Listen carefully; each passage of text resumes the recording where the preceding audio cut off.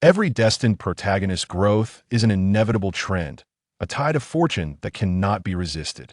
Ye Chu traversed into a world fraught with peril, only to discover that he could invest in those children of destiny who possessed the aura of a protagonist. Thus, Ye Chu began to seek out these fortunate individuals, forging numerous alliances. In a not-so-distant future, these once-dimmed gems of fortune began to shine brightly, unleashing astonishing talents amidst the torrents of time. In my darkest hour, it was Senior Brother Ye Chu who bestowed upon me hope and motivation, gifting me a foundational elixir, rekindling my resolve to cultivate. Without Senior Brother Ye Chu, there would be no current Sword Emperor of the ancient times. I was merely a discarded disciple of the sect in those days. What merit do I possess to deserve this? Ye Chu replied, "Do not doubt you are indeed a child of destiny. Beneath the brilliant sun, the vastness of the heavens and earth unfolded. The Haoming sect, a renowned demonic sect within the Great Wei dynasty, housed countless powerful individuals and a resounding reputation. Nestled between the valley of returning demons, with evergreens thriving amidst encircling mountains, a tall figure stood in the wind at the outer gate of the Haoming sect, his garments fluttering gracefully, exuding an indescribable charm. Ye Chu's piercing gaze swept across the straight-backed disciples before him, who trembled in fear, their eyes filled with trepidation. Is it an inner disciple? What an intimidating presence. Lower your voice, that is Senior Brother Ye Chu, one of the top 100 inner disciples, not someone to provoke. Ye Chu is a transmigrator who arrived in this perilous and ruthless fantasy world 3 years ago. Fortunately, he was not a waste with severed meridians or a destroyed Dantian, filled with enmity. His identity was relatively respectable, and his life was rather comfortable. Ye Chu, the son of the Yi family from Xianyang City, utilized his family's connections to enter the Haoming sect. In 3 years, through his own talent and effort, he passed the outer gate tests and ascended to the inner sect. I heard Senior Brother Ye Chu initially relied on his family to gain entry into the inner sect. I wonder if that is true. It seems the outer gate elder treats Senior Brother Ye Chu with exceptional care. Ye Chu's sharp gaze swept over, causing the disciple to hastily silence himself. Do not speak carelessly to enter the inner sect. One must reach the condensation realm and achieve a score of over 80 in the Copperman's Alley. I am unsure about the scores in the Copperman's Alley, but Senior Brother Ye Chu's realm is undeniably the condensation realm. Ye Chu maintained a stoic expression. Well, the truth is out. The Elder Wang indeed granted him special privileges, allowing Ye Chu to pass the trials smoothly and become an inner disciple. His family provided ample resources, enabling him to rapidly reach the 10th level of Qi induction and directly break through constraints to attain the condensation realm, now standing at the 5th level of condensation. His father intended to temper Ye Chu, thus providing limited resources, yet his mother lavished him with affection. It is often said that a doting mother spoils her child, and Ye Chu once believed this to be true. However, gradually he realized he had become addicted. Sure, do not fret. This month, I have secretly placed an additional 500 pieces of the jade marrow pill for you, sealed within a ring in the letter, unbeknownst to your father. Sure, you have been in the Haoming sect for 3 years now. Why have you not yet joined the inner sect? I have befriended Elder Wang from the outer sect this year. You shall enter the inner sect. I have heard there are individual courtyards for residents. Rest assured, your father is unaware. Sure, just days ago, someone claimed that the Haoming sect is a den of evil, filled with unsavory characters. I took it upon myself to silence him, though your father is aware of this incident. He mentioned that I have been too lenient with you and threatened to discipline you. I took the liberty of disciplining him first. Such is the sensation exhilarating. Yet he comprehends that the realm of cultivators is ruthless, as is often said. This world is governed by strength. Ye Chu, having perused numerous fantasy novels and being an avid enthusiast of a genre, understands the harsh realities of the fantastical world, the survival of the fittest, the jungle law, where formidable cultivators are revered while the weak struggle for existence. In the vastness of the cosmos, through the eons, countless terrifying powers have emerged, moving mountains and filling seas, their mere aura shattering the heavens, their precious blood quaking the mountains. They traverse the world at will, with the beings of heaven and earth merely playthings beneath their fingertips. In such an uncertain world, Ye Chu wishes to shield his family from calamity. Thus, he cultivates with utmost diligence. Among the thousands of inner sect disciples, securing a position within the top 100 requires considerable effort on his part. It remains insufficient. To ascend to the divine concealment realm and become a core disciple within 5 years is but a fanciful dream. Shall I ultimately languish as an elder in the Haoming sect, leading a life of mediocrity? In such a magnificent world, Ye Chu feels a twinge of discontent. Standing against the wind, his heart quivers. As a transmigrator, is this merely a delayed arrival? It must be said that Ye Chu's beginnings are already splendid, blessed with a favorable background and little grievance within the sect, supported by a doting mother. And now, his system has awakened? Ye Chu is filled with delight. A thought stirs within him. This system is an opportunity for investment. It is a gamble. The future of every individual is unpredictable, brimming with uncertainties. Just as Ye Chu observed in those fantasy novels, each protagonist appears ordinary at first, but what follows? Under the tides of fate, their journeys unfold into miracles, emperors, sovereigns, and great beings. Merely establishing connections with one of them could pave a path of success. Having a protagonist as an ally who would dare to provoke you? Moreover, with such a protagonist fortune accompanying them, fostering a good relationship would surely yield access to various secret realms and legacies, promising a bountiful reward. A gamble. Let's proceed. Brothers, has anyone ever been jilted? Ye Chu's gaze swept across the room, and amidst the puzzled looks of the 100 outer sect disciples, he shook his head. These individuals appeared rather unremarkable. Their appearances were almost comical, devoid of any protagonist aura. Yet at that moment, "I have arrived late," a sudden voice echoed, drawing the attention of all present. Upon seeing the newcomer, expressions of intrigue emerged on their faces. Has he not yet departed from the Haoming sect? It appears he has not yet given up. Alas, how tragic! To be abandoned by one's childhood sweetheart is one thing, but now he has also incurred the ire of Senior Brother Ye. It seems he can no longer find his place within the Haoming sect. What a pity! He should have had the opportunity to enter the inner sect this year, given his considerable talent. Yet, if Senior Brother Ye is set on targeting him, who would dare to offer him the Yutsue Dan, effectively making an enemy of Senior Brother Ye? Given his current plight, I wonder if he has faced another beating? At this moment, Ye Chu narrowed his eyes. The newcomer was also an outer sect disciple, clad in tattered garments, his expression one of despondency. He stood in a corner of the training ground, seemingly out of place among the others. Blood stained his fists, as if he had just emerged from some fierce confrontation. The young man was not conventionally handsome, yet he possessed a certain appeal, unmistakable amidst the crowd, exuding a unique aura. "What is your name?" came Ye Chu's voice. "Xiao Qingxian," he replied. Xiao, the surname. His childhood sweetheart has run off with someone else? This is truly the hallmark of a protagonist. Chapter 2. The just and resolute Brother Ye Chu. Xiao Qingxian bowed his head, his fists clenched tightly. To be frank, life is indeed quite absurd. Upon joining the Haoming sect, a premier demonic sect of the Great Wei dynasty, he believed he would finally escape the confines of his small town and soar freely like a fish in the ocean. Yet, his childhood sweetheart, Lu Chanqian, betrayed him, becoming entangled with Li Feng from the inner sect, delivering a significant blow to his spirit. Moreover, having offended Li Feng, he found himself stripped of all his elixirs and subjected to relentless oppression. Li Feng had issued a stern warning. Anyone from the outer sect who dared to associate with Xiao Qingxian would be disregarding his authority, and they ought to consider the consequences. Li Feng was a formidable figure within the inner sect, adept at forming alliances and wielding considerable influence, frequently bullying the outer disciples. With Xiao Qingxian having crossed him, his only option appeared to be withdrawing from the Haoming sect. Yet he was unwilling to concede. "Brother, I'm sorry, I have arrived late." His voice was filled with despair, and he could not bear to meet Ye Chu's gaze. Ye Chu regarded him thoughtfully. From the murmurs of those surrounding them, he garnered a general understanding of the situation. Before him stood Xiao Qingxian, undeniably the epitome of a protagonist. As expected, ding, a voice suddenly resonated in his mind. Conditions for placing a bet have been met. Would you like to place a bet on Xiao Qingxian? Ye Chu had an abundance of Yusue pills, consuming them during his daily cultivation as effortlessly as one might drink water, considering his mother sent at least 500 each month. However, the Lingsui treasure pill was an entirely different matter.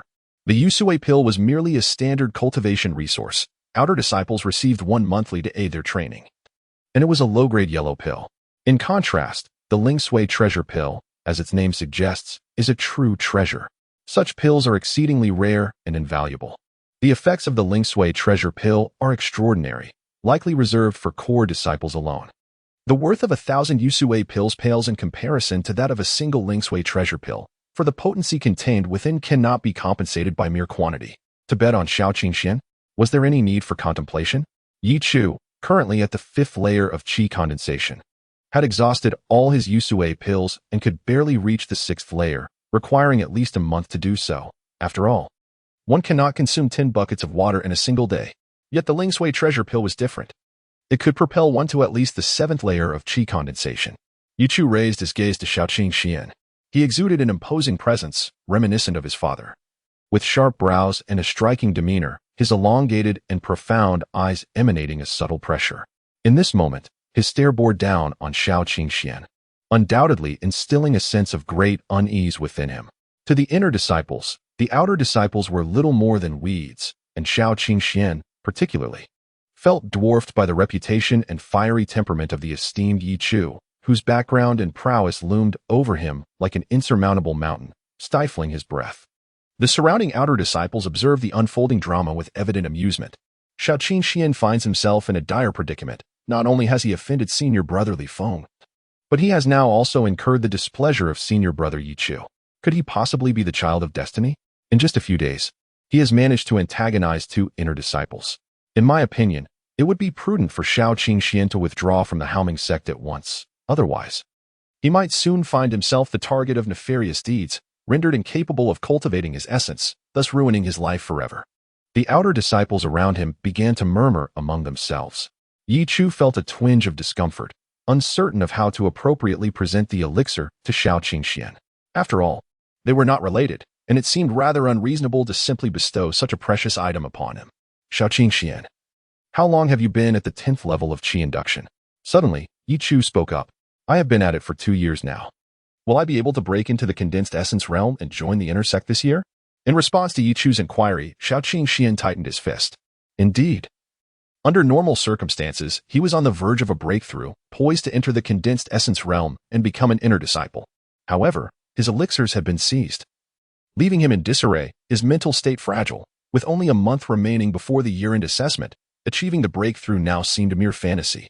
After all, he was merely an outer disciple, his status lowly and his words easily dismissed. As Shaoqingxian remained silent, someone could not restrain themselves and remarked, Shaoqingxian, I advise you to leave the Haoming sect promptly this year. There are many smaller sects nearby. With your talent, you could become an elder in one of them. They all echoed similar sentiments, praising his achievements despite his humble beginnings in a small town. Having offended Senior Brother Li Feng, his future in the Haoming sect was precarious. Shaoqingxuan's talent was indeed commendable. He was but one step away from entering the inner sect. Even if he could not become a core disciple, he could still remain in the Haoming sect as an elder, an esteemed position for someone from his background. Alas, he had crossed Li Feng. Li Feng, a mere Li Feng cannot possibly wield such power. Ye Chu's voice cut through the tension, causing Shaoqingxian's breath to quicken. Li Feng loomed over him like a mountain. The youth before him strode forward, standing tall with a piercing gaze. At that moment, Ye Chu approached Shaoqingxian amidst the incredulous stares of the onlookers. Just one Li Feng? Focus on your cultivation. The illustrious Haoming sect shall not allow inner disciples to bully outer disciples. What kind of absurdity is this? Here, take this Yusui pill. Use it to cultivate and break through as soon as possible. With a flick of his fingers, a perfectly round pill appeared in his hand. Exuding a translucent mist that twirled delicately, its fragrant aroma instantly causing Shaoqingxian to breathe faster. This is unacceptable. Senior brother, the Yusui pill is far too precious. I cannot accept it. The annual inner sect ranking competition is approaching. I cannot delay you. Ye Chu cast a glance at him.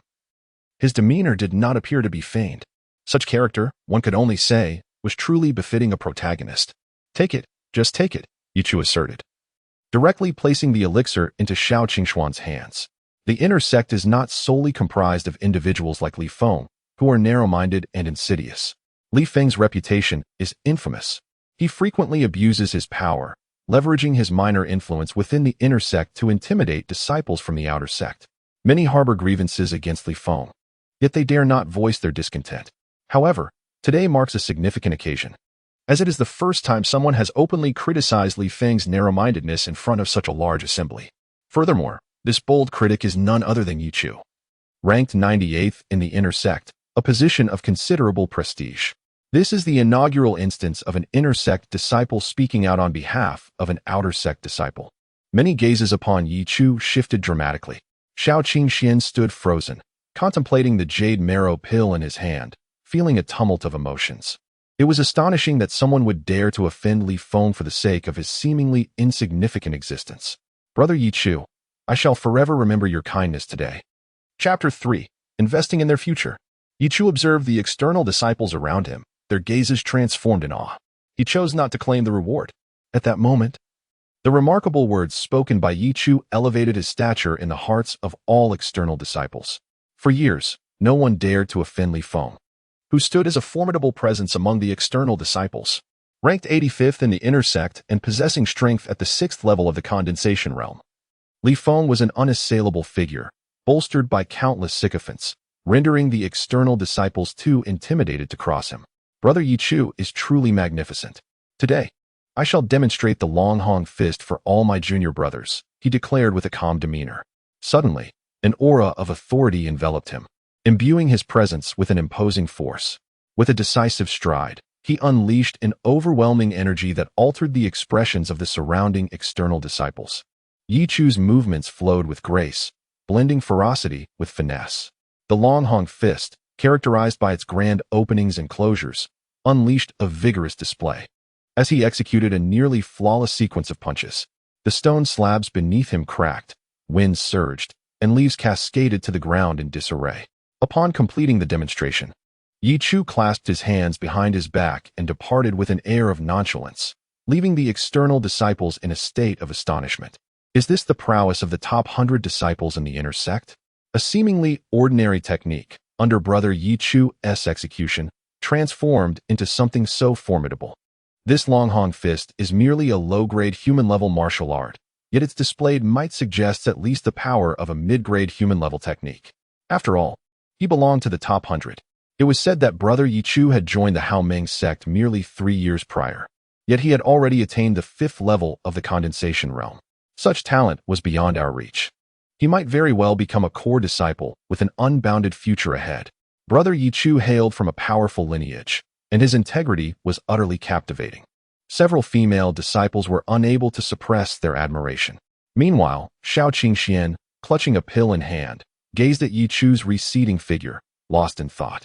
I cannot fall into despair. I must grow stronger and join the inner sect. Do not underestimate the youth and poverty.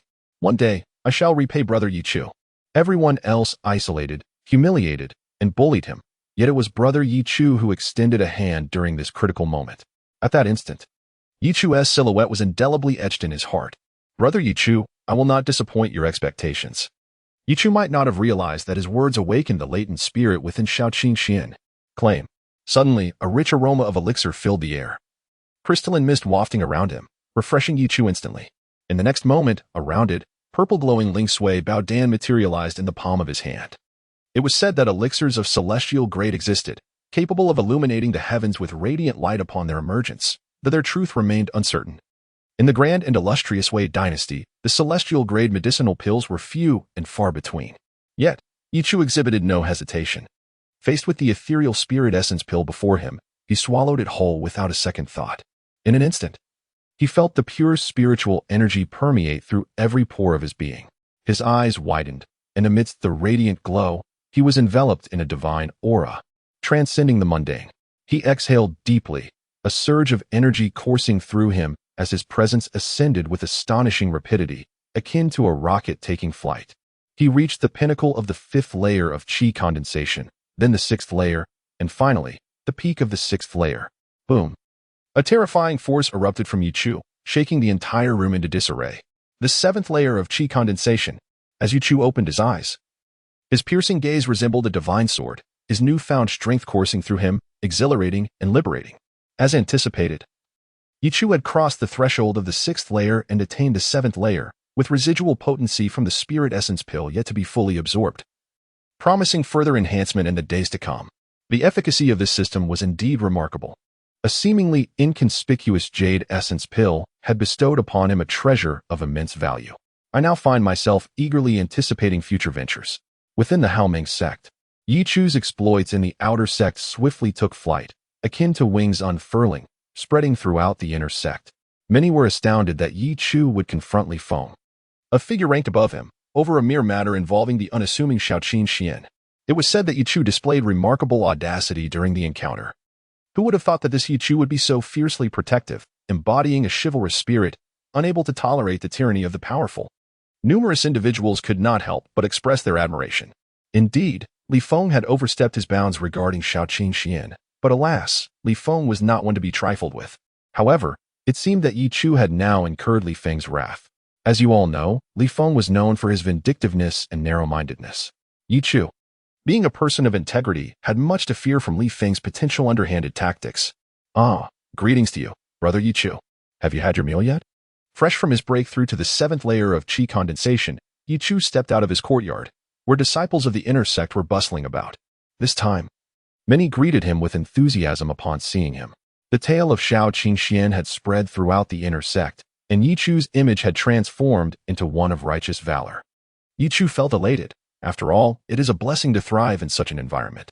By placing his bets wisely, he could garner benefits while forging friendships, ensuring that he would not feel solitary in the vast realm of cultivation. Moreover, having read countless novels, he understood that fortunes were as ephemeral as smoke. Those who bore the fate of protagonists, despite their current plight, had promising futures ahead, with the tides of fortune rolling in and boundless opportunities at hand. Those standing under the auspices of destiny would possess futures that were nothing short of extraordinary. Betting on them was akin to investing in their futures. Ye Chu gazed at the azure skies adorned with white clouds, his spirit soaring. As for the so-called Li Feng, it would be wise for him to avoid provoking me. Buzz. In the outer sect, Shaoqin Xian held his breath, concentrating intently, pouring all his energy into the jade marrow pill before him. He was but a single jade marrow pill away from stepping into the realm of condensation. The jade marrow pill belonging to Senior Brother Ye Chu was precisely what Shaoqin Xian needed most. For someone like Ye Chu, hailing from a prominent family, this pill might hold little significance. However, for an ordinary individual, it would take a year of relentless toil without food or drink to accumulate enough resources for a single jade marrow pill. Having relied solely on his own efforts throughout his cultivation journey, Shaoqin Xian regarded the jade marrow pill as an exceptionally precious treasure. Just at that moment, a refreshing breeze suddenly emanated from the ring on his finger. Chapter 4. The Tiger Demon Body Refinement Technique. My name is Yang Huai, the Discipline Hall. Gazing at the elegantly inscribed plaque adorned with the words swirling like dragons and phoenixes, Ye Chu came to a slight halt. Clad in a blue robe, he exuded an ethereal aura, with his sword-like brows arching towards his temples, presenting an image brimming with vigor. Senior Brother Ye Chu, you have arrived. A young servant at the entrance, possessing keen insight, promptly bowed upon seeing him. After all, the disciples of the Discipline Hall received remarkably high salaries, a position that was undeniably lucrative, and many aspired eagerly to join its ranks. Each month, the disciples could claim 10 low-grade spirit stones, an additional allowance on top of the fixed monthly allocation provided to inner disciples. Not to mention, the Discipline Hall disciples were responsible for upholding the rules within the inner sect, which entailed a wealth of unseen income. This was the path that Ye Chu's mother had secretly paved for him after gaining understanding of the situation. After all, it was a matter best kept from his father. A mother's kindness often leads to a son's downfall, Ye Chu lamented internally. However, upon receiving the identity token of a Discipline Hall disciple, he immediately shifted to a state of genuine delight. Standing within the solemn confines of the Discipline Hall, beneath the plaque inscribed with the words Public Justice, Ye Chu faced an elder clad in a black robe adorned with golden patterns, indicating his esteemed status. Ye Chu, from this day forth, you are officially a member of the Discipline Hall. As a disciple, you must adhere strictly to the Hall's regulations, treating all equally, and ensuring that no injustice occurs within the Haoming sect, whether inside or outside the inner sect, the elder proclaimed with a grave demeanor. A new disciple of the Discipline Hall. Wait, is that Ye Chu? Outside the hall, several disciples happened to pass by, and upon recognizing him, they nodded in acknowledgement. Senior Brother Ye Chu stood up for the outer sect disciple Shaoqing Xian. Such acts of righteousness inspire great admiration. Truly, it is no surprise that he has earned Elder L's recognition, as it is said that Elder L is exceedingly strict, and many disciples regard him with trepidation. Indeed, I provided a monetary incentive, Ye Chu mused quietly. The Elder L before him had already been bought off. Otherwise, how could Ye Chu have so effortlessly joined the discipline hall? One must admit that Ye Chu's mother was remarkably influential within the vast Haoming sect, which stood as a first-rate power in the Dawei Empire, dominating a radius of millions of miles. It was indeed an extraordinary entity. Yet, unbeknownst to his father, she had been laying the groundwork for Ye Chu's ascent from the outer to the inner sect all along.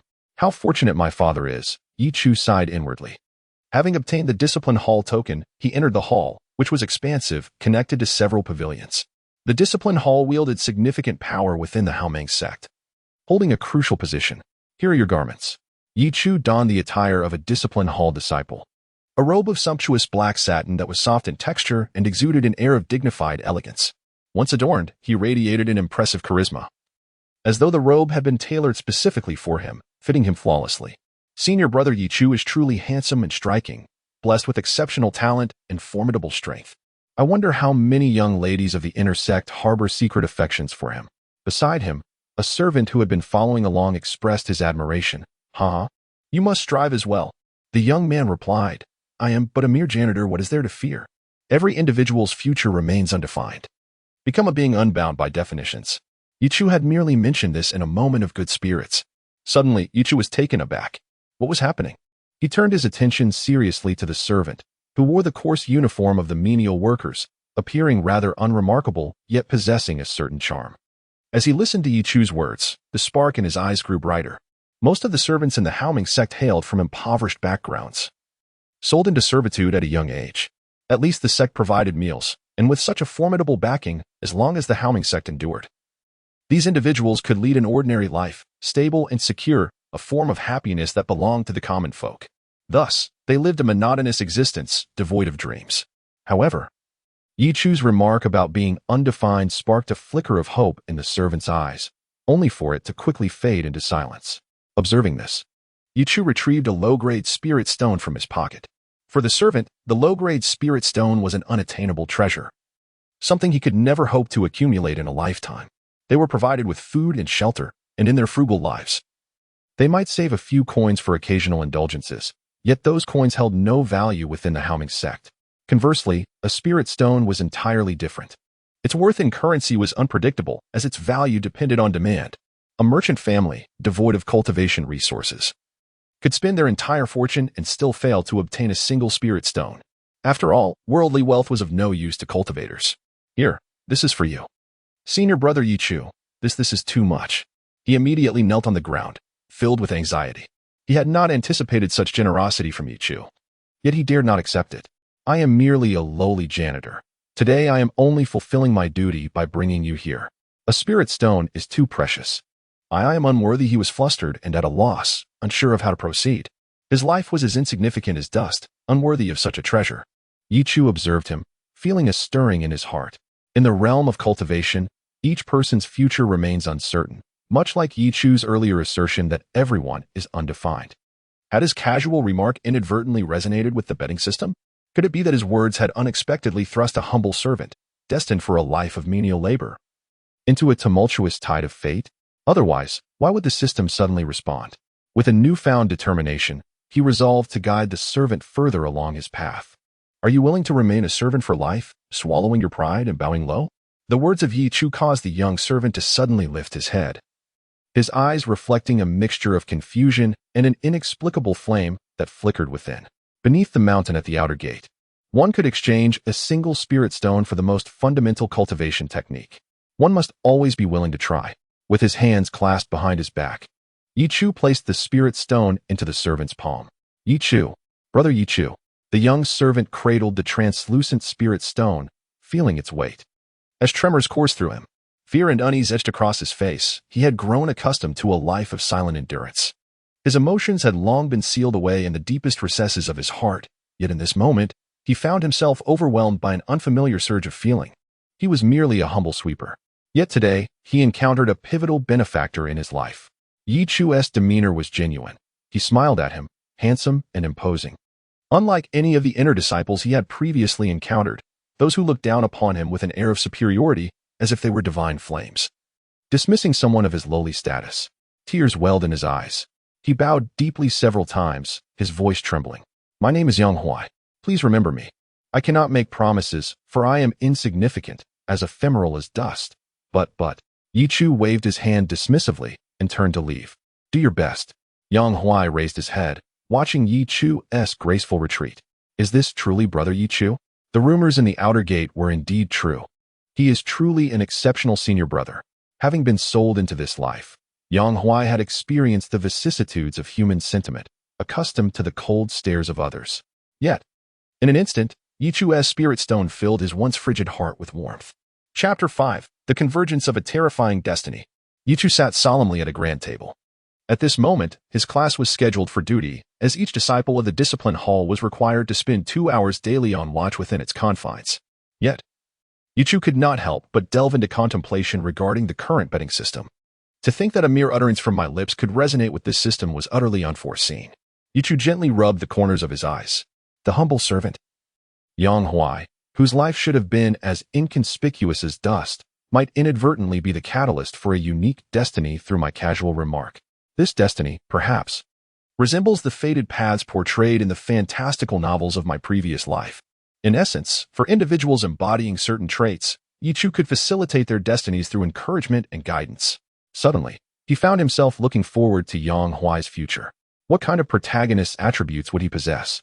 Xiao Qingxian would likely embody the trope of a reluctant engagement, while Yang Huai would reveal the truth. However, such endeavors would only yield benefits, devoid of any detriments. As he amassed rewards from the system while continuously crafting his own reputation, high prestige was undoubtedly advantageous. In this harmonious interplay, one could cultivate a unique mindset.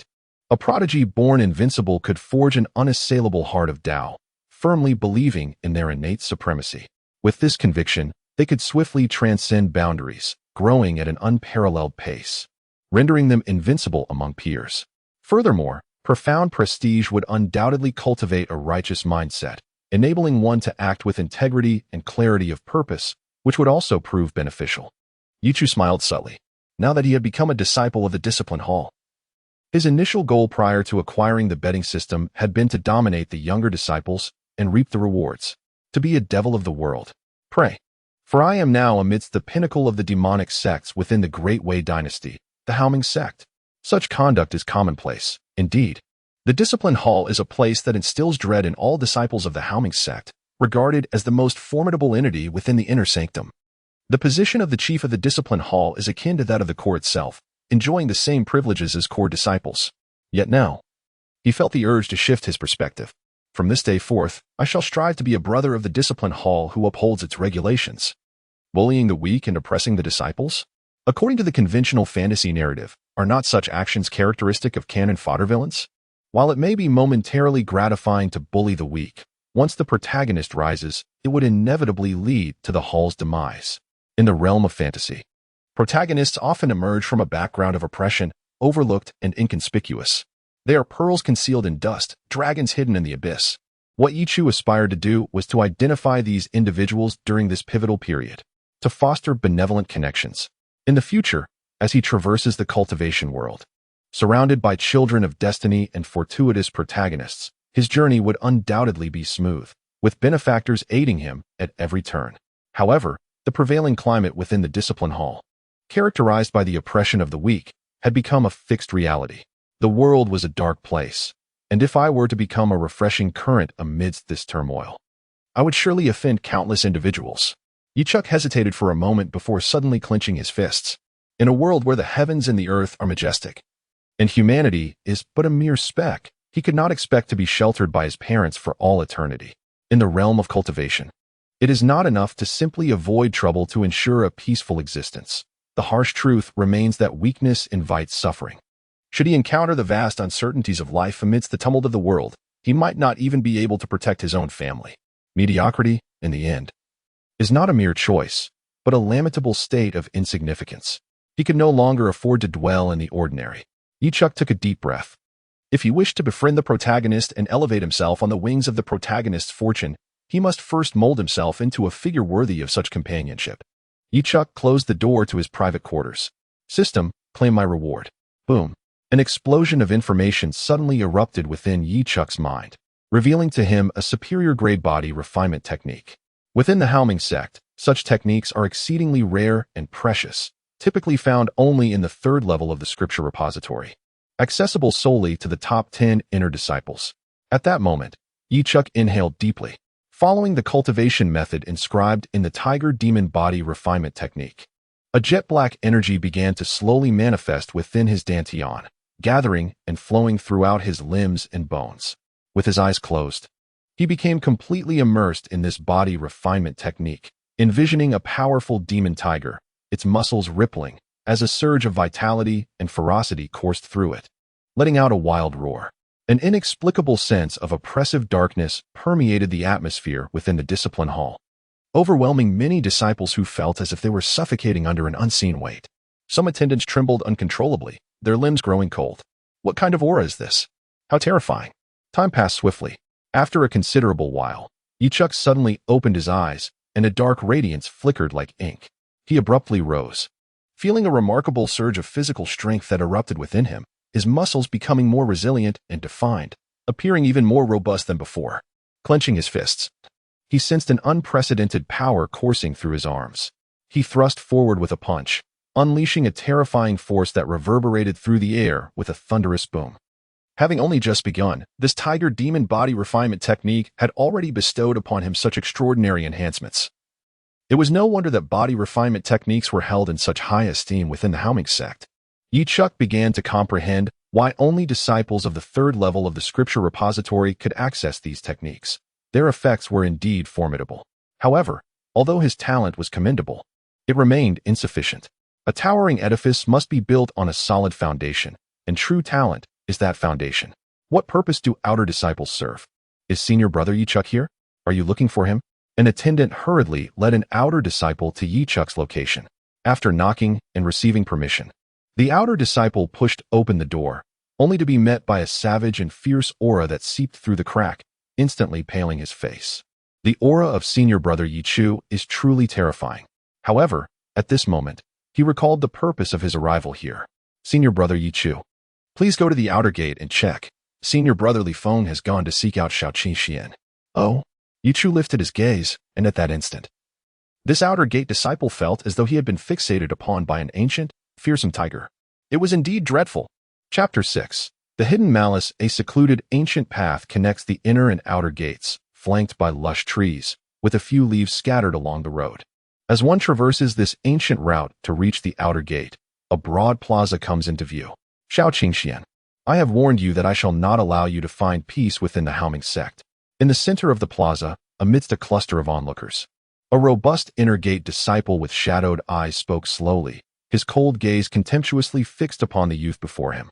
Do not presume that with Ye Chu backing you, you can re-establish your position within the outer gate. To speak candidly, Ye Chu's emergence had disrupted Li Feng's plans. He had intended to drive Xian to despair, compelling him to withdraw from the Haoming sect, and then strike him down at the foot of the mountain as he did so. Li Feng was no benevolent soul. His icy eyes regarded the gritting teeth of Xian with derision, a cold smile forming within. Regardless, he deemed it inconsequential. He would settle the matter of Ye Chu later. Today his goal was to ensure that Xian would find no resting place in death. Li Feng, Xiaoqingxuan's voice brimmed with intense hatred, his eyes aflame with rage. It's you again. I had thought you had entered the condensation realm today, but it appears you remain a mere waste at the 10th level of Qi attraction. Can Ye Chu's Jade Marrow Pill not elevate you into the condensation realm? As Li Feng's derisive words echoed, Xian inhaled deeply. Indeed, he had yet to enter the condensation realm. He had not yet utilized the Jade Marrow Pill. Master, if I were to slay Li Feng, how confident are you in leading me away from the Haoming sect? After a prolonged silence, the ancient, dark ring on Xiaoqingxuan's finger emitted a faint glow, as if it had stirred slightly. Have you made your decision? An aged voice resonated slowly. A mere Haoming sect is inconsequential, should you wish to depart. Not even the entire Wei dynasty could harm a hair on your head. However, have you truly considered the consequences? Upon leaving the Haoming sect, you shall face a treacherous world of cultivation, rife with peril and uncertainty. Shao Qingxian opened his eyes wide. His golden finger had awakened. Within the ring he had worn since childhood lay a remnant of an ancient soul. He had sought to pay homage to this entity today, aiming to procure a rare herb under his guidance to solidify his foundation and flawlessly transition into the condensation realm. Yet, unexpectedly, he had encountered Li Feng. Master, to hesitate is to invite chaos. I comprehend that remaining within the Haoming sect will render me perpetually targeted by Li Feng. The entrenched powers here are too formidable. My current weakness may lead to a day when Li Feng strikes covertly. Should my meridians be severed and my dantian destroyed, it would be a grave loss. As for the world beyond, I must inevitably venture forth. I fear neither danger nor hardship. Moreover, with you as my mentor, is that not enough? Shao Qingxian perceived the situation with clarity, prompting an uncontrollable laughter from the ancient presence within the ring. Ha ha, I was indeed not mistaken about you, young one. You exhibit remarkable decisiveness at a critical juncture. Excellent. Given the circumstances, I shall escort you away from this insignificant Haoming sect. Can such a trivial place truly confine both you and me, master and disciple? Shao Qingxian gently clenched his fist. For there was naught left in the Haoming sect that warranted his nostalgia. The gratitude owed to Senior Brother Ye Chu would undoubtedly be repaid in due time. He vowed that even the smallest act of kindness would be met with profound repayment. Ye Chu had become his sole tether to the Haoming sect. He fixed his gaze upon Li Feng. Li Feng, do not overstep your bounds, Shao Qingxian uttered, each word imbued with weight. From the ring he possessed, an ominous aura began to subtly emanate, ancient and mysterious. Humph! Li Feng's eyes turned cold as he advanced step by step towards Shao Qingxian. Shao Qingxian, you have concealed forbidden artifacts, violating the sect's regulations. According to the Haoming sect's rules, hoarding such items is a grave transgression. Are you aware of your misdeed? I have concealed nothing. Shao Qingxian attempted to retort, but was interrupted by his master's voice resonating from within the ring. Futile, since he dares to accuse you. It is evident that the forbidden artifact is already hidden within your quarters, a mere pretext for his accusations. Upon hearing his master's words, Shao Qingxian felt as though a bucket of cold water had been poured over him, his disillusionment with the Haoming sect reaching its zenith. Today, it seemed, would culminate in a fight to the death. The first decree of the Haoming sect strictly prohibits infighting among disciples and forbids the enforcement of rules in the absence of the discipline hall's disciples. Li Feng, who bestowed upon you the audacity to act as judge in the outer sect. A commanding voice suddenly echoed. Who? Li Feng narrowed his eyes. In an instant, all surrounding disciples turned toward the source of the voice. It was none other than Senior Brother Ye Chu, striding forth with an imposing presence. His striking features captivating the attention of the outer sect disciples, rendering them momentarily breathless. Ye Chu, you, Li Feng began to protest, but his words faltered as he beheld the unmistakable black robe draped upon Ye Chu's form. Cursed be it! How could Elder LV endorse him? Senior Brother Ye Chu, Shao Qingxian exclaimed, his heart swelling with excitement. He had not anticipated that, in this moment of peril, the sole hand extended in assistance would once again belong to Ye Chu. His debt to Ye Chu had now grown considerably. Ye Chu, do you intend to wade into this murky water? Li Feng's gaze was laden with menace. Shao Qingxian has hoarded forbidden artifacts. Ye Chu, do you mean to shield him? Shao Qingxuan's pupils constricted at the gravity of the accusation. The implications of hoarding forbidden artifacts were severe. If proven true, it would result in the forfeiture of his cultivation and expulsion from the Haoming sect. This is dire. Master, should Li Feng truly seek to ensnare me, I fear it may implicate Senior Brother Ye Chu. As Shao Qingxian hesitated, contemplating whether to instruct his master to intervene, Li Feng sneered. Come with me to Shao Qingxian's residence. Unexpectedly, Ye Chu seemed oblivious to the underlying tension. Fool, do you think I would be unprepared? Shao Qingxian urgently grasped Ye Chu's arm, his eyes pleading for him not to proceed. Ye Chu cast a glance at Shao Qingxian, sensing an unusual aura about him today. Yet, after all, this was a child of destiny, a protagonist of legendary renown. A bit of peculiarity was to be expected. He patted Shao Qingxuan's shoulder, signaling that there was no need for alarm. Listen to your senior brother. I have an instinct that he is not an ordinary person. The teacher, noticing the change in Shao Qingxuan's expression, perceived his growing concern for Ye Chu. Regardless of the circumstances, Senior Brother Ye has shown me kindness. If he happens to be implicated due to my actions, I implore you to lend your assistance. You, indeed, are one who knows gratitude. Fear not.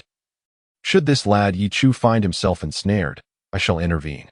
Xiao Qingxian gazed at Ye Chu, who remained composed beside him.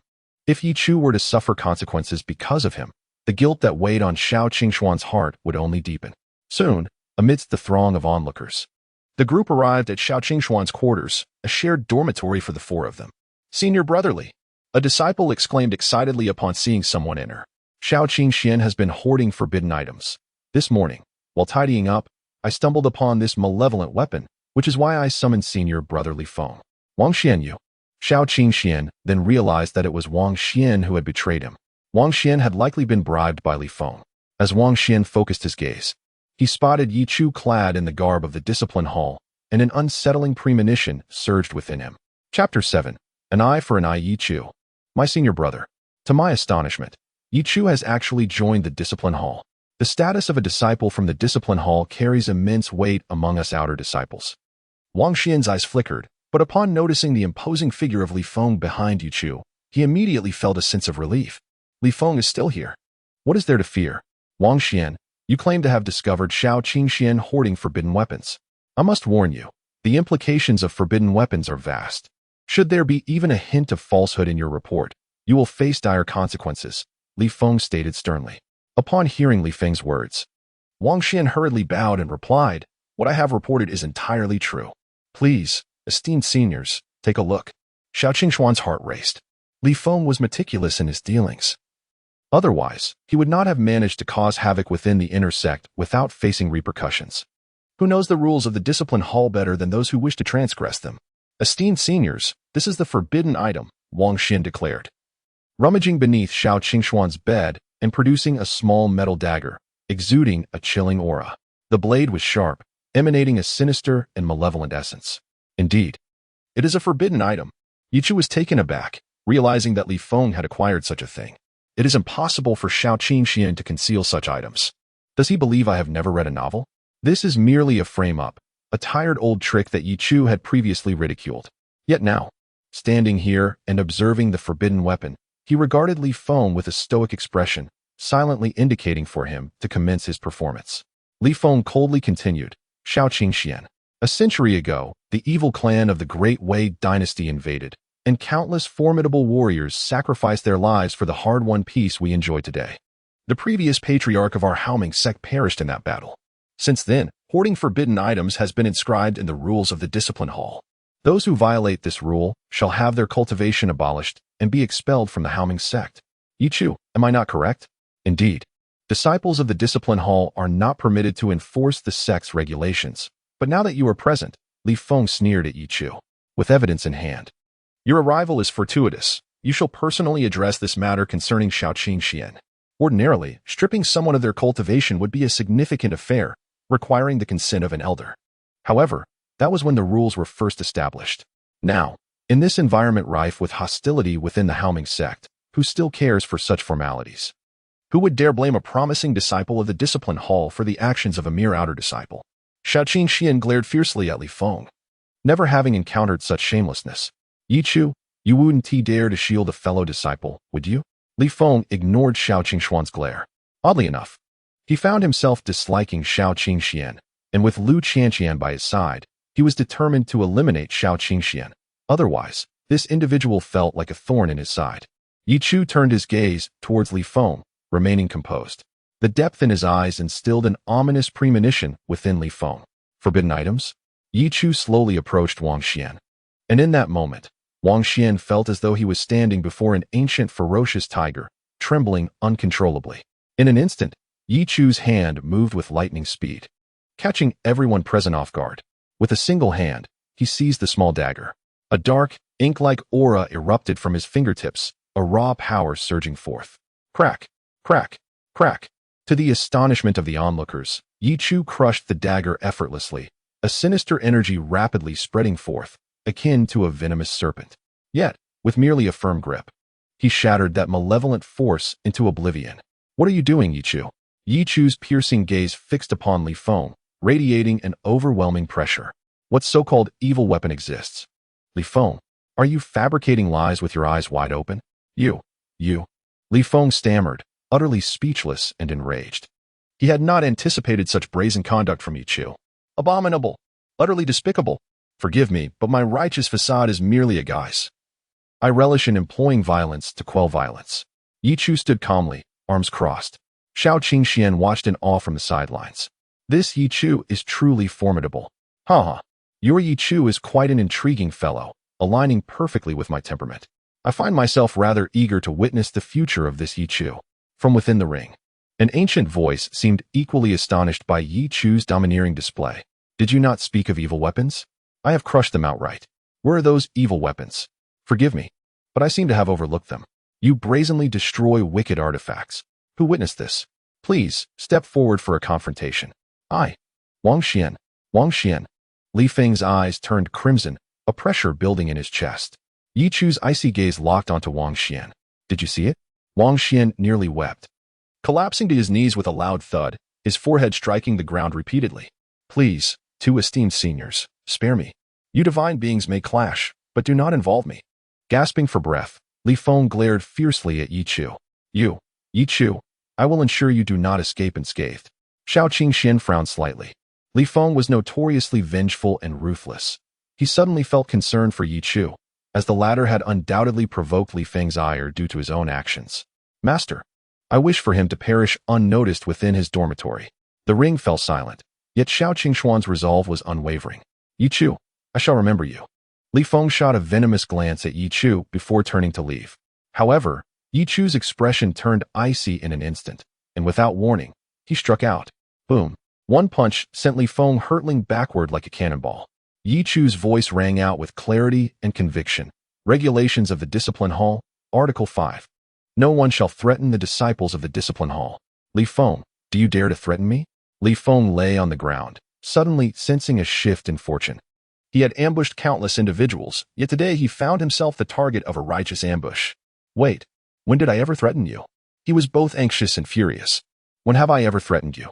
Ye Chu inquired, casting a glance at the bewildered Xiao Qingxian, who shook his head in confusion. No.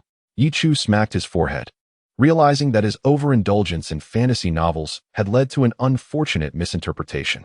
At this moment, shouldn't the antagonist declare, Ye Chu, I will remember you. Prepare yourself. Those who offend me shall not meet a favorable end. Ye Chu glanced at the aggrieved Li Feng. All right, truth be told, I did it on purpose. Now that I know you, Li Feng, are vengeful, would I allow you to retreat unscathed? He continued, apologies. I just assumed the duties of the Discipline Hall today, and am feeling somewhat apprehensive. With a sudden spurt of blood, Li Feng was overwhelmed with rage. As he teetered on the brink of collapse, he gazed upon Ye Chu's resolute countenance and suddenly felt that this individual was even more fearsome than the malevolent beings from beyond the realm. Ye Chu straightened his posture, exuding an air of confidence. In the span of 2 months, Li Feng should not be able to stir up any significant turmoil. And Ye Chu was convinced that after this period, Li Feng would no longer pose any threat to him. Perhaps one day, I should eliminate him. No, that would be the act of a villain. I am destined to tread the path of the protagonist. Chapter 8. The consequences of Ye Chu's descent into darkness would be terrifying. Li Feng was ultimately carried away by his sycophants, fear flickering in his eyes as he witnessed Ye Chu's hand clenching and releasing several times. Ye Chu intends to kill me. He could only imagine that had this event not transpired within the confines of the Haoming sect, his demise would have been inevitable. With a cough, Li Feng spat out blood, while the outer disciples around him stood in stunned silence. Today, upon seeing Senior Brother Li Feng's aggressive approach, they had assumed that Xiao Qingxian was doomed to face a dire fate. Who could have anticipated that Senior Brother Ye Chu would prove to be so formidable? The details of the confrontation between Ye Chu and Li Feng were somewhat unclear to them, as it had unfolded within that room. However, they had all witnessed Li Feng sustain severe injuries at Ye Chu's hands. Li Feng was known for his erratic and tyrannical nature, often making life difficult for his fellow disciples. The bystanders nodded in agreement, recalling numerous instances where innocent juniors had suffered at his hands. It seemed that Li Feng received his just deserts. He had frequently schemed against others, and now he found himself ambushed by Ye Chu. Senior Brother Ye Chu was merely upholding the sect's regulations. There was nothing underhanded about his actions. He stood on the side of righteousness. Ye Chu was a paragon of integrity, and his joining of the discipline hall was a commendable act. Life was challenging for the outer disciples, as any inner disciple could easily impose their will upon them, leaving them with little choice but to swallow their grievances, while they sympathized with Xiao Qingxuan's plight. Such occurrences were not uncommon in the outer sect.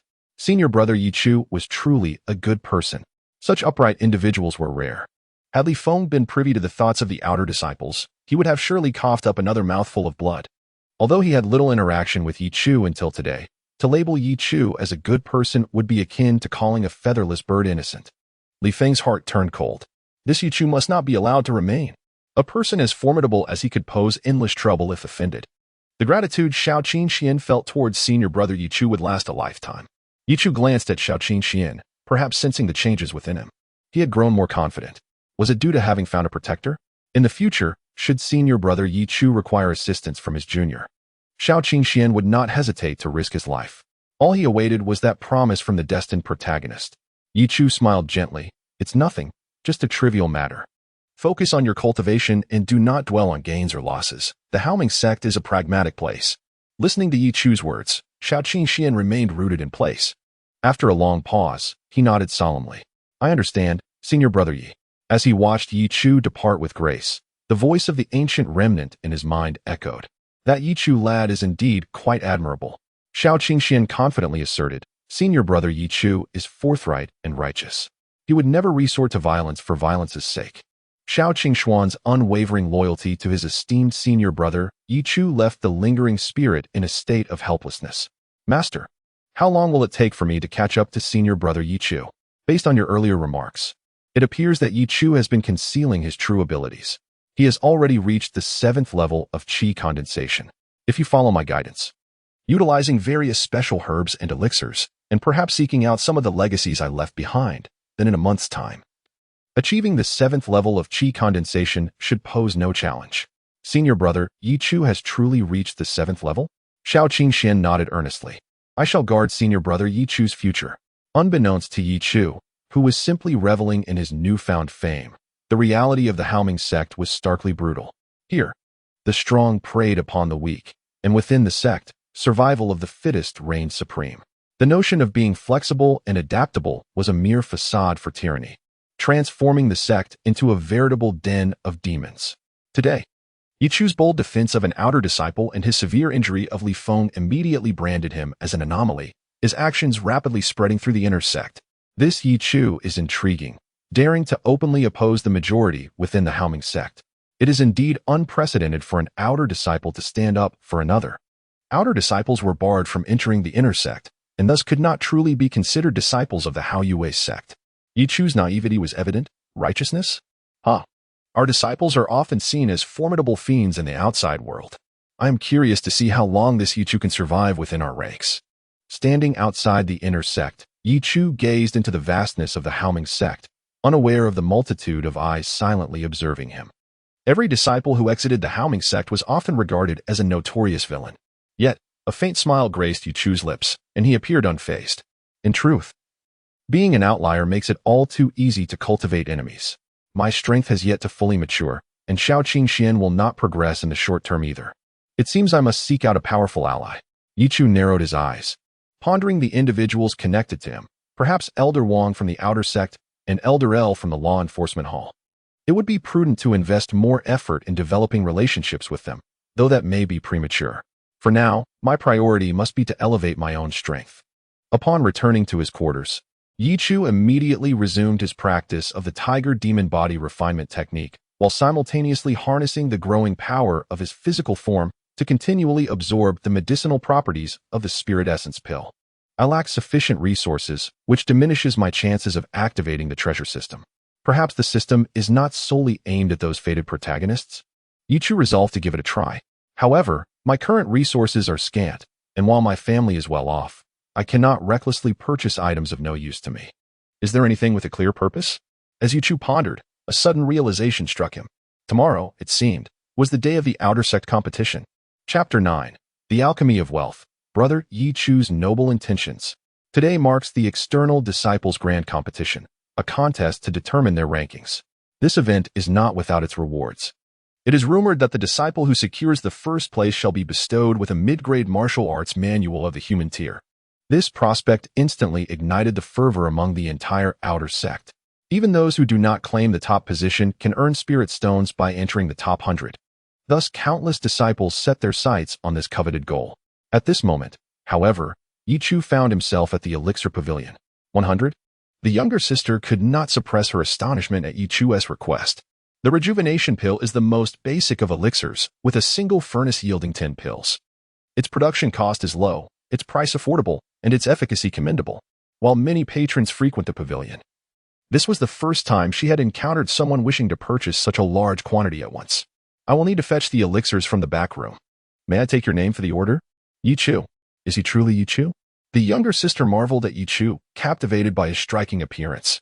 Under the nurturing essence of spiritual energy, cultivators tend to exhibit remarkable beauty. While there are certainly exceptions, they are few. Yet Ye Chu stood out, making a lasting impression on this young disciple. Ye Chu glanced around and, without hesitation, exchanged a jade marrow pill as payment. Having an abundance of jade marrow pills, their potency diminishes with the enhancement of one's cultivation, rendering them less useful. He then turned to depart. The outer sect was currently ablaze with excitement. Countless disciples stirred their spiritual energy. The grand competition had officially commenced. Shaoqing Xian and Ku Dong ascended to the 10th arena. At the resonant summons of the outer sect elders, Shaoqing Xian and Ku Dong promptly took their positions on the stage. Who do you think is stronger, Shaoqing Xian or Ku Dong? Ku Dong is a seasoned practitioner at the 10th level of Qi induction. Indeed, Ku Dong possesses formidable strength. After the likes of Brother Ye Chu and Sister Wang Lingo transitioned to the inner sect, he has become the undisputed senior brother of the outer sect. Shaoqing Xian, though talented, is still a rising star. This match was undoubtedly the most anticipated of all. In an instant, the two transformed into fleeting shadows, the arena erupting with sound as formidable forces clashed, leaving the onlookers in awe. Everyone presumed this would be an evenly matched battle, yet little did they know. With a sudden shift, Shaoqing Xian halted. A surge of terrifying elemental force erupted from his fingertips, solid and powerful. In an instant, Ku Dong's pupils constricted, and he was propelled backward. Shaoqing Xian emerged victorious. Standing tall and spirited, Shaoqing Xian had entered the condensation realm. Heavens! Does this mean he too will ascend to the inner sect? In that moment, many disciples who had previously mocked or bullied Shaoqing Xian found themselves unable to meet his gaze. The disparity between the status of inner and outer disciples is monumental, not to mention the resources that would double upon joining the inner sect. Shaoqing Xian would swiftly outpace all outer disciples. Taking a deep breath, Shaoqing Xian prepared for what lay ahead. Without the esteemed Brother Ye Chu, my current self would not exist. And what about me? The ring trembles. Master, are you not secretly draining my spiritual energy daily? Otherwise, I fear I would have already stepped into the realm of condensation and perhaps even reached the sanctuary of the divine. The ancient presence within the ring is quite exasperated. A true ingrate, I have discreetly protected you on several occasions. Master, what does the future hold for Brother Ye Chu? Although that lad possesses decent talent, in my view, his future will likely confine him to a position as an elder within this inner sect. His abilities have yet to reach the level necessary to venture beyond the Haomeng sect. The ancient presence could not help but sigh. Under my guidance. Do not underestimate this mere Haomeng sect. The Great Wei dynasty is merely a stepping stone for you. The world is vast, and I shall lead you to comprehend the true realm of cultivators. Brother Ye Chu, a strikingly handsome youth, exuding an inexplicable authority, stood with his arms crossed, suddenly smiling as he supported a disciple who had just suffered defeat, stumbling down from another arena. The disciple was bewildered. Upon regaining composure, he exclaimed, Ye Chu, Brother Ye Chu, a mid-grade spiritual stone. One mid-grade spiritual stone is equivalent to 100 low-grade stones. Ye Chu's eyes immediately sparkled with delight. This is an opportunity for wealth to multiply. Indeed, my understanding was not mistaken. Betting is akin to investing. An investment is not merely a matter of desire, but requires a simple demand chain to align with the needs of others, while I possess the means. However, this single mid-grade spiritual stone pales in comparison to the tiger demon body refinement technique and the spiritual essence elixir. Ah, Brother Ye Chu, this cannot be. Thank you, Brother Ye Chu. The disciples were profoundly moved. Ye Chu realized that most of the betting opportunities held little value. And the extraordinary moment where value surged 100-fold had only been witnessed that once. He made a mental note of that disciple, sensing that he would achieve great things in the future. Surrounding outer sect disciples gazed at Ye Chu, touched by the kindness of an inner sect brother they had never seen before, someone from the esteemed discipline hall of the top 100 inner sect members, who was expected to be aloof but was now showing such warmth towards them. Brother Ye Chu is truly a good person. In an instant, his stature rose immensely. Chapter 10. Sister, please stay. Ye Chu, indeed, indeed. The allure of these items is simply irresistible. Take, for instance, this yellow-grade medium quality Zishadan. Although it bears the classification of yellow-grade medium quality and possesses no practical utility, it is the sole antidote for certain obscure poisons. Then there are these star sands, rare artifacts that, despite their scarcity, serve little purpose, seemingly relics abandoned by time, now on the verge of extinction, imbued with faint spiritual energy. What use is that? Would it not suffice to simply inhale the spiritual energy from the air? However, existence itself justifies reason. And possessing an assortment of peculiar items may yield more opportunities for investment in the future. Ye Chu maintained a positive mindset. Brother Ye Chu. Xiao Qinxian approached enthusiastically. And Ye Chu nodded with a smile. Quite well, you have made a breakthrough. Your foundation is remarkably stable. Truly, as a protagonist endowed with a golden finger. Xiao Qinxian's realm stood firm and unwavering, and Ye Chu could keenly sense this stability while standing beside him. Yet, Ye Chu felt no envy. Protagonists like them often faced great calamities, euphemistically described as destiny's heavy burden upon them. Ye Chu simply wished to live a tranquil life, free from adversity, with carefree abandon. Still, one must strive onward. Not at all. Xiao Qinxian scratched his head, standing beside Ye Chu, appearing very much like a junior. Brother, you possess great righteousness. Xiao Qinxian genuinely admired Ye Chu, always trailing behind him without a hint of complaint. Meanwhile, unbeknownst to Ye Chu, at the foot of the mountain, a frail figure with a lowered head timidly entered a peculiar, pitch-black cave. This cavern seemed to be a makeshift market developed by outsiders, more akin to a black market. Yang Huai, cloaked in a dark robe, hunched over, concealing a spirit stone within his bosom, cautiously surveying his surroundings. To him, that spirit stone was far more precious than his own meager existence. Are you Mr. Li? He timidly inquired of an elderly man dressed in coarse cloth, whose vacant eyes gazed absently. Just call me Old Li. A blind old man selling cultivation methods? Follow me. Yang Huai glanced around before trailing behind the blind old man into a dimly lit back room. Little did he know, at that moment, his fate began to take a turn. Ye Chu was quite content with his gains. Suddenly, he halted. Ahead, a female disciple approached swiftly, her garments billowing. Her figure graceful and curvaceous, adorned in purple attire, ethereal mist enveloping her, captivating all who beheld her. The woman cast a glance at Ye Chu, noticing he was clad in the black robe of the law enforcement hall, and nodded quickly in acknowledgement before hastily departing. Ye Chu stood momentarily entranced. There was something extraordinarily fervent about her presence, a mysterious heat radiating from her.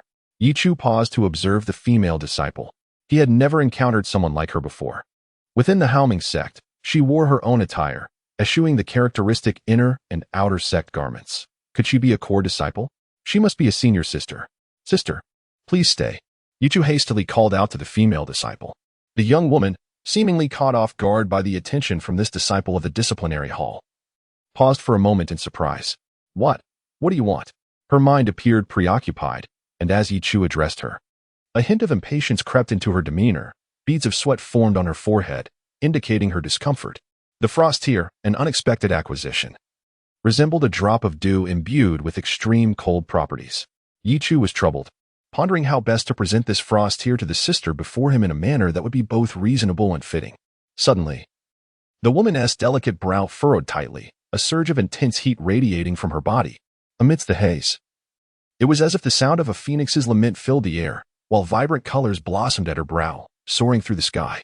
She endured immense pain, her skin ablaze, sweat cascading down incessantly. Ye Chu felt a stir within him and swiftly flicked his fingers, summoning a refreshing, icy aura that surged from his fingertips. He pointed directly at the center of her brow. Buzz. The chilling energy surged forth, rapidly quelling the searing sensation that enveloped her. Within mere moments, the overwhelming heat dissipated, leaving a delicate veil of icy mist upon her visage, transforming her into an ethereal being akin to a snow fairy. The sudden wave of coolness compelled her to emit a soft, relieved sigh. Cough, cough. Ye Chu, standing nearby, felt quite embarrassed. This woman likely possessed a unique fiery constitution. Volatile and powerful, rendering it exceedingly painful to control. You. She opened her eyes, surprise shimmering in her beautiful gaze. What did you just use on me? The junior disciple had fortuitously obtained a drop of frost here, which he had just employed to subdue the raging fire within her. Her enchanting eyes twinkled as she continued. Did you sense the heat within me when you called out? To be honest, as a disciple of the demon sect, she had never encountered such kindness from a fellow disciple. I am Luchin Shuang. Since you have aided me, I assure you that I shall not treat you poorly. Ask for anything you desire. Ye Chu, absorbed in his thoughts of how 10 years of cultivation might elevate his abilities, failed to notice the significance of her tone. I merely offered my assistance by chance. I have matters to attend to and must take my leave. The notion of 10 years of cultivation, a reflection of his innate talent, excited him. Is that it? You're just leaving? Lu Zishuang stood rooted in place, realizing that whatever could subdue her ancient phoenix spirit was undoubtedly of great value. She assumed he must have ulterior motives, even if he did not, upon hearing her name. He would surely desire something in return. She, Luchin Shuang, the former chief of the disciplinary hall, now a true disciple, held a position of greater significance within the corps. Yet, as she felt the cooling sensation upon her face, she found herself chuckling softly after her moment of daze. Was she truly being so petty? This person seemed somewhat familiar. In her previous life, she believed she had encountered him. Luchin Shuang narrowed her eyes. Indeed. She was a reincarnated soul. Chapter 11. The Future of Extraordinary Beings. Fei Xia Peak rises majestically into the clouds, situated in the true heart of the Haomeng sect. At the summit, 3,000 rays of light converge, yet Luchin Shuang remains far from tranquil. She is a reborn soul, returning to this moment with an unwavering obsession to save the Haomeng sect.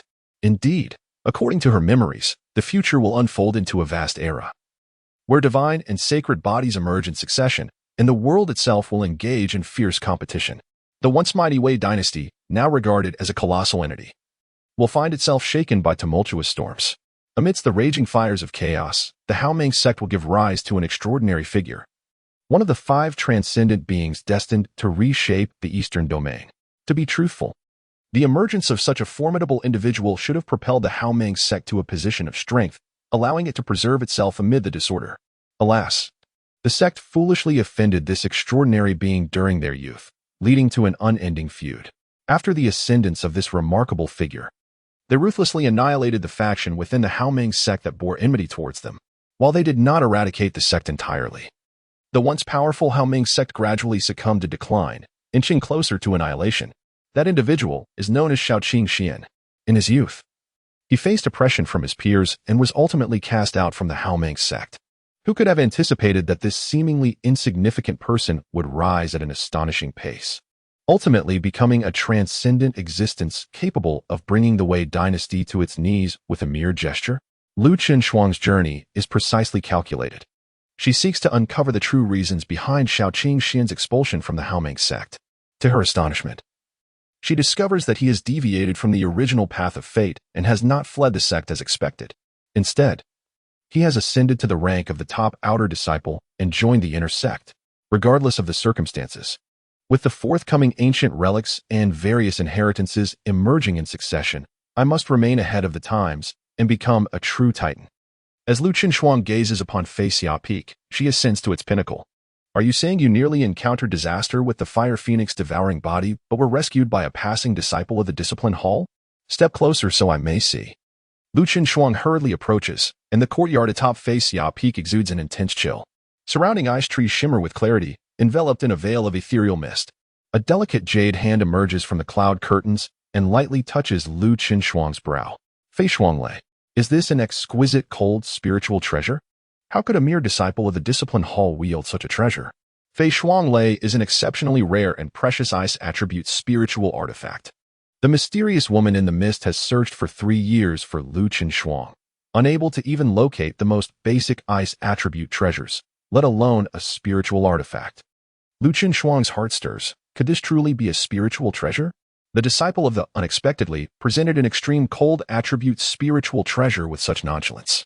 Regardless, a single drop of frost here will suffice to prevent the fire phoenix devouring body from manifesting within a year. Henceforth, one must exercise caution. Your constitution is unique.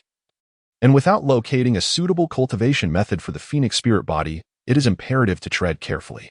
Moreover, do not neglect that disciple. Someone capable of casually producing an extreme cold spiritual treasure is undoubtedly remarkable.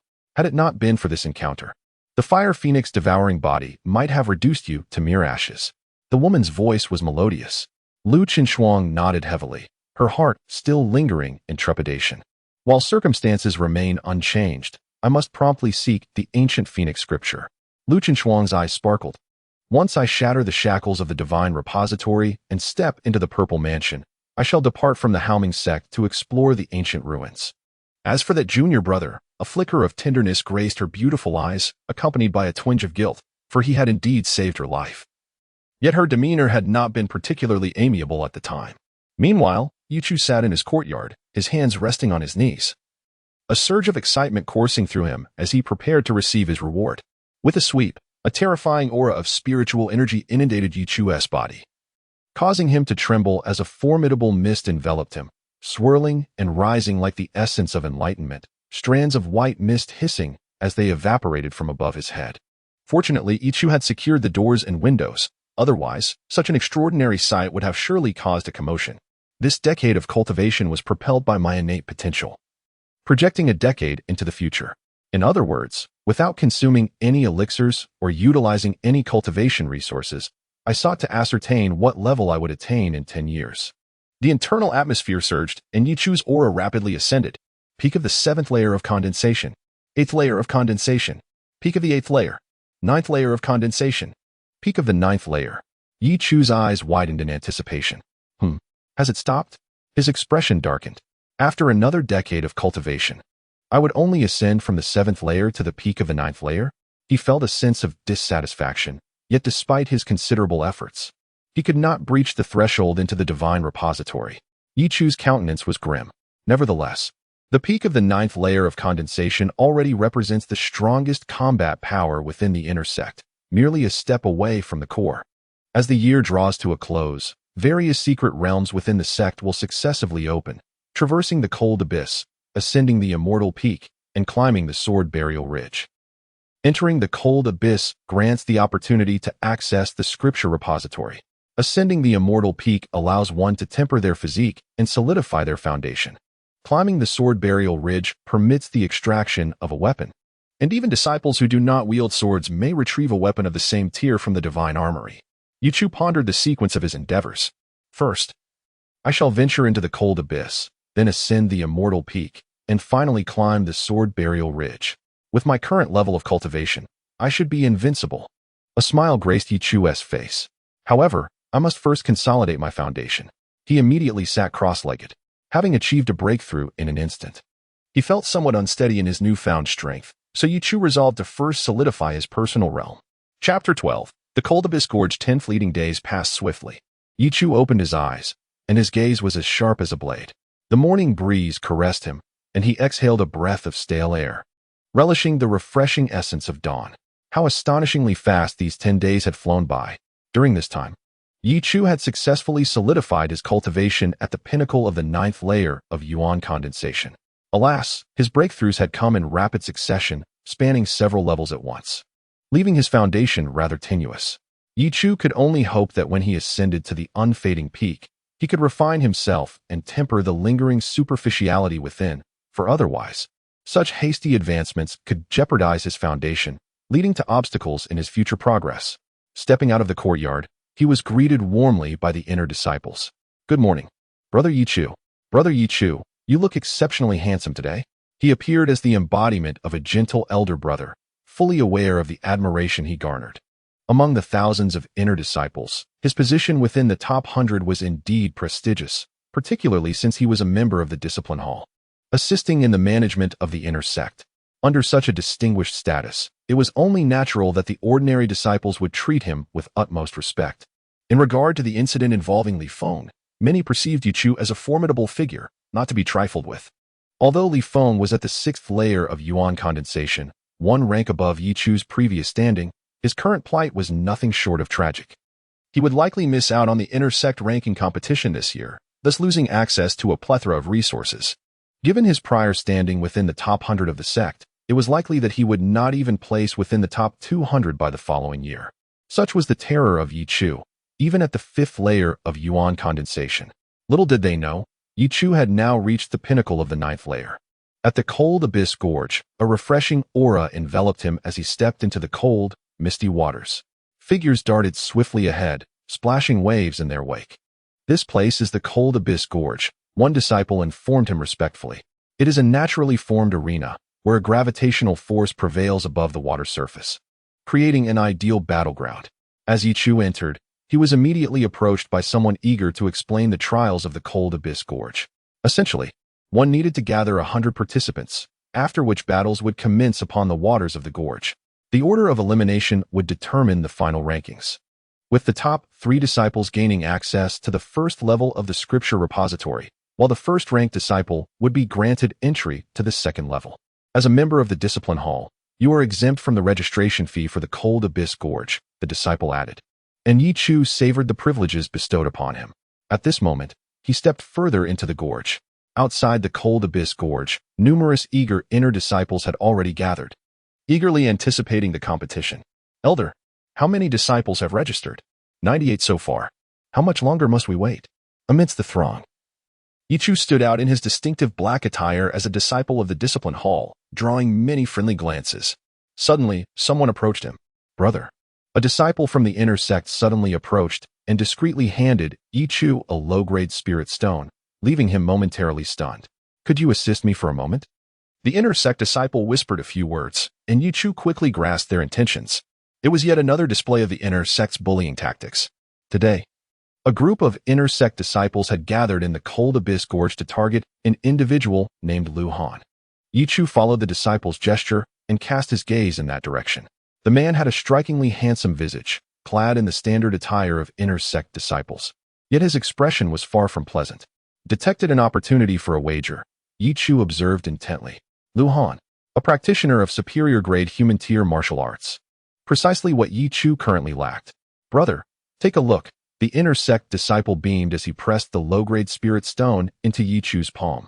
Wearing an expression that conveyed mutual understanding, Ye Chu squeezed the spirit stone in his hand. Such an unexpected fortune. Lu Han, he suddenly called out.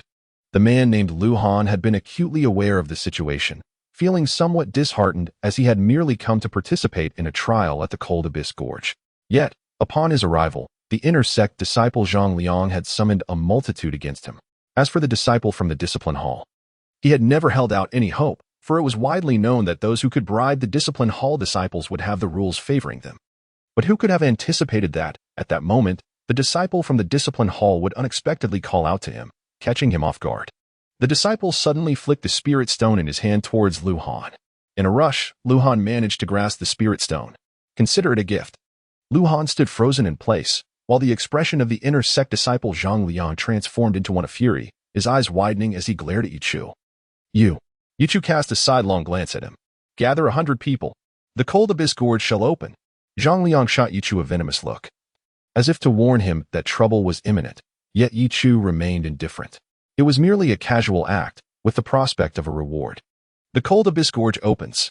With a thunderous roar, an overwhelming force surged through the heavens and earth, a palpable gravity enveloping the surroundings. Within the cold abyss gorge, the gravity could target the essence energy, allowing all disciples to engage in combat under such conditions, significantly reducing casualties. Ye Chu stepped into the fray. The weighty pressure upon him felt remarkably intriguing. The flow of essence energy experienced a slight stagnation. For those beneath the 5th level of essence condensation, the constraints were indeed considerable, yet for him, the limitations seemed rather negligible. Ye Chu pondered silently. Just then, a disciple clad in the black robes of the discipline hall approached him with aggressive intent, yet upon reaching Ye Chu, he clasped his hands in greeting and inquired. May I ask your name, Junior Brother? Are you aware that your recent actions have thoroughly offended some formidable figures we cannot afford to antagonize? Ye Chu gazed at him with keen interest and inquired, Whom have you offended? The disciple replied, articulating each word carefully, It is Wang Jinyuan, ranked 7th in the inner sect. This Lu Han is, in fact, a disciple that Senior Brother Wang Jinyuan, the 7th of the inner sect, intends to deal with. Wang Jiyuan of the inner sect stands at the pinnacle of the 8th level of qi condensation. Ye Chu smiled knowingly. Chapter 13. The deceptive brilliance of Lu Han. The competition at the cold abyss gorge had commenced, and chaos erupted all around. At this moment, Ye Chu found himself confronted by a disciple of the discipline hall. So, you have intercepted me for what purpose? Ye Chu inquired with keen interest. Eyeing the disciple clad in black, an ominous aura surrounded him, indicating he had reached the pinnacle of the 6th level of qi condensation. I merely hope you do not seek unnecessary trouble. Senior Brother Wang Jinyuan is not someone you can provoke. Having joined the discipline hall, you ought to exercise caution and grasp the subtleties of human interaction. Do not invite unwarranted calamity upon yourself. I'm merely offering a word of caution. As long as you know your place, Senior Brother Wang will not treat you poorly. This individual feigned a demeanor of concern for Ye Chu's well-being. However, Ye Chu could sense the underlying threat in his tone, suggesting that should he fail to recognize the gravity of the situation, he would face dire consequences. Within the confines of the cold abyss gorge, weapons were prohibited and only martial prowess was permitted. Here, while the natural gravity served as a limitation, it also offered a layer of protection. Nonetheless, it could still result in considerable hardship. Noticing Ye Chu's silence, the disciple's expression grew increasingly frigid. Recently, it seemed that the newcomers to the discipline hall were rather unruly, struggling to assimilate into its culture. There was a certain individual named Ye Chu who, upon joining the discipline hall under the guise of righteousness, had unknowingly offended numerous people. Do you wish to meet a similar fate? You may not even realize how it will end. As he spoke, he advanced toward Ye Chu. In an instant, he launched a fierce strike aimed at Ye Chu. The waters of the nearby pool erupted violently, and the disciple, with a sinister gaze, thought it was time to teach these naive newcomers a lesson. Yet, the next moment, his smile froze upon his face. The strikingly handsome youth before him had effortlessly grasped his fist, his hand akin to bronze cast in iron, evoking a foreboding sense within him. The striking youth suddenly smiled, a warm and inviting expression that, in the disciple's eyes, appeared devilish. Is it possible that I am indeed Ye Chu? With a thunderous roar, the disciple had no inkling of how Ye Chu had countered his attack. In the blink of an eye, he was propelled backward like a cannonball. How can this be? He is at the pinnacle of the 6th level of qi condensation. Yet, the force unleashed by Ye Chu was beyond his comprehension. His internal organs nearly misaligned as he collapsed to the ground, coughing up blood. Is he truly Ye Chu? I thought he was merely at the 5th level of qi condensation. At this moment, the elder of the cold abyss gorge, who had remained seated with a tranquil demeanor, could not help but narrow his eyes as he observed Ye Chu, a mysterious smile curling upon his lips. An intriguing little fellow. Meanwhile, Ye Chu strode through the cold abyss gorge, unperturbed by those foolish enough to challenge him, delivering a punch to teach them a lesson in humility. To Ye Chu's astonishment, the young man declared, "Today, we shall make you comprehend the grave consequences of provoking Senior Brother Wang Jinyuan." As Lu Han entered, he was immediately surrounded. His fists clenched and teeth gritted, his gaze icy. "You truly are a detestable band of clowns. Wang Jiyuan has many dogs." His words immediately incited the ire of those around him, Zhang Liang's countenance darkening as he responded, "Lu Han, you shall endure some hardship." Boom. The combat was on the verge of erupting, yet after only a brief exchange, Zhang Liang and his companions felt an unsettling shift. With a thunderous crash, an inner sect disciple was sent flying, his face a mask of disbelief. Standing at a distance, Ye Chu observed intently. Lu Han had concealed his prowess. Could he be the protagonist who feigned weakness to ensnare his foes? While he may not reach the caliber of someone like Shaoqing Xian, he was certainly beyond the reach of mere cannon fodder disciples. Indeed, within mere moments, those who had surrounded Lu Han were all grievously injured and eliminated. Lu Han exhibited the strength of a 5th-level condensing yuan, and Ye Chu sensed that he still had strength in reserve. "Lu Han, you." Zhang Liang lay on the ground, clutching his chest, his expression pained and a glimmer of fear in his eyes. Hadn't Lu Han just been at the 2nd level of condensing yuan? Why had he displayed such formidable strength? Lu Han had been hiding his true abilities. They had all been deceived. Lu Han stood resolutely, coldly regarding Zhang Liang. He had single-handedly dispatched nearly a dozen opponents, becoming the focal point amidst the fray. At this moment, fewer than 10 individuals remained in the arena. The remaining participants glanced at Lu Han, then at the moaning Zhang Liang and others sprawled on the ground, their malevolent gazes shifting toward Ye Chu. "Are you certain?" A few approached Ye Chu. In a mere encounter, they were swiftly dispatched by a single blow from Ye Chu.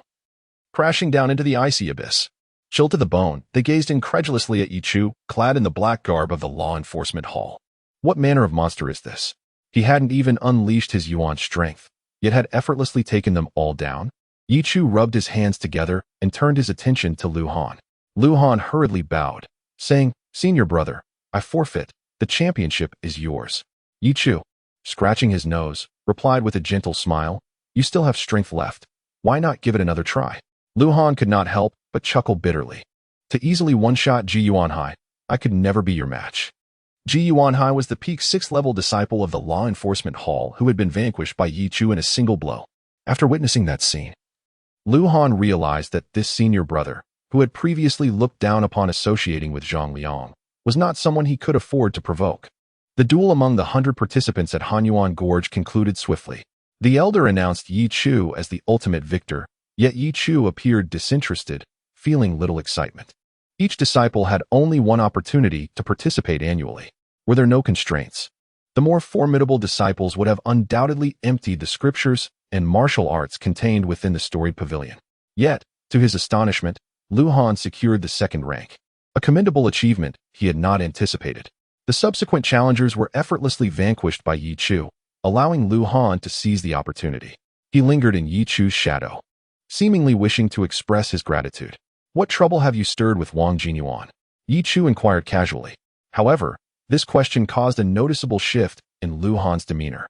His expression twisted into a conflicted one, and after a moment of inner turmoil, he made a decision. Leaning closer to Ye Chu, he whispered, "Senior brother, please come this way. This matter is one I can only share with you, pertaining to a legacy hidden beyond the mountain gate." Chapter 14. No, I must eliminate him. Ye Chu approached Lu Han.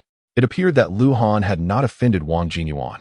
Lu Han leaned in closer, ensuring that no one was around, and then recounted the detailed sequence of events to Ye Chu. Suddenly, Ye Chu understood. It turned out that during a fateful descent from the mountain to undertake a sect mission, Lu Han had stumbled upon an ancient scroll, which contained the knowledge of a prized Earth-tier weapon. Such a weapon was exceedingly rare, and if word were to spread, it would undoubtedly incite fierce competition among the younger generation, even among the most esteemed disciples of the top sects, who could scarcely resist such temptation. At this juncture, Lu Han could not help but sigh. The crux of the problem lay in the fact that Wang Jinyuan, the 7th disciple of the inner sect, had accompanied him on that mission. Clearly, Wang Jinyuan was aware of Lu Han's fortuitous discovery, which explained the latter's predicament at the hands of Wang Jinyuan.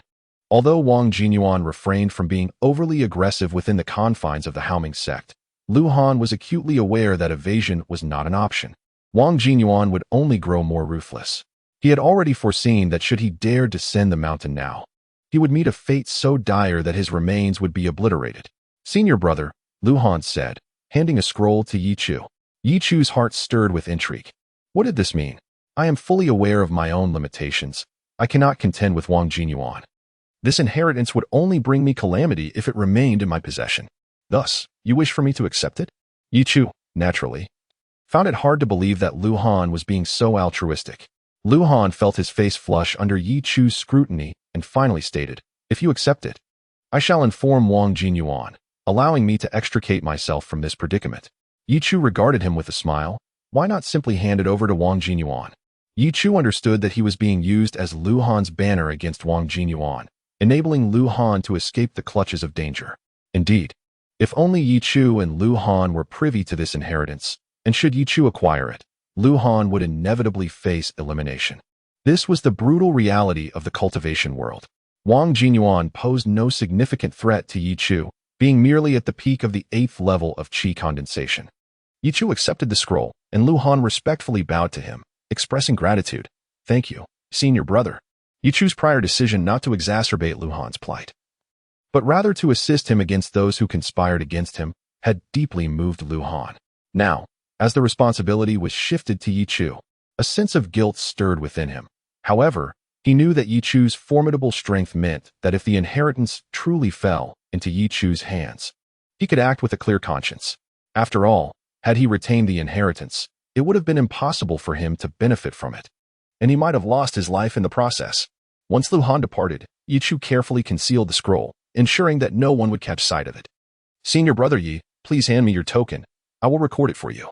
You have earned an opportunity to enter the second level of the Scripture Pavilion, where you may peruse and extract one manual of human tier martial arts.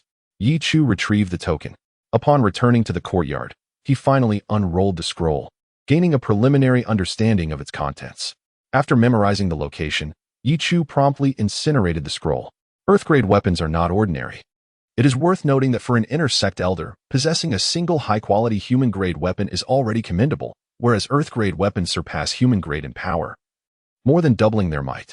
They are exceedingly rare. Ye Chu contemplated the possibility of descending the mountain soon, lest the night stretch into a long, restless dream. As for Wang Jiyuan, Ye Chu's gaze flickered, with merely the pinnacle of the 8th level of the condensation realm. Wang Jiyuan could hardly pose a threat should a conflict arise.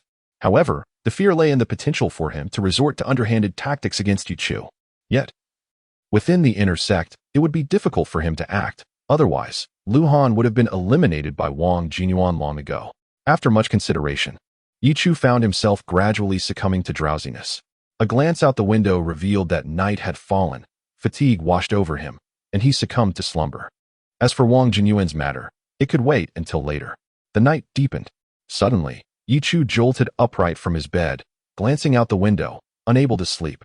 He thought, "No, I must eliminate him." In the morning, Wang Jinyuan received news from Lu Han, and his expression darkened immediately. Lu Han had actually handed the scroll to Ye Chu. Ye Chu, an inner sect disciple, had joined the discipline hall, the Yi family of Xianyang City. Wang Jiyuan clenched the table before him tightly, pondering how he could discreetly arrange for Ye Chu's demise without arousing suspicion. The Yi family of Xianyang City was not to be trifled with. If the situation were mishandled, it could lead to his utter ruin. Yet, Ye Chu must die. Since he had acquired the scroll, Wang Jinyuan would undoubtedly not let him go. Although the specifics of the Earth-grade inheritance remained unknown, its value was undeniably immense, and Wang Jiyuan could not afford to overlook it. How could I eliminate him without drawing attention? In the morning, Ye Chu stepped out of the courtyard. "Good morning, Senior Brother Ye Chu." "Ah, Senior Brother Ye Chu? You seem a bit weary. Have you something on your mind?" Ye Chu cast a glance at the speaker and let out a long sigh. It is not for outsiders to know. Nevertheless, he resolved to set aside his fatigue and head to the Scripture Pavilion. At present, he had already mastered the Crumbling Mountain Seal, a high-quality human-grade martial art. He also possessed the Tiger Demon Body Refinement technique, which was similarly of high human grade. However, he still lacked an agile movement technique. Upon reaching the Scripture Pavilion and gazing at the grand, imposing structure, Ye Chu brimmed with anticipation. At that moment, the elder guarding the entrance paused, studying Ye Chu with a sense of unfamiliarity. Pinnacle of the 9th level of the condensation realm? There are only 3 individuals in the inner sect who have attained this realm. When did this young man emerge? I have never seen him before. To reach the pinnacle of the 9th level without fanfare? Intriguing. The elder glanced at Ye Chu and then remarked, "Go ahead. You may select a volume of martial arts from the 2nd level of the Scripture Pavilion. This opportunity is fleeting, so remember to choose wisely, selecting that which is most suited to you. You have 2 hours to make your selection." Ye Chu nodded and subsequently entered the Scripture Pavilion. Upon stepping inside, he beheld the numerous scrolls arranged upon the shelves. Ascending to the 2nd level, he noted a significant reduction in the number of volumes. The 2nd level predominantly housed mid-tier martial arts of the human rank, though there were also some superior tier offerings. It is said that the 3rd level contains the Earth tier techniques and martial arts of the Haoming sect, accessible only to core disciples. Chapter 15. The Cloud Dragon's Ascending Steps. Upon stepping onto the 2nd level, Ye Chu observed that the disciples capable of reaching this tier were considerably fewer in number, rendering the atmosphere markedly more serene compared to the 1st level. The disciples engaged in quiet contemplation, perusing the martial texts on the shelves, occasionally shaking their heads or sighing, as the endeavor to select a suitable practice amidst such an overwhelming array of options proved to be quite daunting for anyone afflicted with a fear of choice. The experience could indeed verge on madness. Ye Chu remained unperturbed, his gaze suddenly fixating on a particular figure. Strikingly, as his attention fell upon this individual, his internal system emitted a distinct notification. A potential candidate for investment has been detected. Please present the high-grade human-level technique, the longevity reversal technique, from the 2nd tier of the 4th bookshelf to this individual. Instantly, Ye Chu's interest was piqued. Was this what it meant to place a bet? In essence, it entailed assisting the person before him in discovering a practice most suited to him. However, Ye Chu found himself somewhat perplexed. Upon locating the longevity reversal technique amidst the fourth bookshelf on the second level and skimming through its pages, he discerned that it appeared to be a health-oriented practice. A health-focused technique, as the term suggests, diverges from the norm. Typically, other techniques enhance cultivation speed, fortify one's strength, or, in the case of exceptional practices, manifest cataclysmic phenomena, shattering the heavens and earth at a mere flick of a finger. In contrast, the longevity reversal technique is a method that nourishes the body by continuously absorbing the spiritual essence of heaven and earth. Such techniques are rare to encounter. Yet, opportunities to access the second level of the scripture repository are not easily come by. To enter and discover a technique seemingly devoid of any utility for personal advancement left Ye Chu bewildered. Nevertheless, a glance at the other disciples revealed no similar notifications, indicating that this individual was indeed unique. After some contemplation, Ye Chu approached this disciple, holding the longevity reversal technique before him. The disciple, a pale-skinned senior with sharp features and a strikingly handsome visage, exuded an air of frailty yet emanated an intense sense of danger. This ailing senior appeared to be in search of a technique. For a moment, the senior seemed taken aback. Yet his gentle demeanor returned as he smiled softly at Ye Chu and inquired, "Indeed, junior brother, do you have any advice to offer?" Ye Chu scrutinized the senior, realizing the necessity for health. It was evident that if the senior delayed further, he might succumb to his ailments. "Senior, I perceive you are unwell, possibly due to a compromised foundation. I chanced upon this technique and felt it might be suitable for you, hence I brought it for your consideration." The senior maintained a commendable temperament, perhaps sensing that any display of anger might hasten his demise. He chuckled softly. "Thank you for your concern, junior brother. My condition has persisted for quite some time. I appreciate your thoughtfulness, and I shall take your offer to heart." Clearly, he did not fully grasp the gravity of the situation. However, what does this have to do with Ye Chu? A slight smile curved Ye Chu's lips. "It appears that as long as I hand over the item to him and he accepts it, the system will trigger the reward mechanism.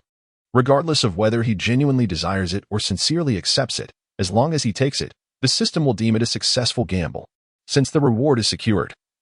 The survival of this senior brother is no longer my concern." Ye Chu took his leave. Wang watched Ye Chu's departing figure, unable to suppress a chuckle, for he truly was an eccentric junior brother. However, his own condition was indeed deteriorating day by day.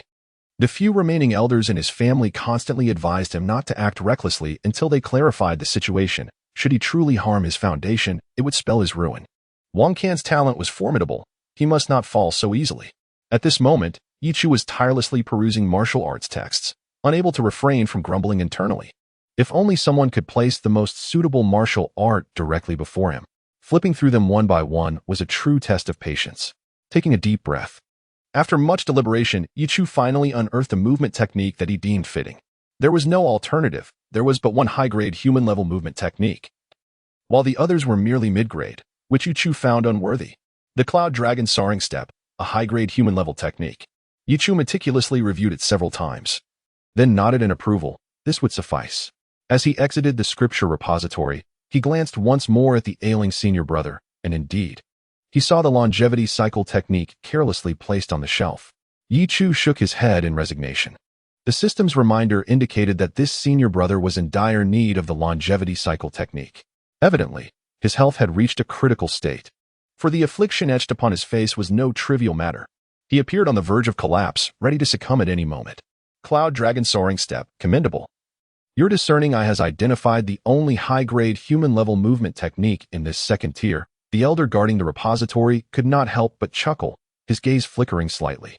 Ye Chu cupped his hands in respect. "Go ahead. If you cultivate this technique to perfection, its effects will be quite satisfactory, at least for the time being. You need not seek another movement technique." Until Ye Chu departed, the elder's gaze remained contemplative. With a formidable physical presence, he must possess a powerful body refinement technique, perhaps reaching the pinnacle of the 9th level of qi condensation. It seems this year's inner sect ranking competition will be intriguing. Wang stepped out of the scripture repository, holding a sword technique in his hands, prominently inscribed with the words "Lone Kill." The Lone Kill sword technique was his carefully selected high-grade human-level martial art, a result of meticulous selection, as opportunities to choose martial arts in the second tier were scarce. And he must treasure this chance. Currently, he was in dire need of a suitable sword technique, though the scroll of the Eternal Rebirth technique stirred his interest. He maintained a steadfast belief that once his cultivation reached a certain height, all ailments would surely recede. Nevertheless, that junior brother meant well. He could not help but remember the visage of that junior brother and let out a soft chuckle. Just then, a graceful figure suddenly blocked his path. He was taken aback for a moment and quickly clasped his hands in greeting, senior sister Lu Qinshuang. Lu Qinshuang gazed at Wang Can with a complex expression, her heart entangled in turmoil. After much deliberation, she remained unwilling to let this extraordinarily gifted swordsman shine as brilliantly yet fleetingly as in his past life. Memories of Wang Can flooded her mind. Wang Can, a core disciple, was hailed as the most unsatisfied prodigy of the future. Had he flourished, he would undoubtedly rival the likes of Shao Qingxian. His talents were as dazzling and formidable as his name suggested. Alas, fate was cruel. He ultimately succumbed to the torment of illness. Chapter 16. The Brilliant Genius, Wang Can. Wang Can gazed in confusion at the figure before him, Lu Qinshuang. A peak-level true disciple of the 9 heavens of divine concealment, she stood on the brink of entering the Purple Mansion realm, making her one of the foremost prodigies in the Haoming sect. Even within the Grand Wei dynasty, her reputation was remarkable, her beauty was ethereal, and her strength formidable, making her an object of admiration. However, it seemed that Wang Can had never crossed paths with her. Lu Qinshuang observed Wang Can, whose talent was nothing short of astounding. He was a true genius, a prodigious anomaly. In her previous life, Lu Qinshuang had witnessed the tragic demise of Wang Can. Afflicted by a long-standing illness, he had faced a catastrophic turn of events when his condition worsened, drawing the attention of powerful figures within the Haoming sect. When they examined his physique with spiritual insight, they discovered that his innate talent was the most terrifying they had ever encountered. While others' meridians resembled small streams, his were akin to a vast ocean, brimming with spiritual energy. Despite being tormented by illness and having an unstable foundation, Wang Can had nonetheless entered the Purple Mansion realm by the age of 20. At that time, no one in the Wei dynasty could rival his talent. Tragically, he was a radiant star destined to shine forever, yet his brilliance was dimmed by suffering, which ultimately led to his untimely death in his early 20s. Numerous prominent figures, including an elder from the medical Immortal Valley, were consulted, and they concluded that Wang Can's malady resulted from a confluence of various factors. Due to familial circumstances in his youth, he had endured a tumultuous life that left him without a solid foundation. After joining the Haoming sect, this gentle-natured youth, burdened by ancestral hatred, had taken to practicing the most lethal sword techniques. While others might have managed, Wang Can's exceptional talent proved too intense for his frail body to withstand. Over time, it was as if a once mighty tree had been gnawed at by insects for a decade, leading to severe damage to its roots. Lu Qinshuang cast a glance at the solitary sword technique in Wang Can's hands. This was the most challenging sword art in the Haoming sect. Yet Wang Can had mastered it in just 7 days and achieved perfection in another 7. However, this high-grade technique became the final straw that burdened him. Wang Can, you must not practice this sword technique, Lu Qinshuang said, taking a deep breath, resolved to save this extraordinary prodigy and rectify a regret for the Haoming sect. Wang Can looked at her in astonishment. Lu Qinshuang felt compelled to speak plainly. Junior brother, I must be candid with you. I have awakened a very special ocular art that allows me to perceive the essence of individuals and predict their destinies. I see that you are fundamentally damaged, like a withered tree, perilously close to collapse. If you continue to practice this solitary sword technique, it may endanger your life. Wang Can's heart stirred. A special ocular art? A withered tree? Had his body truly deteriorated to such a state? The events of the day felt increasingly strange to him. Whether it be the junior brother in the scripture pavilion or the esteemed sister Lu Qinshuang, have I truly become so patently feeble? He lacked the habit of gazing into mirrors, yet possessed formidable prowess at the 5th level of the divine concealment realm. A sense of numbness enveloped him. Although he was aware of his frail condition, the inexhaustible strength at his fingertips rendered him less concerned. Thank you for your guidance, sister. This solitary killing sword technique, given your current foundational state, is utterly unsuitable for you. I foresee a dim fate ahead for you, junior brother. I can only advise you to cease your pursuit here. Lu Qinshuang departed, feeling a sense of relief. Having spoken thus, Wang Can should be able to heed her words.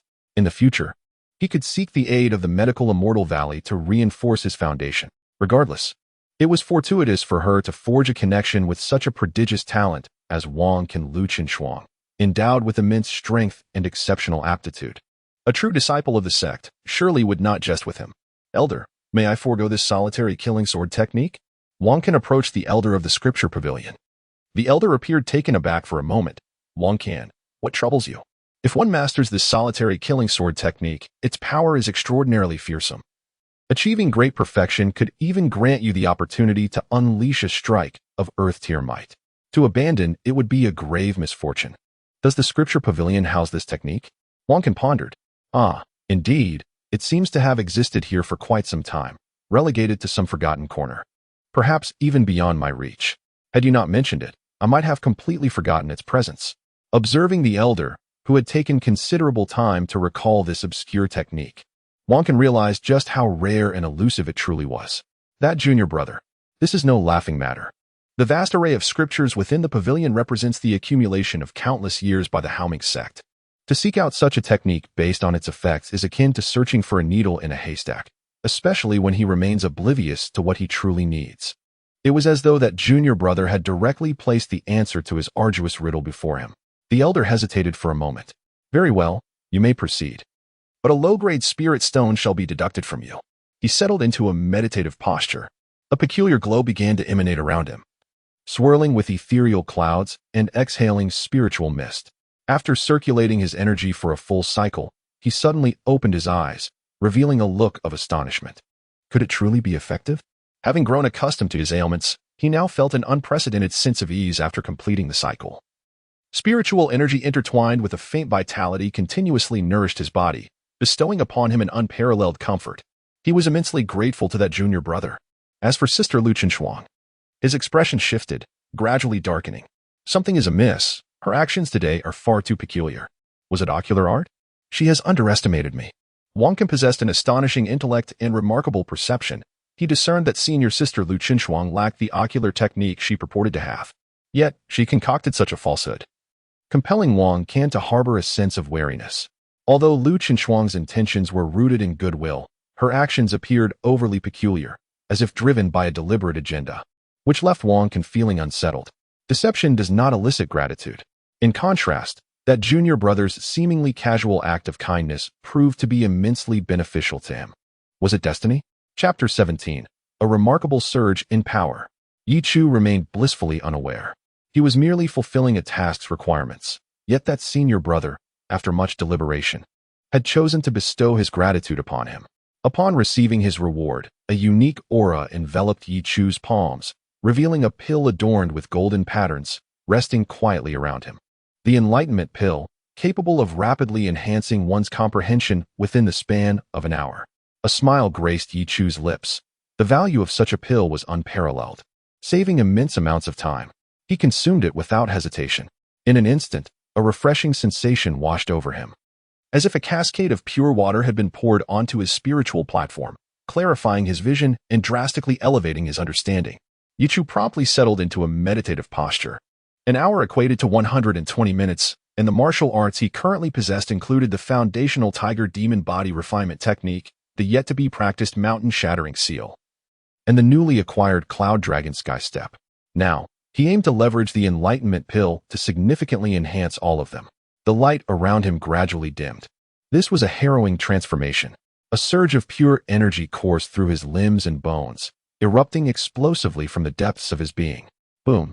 40 minutes swiftly passed. The tiger demon body refinement technique reached completion. Roar. Ye Chu stretched his body, unleashing an ancient, thunderous roar that echoed like distant thunder, reminiscent of a primordial ferocious tiger standing tall amidst the mountains, roaring in fury. His physical strength had more than doubled. The effects of the enlightenment pill were indeed miraculous. Nearly 40 minutes had sufficed to bring the tiger demon body refinement technique to fruition. In the following 80 minutes, Ye Chu commenced his practice of the mountain-shattering seal. Time flew by. Whoosh. Ye Chu's figure vanished from his spot, akin to a true dragon soaring through the clouds, shifting forms in the blink of an eye. Suddenly, his silhouette morphed into multiple afterimages, appearing within the courtyard, and then, with a raised hand, he unleashed a force of staggering might, akin to a mountain collapsing.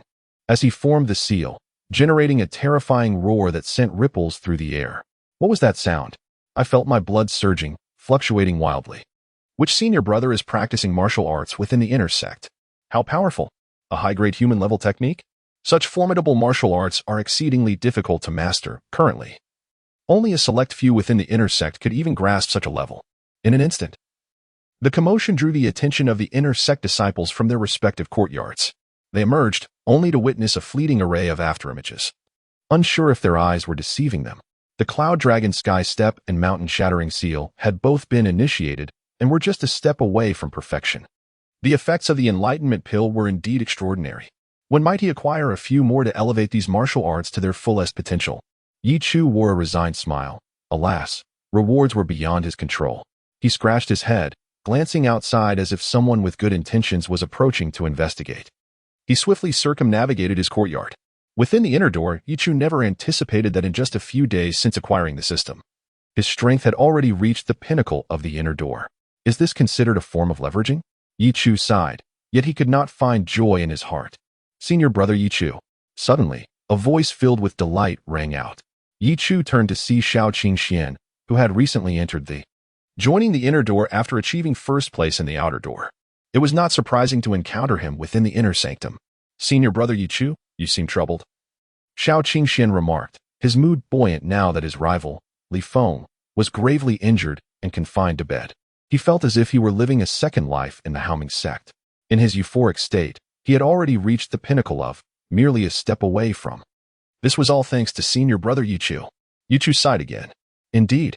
Suddenly, he pulled Xiao Qingxian closer, asking with an air of mystery, Junior Brother Xiao, how might one discreetly eliminate someone within the inner door? Eliminate someone? Xiao Qingxian was momentarily taken aback, glancing at Ye Chu. Could it be that Senior Brother Ye Chu had provoked someone in the inner door? After a brief contemplation, Xiao Qingxian replied candidly in a hushed tone. If Senior Brother Ye Chu wishes to take action, simply provide me with the time, and I shall handle the aftermath. Ye Chu's eyes lit up. Of course. Xiao Qingxian was a master of schemes. With that esteemed figure backing him, Ye Chu glanced at the evasive Xiao Qingxian, choosing not to directly address the matter. Instead, he offered a diversion. Do you possess any special secret techniques, Junior Brother? Ah, yes. Xiao Qingxian eagerly nodded, seizing the opportunity. If he could assist Senior Brother Ye Chu without exposing his mentor, it would be splendid. Then I will take care of it, Senior Brother. Let us set the time for tonight, to avoid prolonged complications. Ye Chu's gaze flickered. The advantages of forging good connections had manifested swiftly. More friends, more paths to explore. Preparations commenced without delay. Wang Jinyuan could not afford to let this individual linger for long. The allure of a terrestrial-grade weapon was beyond imagination, given Ye Chu's nature. He preferred not to leave too many uncontrollable variables. Gradually, the sky darkened, and a full moon ascended, casting a gentle light upon the earth. Enveloping the entire Haoming sect in a veil of mist, Ye Chu stepped outside. Within the inner door, Wang Jinyuan gazed out at the night, feeling a persistent unease. Ye Chu's background was formidable. The Yi family of Xianyang City was certainly not someone he could provoke. This terrestrial-grade secret treasure seemed truly beyond his reach. Wang Jinyuan took a deep breath, resolutely deciding that if he continued to linger in this state, he would gain nothing. Thus, he devised a plan to sell this information to a trustworthy elder within the inner door, in exchange for a superior-grade human weapon. He is certainly determined to secure the utmost benefits for himself. Ye Chu, do not hold it against me. Originally, this matter of inheritance was solely between Lu Han and Wang Jinyuan. However, Lu Han escalated the situation and entrusted it to Ye Chu. Though Ye Chu may lack strength, he is more manageable than the ordinarily background Lu Han. Thus, Wang Jinyuan resolved to pass the matter to an elder in exchange for profit. Chapter 18. A swift and decisive kill. Wang Jinyuan's gaze was icy. To be honest, he felt a twinge of reluctance towards such a treasure of the earth tier. For items of this caliber were priceless, yet rarely encountered. Securing it could ensure his position at the top of the inner sect this year. However, at that moment, a series of knocks reverberated through his door. Narrowing his eyes, he approached the entrance and coldly inquired, "Who is it?" Yet, silence greeted him from the other side. Muttering under his breath about the absurdity of the situation, he cautiously opened the door a crack. Suddenly, a pale hand pressed against the edge of the door, and with a swift motion, it was flung wide open. Wang Jinyuan's expression shifted to one of shock and dread. Before him stood a tall figure, and in that instant, a fierce and oppressive aura washed over him, instilling a sense of imminent danger. "Who are you?" he demanded. "Don't you recognize me, Senior Brother?" The voice was crisp, blending with the night and the howling wind. Ye Chu's eyes glinted like blades as they locked onto Wang Jinyuan. I am Ye Chu. Ye Chu. Wang Jinyuan's pupils constricted in disbelief. He had not anticipated that Ye Chu would come to confront him. In the pitch-black night, this unexpected visitor brought with them an icy aura of impending doom, sending a chill coursing through Wang Jinyuan's mind. Ye Chu, a disciple ranked 97th in the inner sect at the 5th level of the condensation realm, dared to come for his life? Fury twisted into a mocking smile on Wang Jinyuan's face. Ye Chu, I have not sought you out, yet you have the audacity to come to me? In an instant, his overwhelming presence surged, reverberating throughout the courtyard. Drawing forth his sword, its clang echoed as a murderous intent erupted forth, the blade gleaming like water against the night sky. Since you have come seeking death, do not blame me for being merciless. He was determined to claim that Earth-tier inheritance. How dare a mere 5th-level disciple come to kill him? But in the next moment, Ye Chu moved. From the instant he arrived, he intended to end this confrontation swiftly. Boom. The tiger demon body refinement technique activated fully, transforming him into an ancient ferocious tiger. With a tumultuous power surging through his form, the silvery blade of his sword sliced through the night, as Wang Jinyuan's sword struck, all occurring in the blink of an eye. Yet, in the next heartbeat, Wang Jinyuan's expression altered drastically. Crack, crack, crack. With a series of explosive sounds that left him incredulous, his sword light shattered. Ye Chu's hand reached out, imbued with destructive force, and with a single motion, Wang Jinyuan's sword was crushed to pieces. He was left in disbelief. Ye Chu engaged without a moment's hesitation. This was a matter of life and death. Ever since he had learned of the news, he understood that it was now a fight to the finish with Wang Jinyuan. Mountain-crushing seal. Boom. A seal was unleashed. In an instant, a terrifying force surged forth, directly slamming into Wang Jinyuan's chest. Puff. Wang Jinyuan spat out blood, his face a mask of disbelief. Ye Chu's cultivation level. No, Ye Chu was supposed to be at the 5th level of the condensation realm. Yet, the terrifying aura that had just manifested, imbued with a ferocious power, was far beyond the 5th level of the condensation realm. It was, in fact, the pinnacle of the 9th level. Moreover, even within this realm, he could be regarded as an unparalleled force. Was he truly Ye Chu? He gazed upon Ye Chu, whose handsome, fair visage bore an expression devoid of emotion. This individual was utterly formidable. Silently, he had elevated his cultivation to the zenith of the 9th level of condensation realm. Wang Jinyuan remained oblivious to this fact. Had he known that Ye Chu was at the pinnacle of the 9th level, he would have long since abandoned his confrontation, leaving it to the inner sect elders. Yet, it was far too late. Wang Jinyuan's chest caved in as his body was propelled backwards like a projectile. Ye Chu's movements were crisp and decisive, as fluid as flowing water. With a single palm, he tore through his opponent's sword technique, then unleashed the mountain-crushing seal, delivering a fatal blow. In fantastical tales, it is often lamented that villains meet their demise through excessive verbosity. Ye Chu himself was uncertain whether he was the protagonist or the antagonist. His only desire was to ensure stability, eliminate threats without hesitation. Following the kill, Ye Chu deftly employed the cloud dragon ascending steps, his figure flickering as terrifying phantoms danced around him, before vanishing into the night. Just before his departure, he cast a glance into the darkness. In that darkness, Shao Qingxian was enveloped in a black robe, his features obscured, yet the shock upon his face was unmistakable. Master, did you not say that Senior Brother Ye Chu was only at the 7th level of condensation realm? How could he possibly have slain Wang Jinyuan? He felt a chilling dread. Senior Brother Ye Chu was targeting the 7th of the inner sect? The 8th level's pinnacle Wang Jinyuan had been swiftly vanquished. Indeed, it was decisive and overwhelming. A kill executed in an instant. Wang Jinyuan had no opportunity to react whatsoever. Within the ring, the lingering soul remained in stunned silence for an extended period. How can this be? The pinnacle of the 9th level? Just days ago, I distinctly saw him at the 7th level. How could I have been mistaken? This lingering soul possessed formidable strength. Yet it was evident that Ye Chu's prowess was genuinely at the zenith of the 9th level. The ability to effortlessly dispatch Wang Jinyuan. Can I truly surpass Senior Brother Ye Chu within a month's time? Shao Qingxian pondered softly, feeling as though the chasm between them had only widened. Cough, cough. The lingering soul sighed in resignation. At this moment, even it could not ascertain the situation. This was all too bizarre. Master, it is time to act. At that moment, Xiao Qingxuan's demeanor transformed abruptly, becoming ancient and weighty.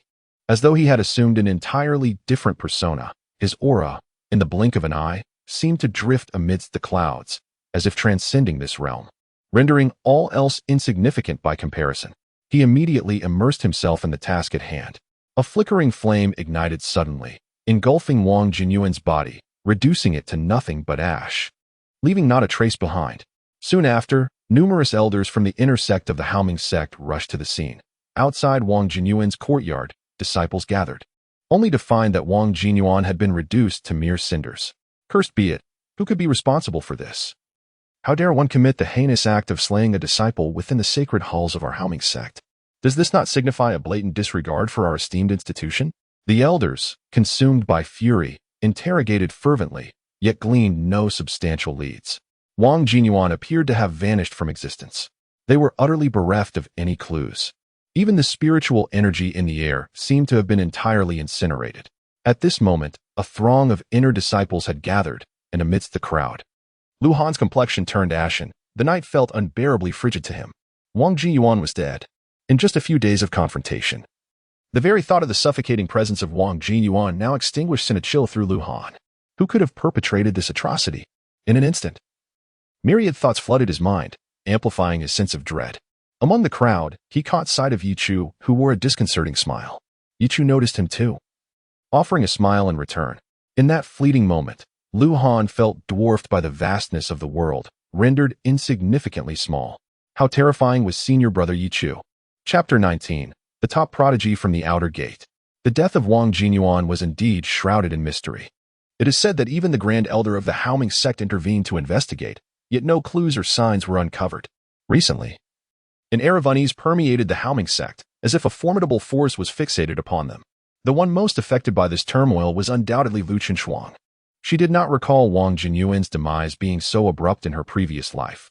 Everything seemed to spiral beyond her control, instilling within her an inexplicable sense of dread. The truth, however, was known only to Ye Chu and Xiao Qingxian. For Xiao Qingxian, betrayal against Ye Chu was utterly inconceivable, let alone for a sect he held such a poor impression of. Although he remained within the Haoming sect for Ye Chu's sake, his perception of the sect was still far from favorable. To him, Ye Chu was akin to a lotus untainted by the mud, and his continued presence in the Haoming sect felt somewhat stifling. At this moment, Ye Chu was contemplating whether he should descend the mountain to seek out that earth-level inheritance. Such matters are best addressed promptly, for the longer one waits, the more uncertain the outcome. After all, there was another individual privy to the truth, Lu Han. Previously, outside Wang Jinyuan's courtyard, Ye Chu had flashed a smile at Lu Han, laced with a hint of menace. Should you remain composed, I shall ensure your survival. Otherwise, if Wang Jinyuan could perish without a trace, a Lu Han, lacking both background and strength, would stand no chance. Lu Han understood what was expected of him. Yet, in that moment, Ye Chu suddenly found himself in a daze. In an instant, a towering beam of light erupted at the outer gate of the Haoming sect. In that fleeting moment, Ye Chu stood within the inner gate, observing as figures soared from the depths of the Haoming sect amidst swirling clouds and mist. Accompanied by brilliant rays of dawn, rushing towards the outer gate, he was taken aback. What had transpired? The individuals emerging were transcendent powerhouses from within the sect. Some he had seen the previous night during Wang Jinyuan's death, while others exuded unfamiliar yet formidable auras. What event could possibly be of greater significance than the inexplicable deaths of inner gate disciples, prompting such an unprecedented display of superlative beings? Brother Ye Chu, shall we also venture to the outer gate? I've heard a top prodigy has emerged, one disciple suggested. Indeed, another extraordinary talent has surfaced. I recall the last time it was Brother Wang Can, 5 years ago, whose terrifying aptitude attracted numerous elders. This time, it feels even more formidable, doesn't it? Another responded. Wait, is that the deputy sect master? Suddenly, a terrifying aura surged forth, accompanied by myriad golden lights. The Haoming sect, illuminated by the brilliance of Gu Imo Valley, radiated an unparalleled energy that suffocated countless disciples, leaving them breathless. The deputy sect master has emerged? Good heavens! What kind of terrifying prodigy has been born this time? Ye Chu squinted. A prodigy from the outer gate? Meanwhile, atop Fei Xia Peak, a strikingly beautiful figure gazed pensively at the light pillar, her expression darkening. Am I truly reborn? Or have I traversed into another realm? Lucien Xuan even questioned whether he had traversed into an unfamiliar world. How could he not recall such an event in his previous life? This talent, it seems, was on the verge of rivaling Wang Qian in the outer sect. The reception hall was established by the Haoming sect for the young disciples who had just embarked on their cultivation journey. Within it resided dedicated elders responsible for imparting their wisdom to the fledgling disciples. However, on this day, the tranquility of the hall was abruptly shattered by the arrival of an unassuming youth. Elders from the outer sect, wide-eyed and astounded, hastily gathered at the entrance of the reception hall. Inside, a frail boy sat with his eyes closed. Before him lay the most rudimentary of foundational techniques. The spirit induction method, the lowest-tier entry-level cultivation manual. Yet, at this moment, the boy had already cultivated half of it, his entire being radiating a brilliant glow. As spiritual energy surged towards him with fervor, filling the vast hall with an overwhelming aura, creating an ethereal spectacle of clouds and light. No one could absorb the spiritual energy here. This was a convergence as vast as the sea, with spiritual mist rolling in waves. What a terrifyingly prodigious talent this was. It was said that those with extraordinary gifts, upon their first encounter with concentrated spiritual energy, would resonate with it, invoking a phenomenon that attracts surrounding spiritual energy. This marked a transformative breakthrough. The elders were filled with excitement. Such talent was a treasure for the Haoming sect. Figures rushed in, their gazes fervent as they beheld the scene before them. Who was this individual? Why had they never seen him in the outer sect? Upon closer inspection, his garments appeared to be those of a menial servant. Clad in coarse linen, he may not have been strikingly handsome, yet there was an undeniable charm about him. Especially now as he radiated light, his skin glowing like that of a celestial being. I am Yang Huai. Ever since I was sold to the Haoming sect as a mere cleaning boy, I believed my life was destined to be one of insignificance and hardship, filled with scorn and neglect. My existence had been so ordinary, so humble like dust. In my aimless state, a turning point arrived when I encountered a senior brother. He bestowed upon me, a lowly person, a spirit stone. Holding it with trembling hands, I feared it would be taken from me. Later, guided by my senior brother's advice, I purchased the most basic and seemingly worthless spirit induction method. I had little hope for myself, after all. How could someone of such a lowly fate aspire to become a noble cultivator? Yet unexpectedly, spiritual energy surged forth like a cascading waterfall, and on this day, the Haoming sect was met with a tremendous upheaval. Indeed, I am Yang Huai, an unremarkable cleaning boy. But starting today, my destiny shall undergo a remarkable transformation. Is this a reversal of fate? The reception hall resonated with a thunderous sound as spiritual energy surged forth, cleansing Yang Huai's meridians, washing away years of accumulated impurities from his body, nourished by the most nutritionally deficient food. This was the essence of refining one's spirit. He stood up, his eyes sparkling, his entire being aglow with brilliance. May I inquire your name? Elder Wang of the outer sect asked urgently, their postures impeccably upright. The extraordinary talent of this individual was unlike anything they had ever witnessed. Should he continue to develop, these outer sect elders would pale in comparison. I am called Yang Huai, he replied. Chapter 20. Yang Huai and Ye Chu. The name Yang Huai resonated silently in the hearts of all present. This name was destined for greatness. Suddenly, a resounding boom echoed through the air as spiritual energy surged forth, enveloping the surroundings in a fervent aura akin to that of a radiant sun, causing a collective tremor among the multitude. Who is this? The vice sect master? Indeed, the appearance of Yang Huai had undeniably drawn forth the elusive vice sect master, a figure often shrouded in mystery. The vice sect master was a formidable presence, a being of the divine cauldron realm. Beyond the divine abode lies the purple mansion, and following that, the sea-breaking stage, culminating in the divine cauldron realm. This realm commanded an awe-inspiring authority, ranking among the highest echelons within the Wei dynasty. Greetings, vice sect master. Countless individuals fell to their knees in reverence. The vice sect master? Yang Huai stood frozen, clearly astonished that even the vice sect master had arrived. As the vice sect master descended, even with his overwhelming aura contained, the residual presence of the divine cauldron realm was suffocating to all in attendance. Yang Huai, do you wish to become my disciple? In the gaze of the assembled crowd, the vice sect master candidly expressed his intentions. He felt a surge of delight within. Fortunately, the sect master was in seclusion. Otherwise, this remarkably gifted Yang Huai might have become the sect master's disciple instead. For Yang Huai, a mere sweeping servant, it was the first time he encountered someone of such elevated status. This was indeed the vice sect master of the Haoming sect. Yet, the vice sect master bore no ire, instead smiling kindly as he reiterated, "Will you become my disciple?" Countless eyes filled with envy and jealousy turned towards the humble servant in the center. A sweeping servant, suddenly transformed into a true disciple. A seismic shift in status that ignited the green-eyed monster in many. But there was little they could do. Such an existence was one they could only seek to curry favor with. Upon Yang Huai's agreement, the vice sect master revealed a contented smile, gazing at the frail youth with an oddly pleasing sense of approval. After a lifetime of formidable cultivation, he had never taken a disciple until today, choosing Yang Huai. The young man's standing would instantaneously elevate him to the pinnacle of the Haoming sect's disciples. Vice sect master. Master. Address me as master. Master. Yang Huai softly uttered, completing the ceremony of apprenticeship. Yet, he suddenly turned to scan the crowd, as if searching for someone. Meanwhile, Ye Chu, accompanied by several inner disciples, hastened to this gathering. Goodness! Who would have imagined that a mere sweeping servant could so dramatically ascend to the rank of true disciple? Moreover, this true disciple holds a higher status, for while others are disciples of core elders, Yang Huai is a disciple of the vice sect master, a genuine powerhouse of the divine cauldron realm. His future is boundless. If only we could forge a friendship with him, with his talent. He is destined to become a legend of the Haoming sect. Though they appeared to bask in glory, these inner disciples were acutely aware that above them resided core disciples, and beyond that, true disciples of the highest order, comparable to ordinary elders. They could not help but sigh in resignation. Yet, how could one forge a bond with someone who has already ascended to greatness? Once, Yang Huai was as humble as dust, but now he has emerged as a true dragon from the depths.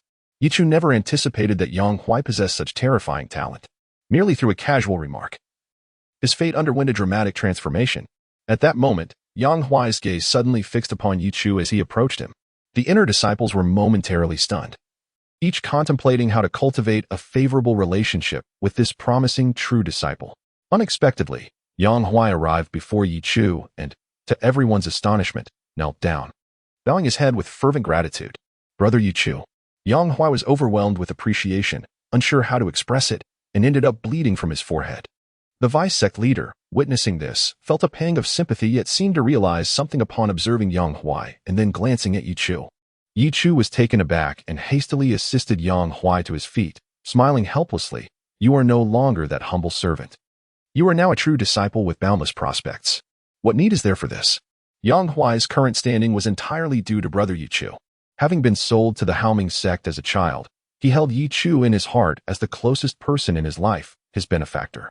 Everyone stood in disbelief. What was happening? A true disciple bowing to an inner disciple? Let us go, the vice sect leader commanded, and a rich aura enveloped Yang Huai, lifting him into the air. Many began to understand the backstory. It was said that Yang Huai had once been a mere servant in the discipline hall, likely destined to never engage in cultivation. However, on the day Ye Chu joined the discipline hall, Yang Huai was there to guide him. Ye Chu had seemingly offered him profound advice and gifted him a spirit stone, encouraging him to purchase a cultivation manual and to give it a try. To his astonishment, Yang Huai's innate talent proved to be extraordinarily rare, a once-in-a-century phenomenon for the Haoming sect. Although Brother Wangkin had been impressive, his frail health rendered him unlikely to achieve the heights Yang Huai would surely reach. Ye Chu. Which Ye Chu? The name sounded so familiar. He was the one who stood up for the outer disciples. No wonder it sounded familiar. He was the one who saved the outer disciple, Shao Qingxian, a man of integrity and righteousness. Such a character could be considered a true gem within the Haoming sect.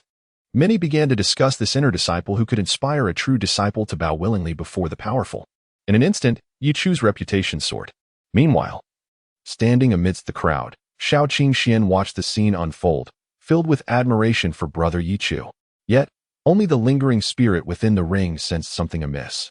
An inexplicable and peculiar feeling, a sensation that could not be articulated, but it was clear to him. Is it merely a coincidence? Or is it a figment of my imagination?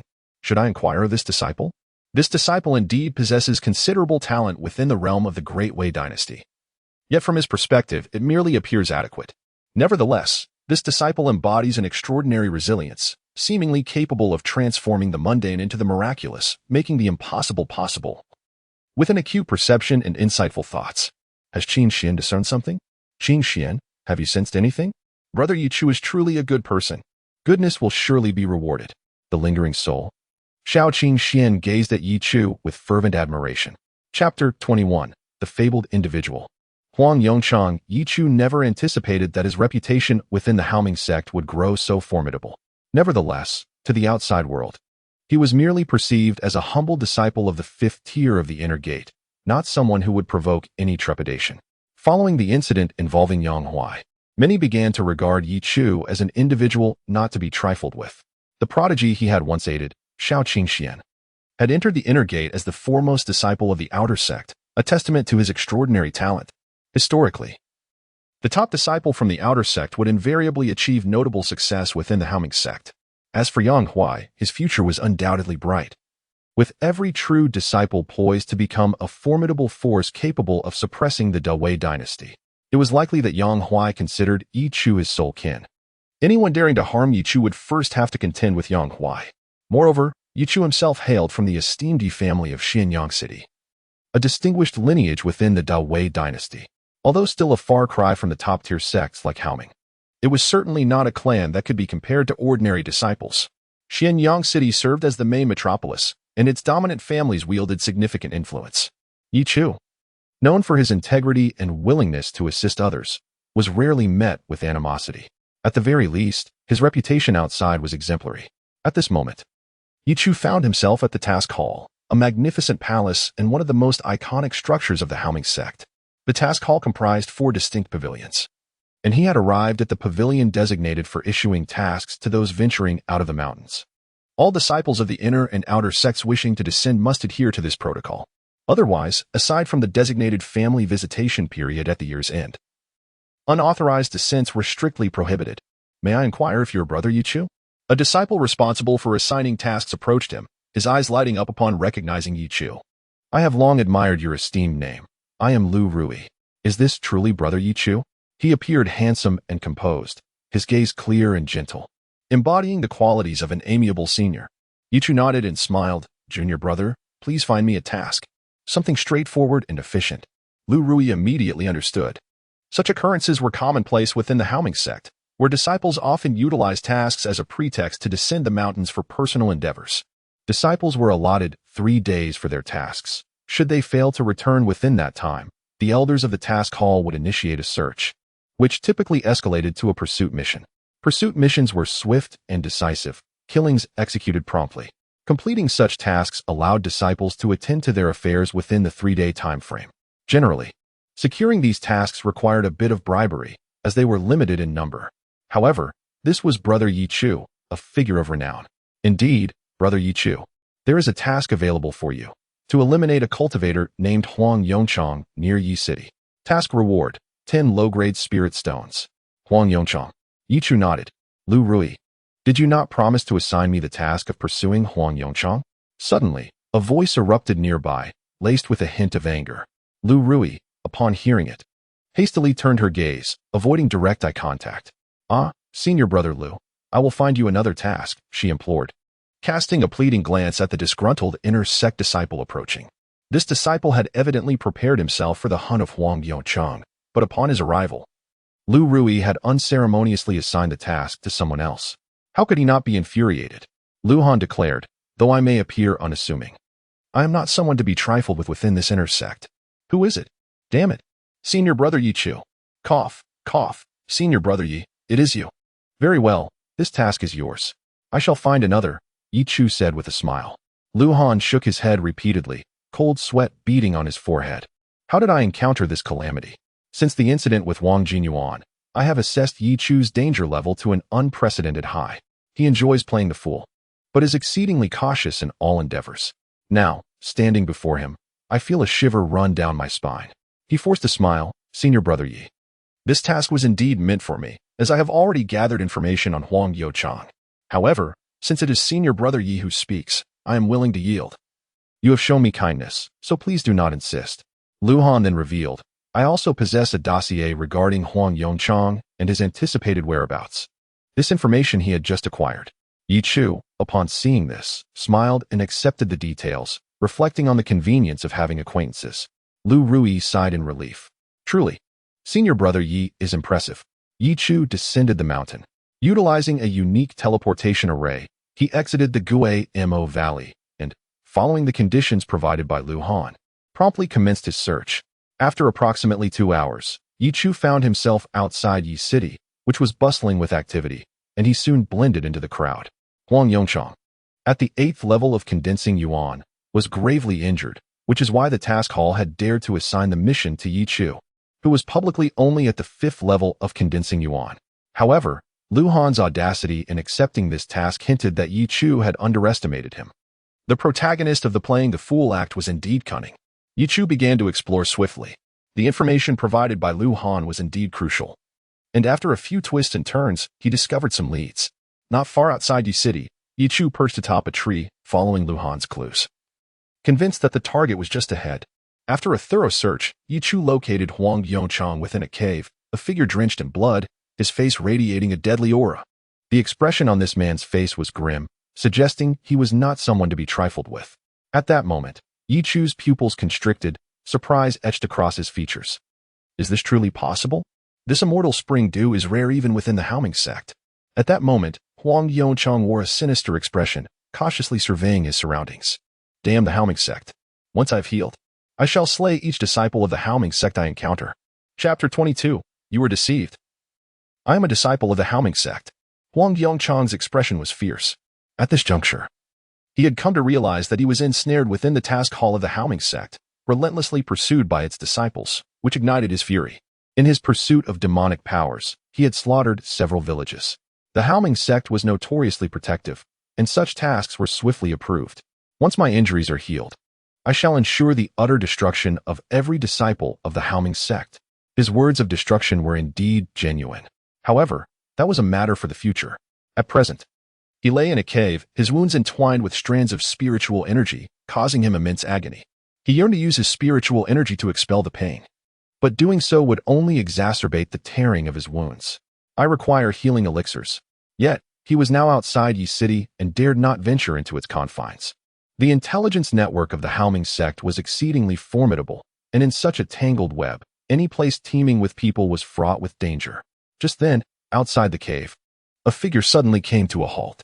Who could it be? Huang Yongchang immediately grew vigilant, his suspicious gaze scanning the entrance of the cave, where he beheld a remarkably handsome young man clad in white robes, his origin indiscernible, yet exuding an aura of righteousness. The moonlight shone brightly, illuminating the serene cold wind that swept into the cave. He narrowed his eyes. At that moment, the stranger suddenly tossed a small porcelain vial, which spun briefly on the ground. In the fleeting moonlight, the vial appeared crystalline and radiant. The young man, standing tall and unwavering, after casting the vial, crossed his arms over his chest, as if he were a gallant hero aiding those in distress. Huang Yongchang felt a stir in his heart. May I inquire your name? Sir, I am a disciple of the Tianyang sect. Our encounter is fortuitous, and there is no need for names. The Tianyang sect is a renowned righteous sect within the Wei dynasty, famed for its chivalrous disciples. Are you not concerned that I might be a malevolent troublemaker? Huang Yongchang probed cautiously. I act solely out of goodwill.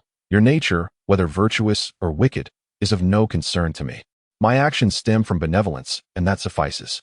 Huang Yongchang felt a sense of relief, his voice tinged with sorrow. The disciples of the Haoming sect are merciless and cruel, slaughtering villages. I merely sought to right a wrong, yet found myself relentlessly pursued and gravely injured. The nefarious reputation of the demonic sect is indeed well-deserved. Huang Yongchang lamented. Several villages, reduced to desolation, not a single living creature left, corpses piled high, children beheaded. Their very essence shattered the young man's face, twisted in anguish, gritting his teeth. Such wickedness from the demonic sect is truly abhorrent. Huang Yongchang nodded fervently, taking deliberate steps towards the stranger. His smile was gentle, yet steeped in indignation. This lad appears naive. Perhaps inaction is not an option. His gaze grew increasingly sinister. The disciples of the Haoming sect deserve to be eradicated.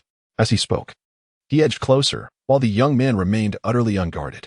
Truly, an inexperienced fledgling, wandering the world without a hint of caution.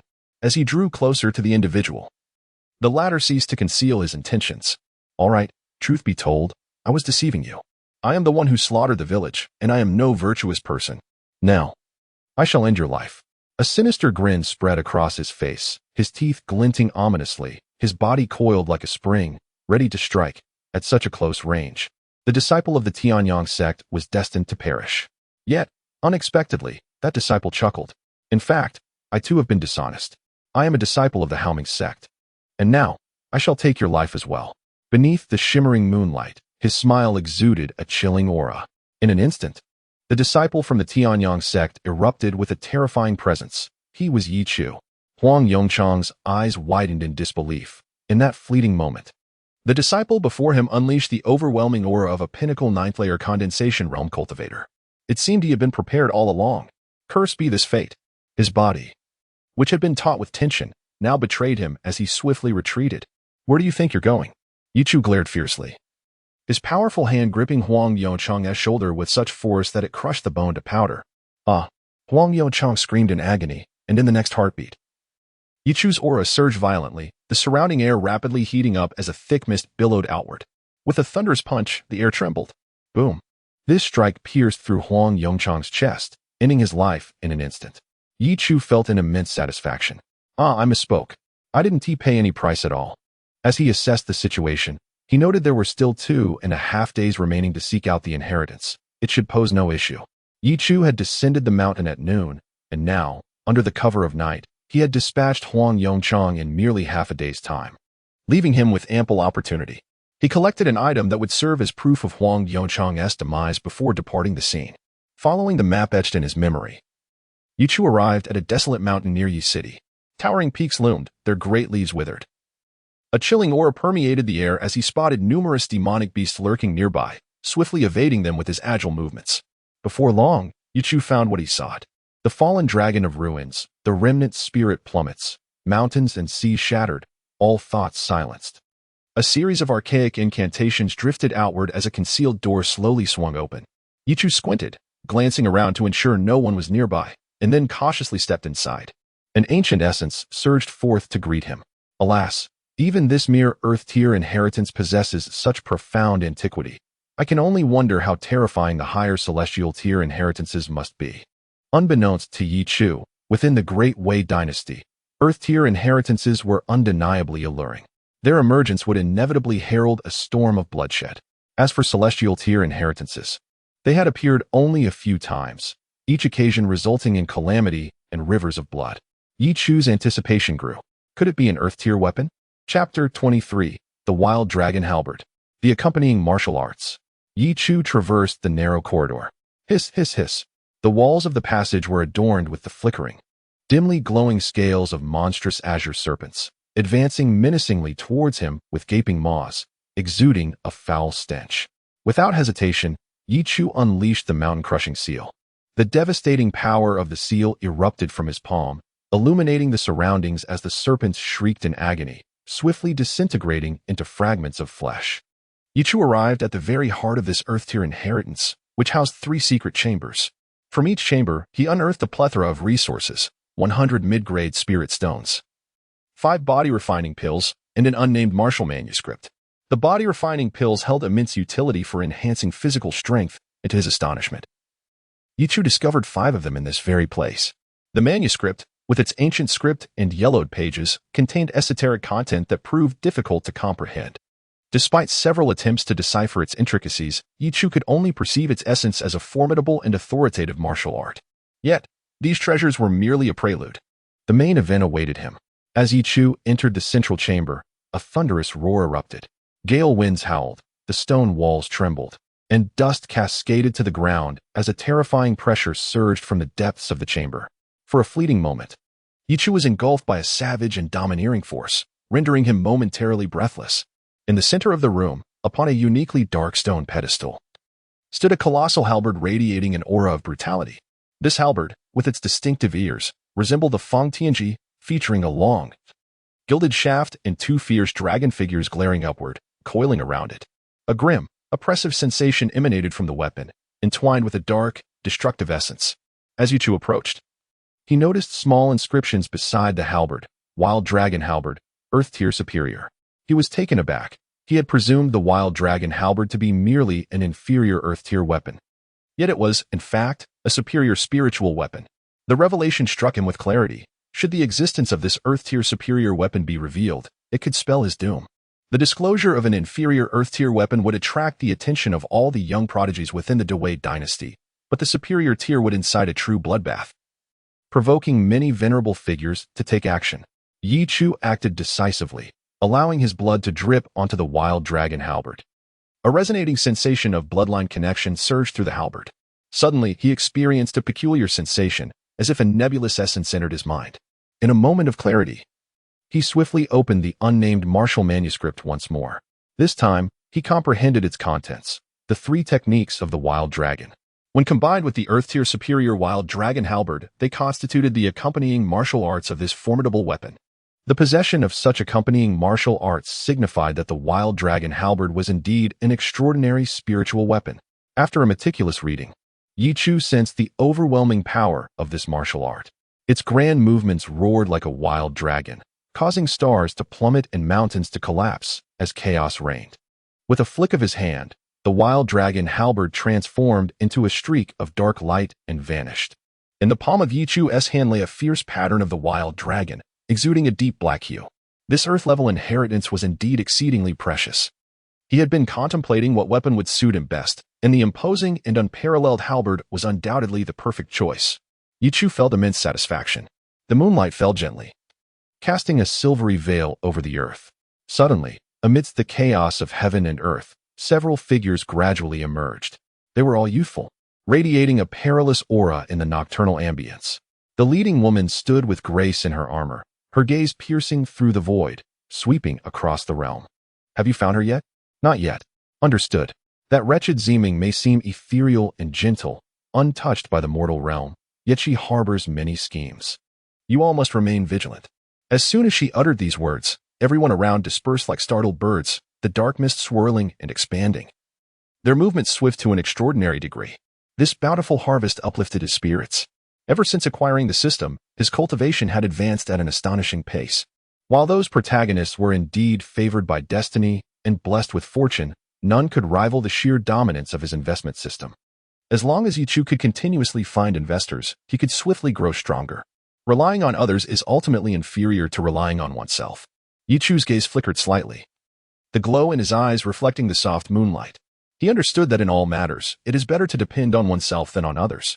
Everything should still be anchored in one's own strength. Currently, he stood at the pinnacle of the 9th layer of chi condensation, just a breath away from stepping into the divine abode realm. Entering the divine abode would cause his very essence to resonate, illuminating his inner sanctum, rendering him extraordinary, and exponentially enhancing his strength. However, at that moment, Ye Chu halted. Not far ahead, a peculiar movement caught his attention. He sensed a fleeting yet extreme danger that swiftly enveloped him before vanishing. Cautiously, he advanced. Soon, he beheld a figure on the ground, clad in a tattered white gown, barely concealing her form. Her skin was translucent, revealing a delicate face that could enchant the heart, with disheveled hair and a pale complexion. Faint traces of blood at the corners of her lips, and a pair of watery eyes shimmering with fragility. She appeared weak and pitiful, evoking an instinctive sense of compassion. Ye Chu's eyes brightened, not merely at the beauty of the woman before him or her delicate demeanor that stirred feelings of affection, but rather at the realization. Yang Xianjing? Ye Chu gathered that it was a low-grade celestial technique. While he had already secured his movements, body refinement, and martial arts, he had yet to acquire a powerful technique as a formidable supplement. He practiced the Yuanmeng skill of both the inner and outer sects of the Haoming sect, which was merely of the human tier upper grade, the celestial tier lower grade. The most elite techniques of the Haoming sect are only of the earthly tier upper grade, I suppose. Ye Chu gazed at the woman sprawled on the ground, his eyes gleaming with intrigue. At that moment, the woman, noticing his attention, spoke in a soft, delicate voice. Esteemed sir, might you lend your assistance to this humble girl? I am a disciple of the Yunxia sect, and while I was out on a journey, I encountered demonic entities who pursued me relentlessly. Her voice was tender, tears glimmering at the corners of her eyes, long eyelashes quivering as if veiled in a thin mist. Beneath her tattered garments, her fragile skin and alabaster figure ignited a fervor within. The Yunxia sect was a modest sect nearby, lacking in strength, and when compared to the Haoming sect, it was like the heavens and the earth. So, she is a disciple of the Yunxia sect. Ye Chu smiled radiantly, thinking to himself, how naive to believe you. Chapter 24. the harmonious Tao spirit silkworm, the celestial maiden. Ziming. This individual undoubtedly possesses an extraordinary nature. Moreover, her beauty transcends the mundane. It is not merely the exquisite features of a common beauty, but rather an ethereal aura that resembles that of a celestial being.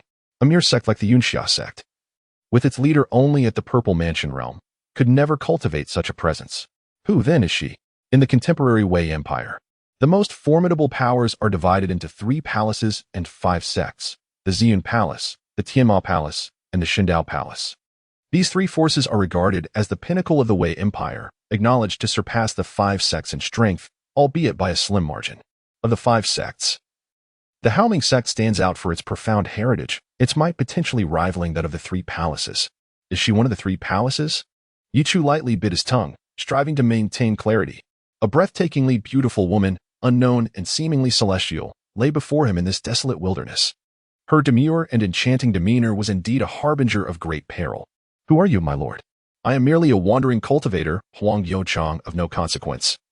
Ye Chu replied nonchalantly, yet his gaze remained fixed on the captivating woman before him. I am but a humble girl who descended the mountain to undergo training. Yet I unexpectedly encountered demonic beings. They sought to capture me as a furnace for their dark arts. Ye Chu gritted his teeth. These demonic entities are truly abhorrent. They deserve to be eradicated. Alas, I am grievously wounded, and my life may soon be forfeit. Young master, you must depart at once. Otherwise, those demonic beings may pursue you, thinking you are complicit in my plight, thus endangering you. How could I abandon a celestial maiden? Ye Chu gradually approached. Should any of the demonic beings draw near, he would swiftly toss this woman aside and flee using the Cloud Dragon Ascendancy technique. Instead of retrieving the precious Xiangquan dew outright, he delicately dipped a fingertip into it and extended it toward her. A rich, aromatic fragrance instantly enveloped the surroundings. And his fingertip, glistening with the dew, shimmered like a jewel. This Xiangquan dew, a treasure of the Dan level, radiated a vibrant light, swirling enchantingly. Is this Xiangquan dew? The woman realized that if she hailed from the Yunxia sect, she should possess the knowledge to recognize such a treasure at a glance. Yet she was profoundly shaken. A wandering cultivator casually producing a Dan-level elixir? Moreover, the Xiangquan dew, a rare life-saving potion, was even more astonishing. The actions of demonic beings are vile. You must not fall into their clutches. Quickly restore your strength. Ye Chu expressed genuine concern. Suddenly, Ye Chu's breath hitched. His fingertip felt an unexpected coolness, startling him. To his astonishment, the woman leaned in closer, her delicate face brushing against his hand as she playfully enveloped his fingertip with her lips, her seductive gaze accompanied by an alluring shyness, leaving Ye Chu entirely flustered. This girl is something else. My lord, you are truly kind to me. The voice of the system in Ye Chu's mind helped him regain his composure. As if a bucket of cold water had been poured over him. This woman is suspicious. Ye Chu hesitated, eyeing the woman still teasingly nibbling at his fingertip and contemplating whether to swiftly eliminate her. Those who disrupt my peace must not be allowed to remain. Just call me Yu Ming. The skin of Yu Ming began to radiate, a vibrant force of vitality fervently mending her injuries. As her wounds healed significantly, she rose to her feet and approached Ye Chu, gently wrapping her arm around his. Her skin appeared ethereal, exuding an enticing allure. Ye Chu attempted to withdraw his hand. But at that moment, a sudden jolt surged within him. Would you like to wager on the He Dao Lincoln for a pure yang essence? System reward. Divine concealed pill. Ye Chu was taken aback. He Dao Lincoln? This wager seemed rather peculiar. The object of the wager was not the enchanting Yun Ming before him, but rather the He Dao Lincoln. Could it be hidden within her? As a young master of the Yi family, Ye Chu had heard of the He Dao Lincoln, a profoundly rare treasure reputed to harmonize yin and yang, merging with the cosmos. If absorbed and concealed within a person's body, it would culminate in a convergence of yin and yang, ultimately planting a celestial seed that could nurture a spiritual body within a month. How could one bestow a strand of pure yang essence? Suddenly, Yu Ming gazed at Ye Chu with sultry eyes. Young Master Huang, my constitution is unique, being a rare Xianin jade body. You are a kind soul, and I wish to gift you. The Xianin jade body is the finest furnace. Should we cultivate together, it would yield immense benefits, enhancing your innate talent and comprehension. I have remained chaste, and you saved me in my time of dire need. Her voice trailed off as she lowered her head, her enchanting eyes glistening with a hint of shyness. Ah, I must admit, I am somewhat tempted. Yet, Ye Chu remained steadfast, casting a sidelong glance at Yun Ming. Were it not for the system's prompt, I would remain oblivious to your ulterior motives. A furnace? Do you take me for one? The He Dao Ling can, if it were to absorb all the yin and yang essence and fuse it into a spiritual seed, would entirely deplete Ye Chu's foundation, rendering his cultivation null. His gaze darkened with ferocity. What of the system's wager? However, the object of the wager was the He Dao Ling can, not the alluring Yunming before him. Young master, what do you think? Yunming's demeanor was dripping with shyness, her presence undeniably captivating. As she drew nearer, Ye Chu unleashed a punch. Boom. Her graceful form was sent flying, yet she swiftly regained her footing in midair, her eyes shimmering with a faint purple light, a playful glint brewing within them. What does young master Huang intend? He had heard tales of the Ziyun Palace's purple mist technique and witnessed its beauty firsthand. Indeed, the rumors were true. You must be the purple dream fairy of Ziyun Palace. The purple dream fairy, at the pinnacle of the 9th level of the divine concealment, was said to be but a step away from the purple mansion realm. Likewise, you cannot be a mere loose cultivator. One could not procure such a celestial spring dew. However, I find it curious that, knowing I am the purple dream fairy, you would refuse to cultivate with me, yet still use the celestial spring dew to heal my wounds. Now that my strength is nearly restored, yet you remain at the pinnacle of the 9th level of the condensing yuan. The disparity between the pinnacle of the divine concealment at the 9th layer and the pinnacle of the condensed essence at the 9th layer is indeed not trivial. The celestial maiden Zi Meng revealed a faint smile, her gaze fixed upon Ye Chu before gradually descending. I have set my sights on you. However, at that moment, she suddenly felt as though she could not discern Ye Chu's expression. He stood there, tall and unwavering, his eyes alight with a subtle, cold smile. Suddenly, a profound change swept over Zi Meng's countenance. Xian Shunlu, you have played tricks. Crackling sounds echoed. Zi Meng never anticipated that she had fallen victim to a treacherous scheme. Chapter 25. Fairy, I apologize. From the very beginning, Ye Chu sensed that the woman before him was not what she seemed. He subtly manipulated the essence of spring within her, channeling his own primordial energy through her lips into her body, ensuring he had an escape route. The human body is frail. That thread of energy wreaked havoc within the delicate form of the purple dream fairy, exacerbating her injuries. Blood gushed forth, and the expression of the purple dream fairy darkened, her countenance radiating a menacing aura. A faint purple luminescence enveloped her, and with a sudden, resonating sound, she forcefully shattered Ye Chu's thread of energy within her body, using her formidable cultivation. I will ensure your demise is a most pitiful one for having taken away your pure young foundation. A dangerous glint flickered in her beautiful eyes, and in an instant, her demeanor transformed dramatically. The ethereal fairy who had descended from the heavens vanished, replaced by a figure exuding lethal intent. Viewing Ye Chu as nothing more than an insignificant insect, the severity of Purple Dream's wounds intensified, yet her robust foundation still posed a challenge for Ye Chu. Even in her injured state, suddenly, radiant purple light erupted before him, resembling a sky full of stars against the night. In a blink, the enchanting silhouette of Purple Dream began to fade rapidly, ultimately vanishing from sight. Such swiftness and movement! Ye Chu's pupils contracted in alarm. The next moment, a fragrant breeze enveloped him as the graceful figure reappeared before him, surrounded by swirling purple mist. With an icy gaze, Purple Dream looked down upon him, her delicate fingers exuding an overwhelming and terrifying power. I shall first break your limbs before proceeding with my plans. Spitting in contempt, Ye Chu retorted. He activated the tiger demon body refinement technique to its utmost limit, enveloping himself in a faint black aura, serving as a protective barrier. Crack! The protective shield shattered instantly, and Ye Chu was sent hurtling backward, crashing into the ground amidst a cloud of dust. Clearly, the Purple Dream Fairy had no intention of granting him a moment's respite. The blinding purple light, imbued with lethal intent, surged toward him. Ye Chu narrowed his eyes and unleashed the mountain-crushing seal. Though it quickly crumbled, the technique still managed to momentarily delay the onslaught of purple light. Utilizing the Cloud Dragon's soaring step to its fullest, he narrowly avoided this lethal beam. Yet his body bore countless lacerations. Boom! The purple light struck a towering mountain, nearly toppling it, as boulders tumbled down like a torrential cascade, creating a scene of chaos and dust. You truly are a formidable opponent, Purple Dream exclaimed, her beautiful eyes shimmering with surprise. She trembled with disbelief that she even while injured, could not easily subdue a mere peak practitioner of the ninth layer of the essence-gathering realm. Amidst the swirling dust, Ye Chu's fist broke through layers of sound barriers, suddenly appearing before Purple Dream in a flurry of afterimages. With a thunderous crash akin to a collapsing mountain, he unleashed a punch infused with the roar of a demonic tiger, bearing down upon her with tremendous force. A flicker of astonishment passed through Purple Dream's enchanting gaze. The power of his physical form was something even the most talented individuals of the divine hidden realm would struggle to achieve. Yet the more formidable her physical form, the greater her attraction to him. She gently licked her crimson lips, her palm erupting with a dazzling violet light. Boom! Ye Chu was once again hurled away, embedding himself into the ground, shattering the earth around him. Had it not been for the perfection of the tiger demon body refinement technique, his body would surely have been obliterated by now.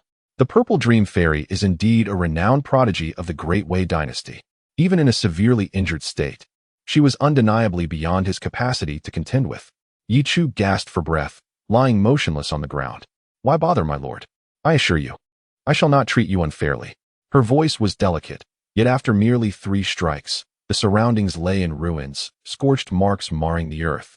For the violet light was terrifying, capable of shattering everything in an instant. In the next moment, she appeared before Ye Chu, gazing down at him. I shall first break your arm, my lord. Please bear with it.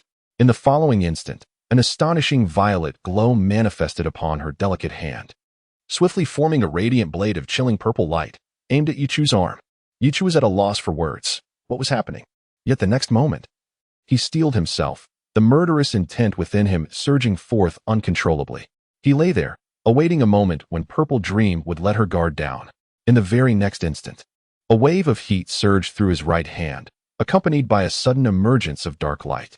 Purple Dream's pupils constricted, a profound sense of danger flooding her heart. What was this? A thunderous dragon's roar exploded in her ears. An oppressive terror she had never experienced before bore down upon her, threatening to crush her in an instant. A pitch-black long spear appeared in Ye Chu's hand as he lay on the ground, gripping the spear's base. It was as if the spear had come alive. A fearsome dragon roaring from the wilderness glaring fiercely at Purple Dream, sending chills coursing through her entire being. The dragon spear had manifested in Ye Chu's grasp. He propelled the tiger demon body refinement technique to its utmost limit. This was his sole opportunity. A spirit weapon of superior earthly grade? How could a mere rogue cultivator possess such a high-level weapon? In that moment, Purple Dream felt an unprecedented sense of crisis. Even when pursued relentlessly by the celestial demon palace, she had never felt this way. Boom, boom, boom. The purple Shen protective barrier. The ice-veiled jade body. She activated her 2 ultimate skills. However, Ye Chu's dragon spear roared and unleashed a dragon's cry, the 2 coiling dragons upon it awakening, as if from slumber. Crack, crack, crack. Before the superior earthly grade spirit weapon, the violet light appeared exceedingly fragile. The dragon spear effortlessly tore through all defenses. Thud! The spear shattered half of Purple Dream's shoulder. She collapsed to the ground, blood spilling from her lips, her eyes filled with disbelief. Superior earthly grade? How could this be? Who on earth are you? She gasped, blood spilling as she voiced her incredulity. Ye Chu slowly rose from the ground. He had nearly succumbed here. He swiftly stowed the dragon spear. Its overwhelming presence was undeniable. It was easy to imagine that with just a swing, he could obliterate this Purple Dream Fairy. Should he employ his accompanying martial arts, then with a mere motion, he could summon phenomena that would astound the heavens and earth. This is the terror of the Earth-level elite. Undoubtedly, his ability to effortlessly conquer Zeeming is significantly attributed to her grievous injuries and her subsequent laxity. Had Ye Chu drawn the desolate dragon spear from the outset, such an element of surprise would have been entirely absent. Ye Chu stood before the fairy Zeeming. Fairy. The harmonious Tao spirit silkworm is now mine. He extended his hand towards her, and after a moment of exploration, he forcefully extracted a silkworm. Roughly the size of a fingertip, shimmering with ethereal energy. A subtle aura of Tao wafted through the air, accompanied by a distinctive fragrance. The spirit silkworm felt slick to the touch. The fairy's complexion flushed crimson, her heart trembling violently. He, indeed, discerned the presence of my harmonious Tao spirit silkworm. Chapter 26. The Divine Concealed Pill. Will you pledge yourself to me? Ye Chu bowed his head, pondering for a moment, yet ultimately struck down the celestial maiden with a single punch. His inquiry stemmed from a restless turmoil within. After all, such a breathtaking heavenly being lay before him. Her shoulder shattered, yet the allure of her beauty remained tangible. Anyone would feel a surge of impulse in his presence. Ye Chu even harbored doubts that the enchanting Zi Meng had mastered some beguiling art, her temptation truly overwhelming. Nevertheless, he resolved to slay her. After all, a woman like Zi Meng, weighing 90 pounds, was a woman of cunning. Ye Chu felt his own naivety, realizing he could not outmaneuver her. Standing tall, he questioned, had she truly acquiesced? Damn, he felt a tinge of regret. With a resigned shake of his head, Ye Chu tidied his traces at the scene, then rummaged through Zi Meng's lifeless form, extracting a violet talisman before promptly departing. This place was not conducive to lingering, for he had just slain Zi Meng. Should the Ziyun Palace become aware of this, if they chose to retaliate, the Haoming sect would not shield him. Ye Chu acutely understood his current standing. He was merely an inner sect disciple, while Zi Meng was a true disciple of the Ziyun Palace. The disparity in their statuses was far too vast. Should the truth come to light, the repercussions would be severe. However, Huang Yongchang was the one who had done the killing. What was it to him, Ye Chu? With a few swift flashes, he vanished from the scene. Dawn broke. The morning carried a hint of coolness as the world gradually illuminated. And a group appeared before Zi Meng's corpse. It was evident that a fierce battle had transpired here. Mountains had collapsed, the earth fractured, and towering ancient trees lay broken, the air suffused with chaotic spiritual energy. Anyone standing in this place would feel a constriction in their breath. The leading woman removed her black scarf, revealing a face of exquisite beauty, her jet black hair elegantly tied up, exuding a striking presence that drew attention. Her features were even more refined than Zi Meng's, radiating a breathtaking allure. Yet, her expression was grim. Someone had gotten there first, damn it. Wang Chun of the Tianjin sect, Ji Chong of the Zhenyang sect, Lu Qinshuang of the Haoming sect. She mentally counted those capable of slaying Zi Meng in her current state, but had heard no news of their descent from the mountain. Who could it be? Sister Ye Chu, what should we do now? Ye Chu had been searching Zi Meng's already stiffening body for a while. Finally, delicately probing, the harmonious Dao spirit silkworm had indeed been taken. Observing the injuries, her entire shoulder had been crushed. She felt utterly at a loss. The wounds on Zi Meng bore no significant marks apart from the fatal injuries on her shoulder and head.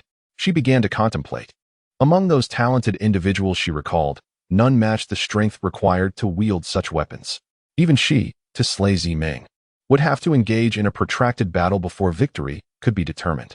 We must find it. The harmonious Dao spirit silkworm cannot be lost. Moreover, if the He Dao spirit silkworm is exposed to the air for more than a day, it will wither and perish. Absorbing the He Dao spirit silkworm leads to extraordinary manifestations. Thus, this individual may not travel far. This silkworm is what my master desires. The mere thought of that woman dimmed Su Ye's gaze, hinting at a trace of animosity, which she quickly concealed. A faint worry etched across her features. Meanwhile, Ye Chu found a secluded spot, where the He Dao spirit silkworm at his fingertips emitted a sorrowful wail. He could feel the life force of the silkworm gradually ebbing away. Deprived of human nourishment, the silkworm was on the brink of wilting and death. Ye Chu closed his eyes, channeling a strand of his essence towards the silkworm. With a gentle rustle, the He Dao spirit silkworm quivered, radiating a brilliant glow. Bet successful. System reward acquired. Divine Song Pill. Is this sufficient? It was said to be pure yang essence. Yet at this moment, by blending that essence into his primordial energy, Ye Chu had fulfilled the system's criteria. He exhaled in relief, then retrieved the Divine Song Pill. He decided to store the silkworm away for the time being, as it was of no use to him, lacking a suitable place to keep it. Ye Chu resolved to first enhance his own strength. The Divine Song Pill was specifically for someone like him, on the cusp of transcending the 9th level of primordial condensation and entering the Divine Song realm. Without hesitation, Ye Chu swallowed the pill. Instantly, the Divine Song Pill transformed into a searing energy that surged through his abdomen, spreading wildly. For a fleeting moment, he felt as though his cultivation was akin to the tumultuous waves of the ocean. He sealed the cave and sat cross-legged. In that moment, he sensed his flesh quaking violently, and his lungs began to tremble, radiant light emanating from within, vibrant and colorful, like the rising dawn. The brilliance converged from his limbs and bones, all flowing into his dantian, forging his inner sanctum, concealing the essence of heaven and earth, gathering the spirits of all things. He constructed his divine song. As his lungs quaked and the light surged, Ye Chu felt invigorated, as if a unique essence was flooding into his body. An astonishing radiance erupted from his brow. Boom. Without any unexpected incidents, Ye Chu directly stepped into the divine song realm. At last, he had achieved this state. Since acquiring the system, it had not been long, yet he had ascended from the initial 5th level of primordial condensation to the divine song realm. He reminded himself to remain humble and diligent. Today's encounter with the Purple Dream Fairy served as a wake-up call. Many more formidable beings like her resided within the Great Wei dynasty. Beyond its borders, countless exceptional prodigies awaited discovery. Ye Chu suddenly felt an invigorating sense of motivation. Furthermore, after defeating the Purple Dream Fairy, he had discovered a talisman on her, likely the Ziyin Palace's Zi Xin killing talisman. Capable of slaying even those of the Purple Mansion level, Ye Chu felt a sense of relief. Fortunately, his summoning of the Wild Dragon Spear had taken her by surprise. The formidable power of the ninefold condensation of essence is indeed quite deceptive. Otherwise, upon the invocation of this talisman by Ziming, Ye Chu would have been instantly reduced to ashes. There remains a necessity for growth. I am still but a speck in the vast cosmos. At this moment, Ye Chu's breakthrough was far from complete. He retrieved 5 body-refining pills from his bosom. These were 5 perfectly round elixirs, a vivid crimson hue interspersed with dark undertones, enveloped in a haze of searing vapor. Chapter 27. The Embodiment of the Immutable. The Tiger Demon Body Refinement Technique achieves perfection. The body refinement pills are resplendent in a deep crimson hue, radiating a dark brilliance, and are exceedingly rare, even within the esteemed Hall of Dream. Such treasures are not within the reach of ordinary disciples. Core disciples must make significant contributions to earn the favor of the pill hall. Yet, before Ye Chu lay 5 of these precious body refinement pills, if others were to witness this sight, their eyes would surely turn green with envy. One could only wonder if the Tiger Demon Body Refinement Technique could withstand the immense energy contained within these 5 pills. To endure the overwhelming potency of the medicine, a formidable body refinement technique is essential, acting as a great hand to knead the medicinal strength. Ye Chu took a deep breath and swallowed all 5 pills in one swift motion. The effect of simultaneous consumption far surpassed that of taking them one by one. The only concern was the sheer intensity of the medicine. At worst, he would endure a bit of pain. Indeed, a torrent of potent energy surged forth. And in an instant, Ye Chu felt as though he had been thrust into a colossal grinder, mercilessly compressed and ground. The pressure was immense, akin to a mountain bearing down upon him, causing blood to trickle from the corners of his mouth. It was rather overwhelming. With determination, Ye Chu summoned all his strength to activate the Tiger Demon Body Refinement Technique, desperately consuming the surging medicinal power. In an instant, he felt dizzy, blood flowing from his ears, and his muscles trembled violently. Merge with me. A series of explosive energies erupted from Ye Chu's body, the crimson essence causing his muscles to swell dramatically, resembling a balloon filled to capacity, with vitality spilling over. The surrounding cave trembled under the force of this terrifying energy, shattering under its might. Ye Chu's forehead was drenched in cold sweat, tinged with a faint red hue, as the overwhelming medicinal power began to rupture his blood vessels. Cracks appeared on his exterior, reminiscent of a porcelain vase slowly fracturing. In a hurry, Ye Chu retrieved a vial of immortal spring dew from his robe, dipped his finger into it, and swiftly consumed it. The pure medicinal essence rapidly mended his shattered muscles, restoring them to a state of resilience and strength. This was precisely why Ye Chu dared to consume all 5 at once. What was a little pain in the grand scheme of things? The immortal spring dew could heal his corporeal form. With a low, muffled roar, Ye Chu's eyes glowed crimson, transforming him into a creature of sheer vitality. As tangible crimson mist began to waft around him, his body shattered repeatedly, inflicting unbearable agony. Finally, he could no longer endure and hastily gulped down a generous amount of immortal spring dew. He then settled into a cross-legged position, allowing the medicinal power to flood his being. With a crack, Ye Chu felt as though a peculiar shackle within him had been shattered in an instant, a thin membrane breaking apart, unleashing a terrifying force that surged throughout his entire body. He thrust his fist forward with immense power, and the ground trembled with the impact. The terrifying power was capable of uprooting mountains, a force that belonged to an entirely different realm. Its exaggerated strength stirred the air with fierce ripples, causing the cave to tremble violently, and it began to collapse. Such a fearsome force. Ye Chu swiftly made his escape from the cavern, avoiding being buried beneath the ruins. Standing at the entrance, he reveled in the vigorous and tumultuous strength of his physique, his heart brimming with delight. The Tiger Demon Body Refinement Technique had reached perfection.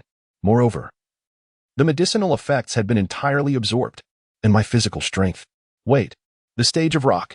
Physical strength possesses its own unique realms. When it ascends to an extraordinary level, it can be referred to as the stage of rock. Typically, only disciples who have attained the Purple Mansion realm and diligently practiced body refinement techniques can achieve such an accomplishment, possessing a strength of 100,000 pounds. Previously, wielding the wild dragon halberd felt somewhat cumbersome, but now, Ye Chu felt he could easily maneuver it. Unfortunately, the wild dragon halberd was too conspicuous. Without a solid foundation and backing at the Haoming sect, I could not wield it freely. However, I could use it without reservation down the mountain. Each time I take a life, it should be done without leaving a trace. It seems I should seek out Shaoqin Xian to learn how to effectively erase traces of battle. At this moment, Ye Chu could not help but sigh. With his current strength, none among the inner sect could rival him in the ranking battles. Ye Chu inhaled deeply. Before the year's end, he aimed to become a core disciple. It was a pity that the tiger demon body refinement technique had already reached its zenith and could no longer keep pace with Ye Chu. To attain the stage of rock in physical strength, he would need to seek out earth-level body refinement techniques. But how difficult that would be. At this moment, Ye Chu took out the Tao harmonizing spirit silkworm from his bosom once more. A faint glow enveloped it, resembling a firefly in the night, translucent and sparkling. Ye Chu gently inhaled its unique fragrance. The Tao harmonizing spirit silkworm appeared somewhat frail. He then infused it with a trace of his pure yang energy, coupled with his primordial force. The pure yang essence carried by Ye Chu's blood was even more formidable. In the blink of an eye, the Tao harmonizing spirit silkworm seemed to have been nourished to fullness. It could not usurp my foundation, hence it would not attain perfection, but it could successfully plant the innate spirit seed. The spirit body that emerged might not be flawless, yet the cultivation of a spirit body is contingent upon personal aptitude, physical compatibility, and luck. Regrettably, Ye Chu could not utilize it. The Tao harmonizing spirit silkworm could only be employed by women. At that moment, an idea struck Ye Chu. What if he sought an opportunity to gift the Tao harmonizing spirit silkworm to someone? This spirit silkworm was no ordinary item. It was exceedingly rare and precious. In the vast Wei dynasty, how many could awaken a spirit body? The news of the Tao harmonizing spirit silkworm must be well concealed by the fairy of purple dreams. Otherwise, the pursuers would not be mere demonic entities. Perhaps even ancient beings would emerge. Ye Chu gazed at the Tao harmonizing spirit silkworm. Time is of the essence. Should the He Tao spirit silkworm fail to locate a host, it will wither and perish without the nurturing essence of purine. Such a fate would indeed be a true squandering of nature's gifts. Ye Chu narrowed his eyes, pondering whom he might seek in this moment. He believed the safest course of action would be to venture into a small village, in hopes of discovering a girl endowed with the talent for cultivation, to whom he could bestow the He Tao spirit silkworm. At that moment, Ye Chu suddenly discerned faint sounds emanating from the depths of the forest. Was it the sound of combat?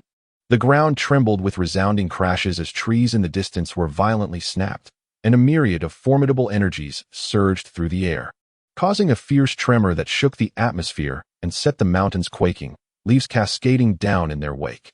Ye Chu's heart leapt at the realization. Who could be engaged in such a battle? It must be a confrontation of at least the 9th level of divine concealment. Could it be yet another prodigy? Without hesitation, Ye Chu hastened toward the source, his gaze alight with curiosity. Who could it be? Chapter 28. The Innate Spirit Seed. With a thunderous roar, the earth trembled, and a mountain crumbled to dust, chaos erupting as rocks fell from the skies. Amidst the swirling dust and debris, a graceful figure suddenly coughed up blood and was hurled backward. Su Yiyu, your mastery of the heavenly demon Hung Yu technique is still lacking, taunted a figure before her, resembling an ethereal fairy. With elegant hands, she retracted her claw-like movements, crimson droplets staining her jade-like fingers. Yet, the blood was not her own, but that of Su Yiyu. Su Yiyu spat out blood, her gaze icy and filled with fury. Despicable. She was in pursuit of the Tao-combining spirit silkworm. But in a moment of carelessness, she fell prey to this wretched woman's ambush. A single strike had left her gravely injured. The renowned Night Shadow Fairy had met with such misfortune. Indeed, the Tao-combining spirit silkworm had thrown her off balance. In the past, during her tenure as a chosen one among the hidden dragon, Su Yiyu would not have been so easily defeated. The assailant, named Bing Yan, was a direct disciple of the Ice Xin sect. In the realm of cultivation, at their level, they were both outstanding figures of the younger generation. revered as fairies by outsiders. Bing Yin regarded Su Yiyu with a cold stare, having finally seized the opportunity presented by Su Yiyu's momentary lapse. Her strike had directly inflicted severe wounds upon Su Yiyu. The Ice Xian sect and the Heavenly Demon Palace had always been at odds, and Bing Yin and Su Yiyu were sworn adversaries. Cursed be this fate. Su Yiyu had never anticipated being ambushed. Ultimately, her eagerness to find the Tao-combining spirit silkworm had led to her mental lapse, causing her to overlook the perilous surroundings. This was dire. Severely injured, she found herself in a precarious situation should the disciples of the Ice Xian sect encounter those from the Heavenly Demon Palace. It would surely lead to a fight to the death. Today, her prospects appeared grim. Her heart sank to the depths of despair. Meanwhile, Ye Chu approached, concealing himself deftly in a hidden alcove, perfectly masking his presence. Two factions were present. One appeared to be affiliated with the Heavenly Demon Palace, while the other, led by a woman exuding an icy aura, froze the surrounding trees in their wake, indicating her allegiance to the Ice Xian sect. Ye Chu, having heard of the enmity between these two forces, observed with narrowed eyes from a distance. However, his attention was suddenly drawn to the white-clad woman, who, with a mere gesture, encased everything in ice. Was the system reacting? Would it bestow the Tao-combining spirit silkworm upon her? He turned his gaze to the black-clad woman sprawled on the ground, who was currently wreaking havoc upon the disciples of the Heavenly Demon Palace. Devouring spirit body absorbs the essence of realms to enhance one's being, a true demonic body, belonging to a category of spirit bodies. Suddenly, Ye Chu's eyes sparkled with realization. While Earth-grade martial arts were indeed formidable, they paled in comparison to the allure of the devouring spirit body, which was on an entirely different scale of value. What he sought most was a unique physique to elevate his innate talents.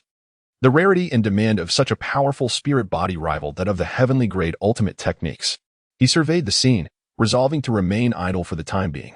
Descending now would surely spell doom. Both sides had become utterly bloodthirsty, and amongst them stood the illustrious Ice Fairy, renowned across the vast Wei dynasty. Ye Chu had heard tales of her gentle kindness, her captivating beauty, and her graceful demeanor, making her an enchanting being for whom countless souls would lose their sanity. At this moment, the Ice Fairy effortlessly struck down a disciple of the Heavenly Demon Palace, his head crushed like a watermelon, sending a chill down Ye Chu's spine. Goodness! How exceedingly gentle she is. Even a passing dog would likely fall victim to her hand. Ye Chu could only imagine that if he were to entrust the harmonious Tao spirit silkworm to this Ice Fairy, he himself might also receive a strike. Soon, the Heavenly Demon Palace, now devoid of its backbone, had seen the demise of the Night Shadow Fairy. The Ice Fairy, accompanied by a multitude of disciples from the Ice Mystic sect, seemed eager to leave without delay. Once Ye Chu confirmed their complete departure, he appeared on the scene, his gaze flickering. Su Yiyu lay sprawled on the ground, a ghastly wound in her back, blood ceaselessly flowing from it, presenting a horrific sight. Her once exquisite face was pale, her hair disheveled and soiled, a once revered fairy now reduced to this lifeless state. Ye Chu approached her side, filled with a sense of lamentation. If she were to perish, would it hinder the activation of the treasure system's rewards? After a moment of contemplation, he reluctantly retrieved a drop of celestial spring dew, applying it delicately to her lips, allowing a thread of vitality to flow into Su Yiyu's body. However, the effects of the celestial spring dew were not sufficient to revive her from such a state. Ye Chu had merely granted her a slender thread of hope, with the remainder dependent upon her will to survive. Then, Ye Chu lifted Su Yiyu's garment. The spirit silkworm at his fingertips surged forth, glowing like fireflies, exuding a unique fragrance. With a gentle push, it entered her being. Ye Chu exhaled in relief, as he beheld a wave of special spiritual energy ascending, swiftly enveloping Su Yiyu. Within her, the essence of pure yang he had infused began to take root. Not to mention the pure yang essence that had already reached the realm of the body. The spirit silkworm, having absorbed enough, commenced the fusion of yin and yang, now initiating the planting of an innate spiritual seed. Am I dead? Su Yiyu felt her breath fading, her consciousness plunging into an abyss. The suffocating sensation of death engulfed her in despair. Yet now, something seemed to be occurring. A coolness lingered in her mouth as a wave of life began to surge. As she gradually opened her eyes in a daze, she beheld a figure, strikingly handsome, with sharp brows and starry eyes, exuding an extraordinary charm. What? What has he done to me? Wait. A swirl of Tao rhythm quickly enveloped her, a warmth blossoming in her abdomen. A fervent sensation intermingled with potent energy wrapping around her entirely. It seemed to imprint a special mark within her body. This is the harmonious Tao spirit silkworm? The vitality lingering at the edges of her lips ought to be regarded as an exceedingly precious elixir of healing, at least of the grade of a rare treasure. Yet, the stirring beneath her is that of the harmonious Tao spirit silkworm. Presently, she finds herself in a state of confusion. The individual who vanquished seeming. Was it not for the sake of that harmonious Tao spirit silkworm? In her dazed state, she glimpses a tall figure, who casts a fleeting glance her way with an air of indifference before turning to depart, leaving her utterly bewildered. Who could this possibly be? A bitter smile forms within her. The drama unfolds with such irony. Amidst the throngs vying for the harmonious Tao spirit silkworm, it has unexpectedly fallen into her grasp. She has turned misfortune into fortune. Having been implanted with a primordial spiritual seed, she is destined to possess a formidable spiritual entity. She etched that silhouette into her memory, her expression a tapestry of complexity. Chapter 29, the youngest disciple of the Purple Mansion. Ye Chu swiftly sought out a secluded, tranquil environment, his heart brimming with uncontainable excitement. The devouring spirit body, as described by the system, was exceedingly domineering. From a certain perspective, it could be regarded as a formidable demonic physique, capable of consuming the foundational essence of other constitutions, reminiscent of devouring one's vitality and appropriating another's cultivation for personal gain. This devouring spirit body was undoubtedly among the pinnacle of spiritual bodies. With a gentle ripple akin to water, a unique energy surged into Ye Chu's being, enveloping him in a warm, soothing embrace that washed over his entire body. Contrary to the anticipated pain, he experienced a profound sense of comfort. As new energy burgeoned within him, waves of power cascaded over Ye Chu's form. The metamorphosis continued unabated. Sitting cross-legged, the surrounding water began to flow backward, rising into the air before rapidly evaporating, cloaking the area in a shroud of mist. At the center of this fog, Ye Chu radiated brilliance. A kaleidoscope of colors descending upon him, illuminating the space with myriad rays of light. Suddenly, he opened his eyes, piercing through the lingering mist. Boom! A terrifying pressure erupted around him, centered on Ye Chu, creating a colossal vortex of spiritual energy. The trees in the vicinity withered swiftly. The lake was drained of its waters, and the soil lost its vitality, exuding a foul stench. Within a radius of 100 meters, all signs of life vanished. Hiss! Is this the essence of the devouring spirit body? Truly overpowering. Ye Chu could not suppress his astonishment as a pure essence of energy surged into his inner sanctuary.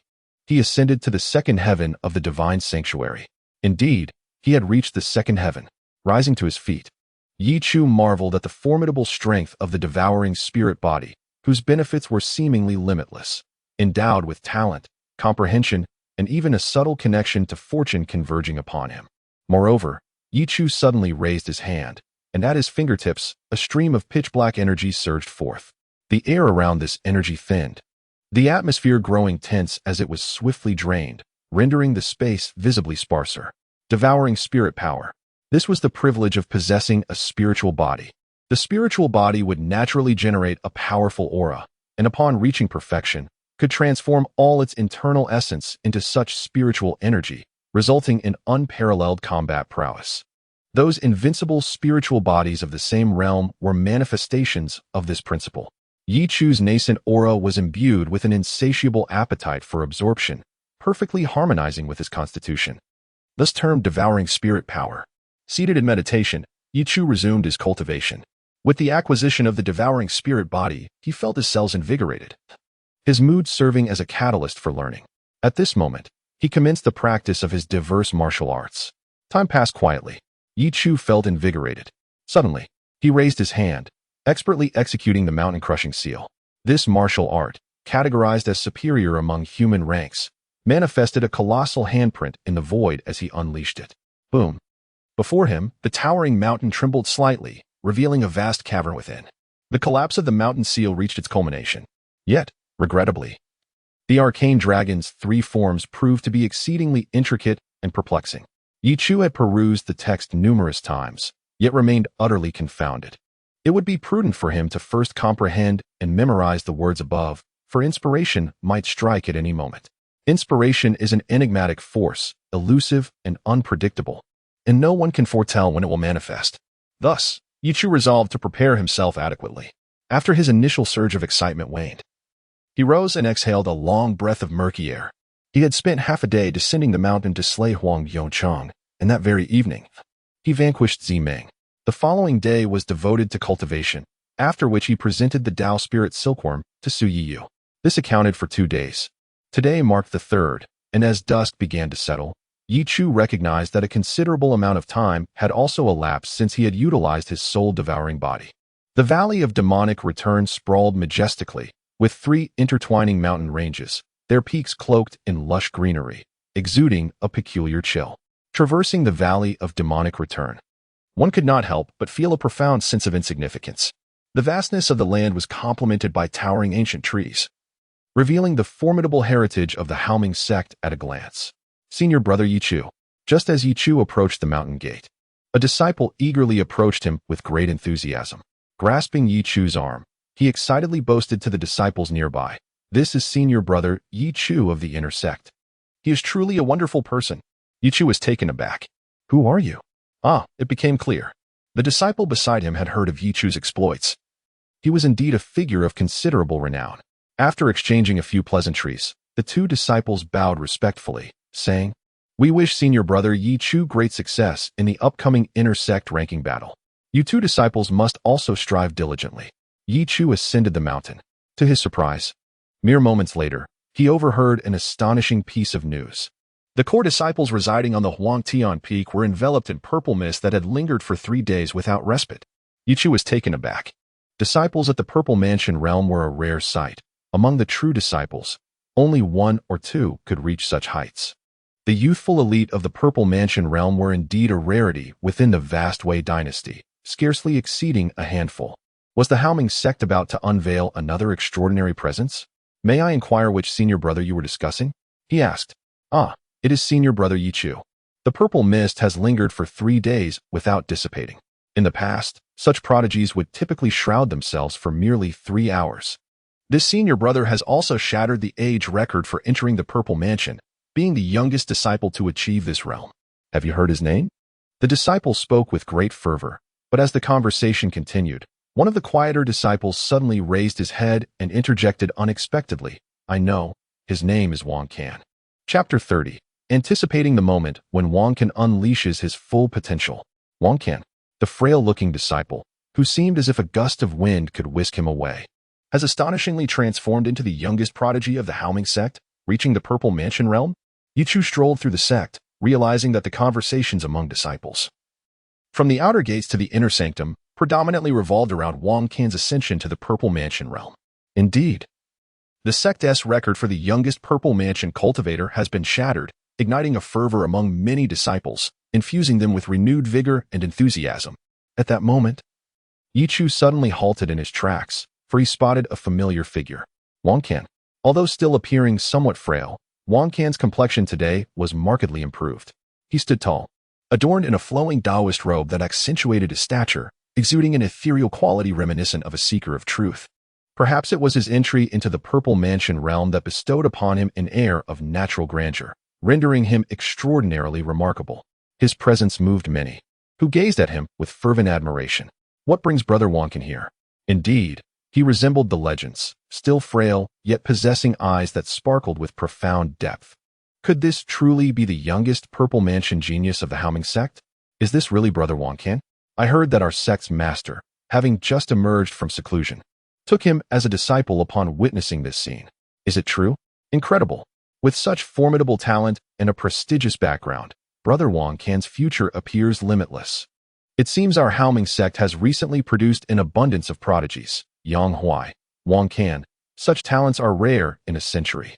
Little did they know that this generation of the Haoming sect was initially destined for greatness. Had it not been for unforeseen circumstances, the sect would have been the epicenter of future turmoil. Instead, Shaoqing Xian was expelled, Wang Can succumbed to illness, and Yang Huai lived an unremarkable life as a mere servant. The fate of the Haoming sect indeed seemed precarious. At this moment, the captivating Wang Can approached Ye Chu. Junior brother.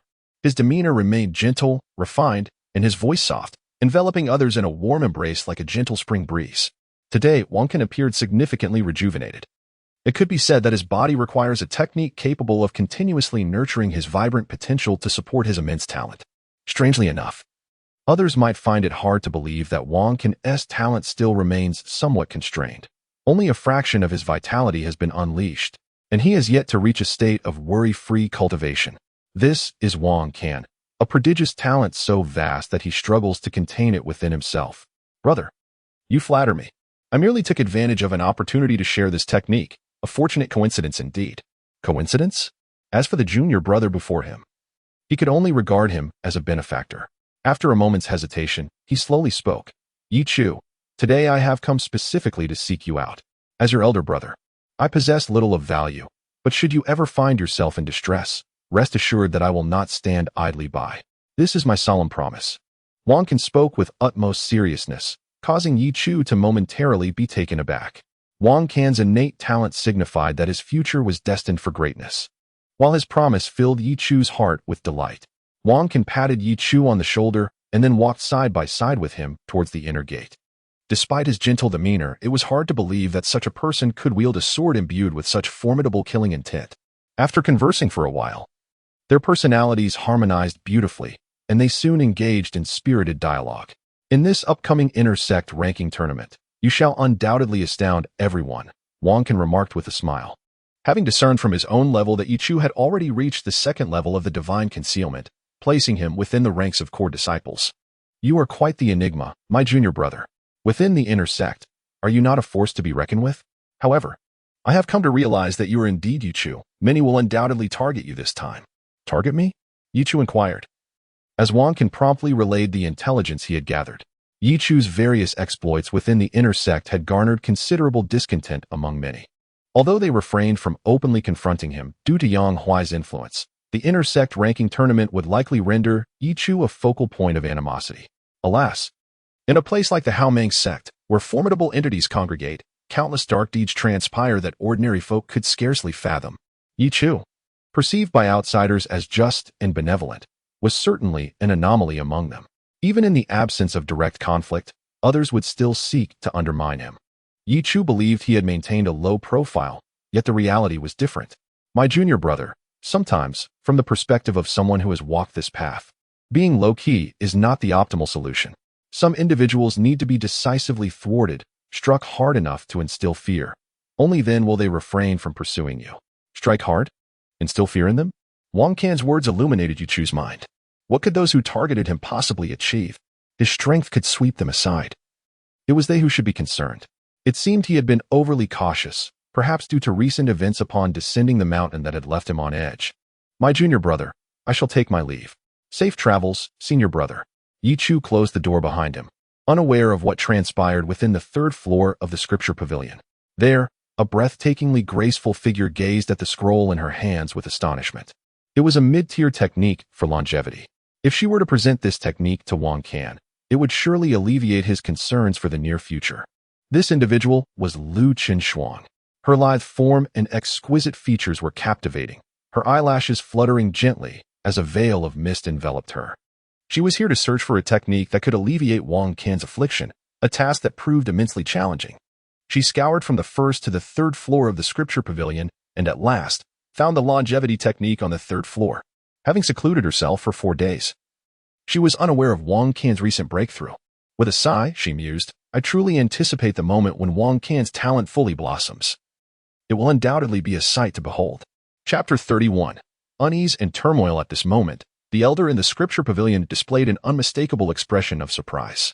What is it, elder? Lu Qinshuang inquired, momentarily taken aback by the elder's reaction. Oh, it's nothing, the elder replied, lightly tapping his forehead with a chuckle. I am merely astonished. Such a cultivation method is typically avoided, as it bears little utility for true practice, and its vitality is rather trivial. Just a few days ago, that lad Wang Quan also took a similar manual, so I was a bit taken aback to see another. What? Lu Qinshuang's eyes widened in disbelief. You mean? Junior brother Wang Quan came to retrieve a manual of this nature just days ago? She was acutely aware of how rare such techniques were. Hadn't she only informed Wang Quan of this mere days prior? In her mind, her words were merely intended to alert him, considering they had never interacted directly. How could he possibly heed her advice, especially given Wang Quan's somewhat obstinate nature?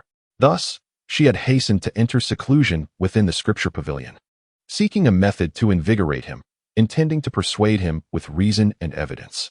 Yet, to her astonishment, Wonkin had indeed come to claim a similar technique 3 days prior. What was happening? She felt dizzy. Unexpectedly, it seemed that this cultivation had truly yielded sweet rewards for him. He had become enraptured in his practice for several days, as if addicted. And contrary to her expectations of an adverse effect on his progress, his innate talents had been partially unleashed. His cultivation level ascended rapidly, as if propelled by a rocket. Wonkin was indeed an extraordinary individual. However, dear Shuang, your talents are also remarkable. His path cannot be replicated. He has already stepped into the Purple Mansion realm. The elder casually remarked. Purple Mansion? What? Lu Qinshuang was taken aback. Elder, are you saying that Wonkin has already reached the Purple Mansion level? In that moment, she was at a loss for the emotions swirling within her. She had anticipated Wonkin's rise. Yet when she suddenly felt an acute disconnection from his ascent, a wave of inexplicable panic washed over her. What had gone awry? Why did everything seem to be slipping from her grasp? Having returned to this life, everything should have gradually unfolded under her watchful eye and control. But now, Wonkin, Yonghuai, Shaoqingxian, Shuang? The elder, noticing Lu Qinshuang's pallor and her dazed demeanor, called her name several times in confusion. Ah. Lu Qinshuang lifted her gaze. Do you still desire this longevity technique? No, I do not, she replied, stepping out of the scripture pavilion. The weather was splendid, and the disciples were fervently discussing recent happenings within the sect, yet she felt like an outsider. Where had the problem arisen? It felt as if a hidden hand were silently orchestrating everything. Ye Chu, unaware of the profound transformations within the Haoming sect, found himself in a state of trepidation akin to that of a reincarnated soul. Donning the ceremonial robe of the discipline hall, he resolved to resume his duties there. In 3 days, the internal ranking battle would commence, and Ye Chu was determined to surprise the inner sect of Haoming. The words of Wonkin had sparked a significant revelation within him. Indeed, the disciples of Haoming were notorious for their nefarious deeds, indulging in practices such as capturing individuals for sorcery and blood rituals. It was only after one of their own had tragically manipulated a prodigy within the sect that restrictions on their behavior were imposed. However, the inherent malice still lingered within their nature. Now, to compel them into submission, one must conquer them. Nearby Yi City, a graceful figure adorned in a flowing white gown, the enchantress of the demonic path, radiated an ethereal beauty that was beyond compare. Her demeanor transcended the ordinary, her skin glowing with a faint luminescence, appearing almost translucent, as if enveloped in mist from afar. Yet, she still bore a semblance of weakness. In her mind, the silhouette of a figure lingered, leaving her with an insatiable question. Why did that person bestow upon her the harmonious path spirit silkworm? The reasoning eluded her, and she grappled with the mystery of why her life had been spared. Seeking answers, she ventured to the site of Zi Meng's remains, hoping to uncover some clues. Yet she was met with an utter lack of direction. She felt an unsettling knot in her heart, a persistent thought that if she could not locate that person, her mind would remain shackled. In a twist of fate, she had unknowingly benefited from misfortune. The harmonious path spirit silkworm, which her master had desired, had found its way into her possession. Her gaze dimmed as she reflected on her master.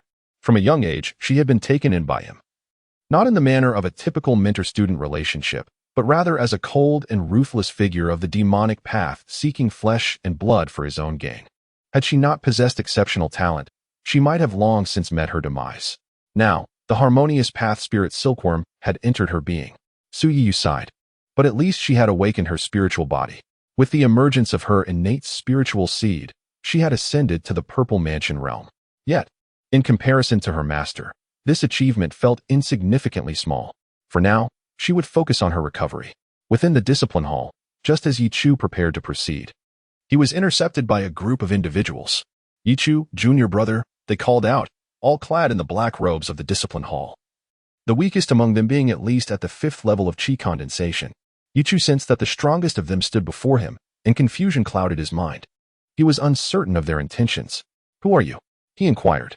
Duong Ying, one of them replied, revealing himself as a disciple of the discipline hall, now leading a group to confront Ye Chu.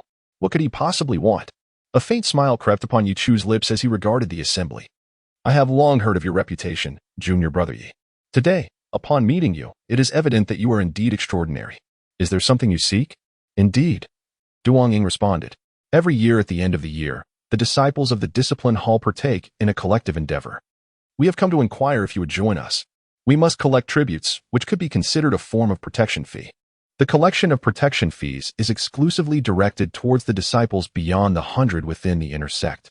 One could assert that they represent the foremost dark force within the Haoming sect's inner circle. Ye Chu glanced at them and replied, I must decline. Chapter 32.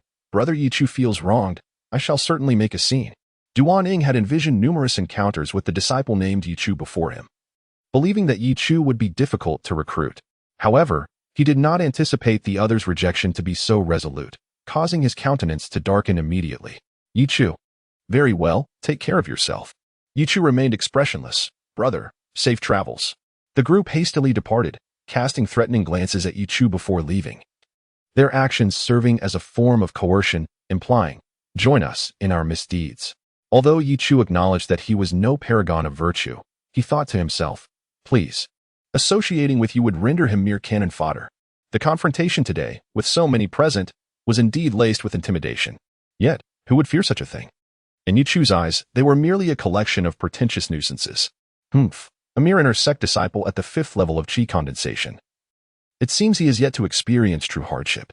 He believes that having Yang Huai to look after him suffices, but Yang Huai has only just begun his cultivation journey, possessing nothing more than the title of an authentic disciple.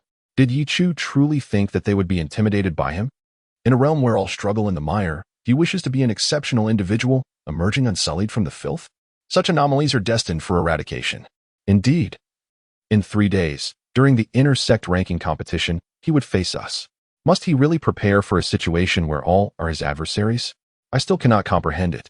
The disciples each made their way toward the inner sect, clad in black robes, their faces revealing scorn. To them, Ye Chu was merely a buffoon. Meanwhile, Ye Chu, having arrived at the discipline hall, sat cross-legged in his quarters. He felt threatened. How utterly vexing. What is this nonsense? Here he was, a practitioner of the second heaven in the divine concealment realm, possessing a spiritual body and wielding a top-tier earth-grade wild dragon halberd. Yet a so-called third-tier inner sect disciple and his sycophants had the audacity to block his path? Moreover, the glances exchanged by that group before their departure conveyed a message akin to, if you lack awareness, you shall suffer. This is absurd. In the novels of my previous life, this is termed as tormenting the protagonist. The more Ye Chu pondered, the more aggrieved he felt, ultimately leading him to mutter a curse under his breath. He then stormed out in a fit of rage. Brother Ye Chu, where are you going? To vent my anger. Inside the inner sect, the doors of the various courtyards remained tightly shut. The year was drawing to a close. Those disciples of the discipline hall were likely to commence their antics again. Each year, they demanded spirit stones, and if one lacked spirit stones, they would substitute them with other pills. These disciples of the discipline hall were truly excessive. Was there no one to hold them accountable? Unfortunately, although the Haoming sect did not openly flaunt its demonic nature like the heavenly demon palace, the path of the devil was far more daunting to outsiders. These were merely trifles, paying a little tribute ensured a stable existence. Indeed, it has been said by the elders that in the past, the conflicts among the disciples of the Haoming sect were relentless, a veritable survival of the fittest, akin to nurturing venomous insects. Only the victors ascended to the core peak of the Haoming sect, where they would finally receive the protection of the sect's rules. It was only after a certain promising youth, favored by the sect master, was brutally refined into a potent elixir one fateful night that the sect's regulations began to permeate the inner sanctum. Nowadays, one can simply pay a fee to ensure peace. Why not seize such an opportunity? The realm of cultivation is indeed ruthless. Suddenly, the door was kicked open with a resounding thud. What are you dawdling about? As per usual, 3 low-grade spirit stones. If you lack them, you may exchange other elixirs instead. Of course, they encountered a formidable opponent. As for these spirit stones, I shall not part with them, Xiao Qingxian retorted with unwavering conviction, his eyes wide with disbelief. I toil daily to acquire spirit stones to exchange for various medicinal materials to enhance my strength, and you expect me to surrender them? Are you seeking my demise? Master, if it comes to it, let's eliminate him, Xiao Qingxian declared fiercely. The remaining soul shared in this enmity at this juncture. Demanding spirit stones was tantamount to threatening their very lives. Very well, Xiao Qingxian, is that your name? The disciple from the discipline hall's expression turned menacing. Truly, there are those seeking death. The disciple's countenance darkened. It had long been anticipated that Xiao Qingxian was no ordinary individual. He had always been a thorn in their side since his days in the outer sect. Yet, it was surprising how utterly unyielding he was. Immediately, a group of disciples from the discipline hall encircled him, their expressions far from amiable. Xiao Qingxian narrowed his eyes, noting that among these enforcers were many ranked within the top 100 of the inner sect, all of them glaring hungrily at him. Having reached the 5th stage of yuan condensation, it was undeniable that his progress was astonishing. In such a short span, he had transcended numerous realms. Moreover, with an array of hidden cards up his sleeve, he felt undaunted by the enforcers, leading to a tense standoff. At that moment, the other disciples displayed expressions of astonishment, unable to fathom that someone dared to resist. This rule had been in place for an extended period. Indeed, there had been others as audacious as Xiao Qingxian in the past, but their fates had been dire. The disciples of the discipline hall could easily fabricate a charge against you, and they were adept at wielding the sect's regulations against you. This was precisely why the discipline hall instilled such fear. Are you Xiao Qingxian? At this instant, a figure emerged from behind, their gaze turning icy. Duan Ying cast a glance at Xiao Qingxian before speaking with a grave tone. It seems the authority of the discipline hall has been forgotten by some. They advanced toward Xiao Qingxian. Xiao Qingxuan's eyes were frigid as he gritted his teeth. He yearned to test the limits of his abilities. If he revealed all his hidden strengths, how many could he eliminate today? It was clear that the Haoming sect was ill-suited for him. This presented an opportunity to gauge his prowess, as he had recently experienced a significant elevation in his realm, but had yet to find a suitable trial. This was indeed a fortuitous chance. Disciple, do not hesitate to pursue your endeavors. Should you falter, I shall intervene. Today, the two of us shall create quite a stir. The ring trembles, and within it resides a lingering soul, a benevolent spirit. Xiao Qingxian embodies such a nature. Ye Chu has repeatedly come to his aid, and Xiao Qingxian has long regarded Ye Chu as one of his own. He is indifferent to others. If Ye Chu suffers any injustice, he will surely unleash a tempest of vengeance. Yet, at this moment, it appears you have forgotten the regulations of the Haoming sect's discipline hall. A melodious voice resounds from afar. As a strikingly handsome disciple of the discipline hall approaches, his expression restrained yet tinged with a hint of menace. Chapter 33. Duan Ying has been captured. As that voice resonated through the air, all eyes turned towards the source, revealing a disciple clad in the black robe of the discipline hall approaching. The radiant glimmers in many disciples' eyes were abruptly extinguished. Within the inner sanctum of the Haoming sect, lacking formidable strength meant enduring humiliation and oppression. Just moments ago, they had harbored hopes that someone might intervene to halt such vile behavior. But upon recognizing that the newcomer was yet another disciple from the discipline hall, their hopes swiftly faded. Indeed, after all these years, if intervention were to occur, it would have happened long ago. At that moment, someone suddenly exclaimed, "Brother Ye Chu? Ye Chu? Could it be the Ye Chu who stood up for the outer disciples?" Many pairs of eyes sparkled with anticipation. Brother Ye Chu was known for his integrity, disdainful of colluding with the nefarious forces within the sect.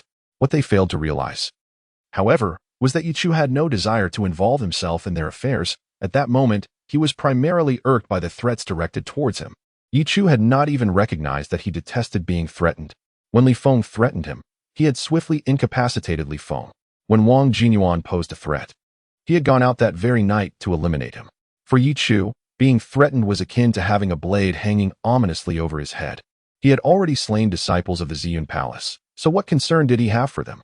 Brother Wangkin was right.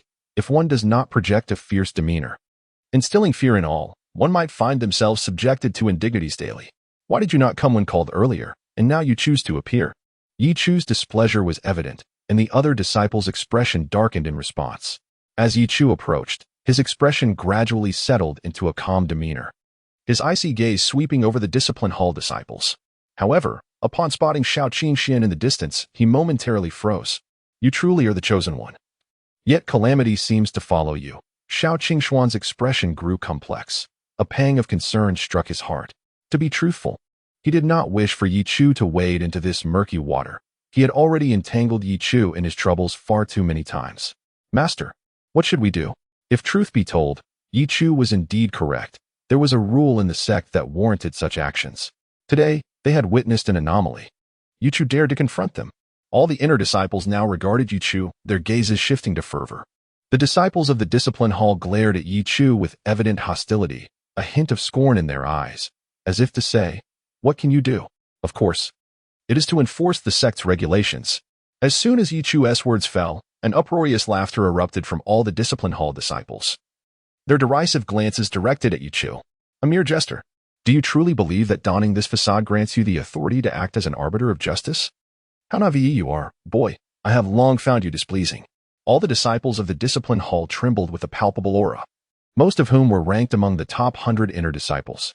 At that moment, their energies surged, shaking the very foundations of the inner sect as if a colossal wave were crashing down. The inner disciples, faced with this violent and terrifying force, turned pale, their palms and feet slick with sweat. The sheer power emanating from this assembly of formidable inner disciples sent shivers down their spines. "Master, what should we do?" Shao Qingxian, drenched in cold sweat, realized he had underestimated these disciples. He feared he would have to rely on his master once again, worried about whether Ye Chu would come to harm. Ye Chu, with his arms crossed over his shoulders, stood tall and imposing, exuding a faint air of arrogance. His high nose and piercing gaze instilled a sense of pressure that made the discipline hall disciples extremely uncomfortable.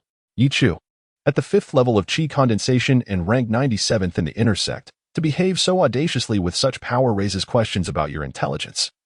One disciple approached with a fierce glint in his eyes, causing everyone to hold their breath. As he advanced step by step, his aura intensified, the energy of a 7th level Qi condensation disciple swelling dangerously. The earth beneath them began to tremble. Just then, however, Ye Chu suddenly vanished from his original position, his terrifying speed leaving behind a trail of afterimages.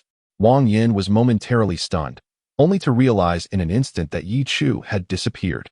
A sense of foreboding surged within Duan Ying, and in a split second, his pupils constricted as an unprecedented sense of crisis engulfed him. In the next moment, the tall and handsome Ye Chu appeared before him like a specter, blocking his view of the world.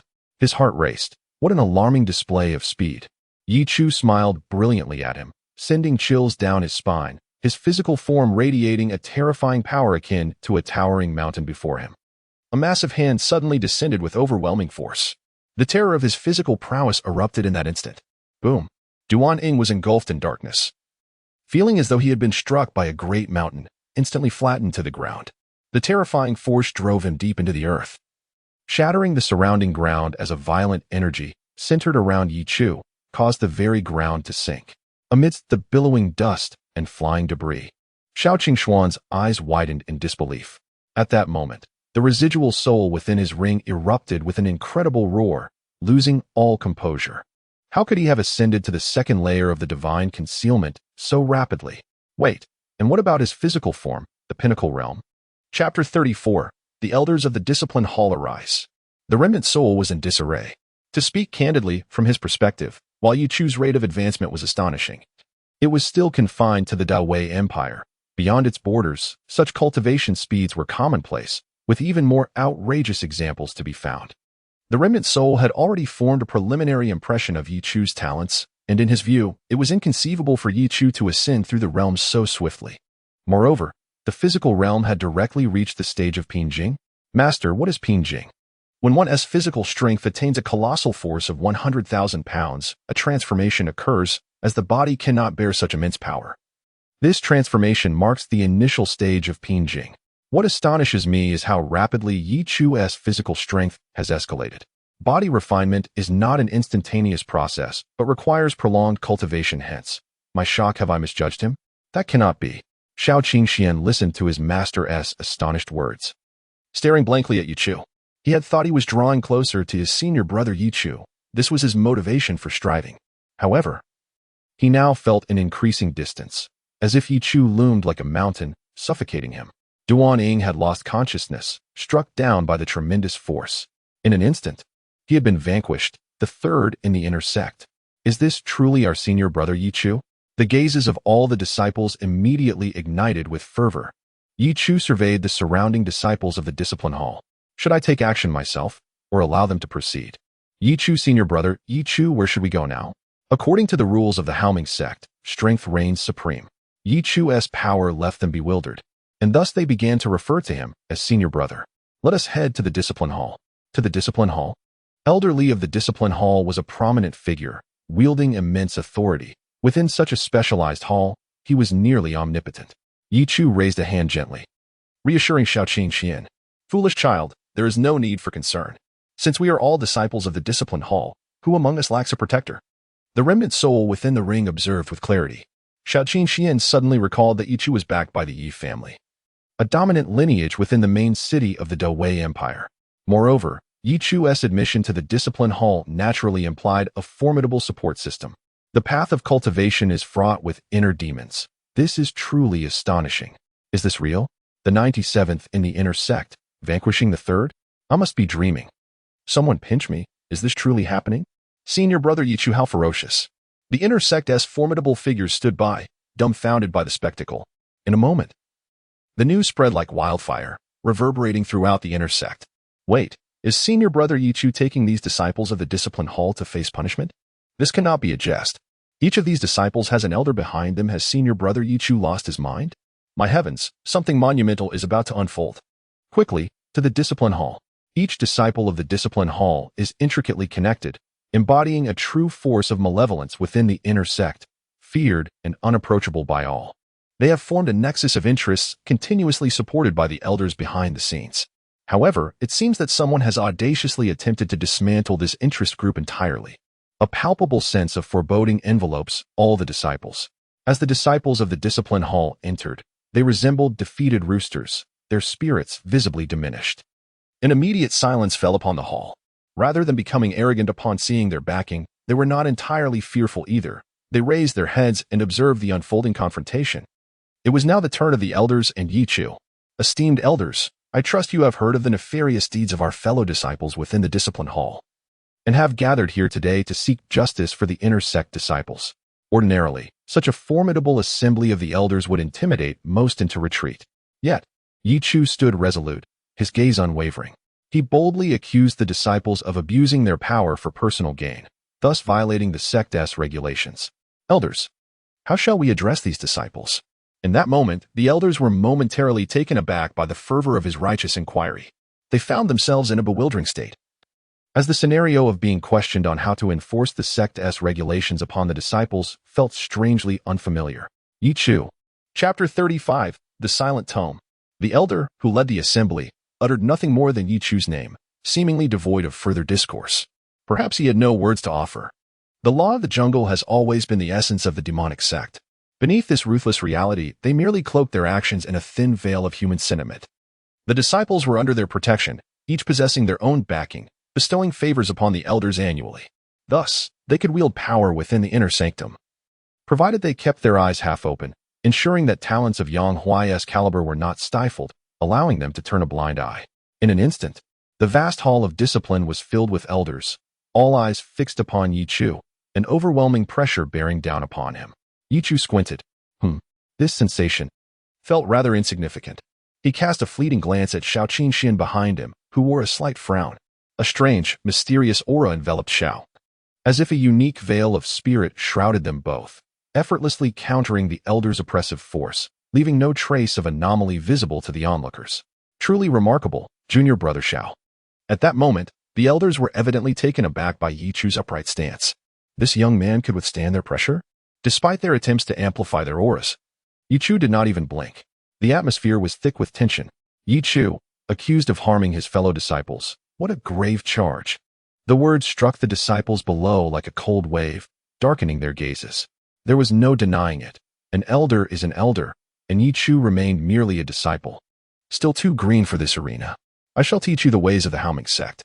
Elder Li's massive hand shot towards Ye Chu, seemingly intent on making a public display of force, his palm emanating a heavy, palpable killing intent. At that moment, a figure suddenly appeared before Ye Chu, a tall silhouette, expressionless, yet adorned with an air of authority mixed with resignation.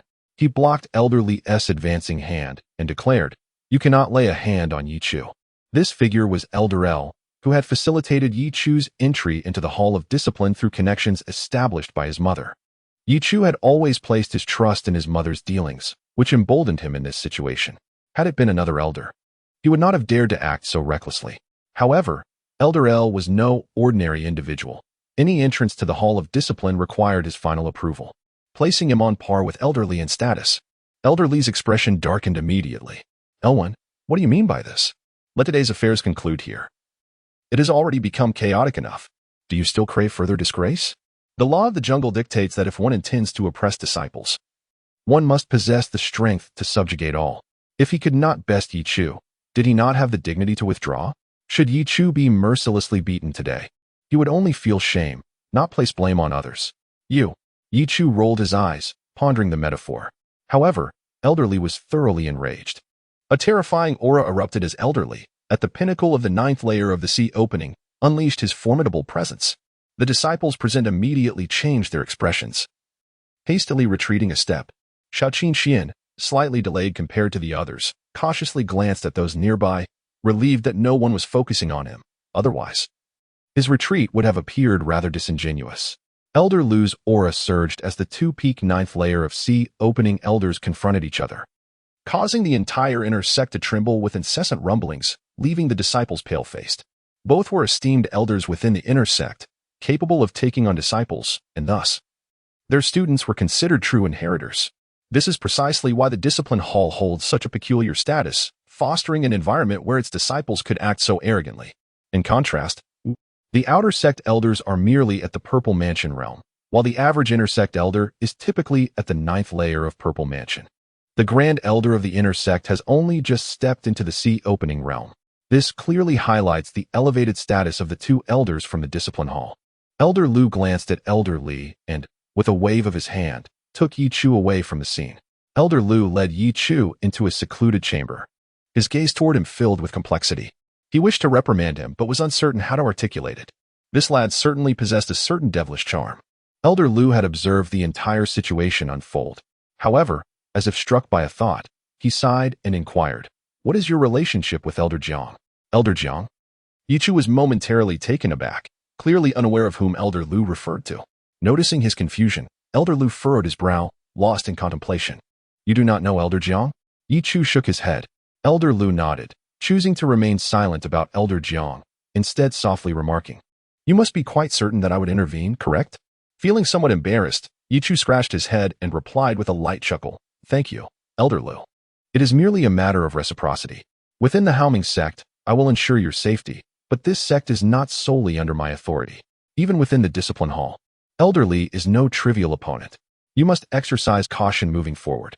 As for the inner sect disciples, you may act with relative freedom. Especially towards those within the top 100, you can deal with them as you wish. The discipline hall can shield you, but be wary of its disciples. Do not become overly audacious. In simpler terms, taking action against the disciples of the discipline hall would be unwise. If these individuals are utilized wisely, each can represent a significant force, naturally serving as Ye Chu's protective shield. While I can offer you protection, the offense you have caused against the entirety of the discipline hall is troublesome, and your future endeavors may thus encounter difficulties." Ye Chu nodded, unable to deny the truth in Elder Lu's words. "Indeed, I may have acted impulsively, however. Ye Chu believes that failing to retaliate when threatened would signify a lack of clarity in his thoughts." "Yes, that is precisely the case." Ye Chu nodded to himself in quiet agreement. At that moment, he turned his gaze toward Elder Lu, who stood before him. Chapter 36. The Mad Immortal Elwyn. The Purple Sand Elixir. This is a rare type of elixir that Ye Chu obtained during his initial ventures into the world of gambling. This elixir is extraordinarily scarce. In Ye Chu's estimation, one would be hard-pressed to find even a single one throughout the entire Wei dynasty. It appears that such elixirs are found only in some extremely remote and rare tribes beyond the borders of the Wei dynasty. Essentially, obtaining one without the requisite fortune is akin to searching for a needle in a haystack. Its primary effect targets certain exceptionally rare and peculiar poisons. While it may not be deemed precious, its rarity is undeniably significant. However, why would Elder L require the purple sand elixir? Ye Chu had initially believed that he would never have a use for it, yet it seemed to have triggered a condition for gambling with Elder L. With a wave of his hand, Elder L evidently signaled that he was about to depart, having nothing further to discuss with his disciple. At that moment, Ye Chu suddenly called out, "Elder L." In that brief span, his mind raced with thoughts on how to appropriately present the purple sand elixir to Elder L. To directly state, "Elder L, you are poisoned," would be tantamount to courting death. How could a mere novice disciple discern that the elder was afflicted? Thus, Ye Chu resolved to feign ignorance. "Elder, I ventured down the mountain a few days ago and fortuitously acquired this elixir. I have scoured numerous texts yet could not ascertain its true nature. Might you lend your discerning eye? With a flick of his wrist, a perfectly round elixir appeared in his palm, emanating a faint purple glow, tinged with the dark hue of lead. The elixir felt heavy and exuded a peculiar scent, neither fragrant nor pleasant, but rather somewhat pungent. Yet, upon its revelation, Elder El, who had maintained a stoic demeanor, suddenly found his breath quickening. Ye Chu could perceive a newfound fervor in the elder's gaze, though more so, he was struck with astonishment. The purple sand elixir. How did you come to possess such a treasure? For a moment, Elder El was at a loss for words. You stumbled upon this elixir? Indeed. Is this elixir of great significance to you, Elder? Ye Chu inquired, his eyes widening in surprise. However, Elder El had yet to fully comprehend the situation. Ye Chu boldly rose to his feet and respectfully bent his body in deference. This elixir was a chance acquisition. If it holds great importance for you, I would like to present it as a token of gratitude for your support. Elder El was left in a state of bewilderment. To be candid, the events unfolded too rapidly for him to process. He had spent a lifetime searching for the elusive purple sand elixir, which had always eluded him. Even this particular elixir had been mentioned to him by a wise sage during his youth, akin to a ludicrous dream that sustained his final glimmer of hope. And now, this elixir he had sought for half a lifetime suddenly lay before him, causing his mind to falter. In that fleeting moment, he even experienced a surge of impulse to seize the elixir outright. However, at this moment, Ye Chu suddenly bowed and presented a gift, leaving him momentarily stunned. For me? Is it not needed by the elder? I must have overstepped.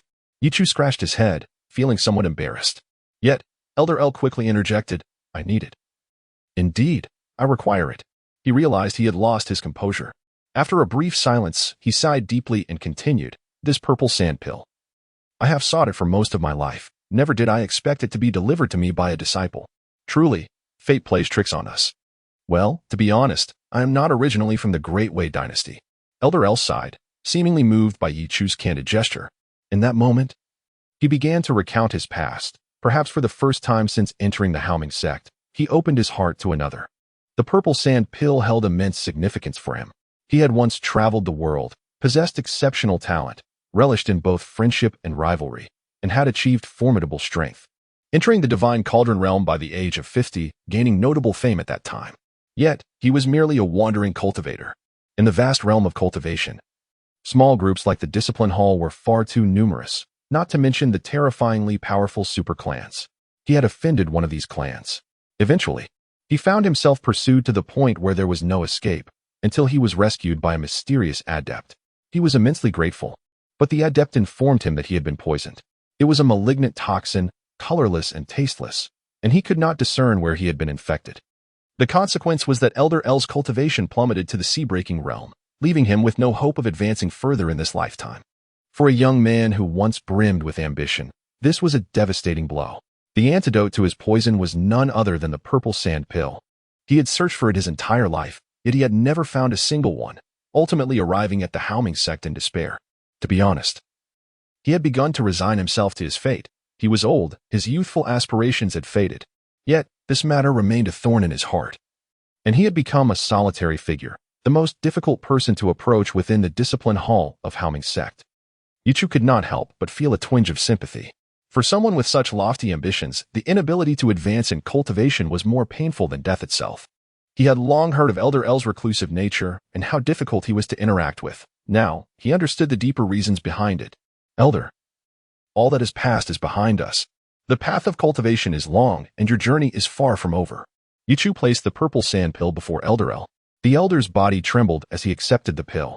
Once, he had entered the divine cauldron realm at the age of 50, with terrifying talent. Standing at the forefront of his era. Back then, he was full of vigor and unrestrained. However, the hardships of over a century had caused him to forget the wild spirit of his former self. He swallowed the purple sand pill in one swift motion. And in an instant, an intangible shackle that had imprisoned him for a century suddenly shattered, and that which had been long sealed away finally awakened anew. In that moment, Elder El's form seemed to grow immensely in stature. A tempestuous aura enveloped him, causing Ye Chu to struggle for breath. In an instant, all the formidable beings within the Haoming sect sensed this overwhelming energy, their expressions shifting in alarm. Who has stepped into the realm of the divine cauldron? Wait, it seems this is not merely a breakthrough. I sense that a powerful entity has awakened. At this moment, atop the sacred peak of the Haoming sect, where the sect leader resides. Positioned at the very heart of the Gimmick Valley, a figure stood majestically upon the summit, ethereal as a celestial being. His presence was as profound as towering mountains, and his gaze was sharp, akin to a divine sword. He observed the burgeoning aura with a smile of satisfaction. Ah, old El, you have finally emerged. Chapter 37, Strike Them. Ye Chu's expression turned to one of shock. This was the first time he had experienced such a terrifying aura up close. Was this truly the divine cauldron realm? Moreover, Elder Lu Wan, who had once been a prodigy in the vast world beyond the Great Wei dynasty, had attained the divine cauldron realm by the age of 50. Such a formidable talent was beyond anything Ye Chu had ever heard of. At that moment, as he beheld the overwhelming presence of Elder Lu Wan, he suddenly felt his world shrink into insignificance. The so-called geniuses within the Great Wei dynasty, those celestial beings and noble scions, would likely pale in comparison outside this realm. Elder Lu Wan's gaze was clear and penetrating. After completely purging the toxins from his body, he felt invigorated. But it was the transformation of his state of mind that was even more profound. Previously, he had been akin to a withered tree, lifeless and desolate, though still alive. His spirit had long since perished, engulfed in an aura of decay. Now, he felt rejuvenated, his thoughts soaring to celestial heights. He erupted into hearty laughter, finally dispelling the clouds of despair. His mood was notably uplifting. Turning his gaze to Ye Chu, he suddenly found the boy remarkably pleasing to the eye. He had once thought his life would remain stagnant. With a smile curling at the corners of his mouth, he placed a hand on Ye Chu's shoulder and declared, "Come. Let's vent some frustrations." Huh? Vent? Where to? Ye Chu was momentarily taken aback. Didn't you just say it's best not to provoke the discipline hall? Did I say that? You must have misheard, Elder Lu Wan replied, his intentions clear. Before Ye Chu could fully comprehend, a powerful and robust aura enveloped him, whisking him away towards the discipline hall. The entire Haoming sect was thrown into a frenzy. Another powerhouse in the divine cauldron realm has emerged from our Haoming sect. Haoming is flourishing once again. In an instant, as that terrifying aura surged forth, disciples inside and outside the sect erupted in fervor. They had joined the Haoming sect in pursuit of its strength, and now, with another divine cauldron powerhouse rising, they felt a sense of pride in their association. Could it be one of the core elders? Most core elders were of the sea opening realm, and it was said that among them, the second and third elders had reached the 9th layer of sea opening. Could it be them? However, at that moment, one figure stirred a wave of astonishment among the crowd. Elder Lu Wan's aura was unrestrained and bold, although he appeared significantly aged. His brilliance remained striking and his vitality exuberant. Many experienced a strange illusion, perceiving Elder Lu Wan as a spirited young man, brimming with vitality. As the crowd sensed that formidable aura, their expression shifted. Divine Cauldron Realm? Wait, is that Elder Lu from the Discipline Hall? The one in the Divine Cauldron Realm is Elder Lu? Countless individuals were shaken. They had not anticipated that it would be Elder Lu from the Discipline Hall. Congratulations, Elder Lu. Elder Lu's ascension to the Divine Cauldron Realm is indeed a blessing for our Haoming sect. Around them, numerous intersect elders came forth to extend their congratulations. The disciples bowed deeply, for reaching the realm of the Divine Cauldron signified a profound transformation. Within the Haoming sect, only the esteemed Grand Elder and a few reclusive Supreme Elders could attain such a status. Elder El nodded slightly, his demeanor exuding arrogance. A mere century of delay held little weight for someone as extraordinarily gifted as Elwyn. His gaze swept across the assembly. It seemed trivial. Yet this young fellow still had something to express. What could he possibly say? Elwyn cast a furtive, menacing glance at Ye Chu, conveying a silent message. Go on. At that moment, all eyes converged upon Ye Chu. What would he articulate? The regulations meant nothing to him. Let them have it. Elwyn's influence ignited a fervor within Ye Chu. As Ye Chu's words echoed, an oppressive silence enveloped the discipline hall. What was happening? Were these two out of their minds? Elderly rose, unable to contain his mounting fury. Did he truly believe the discipline hall was devoid of authority? His aura erupted. The peak of the 9th layer of the sea of separation crashing down upon Ye Chu like a cataclysmic wave as he strode forward, exuding a terrifying presence that left many pale with fear. Are you attempting to instruct me? He thundered. It seems I have been dormant for too long, and many have forgotten my might. Ye Chu, initially spared due to Elwyn's intervention, was about to discover the consequences of his audacity. Elder Li's gaze was cold and foreboding, his fingertips trembling with power, causing the very air around them to quiver. unleashing a torrent of energy that rendered the surrounding disciples ghostly pale. Amidst the crowd, Xiao Qingxuan's pupils constricted, ready to don his hat and unleash his remnant spirit. However, his mentor remained unresponsive, bidding him to observe the unfolding events. If I wish to strike you, Elwyn cannot shield you. Elder Li's expression was fierce, shadowy as the depths of a stormy sea. Yet, in that very moment, a more ferocious and terrifying aura erupted in the air. Suddenly, a colossal hand descended, neutralizing all of Elder Li's pressure with a thunderous impact, sending him hurtling backward like a cannonball. The discipline hall trembled as the figure shattered the rear wall with a resounding crash. Li Yuanxi, are you pretending to be someone you're not? Elwen's countenance darkened. He had merely intended to provoke Ye Chu, with himself as a protective shield. To his astonishment, Li Yuanxi had escalated the situation beyond his expectations. Ye Chu is here. Let us see who dares to act. With a deafening roar, the rear wall of the discipline hall collapsed. Amidst the rubble, Elder Li coughed up blood. Disbelief etched across his face as he gazed at Elwen. The aura he had sensed moments ago was indeed formidable. But he had assumed it belonged to the elders of the Huangtian Peak, never suspecting it was Elwen himself. How could he have ascended to the realm of the Divine Cauldron in such a short span of time? To embark upon the path of the Divine Cauldron, one must be thoroughly prepared. The esteemed Grand Elder took a staggering half-month to make his breakthrough, and how little time has elapsed since that ominous aura manifested. Thus, he did not direct his thoughts towards Elwen. Little did he know that Elwen's situation was not one of breakthrough, but rather a restoration to his former state of mastery in the Divine Cauldron after dispelling a poison. Everyone around was overwhelmed by the terrifying aura emanating from Elwen, struggling to breathe under its weight. At this moment, Elwen strode confidently to the seat of honor and took his place. Casting a serene glance over all the disciples of the discipline hall, I regard not your past actions. Now, confess your transgressions, accept your penalties, and adhere to the established protocols. Chapter 38. Do not inquire excessively, for the sake of the Haoming sect. The entire discipline hall was rendered speechless, their astonishment palpable. Brother Ye Chu, is your backing truly this formidable? An elder of the Divine Cauldron realm stands in support?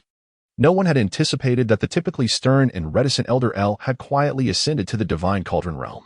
Moreover, perceptive individuals noted that Elder L appeared transformed.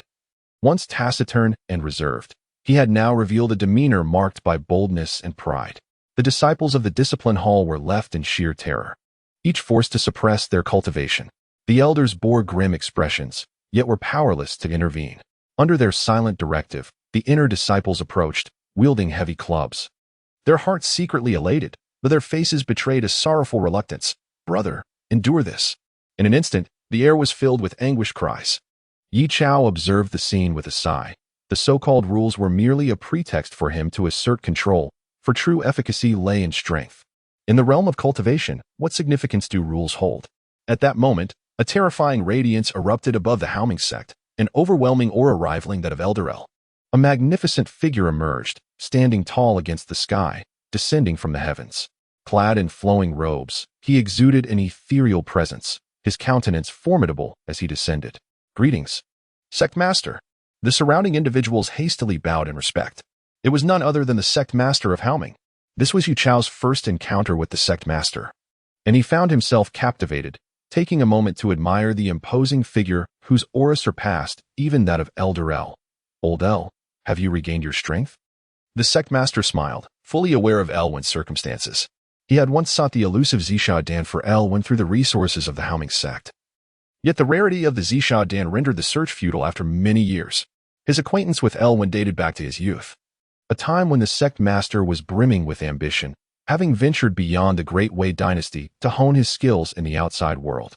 He had believed himself extraordinarily gifted, only to discover that the vast world beyond dwarfed his talents. By chance, he met Elwen, who at that time was his role model, a dazzling genius who left an indelible impression on him. L1, already at the 9th level of the sea-breaking realm, served as a pillar of support for the Sect Master. Eventually, the Sect Master ascended to the Divine Cauldron realm and took the reins of the Haoming sect. While Elwen remained at the 9th level of the sea-breaking realm, a source of unease for the Sect Master. He could not bear to see such a remarkable prodigy languish in obscurity for the rest of his life. Elwen smiled and nodded, prompting the Sect Master to burst into hearty laughter. With your talent, you should soon surpass me. However, the sect leader, Upon observing elderly sprawled on the ground, and the disciples of the discipline hall, each immobilized and receiving blows, displayed a look of helplessness. "What is this?" Lewin remarked with a smile, just indulging them for a bit. Some individuals truly lack understanding. Elder Li's face twitched as he hastily bowed to the sect leader. "Greetings." "Sect leader." "Aye." He realized that the sect leader had effectively stripped him of his status as the Grand Elder of the Discipline Hall. Ye Chu had not anticipated that his displeasure, spurred merely by the threatening gazes of those Discipline Hall disciples, would escalate to such an extent. What had initially been a mere altercation among disciples had now drawn the attention of the Grand Elder and the sect leader. Ye Chu suddenly contemplated whether this could be considered extraordinary fortune. He was increasingly resembling a protagonist. He felt quite satisfied. Yet, at that moment, an intense gaze swept over him. Ye Chu lifted his eyes and found the sect leader suddenly fixing his gaze upon him. In that instant, Ye Chu felt utterly exposed. As if he were an ant in comparison to the formidable aura surrounding the sect leader. "You are an inner sect disciple?" The sect leader appeared somewhat taken aback. "Greetings."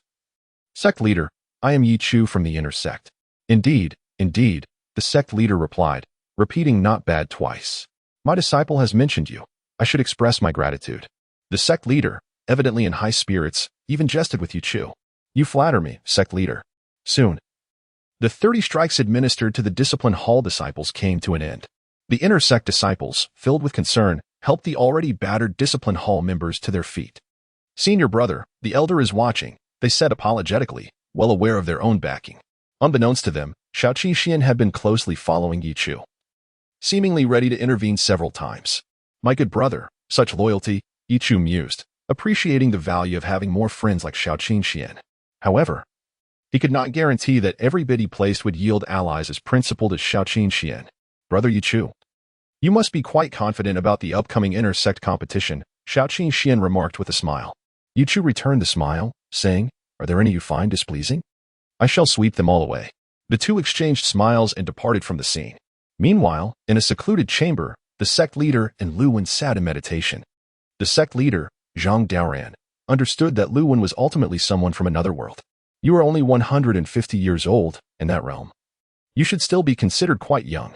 Yet, Zhang Daoran recognized that Lu Wen's gaze was fixed upon the first batch of disciples. He was unsatisfied. "Wait until I overcome the calamity of life and death." The two conversed for quite some time. Since Lu Wen had been poisoned, he seemed to have transformed. Now eager to express thoughts accumulated over a century. As two figures capable of standing at the pinnacle of the Great Way engaged in conversation, Zhang Daoran felt joy.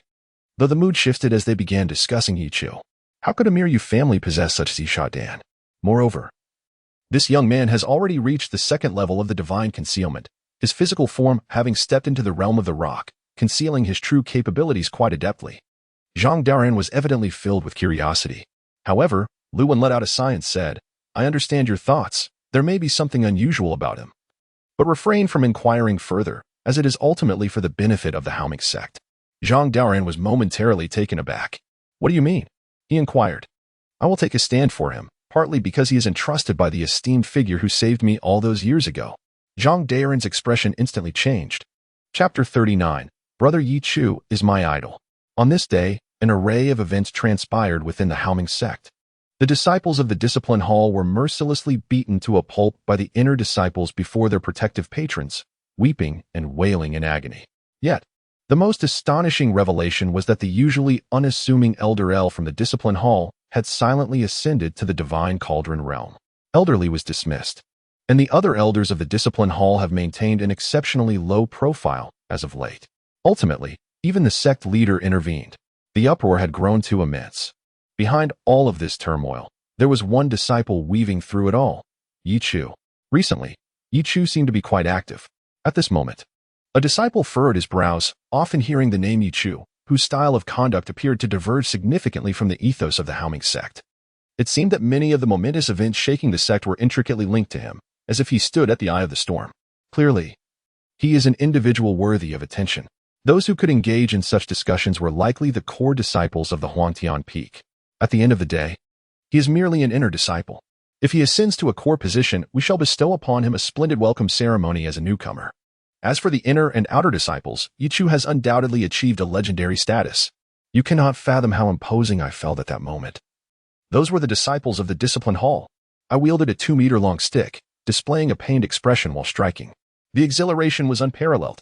Brother Ye Chu is invincible. Brother Ye Chu is my idol. The inner and outer disciples have endured relentless oppression within the Haoming sect. Although the sect provides them with ample protection, it is limited to the confines of the sect itself. Each year, when descending the mountain, they are gripped by trepidation, fearing assassination at the hands of some sect disciple. This year, as they descend, it should be much quieter. These disciples are currently nursing their wounds, and it seems unlikely they will be able to leave the mountain during the year-end festivities. Thank goodness for Brother Ye Chu. Brother Ye Chu is truly a benevolent soul. In an instant, the discussions surrounding Ye Chu have evidently escalated throughout the inner and outer disciples of the Haoming sect. They hold him in profound admiration.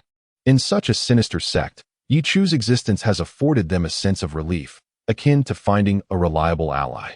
Disciple, I find myself increasingly perplexed by your brother Ye Chu. Initially, I perceived him as merely an ordinary disciple with a touch of naive righteousness. However, after these recent events, I harbor a peculiar sensation that he stands at the nexus of great forces, with even the slightest of his actions capable of swaying destiny and inciting tumult. Such individuals are typically the central figures of fate, yet he appears distinct from those I have previously encountered who inhabit the core of destiny, lacking certain qualities. Truly, he is an enigma. In comparison to him, I even feel you embody the archetype of a central figure amidst the tides of the era. Shao Qingxian sat in his courtyard, listening to the incessant ramblings of the lingering soul within the ring, maintaining his composure. Master, after a moment of silence, Shao Qingxian slowly spoke. In this vast universe, everyone possesses their own destiny. Senior Brother Ye Chu has his, which is a fortunate occurrence. Just as I encountered Senior Brother Ye Chu during my most challenging times, and you as well. Oh, why do you not solely speak of your Senior Brother Ye Chu, but also include your master? Shao Qingxian replied helplessly. Master, what you say is unfounded. Senior Brother Ye Chu extended a helping hand during my most desperate moments and frequently stood up for me. I regard him as my own elder brother. My accomplishments today are also attributed to your guidance. Once a teacher, always a father. Whether it is Senior Brother Ye Chu or you, I shall never forget. Though I may be humble in stature and words now, I have always been a man of my word.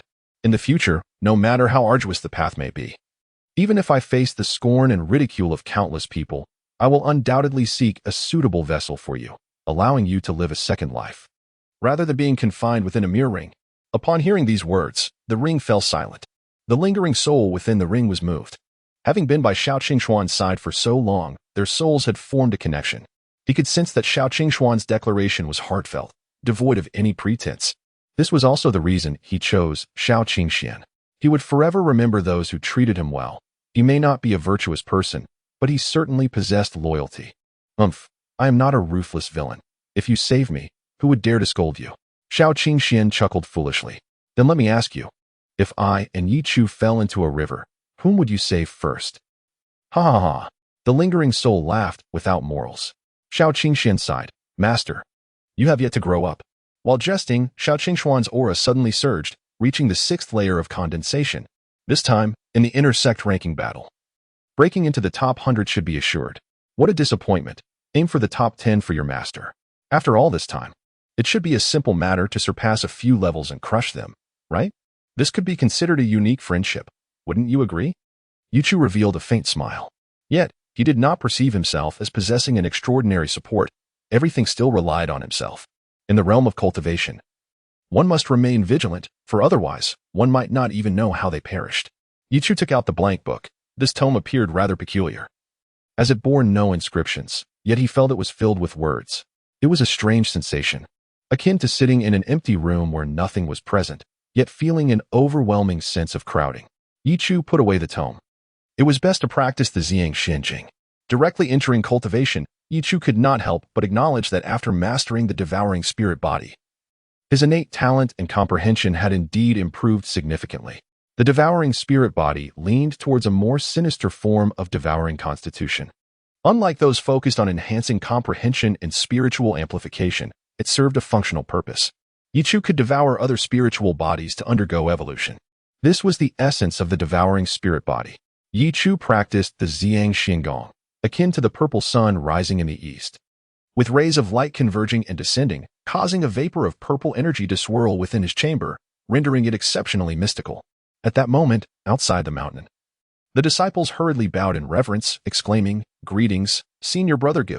However, unlike the admiration they held for Ye Chu, their expressions towards this disciple were tinged with a semblance of fear.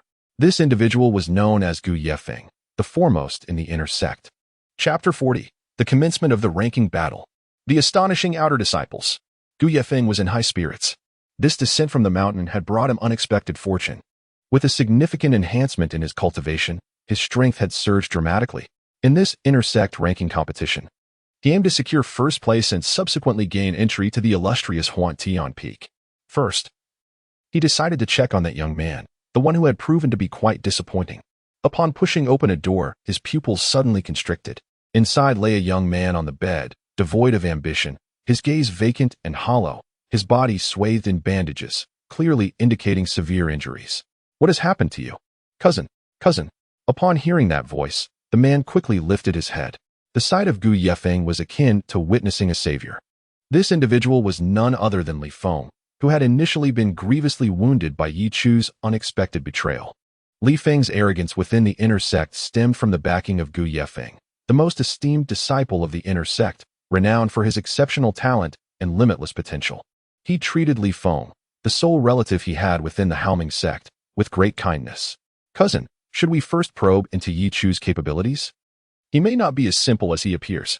Outside the mountain gate, more and more disciples were returning to Gimo Valley. Ye Chu sat cross-legged, his eyes closed, a veil of purple mist enveloping him, creating an extraordinarily unique aura. It was evident that he was practicing a heavenly-level cultivation technique as his aura surged, reaching the third level of Shun Tsang. Feeling content, Ye Chu opened his eyes, and a sharp gaze pierced through the chaos, purple light dispersing. His eyes resembling two resplendent purple suns, he gazed out of the window. The inner sect ranking battle had begun. Clang, with the sound of a melodious bell resonating. Golden sunlight poured down upon the mountain peak, countless rays of light illuminating the golden bell, cascading over the entire mountain, cleansing the soul. Within the inner sect of Haoming, numerous disciples raised their eyes to a mountain that had remained dormant for a long time. The peak appeared to awaken, golden light cascading, and rays of brilliance dispersing, enveloping the entire mountain in a misty array, clouds swirling and colors blending beautifully. This was Jingwang Peak, the designated venue for the annual inner sect ranking battle. The mountain was imbued with a powerful formation, naturally creating gravity. Without sufficient strength, ascending the peak would be exceedingly challenging. The gazes of countless inner sect disciples ignited with fervor.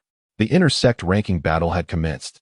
As the resounding voice of the Grand Elder echoed, the formation of Jingwang Peak transformed into a gentle light curtain descending upon them. Thousands of inner sect disciples of Haoming surged toward the summit. The ascent itself a form of competition. In an instant, they flooded the peak like dumplings in boiling water.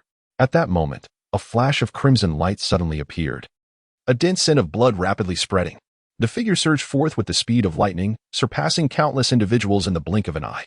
It was Gu Yefeng. That individual. He had been the top disciple of the inner sect last year, and this year his strength would undoubtedly be even more formidable. It was rumored that his delay in joining Huantian Peak was solely for the rewards of this year's ranking battle. An elder had hinted that the reward this year might be a flying spiritual treasure. Is that true? A flying spiritual treasure? How astonishing. Such a precious item. Has the sect truly brought it forth? It appears to be merely a high-grade human-tier flying sword, yet it is indeed a flying spiritual treasure capable of facilitating flight, which is undeniably impressive. Below the realm of the divine cauldron, no one possesses the ability to soar through the skies. Viewed in this light, this flying spiritual treasure becomes exceedingly valuable. It is rumored to have been discovered last year in an ancient site of inheritance. Its low rank rendered it rather insignificant to the powerful, which is why the elders cast it aside to the inner disciples. For us, the significance of a flying spiritual treasure cannot be overstated. Mastering it would mean our speed would far surpass that of our peers. And possessing such a treasure in a life and death battle is akin to having a second life. In that moment, the eyes of the disciples ignited with fervor. It is no wonder that many have refrained from directly ascending to Huangtian Peak this year. They are all gathering here. Gu Peak was the first to reach the mid-mountain, surpassing all others, drawing gasps of admiration. The inner disciples no longer concealed their excitement. They have toiled for an entire year, all for this moment. A strikingly handsome disciple, his hands clasped behind him, radiated spiritual light beneath his feet. As he unleashed a formidable movement technique, now perfected, his figure darting away like a specter, swiftly distancing himself from the main group. That was last year's 13th inner disciple, Jiang Suifeng. This year, his strength is not to be underestimated. And then there was him, the one as robust as an ox. Last year's 7th inner disciple. His current prowess is also unfathomable. Many gasped, for this year's rewards were indeed enticing. It truly felt like the 8 immortals crossing the sea. These disciples were all brimming with determination, eager to seize the top spot. Amidst the crowd, another individual drew attention.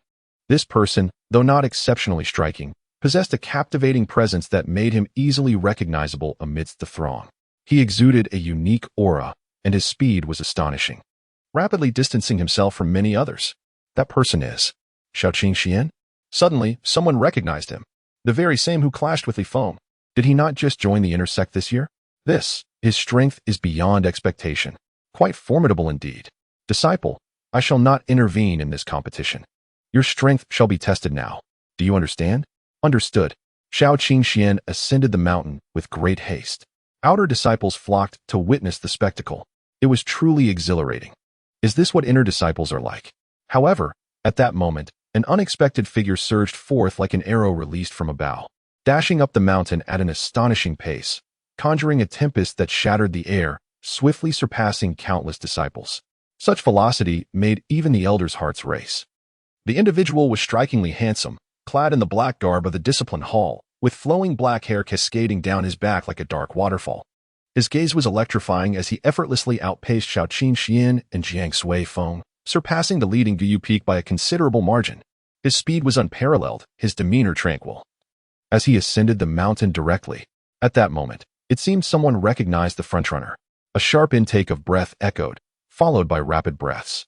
And then voices erupted with fervor. That is, Senior Brother Ye Chu. Chapter 41. The Prestige of Ye Chu. Is this the gravitational domain of King Jing Peak?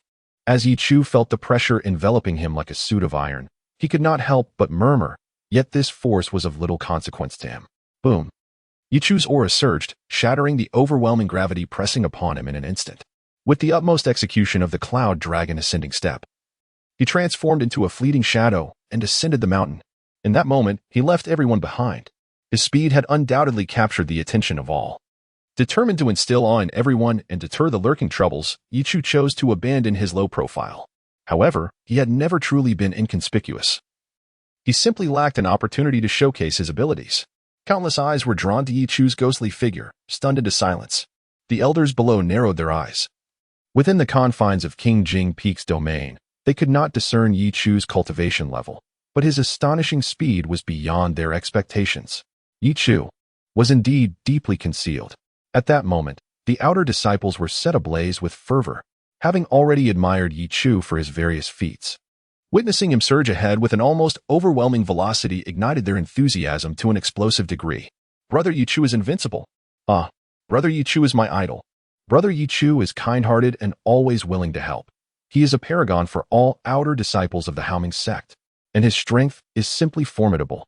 We are truly fortunate to have him. Indeed, in the past, the Haoming sect was ruthless and unjust, with outer disciples living in conditions worse than animals. However, Brother Ye Chu has given us a new hope.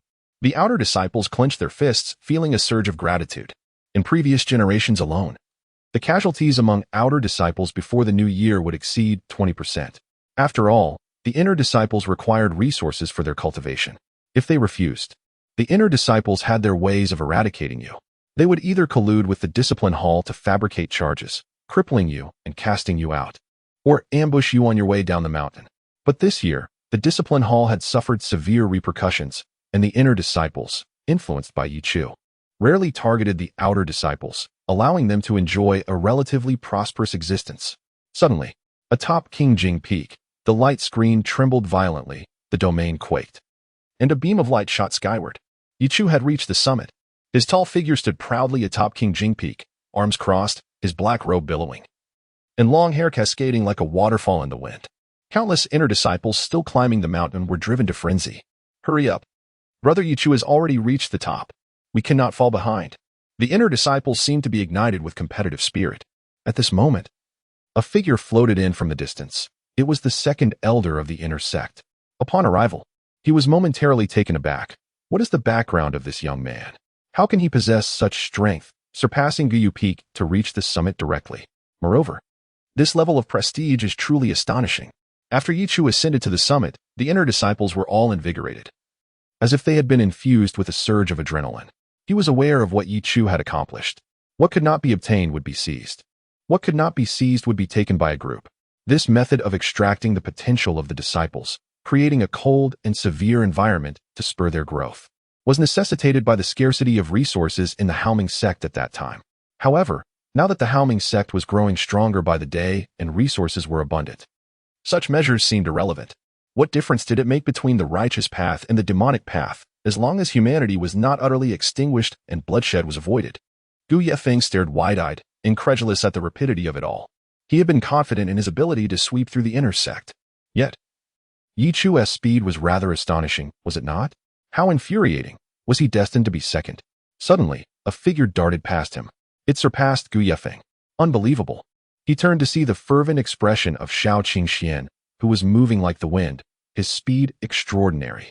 That was undoubtedly a profoundly intricate movement technique. The ordinary inner disciples were all in a frenzy, let alone Shao Qingxian, a fervent devotee of Ye Chu. Charge! Gu Yefeng's expression darkened. Shao Qingxian reached the summit. He stood behind Ye Chu. Gu Yefeng ascended. Jiang Suifeng ascended. Chu Shanhao ascended. In a moment, the prodigies ascended one after another, and these five stood atop the mountain, enveloped in beams of light that cascaded down upon them. This was the reward for being the first to reach the peak. Did you think Ye Chu was merely posturing with his hands behind his back at the summit? It was not so. He was receiving a boon. Every cell in his physical body seemed to resonate with a euphoric sound, and the torrential flow descending from the light was refining Ye Chu's physical form, causing a thunderous roar to emanate from his body, which was already at the Panshur realm. The others nearby could not help but step back in astonishment. In that fleeting moment, they felt as though they were beside a blazing furnace, an immense and fervent sensation that made their hearts race. Chu Shanha, with a physique as robust as an ox, glanced in surprise at Ye Chu. A Panshur body? Such a person exists this year? Gu Yefeng urged himself to relax. He firmly believed in the invincibility of the inner sect, and a brief setback would not instill self-doubt. His gaze was resolute as he accepted the gift. Soon, the inner disciples began to ascend one after another, all standing behind Ye Chu, clearly influenced by him.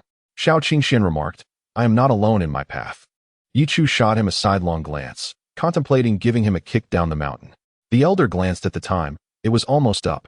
The remaining disciples evidently had no hope, yet he wore a satisfied smile, noticing that this year, many more had succeeded in their ascent. Was it because of this youth? He cast a glance at Ye Chu, then his voice boomed. The ascent was concluded, and the inner sect ranking battle was officially initiated, lasting for the duration of a stick of incense. The designated location was atop the Jingwang Peak. Those who fell from the mountain within the allotted time would be deemed eliminated. Chapter 42, The Mastery of Movement. As these words echoed, in an instant, the disciples atop King Jing Peak scattered like startled birds and beasts. Soon after, it was unclear who initiated the chaos, but a fierce melee erupted. Ye Chu stood calmly, observing the scene. This year, over 1,000 inner disciples had successfully ascended the mountain, and the ensuing turmoil was utterly chaotic. Were it not for the protective formation surrounding the peak, the attacks would surely have wreaked havoc upon the Haoming sect, toppling numerous structures. Ye Chu remained unbothered. No one dared to approach him. Even Guyu Peak found itself embroiled in the fray, while Ye Chu, with his formidable reputation, was overlooked entirely by the inner disciples. As a result, the battle circle distanced itself from him, leaving Ye Chu somewhat perplexed. I had intended to dominate this inner sect skirmish, he mused. Yet how did it come to this? He appeared relaxed, bordering on boredom. Meanwhile, Guyu Peak was besieged relentlessly. What do you want from me? He exclaimed. I am merely the third to reach the summit. Guyu Peak felt a surge of frustration. Logically, during such tumultuous times, the inner disciples should have kept their distance, for he had been the top disciple the previous year. After a year of rigorous training, his prowess was undoubtedly even more formidable. These disciples shared a common trait. They had already resigned themselves to being outside the top 100 of the inner sect. Thus, they banded together. The second to ascend, Xian, had vanished without a trace as soon as the ranking battle began, slippery as an eel. As for Senior Brother Ye Chu, the leading disciple rolled his eyes. What nonsense. That is Senior Brother Ye Chu. How could we possibly engage him? If it weren't for Senior Brother Ye Chu, all the spirit stones I painstakingly accumulated this year would have been snatched away. Indeed, we do not seek to eliminate you here, but if we can weaken your strength, wouldn't that aid Senior Brother Ye Chu in securing first place? It would certainly make it more assured. Guyu Peak's expression darkened. Damn it. I have relied on my numbers to bully others for years, and even Li Feng learned this from me. How could this be happening to me now? Especially as he glanced at Ye Chu, who appeared entirely unfazed by the unfolding events, a pang of bitterness welled up within him. Charge. He is strong. Let's uncover some of Ye Chu's hidden cards. Then we shall triumph. Guyu Peak unsheathed his longsword, crimson energy coalescing into a river of blood, its intense hue causing many to frown. His eyes turned a deep crimson, and blood oozed from his skin as a dazzling sword light cleaved through the crowd. Several disciples were swiftly eliminated. However, more and more disciples surrounded him, a throng attacking a singular Guyu Peak. His strength was indeed formidable, and even against multiple opponents, he held his ground without faltering. Ye Chu watched with great interest. He never anticipated that merely completing tasks assigned by the system would lead these inner disciples to hold him in such high esteem. Many matters would be prioritized with him. Brother Ye Chu in mind. Indeed, every action he undertook, though fundamentally self-serving, inadvertently conferred substantial benefits upon these disciples, particularly within a sect like the Haoming sect. The disciples were experiencing, for the first time, the warmth of altruistic assistance devoid of ulterior motives. In the adult world, results are all that matter. Although the group of disciples was no match for the ancient Moon Peak, they undeniably managed to provoke irritation in it. With each swing of his sword, the elder was acutely aware of the onlookers outside, rendering him unable to kill. He roared in frustration. The sword light erupted like a waterfall, illuminated by the brilliant sunlight, transforming into a golden sword radiance that cleaved through the air, causing the earth to crack and rumble. However, the sheer number of disciples was overwhelming, continuously charging forth. Just then, from the crowd, an unexpected figure emerged. A silhouette sprang forth with ghostly agility, launching an assault on the side of the ancient Moon Peak. This individual was none other than Xian, who had been waiting for the opportune moment. This time, the title of inner sect champion must belong to Brother Ye Chu. His fingertip transformed into a pristine white, seemingly imbued with strands of terrifying power, mountain-crushing force. Boom. The ancient Moon Peak was taken aback by the sudden ambush. He staggered backward, struggling to regain his footing for a considerable time. Xian. He was on the verge of grinding his teeth in frustration. This young man. Ye Chu couldn't help but chuckle. Xian was indeed quite amusing, however. His actions were remarkably in line with his character, always seeking stability while daring to engage in ventures others would shy away from. Just then, a gust of wind surged from behind. Ye Chu's reflexes were swift. Although he displayed a relaxed demeanor, his body remained in a state of vigilance. After all, he was no fool. Having just demonstrated overwhelming strength, those disciples vying for the title would undoubtedly target him. With the ancient Moon Peak entangled with those disciples, naturally, their focus would shift to Ye Chu. Indeed, Jiang Sui Feng, last year's 13th in the inner sect, now possessing extraordinary strength. His speed was astonishing. Had Ye Chu not been on guard, he might have truly fallen into a trap. Jiang Suifeng's gaze was icy as he pushed his movement technique to its limits. Achieving mastery in a high-grade human technique at his age was no small feat. This was his pride, his confidence. His hand shot toward Ye Chu with blinding speed. But the next moment, Ye Chu suddenly moved backward with an incredible swiftness, as if teleporting, causing Jiang Suifeng's attack to miss entirely. In that instant, Ye Chu's burst of speed sent chills down Jiang Suifeng's spine. How could this Ye Chu be so formidable? In an instant, he unleashed his full speed, attempting to blend into the crowd like Xian had done before. However, alas, Ye Chu was not from Guyu Peak. Suddenly, Ye Chu appeared before him, a gentle smile gracing his lips as he gazed at him. The sheer velocity was utterly overwhelming. Ye Chu had undoubtedly perfected a superior grade technique of movement to its zenith, a technique at the pinnacle of perfection. Jiang Suifeng felt a chill run down his spine. Chapter 43. Inferior Earth-Level Body Refinement Technique. the true body of the sun demon. To speak candidly, Jiang Suifeng felt he had committed an act of utter folly, provoking Ye Chu. He was akin to a living harbinger of calamity. His pride lay in his remarkable agility, having perfected the leaf in the wind technique to an extraordinary level, making him nearly unmatched within the inner sect. Yet, before him stood Ye Chu, a figure of terrifying prowess, a consummate master, undoubtedly a consummate level of agility. Moreover, it appeared to be the cloud dragon ascending step, the most challenging technique to master among the earth-grade, high-quality scrolls in the scripture pavilion. What kind of monstrous talent was this? Jiang Suifeng exerted every ounce of energy into his technique, and indeed, his agility was formidable. He moved with such precision that his figure appeared to leave multiple afterimages. Jiang Suifeng was truly powerful. With such extraordinary agility, he should secure a commendable position in the upcoming inner sect ranking battle. Suddenly, what was that? At that moment, whoosh! A figure, moving at a speed that utterly overwhelmed Jiang Suifeng, stirred a tempest in its wake. The swiftness was dazzling, causing many disciples to rub their eyes in disbelief. Their gazes filled with profound shock. Ye Chu had a singular principle: should one strike at me, there would be no escape.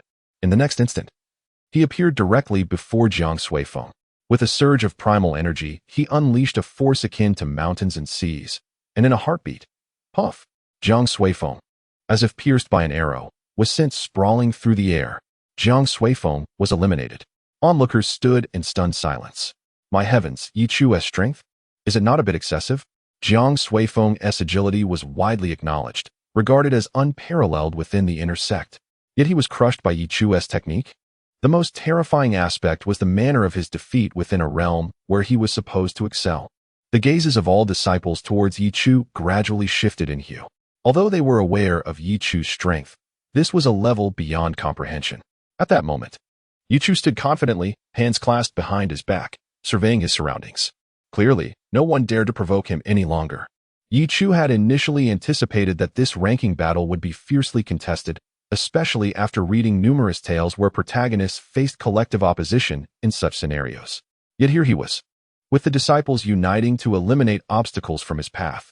In Ye Chu's perspective, it was as if he were on the verge of bleeding from sheer exasperation. Although it lacked the feeling of a protagonist's journey, it was undeniably exhilarating. Before long, time was called. The competition concluded. The remaining disciples on the mountain would advance. The subsequent arena battles were about to commence. A group of eliminated disciples stood with their mouths agape. Many among them were eliminated by the ancient Mount Guyu. For these individuals, climbing the mountain had become their ultimate aspiration, and even in defeat, they felt no sorrow. Rather, they relished the notion of having imparted a profound lesson to Gu Yefeng, which brought them immense satisfaction. At that moment, Ye Chu gestured expansively. Junior brothers, come forth. Let us distribute the elixirs. The medicinal pills that Ye Chu procured were of the highest quality, directly bestowed upon the injured disciples. Thank you, Senior Brother Ye Chu. As Ye Chu distributed the elixirs, he listened to the cacophony of voices echoing in his mind. For a fleeting moment, he was nearly overwhelmed with joy, yet he maintained a serene smile, concealing his inner elation. Senior Brother Ye Chu is truly a kind-hearted person. The disciples gazed at him with fervent admiration, their eyes ablaze with enthusiasm. Such a benevolent senior brother is a rare find. Typically, these disciples practiced frugality, most hailing from humble backgrounds, far removed from the affluent lineage of others. Should Senior Brother Ye Chu ever require assistance in the future, the juniors would undoubtedly rally to his side. The disciples were profoundly appreciative. Ye Chu waved his hand dismissively. You are all being too serious. Meanwhile, the final stage of the inner sect ranking battle had commenced, with disciples summoned to the platform for their contests. Wang Liang versus Li Shanpao, Zhang Xian versus Jiang Buwei, Yi Kai versus Chun Changhe. One by one, the named disciples ascended the stage to engage in battle. Ultimately, this would determine the top 100 of the inner sect and crown the final champion.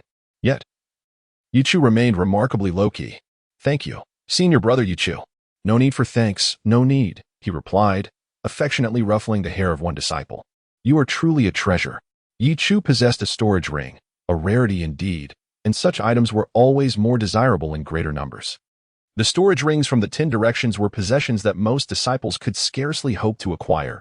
This particular ring was indeed one from the 10 directions. However, Ye Chu would certainly refrain from revealing that he possessed another, 100 direction storage ring gifted by his mother. Just then, Ye Chu was unexpectedly called. Wang Duan versus Feng Quan. Huang Taisheng versus Zhang Yuan. Zhang Wang versus Ye Chu. It's my turn? As Ye Chu's name resounded, an instant silence enveloped the arena. Perhaps out of respect for him, the previously raucous inner sect disciples fell utterly silent, their gazes fixed upon the platform. Zhang Wang wobbled as he ascended the stage. His expression was calm, yet appeared somewhat reclusive, and his condition was dire. His clothing was tattered, his body marred with wounds, and blood streamed from his eyes, presenting a woeful sight. Despite his grievous state, he persisted through sheer willpower to reach this point. Zhang Wang, forfeit. Even without your injuries, you would not stand a chance against Senior Brother Ye Chu. Don't exacerbate your wounds. Indeed, Zhang Wang, concede. In that moment, all the disciples urged him to surrender. Just as Zhang Wang contemplated his next move, Ye Chu abruptly ascended the stage and spoke in a solemn tone. Esteemed junior brothers, Zhang Wang possesses an indomitable spirit and unwavering tenacity, to whom I hold great respect. I kindly ask that we refrain from further discussion. He swiftly glanced at Zhang Wang. Inferior grade, earth-level body, refining technique.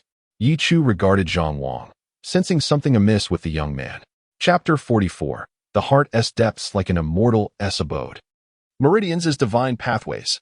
The reward bestowed upon Yang Huai for his gamble was merely an upper-tier body refinement technique of human grade. This could perhaps be attributed to the fact that Yang Huai had wagered only a low-grade spirit stone. Nonetheless, Yang Huai's talent had already been validated. The individual before him, Zhang Wang, appeared utterly unremarkable, and his name lacked any distinctive flair. Moreover, judging by his appearance, he seemed to be in quite a dire state. While ordinary disciples suffered from external injuries, this fellow appeared to be afflicted both internally and externally. And those eyes, if he lingered any longer, they might well succumb to blindness. What struck Ye Chu as particularly peculiar was that Zhang Wang seemed to have grown accustomed to his suffering. Thank you, Senior Brother Ye Chu, for your understanding. I have grown used to being injured, accustomed to pain, and I have even become somewhat numb to it. Yet, I refuse to retreat. Even though I am aware that I am no match for you, I still hope you will allow me to proceed. It was rather poignant. Ye Chu rubbed his nose, sensing that if this individual were also a protagonist, he would undoubtedly differ from the archetypes he had previously encountered. However, at this moment, Ye Chu refrained from directly offering the Phoenix Tears. This rare treasure, which he had obtained during his initial gamble, contained immense energy. Yet this power seemed devoid of any definitive impact. Recover first. There is no need to rush. This was the first time Zhang Wang had encountered such a benevolent senior brother. He promptly settled into a meditative position, consuming a medicinal pill, and his injuries began to mend at a visibly rapid pace. He did not dare to squander any time. Senior Brother Ye Chu, please. Ye Chu gestured with a wave of his hand. Zhang Wang, a cultivator at the 7th level of qi condensation and among the top 100 disciples of the inner sect, was typically reclusive and low-key, hence few were aware of his existence. Zhang Wang offered an apology for his offense and then launched an immediate attack. In an instant, his form transformed into a fleeting shadow, hurtling towards Ye Chu with ferocity. His heavy footsteps caused the arena to tremble. A punch came hurtling forward. Ye Chu remained unperturbed. To him, who had reached the 3rd level of divine concealment and attained the body of a rock, Zhang Wang's assault felt akin to childish play. With a gentle wave of his hand, a tumultuous force erupted, instantly reddening Zhang Wang's fist. Yet, just as Zhang Wang regained his footing, he suddenly staggered. As though he had lost his breath, his vital energy becoming disordered, he abruptly spat out a mouthful of blood. Fortunately, Ye Chu was quick on his feet. Otherwise, he would have been splattered. What on earth? Surely, I did not strike you. This is no way to play the victim. The onlookers stood in stunned silence. Ye Chu had not touched him. He merely deflected Zhang Wang's aggressive punch. And yet, here he was, bleeding? Unfazed, Zhang Wang leaped high into the air, drawing a longsword from behind him. The blade gleamed with a chilling light, and in the blink of an eye, a radiant arc of sword light surged forth, shaking the arena. The sword's brilliance surged towards Ye Chu. However, Ye Chu, with his formidable physique, raised a hand and crushed the sword light to fragments. He then charged towards Zhang Wang, brimming with fervor. Before Ye Chu could reach Zhang Wang, the latter lost his balance upon landing and fell to the ground. His long sword slipping from his grasp and embedding itself in his leg, blood gushing forth like a fountain. Ye Chu was taken aback. He swiftly halted. then stood firm with his fists clasped. Brothers, bear witness for me. I truly did not lay a hand on him. Everyone stood in stunned silence. What on earth was happening? Ye Chu, I vouch for you. Goodness, Zhang Wang, you can't be doing this on purpose to frame Ye Chu, can you? Something felt amiss. This fellow seemed rather sinister. Ye Chu also began to perceive that Zhang Wang. Why did he seem particularly unfortunate? Ye Chu was momentarily speechless. Unlucky, bloodshed. What kind of protagonist template was this? Zhang Wang sighed. Brother, I've embarrassed myself, I concede. With a hint of dejection, he turned and limped off the stage. Ye Chu wins. Descending from the platform, Ye Chu overheard much chatter, all concerning Zhang Wang. I heard that Zhang Wang is a living embodiment of misfortune. His entire life seems to be under the cruel thumb of fate. I suspect he must have committed some heinous act in his past life. I even fear for him choking while eating. It's quite pitiful, really. Ye Chu felt a stirring in his heart. Take care, junior brother. Yet, Zhang Wang could not venture far, as he still had a sword lodged in his leg. Ye Chu approached, assisting Zhang Wang away from the crowd, and offered him several healing elixirs. He then retrieved a single drop of Xianhuang tears from his storage ring. Junior brother, keep this vial. I stumbled upon it by chance. Although I am uncertain of its utility, I have a feeling it may prove beneficial to you. Zhang Wang was momentarily taken aback. As an elder of the unfortunate, others tended to steer clear of him, fearing his ill luck might be contagious. This was the first time he encountered such a brother. The rumors about Ye Chu and the inner sect were indeed true. He did not refuse. Thank you, brother. Zhang Wang was somewhat moved. Gazing at the small vial, he hurried to accept it, but his hand slipped, causing the vial to drop. With a loud clap, Ye Chu caught it just in time, nearly spilling the Xianhuang tears onto the ground, his forehead damp with sweat. Why not drink it directly? Thank you. Brother, never mind, I shall feed it to you. Thank you, bro. Without waiting for a response, Ye Chu forced the Xianhuang tears into Zhang Wang's mouth. Zhang Wang appeared completely unguarded, showing no fear of being poisoned by Ye Chu. His eyes widened as he suddenly felt a surge of pure, potent energy flooding into his body, an overwhelming power surging through him. Ye Chu was astonished. He sensed that Zhang Wang's realm was beginning to boil. Ninth layer of Qi condensation. Divine abode. Second heaven of divine abode. Fifth heaven of divine abode. Ninth heaven of divine abode. Ye Chu's eyes widened in disbelief. What in the world? What is happening? Do you not have any limitations? Moreover, there is something rather peculiar. When Ye Chu first acquired the mystic phoenix tear, he conducted research on it. The energy within is astonishingly pure, akin to the flowing energies found in a celestial realm, natural and formidable. Should an ordinary person consume it, they would undoubtedly shatter their physical form, wreaking havoc upon their internal organs, making it utterly impossible to transcend their boundaries. Unlike spiritual stones or elixirs, which possess a gentler effect. Junior brother Zhang Wang, your constitution. Brother, feel free to observe. It's nothing. I trust you. After all, I cannot die. Zhang Wang revealed a simple smile, as if he had long since let go of all worldly concerns. Ye Chu extended his hand, his consciousness swiftly delving into Zhang Wang's body.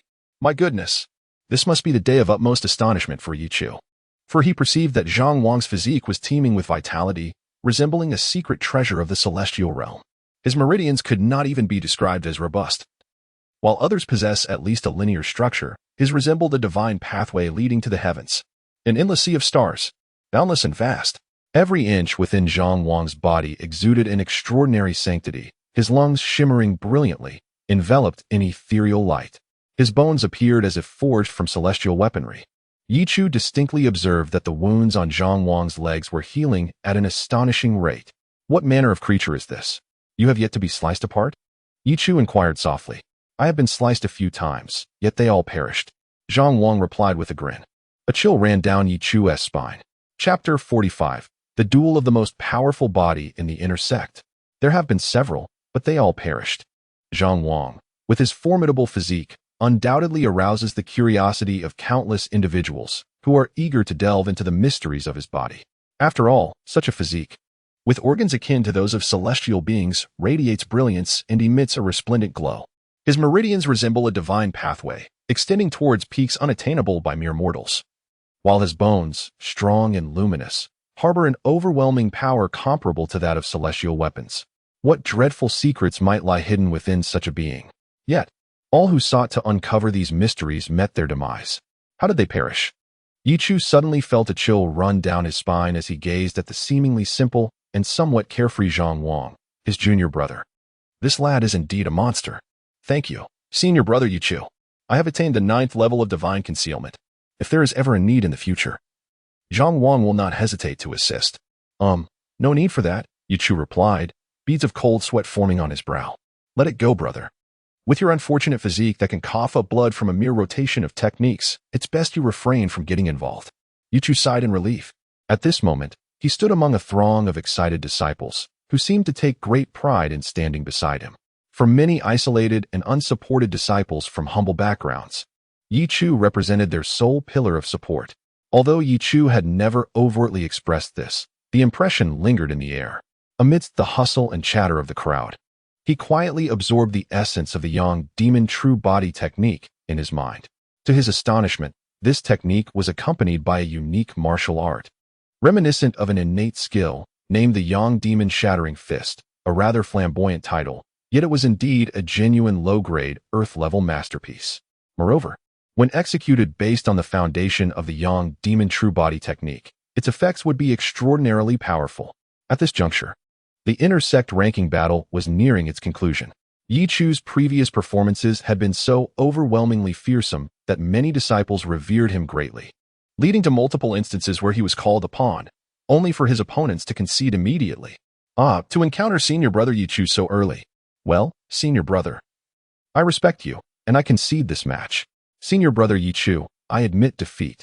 Senior Brother, you must secure first place. I too yield. One by one, disciples stepped down, leaving Ye Chu somewhat bewildered. Brothers, today is about showcasing strength to instill fear in the masses. Your actions are making me quite uncomfortable. How can I exert dominance and instill caution in everyone? Chu Shanha against Ye Chu. Suddenly, the atmosphere fell silent. Chu Shanha. He was to face Senior Brother Ye Chu. From the crowd, a robust figure rose, resembling a small mountain, instantly projecting an astonishing aura of intimidation. His name was Chu Shanha, 13th in the inner sect last year.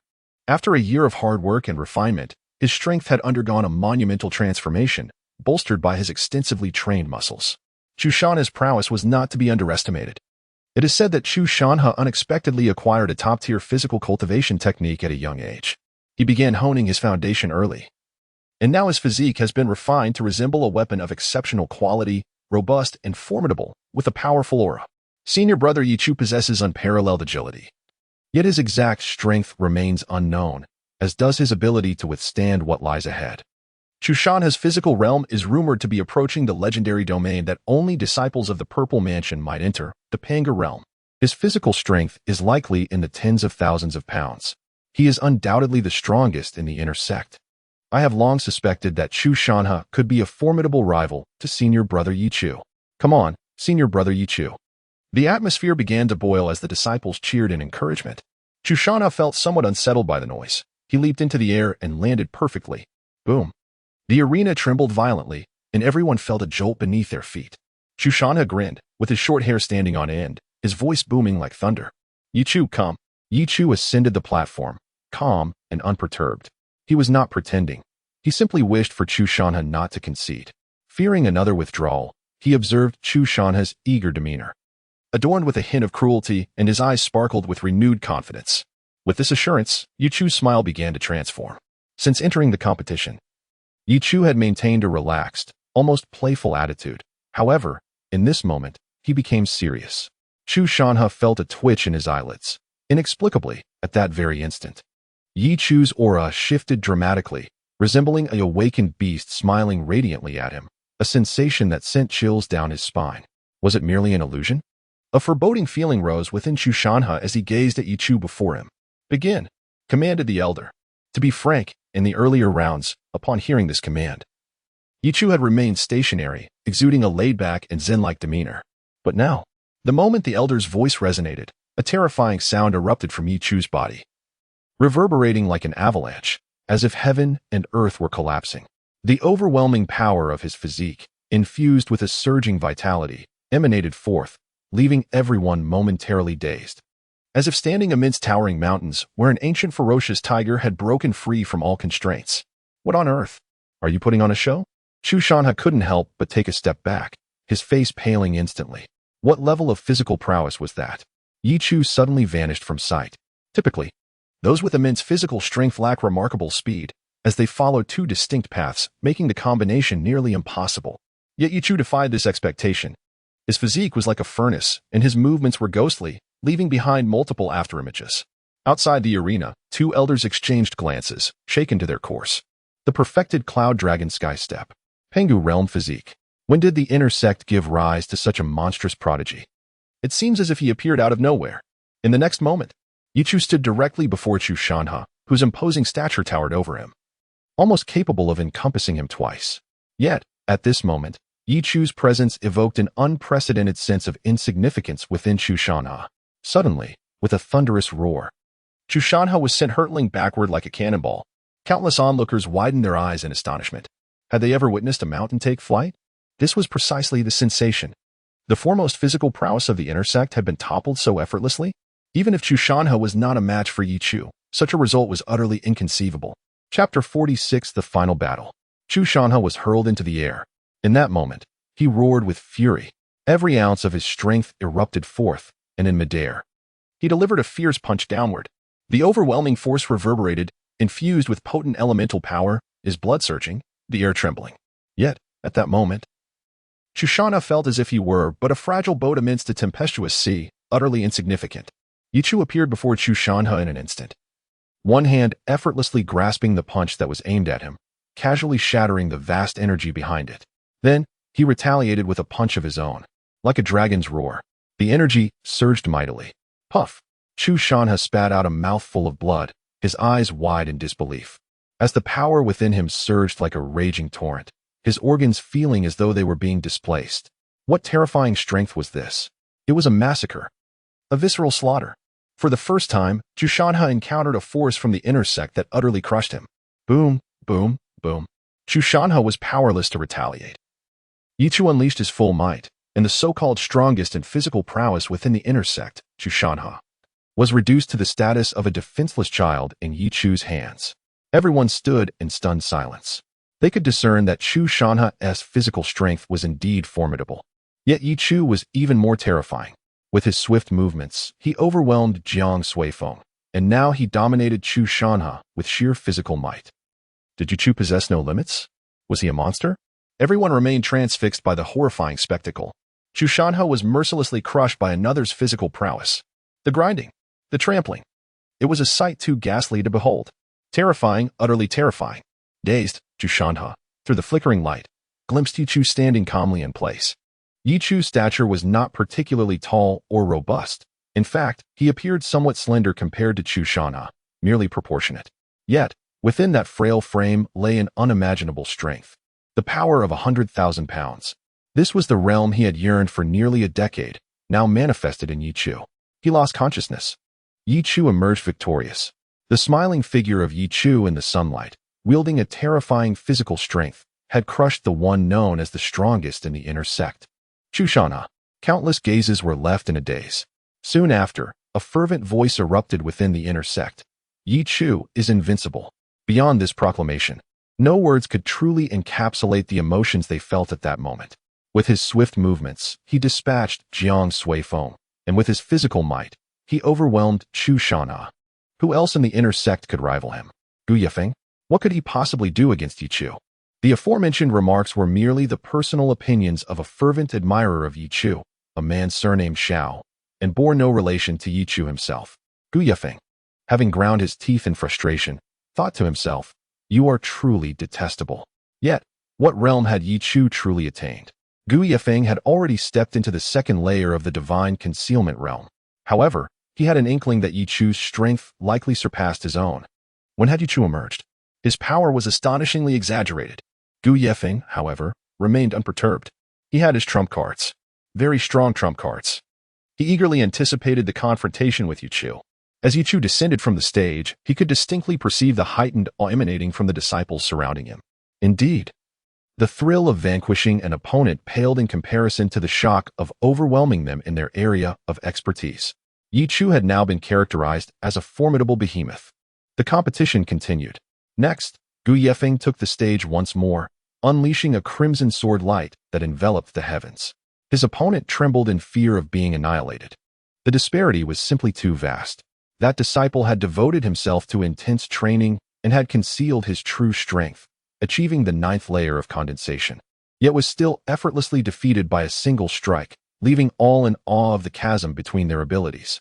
Although Gu Yefeng had previously bullied me, I must concede that his status as last year's intersect champion is indeed commendable. Gu Yefeng is likely the formidable rival Ye Chu seeks to surpass in the quest for the top position in the intersect. His power far exceeds ours.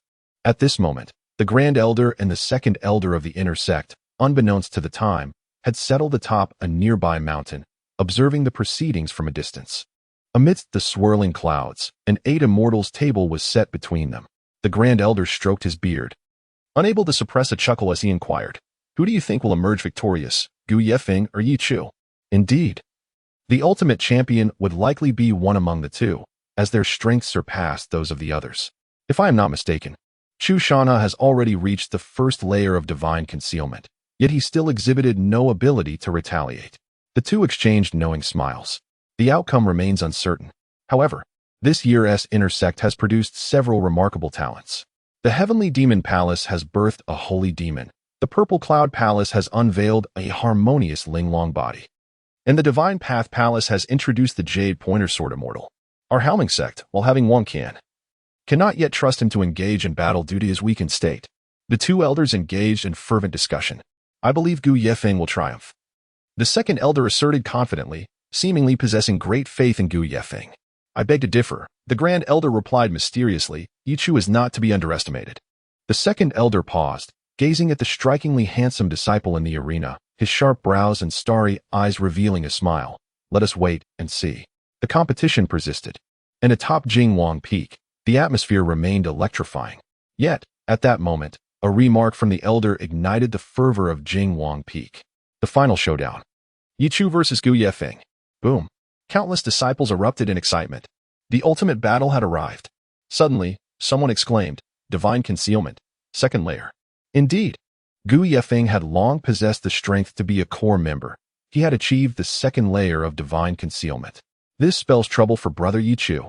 As Gu Yefeng ascended the stage, sword in hand, the blood-red sword path surged towards the heavens, silencing countless disciples. He gritted his teeth, feeling deeply insulted by what he perceived as a tremendous humiliation in this intersect ranking battle. No affront in his life had matched this. Ye Chu, come. He called out amidst the vast sea of crimson sword energy. Ye Chu stood tall, her gaze serene and composed. Chapter 47. The Forbidden Techniques? Did I consent to this? Ye Chu's gaze was icy, and his expression gradually darkened. Clad in blood-red attire, he appeared as though enveloped in a sea of blood, emanating an overwhelming aura of oppression. Gu Yefeng was indeed a nightmare of the intersect. The crimson blade light surged, and the ferocious sense of pressure bore down upon all. This was the blood-clad Gu Yefeng, a being of the 2nd realm of divine concealment. Yet Ye Chu stood there with an air of indifference, seemingly unaffected by the tumultuous sea of blood. This was his first encounter with such a peculiar blade light. The competition commenced. As the disciples erupted in fervent cheers, the battle was poised to ignite. With a hissing sound, the vast blood sea surged violently towards Ye Chu, intermingled with countless rays of blade light, pouring down like a crimson waterfall, instilling a sense of despair. Gu Yefeng's power was truly formidable. Countless eyes widened in disbelief as the blood-red sword sea advanced. Suddenly, a faint voice resonated throughout the arena, and Ye Chu lifted his gaze, his serious demeanor instilling an immense pressure that surpassed even the sea of blood unleashed by Gu Yefeng. His fist, akin to the sacred sun, contained an unparalleled might, a titanic force roaring forth, shaking the very air. With a single punch, the blood sea erupted. The torrential crimson blade light shot forth like rain. Bathed in this scarlet downpour, two figures collided with a thunderous fury. Gu Yefeng's sword emanated a terrifying brilliance, as if to tear through the clouds. Yet Ye Chu's physical strength was so overwhelming that it shattered all techniques with sheer force. Crack! The encroaching blade light was effortlessly crushed by Ye Chu's bare hands as he suddenly pointed forward. The array of blade light shattered into crimson motes, mingling with the dying sun's rays, causing countless spectators to squint, their hearts racing. Boom! In an instant, Ye Chu appeared behind Gu Yefeng, whose pupils constricted. The mountain-crushing seal. The perfected mountain-crushing seal was unleashed, Though simple in form, it exuded a weighty and violent power akin to the earth splitting and the heavens collapsing. Gu Yefeng hastily formed a seal, his long sword soaring into the air. The blade turning to face behind him as a dense wave of blood-red sword sea surged forth to clash with the seal. Boom! The ensuing explosion was extraordinarily intense, shattering the very arena into fragments that tumbled and quaked. Amidst the thick smoke, Gu Yefeng stumbled out in a disheveled state. Suddenly, the smoke was violently dispersed by a surge of ferocious energy. Ye Chu stood amid the ruins of the arena, resembling a war god, the third realm of divine concealment. Ye Chu, the senior brother, had achieved the third realm of divine concealment. He had concealed his true strength so well.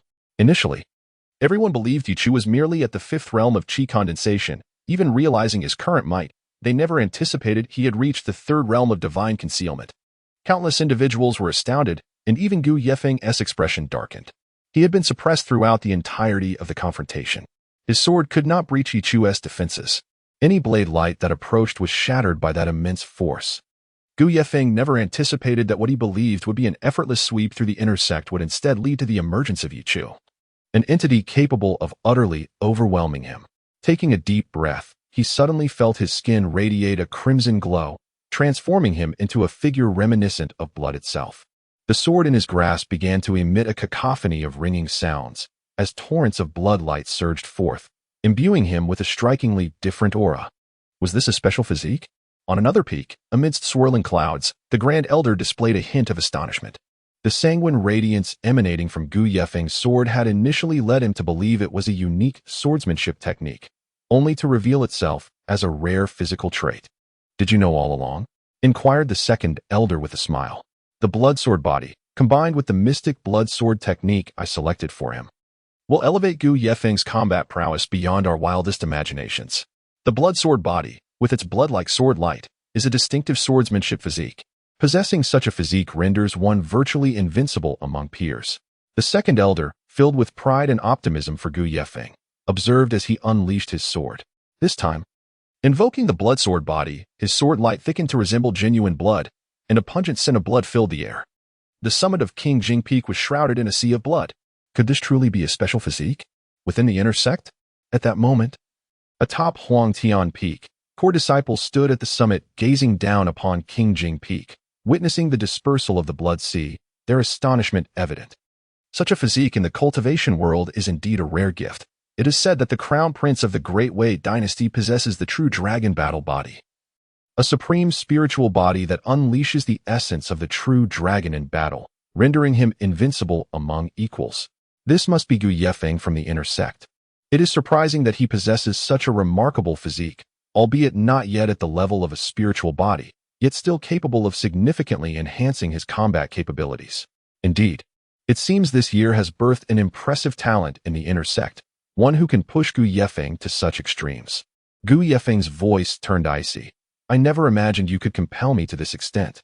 With his long sword in hand, the blood sea swirling around him, he transformed into a razor-sharp divine blade emerging from a mountain of corpses and a sea of blood.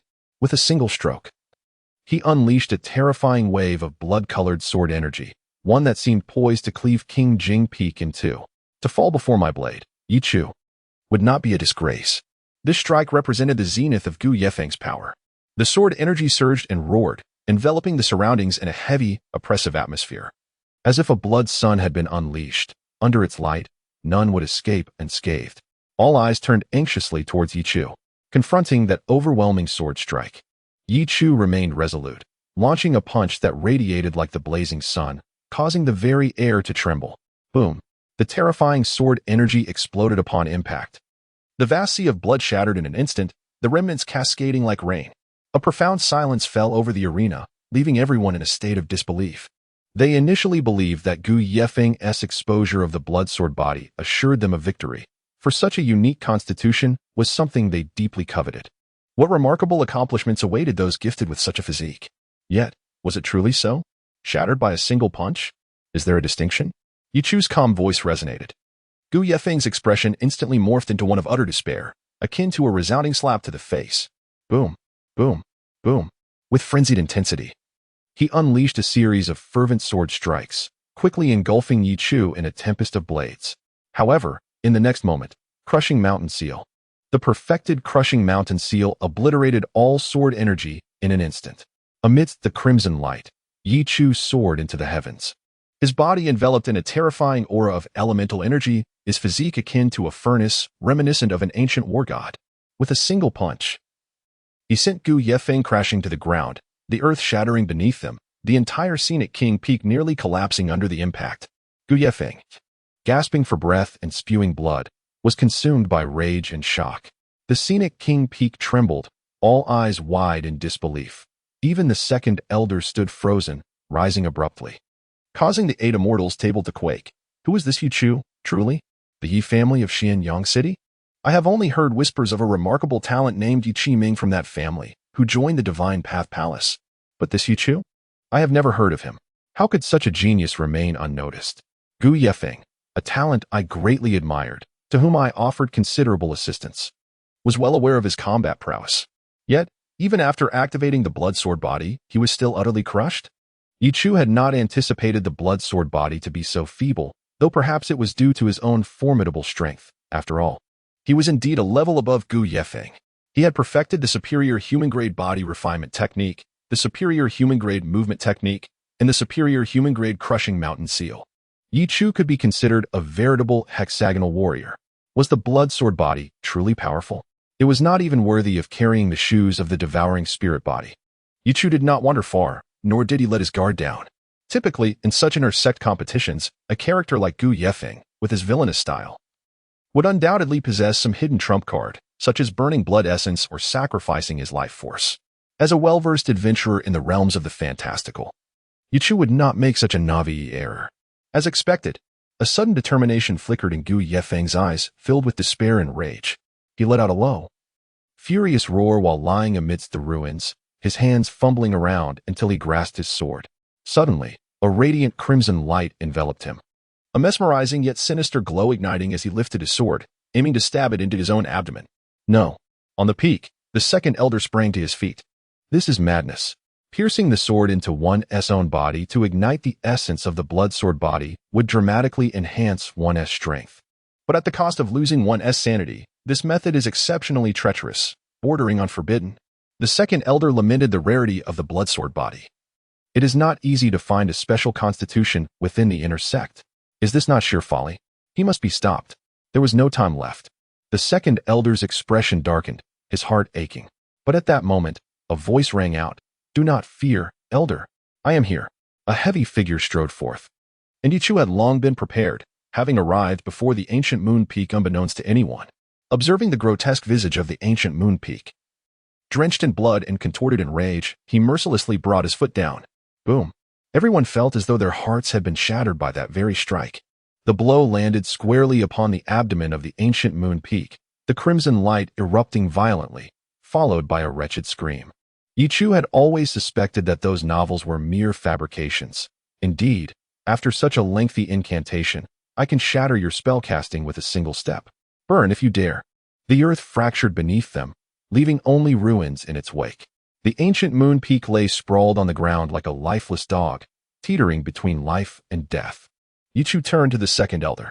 Elder, I have not failed my mission. At that moment, the second elder felt a discomfort more profound than consuming excrement. Chapter 48. The Year-End Reckoning.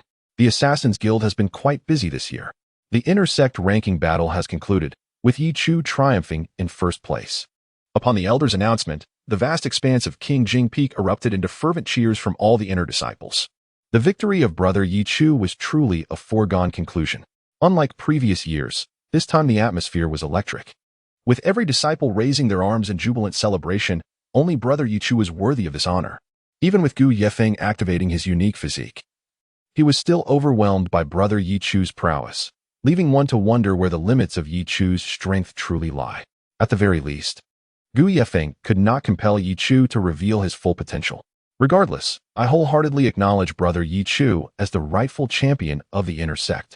The disciples were evidently unwavering in their support for Ye Chu. At that moment, Gu Yefeng lay on the ground, barely clinging to consciousness, his abdomen caved in.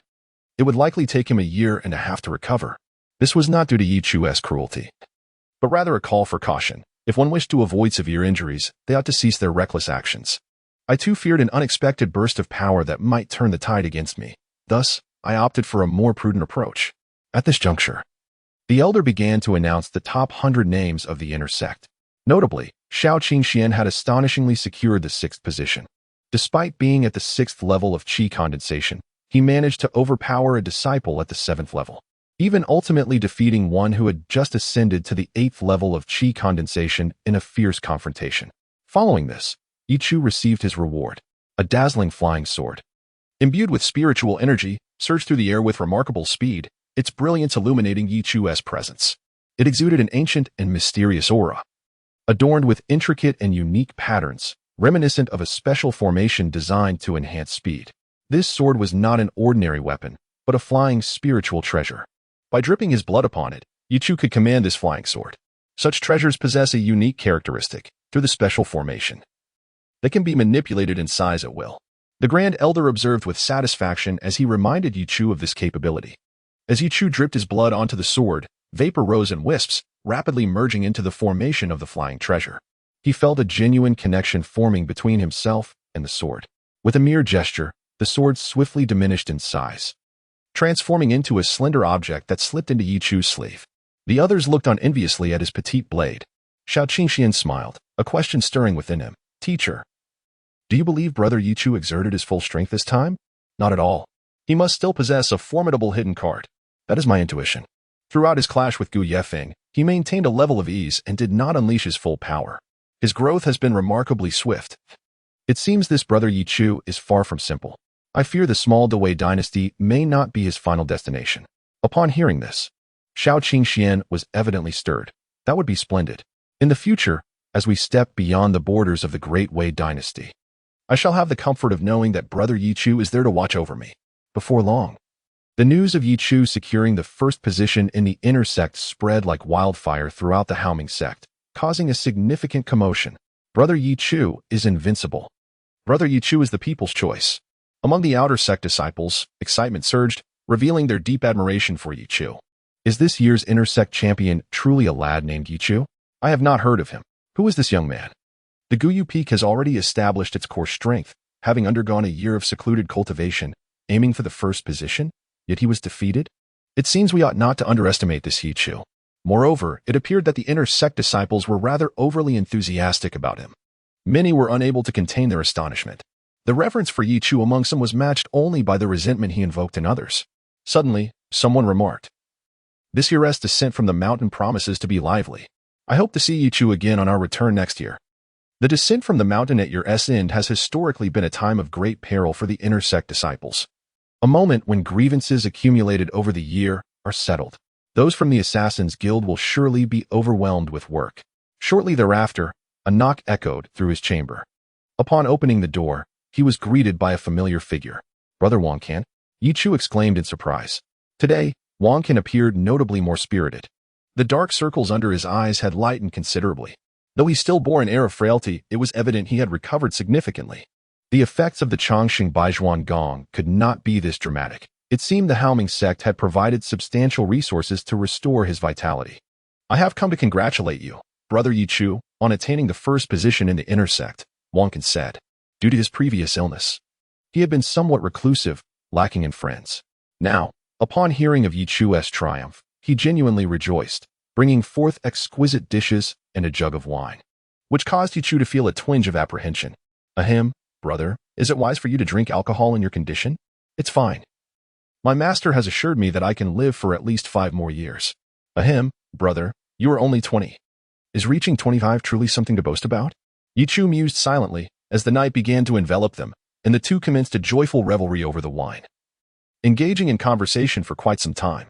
Soon, Wangcan inquired, "Have you considered how you will navigate the reckoning upon our descent from the mountain?" "Reckoning?" Ye Chu quickly grasped the gravity of the matter. However, he did not anticipate the ensuing remark. "Brother, is your fame not akin to a cheat code?" As they traversed the path, every disciple they encountered discussed Ye Chu, their words steeped in profound respect. Wangcan's thoughts raced as he connected various dots. It was clear that, for Ye Chu, this would not bode well. Ye Chu was simply too radiant. In the Haoming sect, a den of darkness. Could they truly accommodate someone of Ye Chu's caliber? Wangcan felt a wave of unease wash over him. However, Ye Chu downed a strong drink. Lost in thought. The Assassin's Guild, is it? The Great Wei dynasty boasts a total of 18 major cities, each teeming with a vast population and extensive territories. Their internal powers intricately woven. It seems that near the Haoming sect, there are 4 major cities, each housing its own Assassin's Guild. Every year, when they descend from the mountains, these guilds experience their peak activity.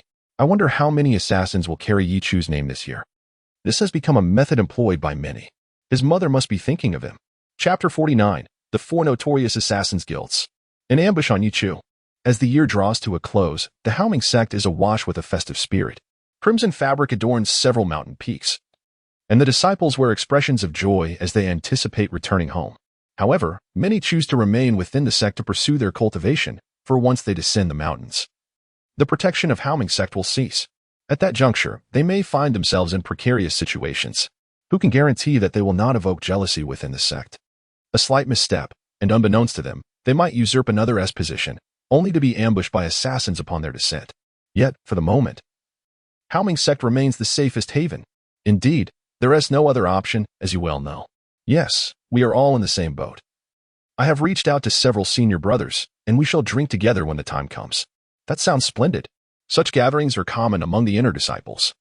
Outside the Haoming sect, beyond the Valley of Demons, lies proximity to the 4 major cities. Each city boasts a population in the millions, with intricate power dynamics and vast territories, teeming with formidable individuals. At this moment, the assassins of the ancient Shadow Guild conceal themselves in the myriad alleys of Tianqing. As the Haoming sect would describe, these assassin guilds are akin to a horde of unseen rats. At this very moment, within a highly clandestine stronghold of the ancient Shadow Guild, a figure lies on a bed, barely clinging to life, blood trickling from the corners of his mouth, and his skin seeping crimson. The situation appears dire. The essence of the blood sword physique is leaking. If not swiftly replenished, Feng's blood sword physique will be rendered useless. Even if restored, its potency will be severely diminished. A middle-aged man, filled with rage and hatred, gazes upon his son, Gu Yefeng, who now lies in a pitiful state, akin to a beaten dog. How can he not be furious? His voice is frigid. Have we gathered all the information? Reporting to the guild master. The young master was grievously injured during the inter-sect competition at Haoming sect. We have identified the assailant. It is Ye Chu, the eldest son of the Yi family from Xianyang City. The Yi family from Xianyang City? At this moment, the master of the ancient Shadow Guild, seated by the bedside of the barely conscious Gu Yefeng, cannot help but furrow his brows in concern. Guild master, shall we take action? Currently, it has been reported that the 4 major guilds have received a total of 173 assassination orders targeting Ye Chu. The other 3 guilds are eager to move. Having learned of the young master's predicament, they await our stance. The guild master, his demeanor dark and pallid, is a dignified man clad in black attire adorned with the distinctive golden patterns of the ancient Shadow Guild, exuding an air of authority and coldness. Kill. It is not Yu Qiming of the Yi family, merely Ye Chu. Only those assassins below the Purple Mansion level shall proceed. Remember our agreement with Haoming sect. Should the rules be broken, consequences will ensue. Furthermore, deliver 1,000 medium-grade spirit stones to the first floor. This year, we shall only target this one individual. On this day, all 4 notorious assassin guilds received a singular message. Haoming sect descends to ambush Ye Chu. The name Ye Chu has resonated throughout the 4 great cities in a certain sense. After all, the strongholds of the 4 assassin guilds are scattered across these cities, with countless branches. They lurk like rats hidden in the sewers, and one might unwittingly stumble into a narrow alley, only to be greeted by a group of assassins clad in black, grinning menacingly. On this day, at the mountain's peak, Ye Chu was roused by a knock at the door. Senior Brother Ye Chu, came the voice of Shaoqin Xian, who appeared breathless and stained with blood, furrowing his brow. Concern evident in his eyes, he stated directly, "You cannot descend the mountain." Shaoqin Xian entered Ye Chu's chamber, and Ye Chu urged him to take a seat. "I have just learned that Gu Yefeng is the heir of the Guing Guild," Shaoqin Xian continued.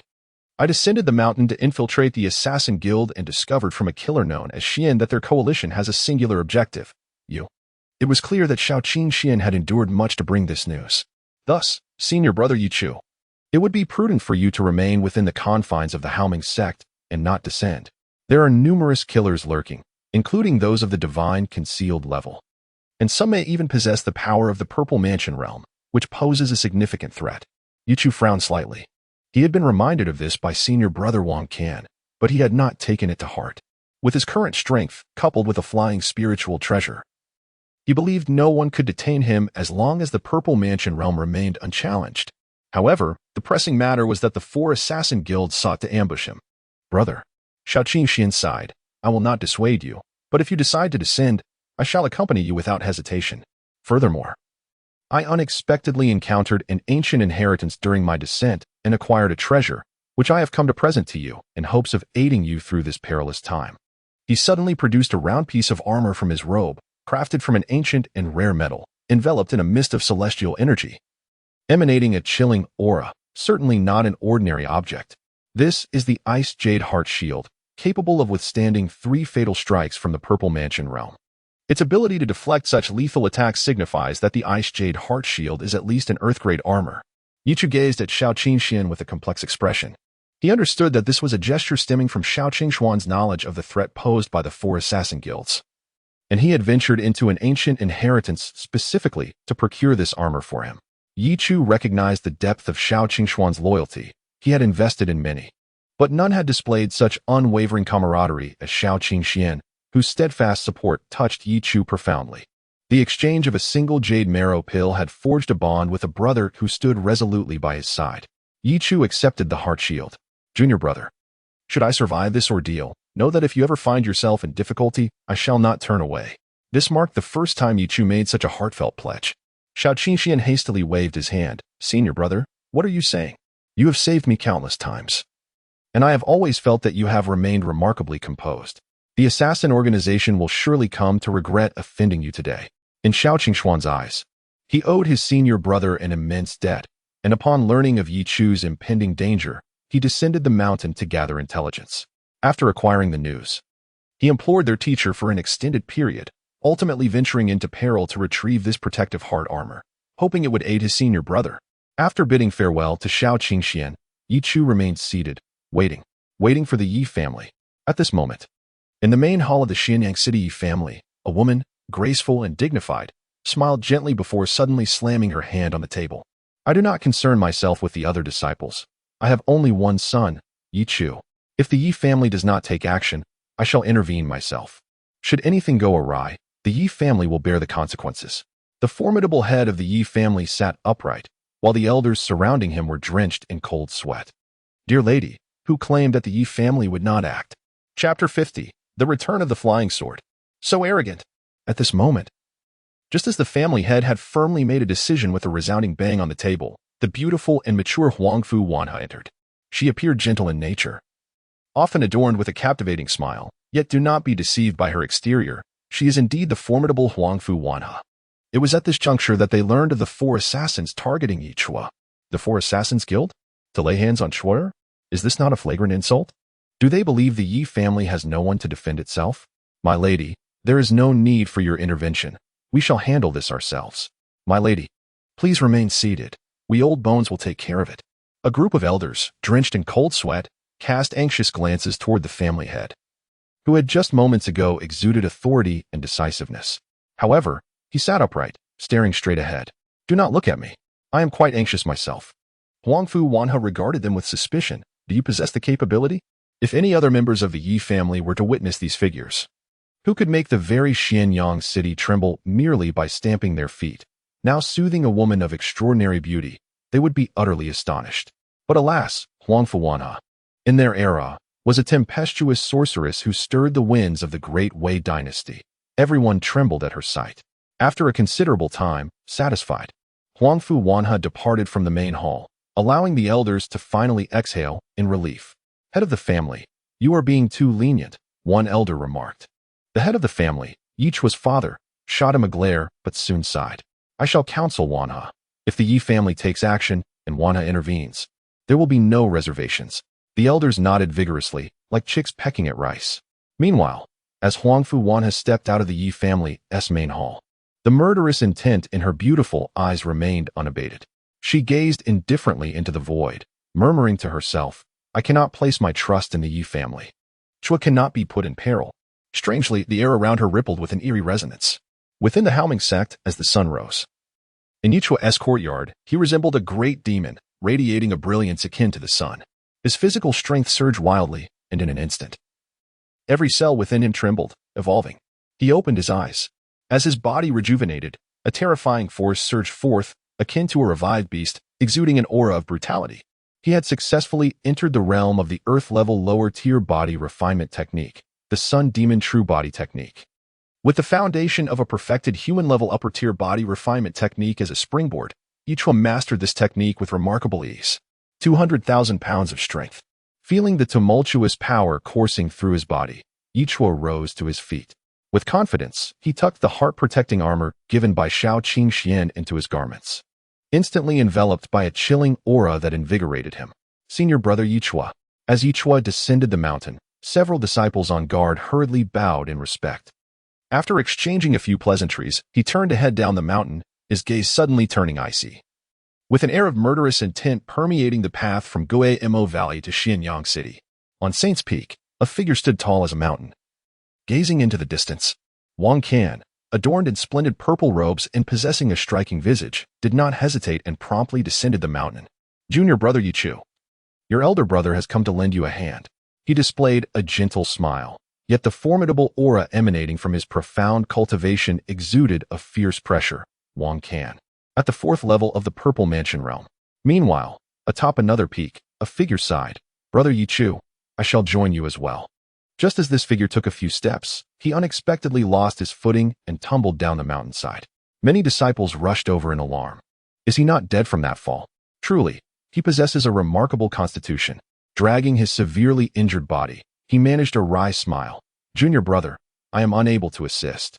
May you seek your own fortune, brother. Within the Valley of Demons, danger lurked at every turn as Ye Chu traversed its depths. Suddenly, he reached out his hand. Seizing a figure before him, his voice, akin to that of a demon, resounded. Have even the assassins of the condensing essence realm come? How utterly dismissive of me. Boom. With a force of 200,000 pounds, he crushed the man's skull to smithereens. In the next instant, Ye Chu vanished from his position. What logic dictated that one would not resist when ambushed? He resolved to seek out those assassins. Be cautious. This Ye Chu has the capability to severely injure the young master, and his strength should not be underestimated. Regardless, if we can eliminate him and complete our mission, bringing back Ye Chu's head will grant us enough resources for a lifetime of cultivation. A group of assassins convened, each emanating an aura of the divine concealment realm. Are we all assembled? 1, 2, 3, 4, 5, 6. Let us strike together swiftly and decisively to ensure Ye Chu's demise. 6. Qing Lang, where did these 6 come from? At that moment, all the assassins suddenly realized that an outsider had infiltrated their ranks without their noticing. What a terrifying method of movement. The additional figure was none other than Ye Chu himself. Ye Chu grinned widely, delivering a punch that obliterated one assassin's skull. Subsequently, he formed a hand seal, mountain-shattering seal. The expressions of the assassins shifted drastically as their auras erupted. However, the might of Ye Chu was overwhelming. The mountain-shattering seal swept through all, annihilating the bodies of several assassins. In the depths of the forest, do not overlook any corner. Block every route leading to Xianyang City. The ancient Shadow Tower will dispatch powerful figures to confront the Yi family. Ye Chu's agility is unparalleled. We must not allow him to escape. The assassins, eyes wide with trepidation, remained vigilant, fearing that Ye Chu would employ his extraordinary speed to flee, and thus dared not relax in the slightest. At that moment, within the Valley of Demons, a brilliant light erupted in the sky. A flying sword shot through the air with great velocity, upon which stood a figure with hands clasped behind his back. Ye Chu, brazenly parading through the streets. Encountering numerous assassins, he discovered an astonishing truth. In a direct confrontation, their combat prowess was utterly lacking. Therefore, he boldly stepped onto the flying sword, taunting, "If you dare, come and try to kill me." All the assassins widened their eyes in disbelief. How audacious. Chapter 51. Slaying the Purple Mansion. The 4 assassin guilds appear to be nothing more than a facade. Their faces are etched with fury, as if they have been gravely insulted. How could this be happening now? The 4 guilds have joined forces. Yet this Ye Chu dares to exhibit such arrogance. Is he courting death? At the forefront, a figure suddenly reveals a pair of icy eyes. Attack together. Can the 4 assassin guilds truly be unable to eliminate a mere lad from the 3rd tier of the divine concealment? Charge. In an instant, terrifying killing intent erupted, and the vast Guemo Valley was suffused with a chilling aura of murder. Ye Chu stood atop his flying sword, acutely aware of the lethal pressure closing in from all directions. His eyes glimmered as shadows descended upon him. Taking a deep breath, Ye Chu realized he had already ventured beyond the realm of the Haoming sect, and from such a distance. None should be able to lock onto him with their divine sense. 1, 2, 3, 7, 9, 13. A total of 13 assassins had encircled Ye Chu, sealing off all avenues of escape. In that fleeting moment, the murderous aura surged, and Ye Chu felt as though he were submerged in a sea of corpses and blood. Is this the essence of killing intent? It was dense to the point of being tangible, just as the killing intent enveloped him in an instant. A dark light erupted from Ye Chu's palm. A formidable and terrifying energy exploded forth, revealing a square-headed halberd intricately carved with dragon patterns, resembling an awakened ancient dragon. The assassin's scalps tingled in unison, overwhelmed by the dreadful aura pouring down upon them. Brandishing the halberd, Ye Chu resembled an ancient war god, wielding an immense force of 200,000 pounds that could shatter space itself. With a series of puncturing sounds, blood blossoms erupted in the air, grotesque and sanguine, as shredded flesh and entrails swiftly spiraled and fell. Countless assassins were left in stunned silence. That is a ground-tier spiritual weapon? How could a mere Ye Chu possess such a treasure? The halberd was invincible, imbued with the weight capable of crushing mountains. As Ye Chu swung it, several figures plummeted from the heavens, blood cascading down, abruptly awakening all the assassins to the grim reality. They were utterly outmatched. A ground-tier spiritual weapon. The assassins felt a sense of foreboding.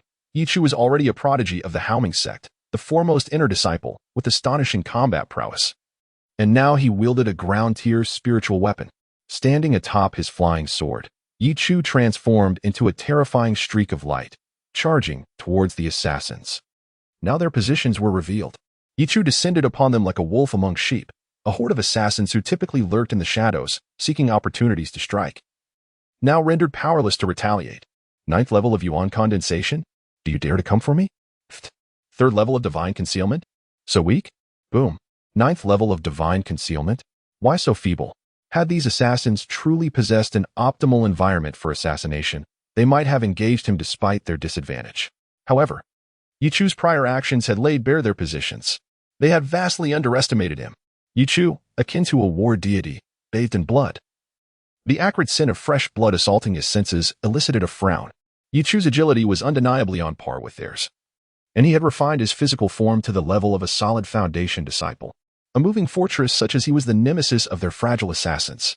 One by one, the assassins plummeted to the ground, their bodies shattered and devoid of life. Ye Chu had merely reached the 3rd tier of the divine concealment realm. However, in direct confrontation, these assassins, skilled in agility and assassination, who had attained the 9th tier of divine concealment, were as fragile as twigs, easily broken. At that moment, a chilling, obscure glimmer suddenly erupted in the air, sharp and menacing. Charging toward Ye Chu with a heavy aura of death that seemed capable of dragging one into the depths of hell. Hidden in the shadows was an assassin, and this murderous intent was starkly different from those Ye Chu had encountered earlier. An assassin of the Purple Mansion realm. The assassin sent to eliminate Ye Chu surpassed the Purple Mansion realm, encompassing its very essence. Ye Chu narrowed his eyes, observing the expressionless assassin, who seemed utterly convinced of Ye Chu's impending demise. For all of Ye Chu's remarkable agility, the assassin was exceedingly confident in his own lethal skills, believing there was no possibility of evasion. Clang! The sound of metal colliding rang out. A faint, crystalline blue sheen enveloped Ye Chu, the Ice Jade Heart Armor. Remaining uses, -1. This was the Ice Jade Heart Armor gifted to him by Shao Qingxian. He felt a sense of trepidation. If the Purple Mansion assassin truly commenced his assassination, having calculated the precise moment to strike, it would be truly terrifying. Without the Ice Jade Heart Armor, he might have already suffered severe injuries, or even met his end. However, I have been waiting for you. The Purple Mansion assassin's expression revealed a hint of dread. For an assassin, a single strike must lead to a kill, treating their own body as a disposable weapon. Should they fail? With a roar, like the awakening of an ancient dragon, a tremendous pressure descended, akin to the weight of a mountain. The Purple Mansion assassin's shoulder was instantly crushed, and he rapidly attempted to escape, moving with astonishing speed as if a tempest had swept through. Yet Ye Chu was even faster. Grasping the desolate dragon spear in one hand, he formed the mountain-breaking seal with the other, unleashing a terrifying force that obliterated all in its path. With a single strike, The assassin's head was cleaved open. The purple mansion assassin fell. Ye Chu stood resolutely atop his flying sword, wielding the desolate dragon spear, his gaze radiant, reminiscent of an ancient war god. Encased in the ice jade heart mirror, he had 3 opportunities to block a fatal blow. This was the bane of these assassins. It was also the reason Ye Chu dared to traverse the streets with such audacity. How many purple mansion assassins could they send? Who would dare to strike against Ye Chu in such a deadly situation? In the shadows, several purple mansion assassins wore expressions of terror. Who would dare to act? The opponent possessed a heart mirror capable of withstanding a lethal strike from the purple mansion realm. In the current situation, anyone who acted would merely meet their demise. They were beset by headaches. We must strike together. It seems that in this dire scenario, we can only act in unison. In an instant, they all launched their assault together. The heart mirror typically had a limited number of uses. It was a consumable. They chose to strike as one. In this moment, Ye Chu appeared to be riddled with flaws. However, unexpectedly, a radiant smile illuminated his face. At his fingertips, a unique talisman suddenly materialized, accompanied by an overwhelming surge of devastating power that erupted in cascading waves. Chapter 52, The Ancient Shadow Pavilion, offending a terrifying existence. The purple intent Xian killing talisman. In an instant, as the ethereal purple radiance enveloped the heavens and the earth, a terrifying force erupted explosively, violently sweeping across the realm. This was the purple intent Xian killing talisman, discovered upon the corpse of the purple dream fairy, a talisman of immense power, capable of slaying those of the purple mansion. Yet, Ye Chu began to comprehend why the purple dream did not activate this talisman before her demise. In a fleeting moment, Ye Chu felt a powerful suction erupt from the tip of his fingers, draining his spiritual energy in an instant. He had been preparing this talisman for quite some time, waiting for this very moment. 3 assassins of the purple mansion realm surged forth like shooting stars, only to be confronted by the talisman radiating an aura of annihilation. The purple intent Xian killing talisman. Boom. The terrifying might instantaneously engulfed the 3 assassins of the purple mansion realm, their screams echoing in the air. In that instant, all the assassins from the 4 major killer towers in the Demon Valley were left in shock.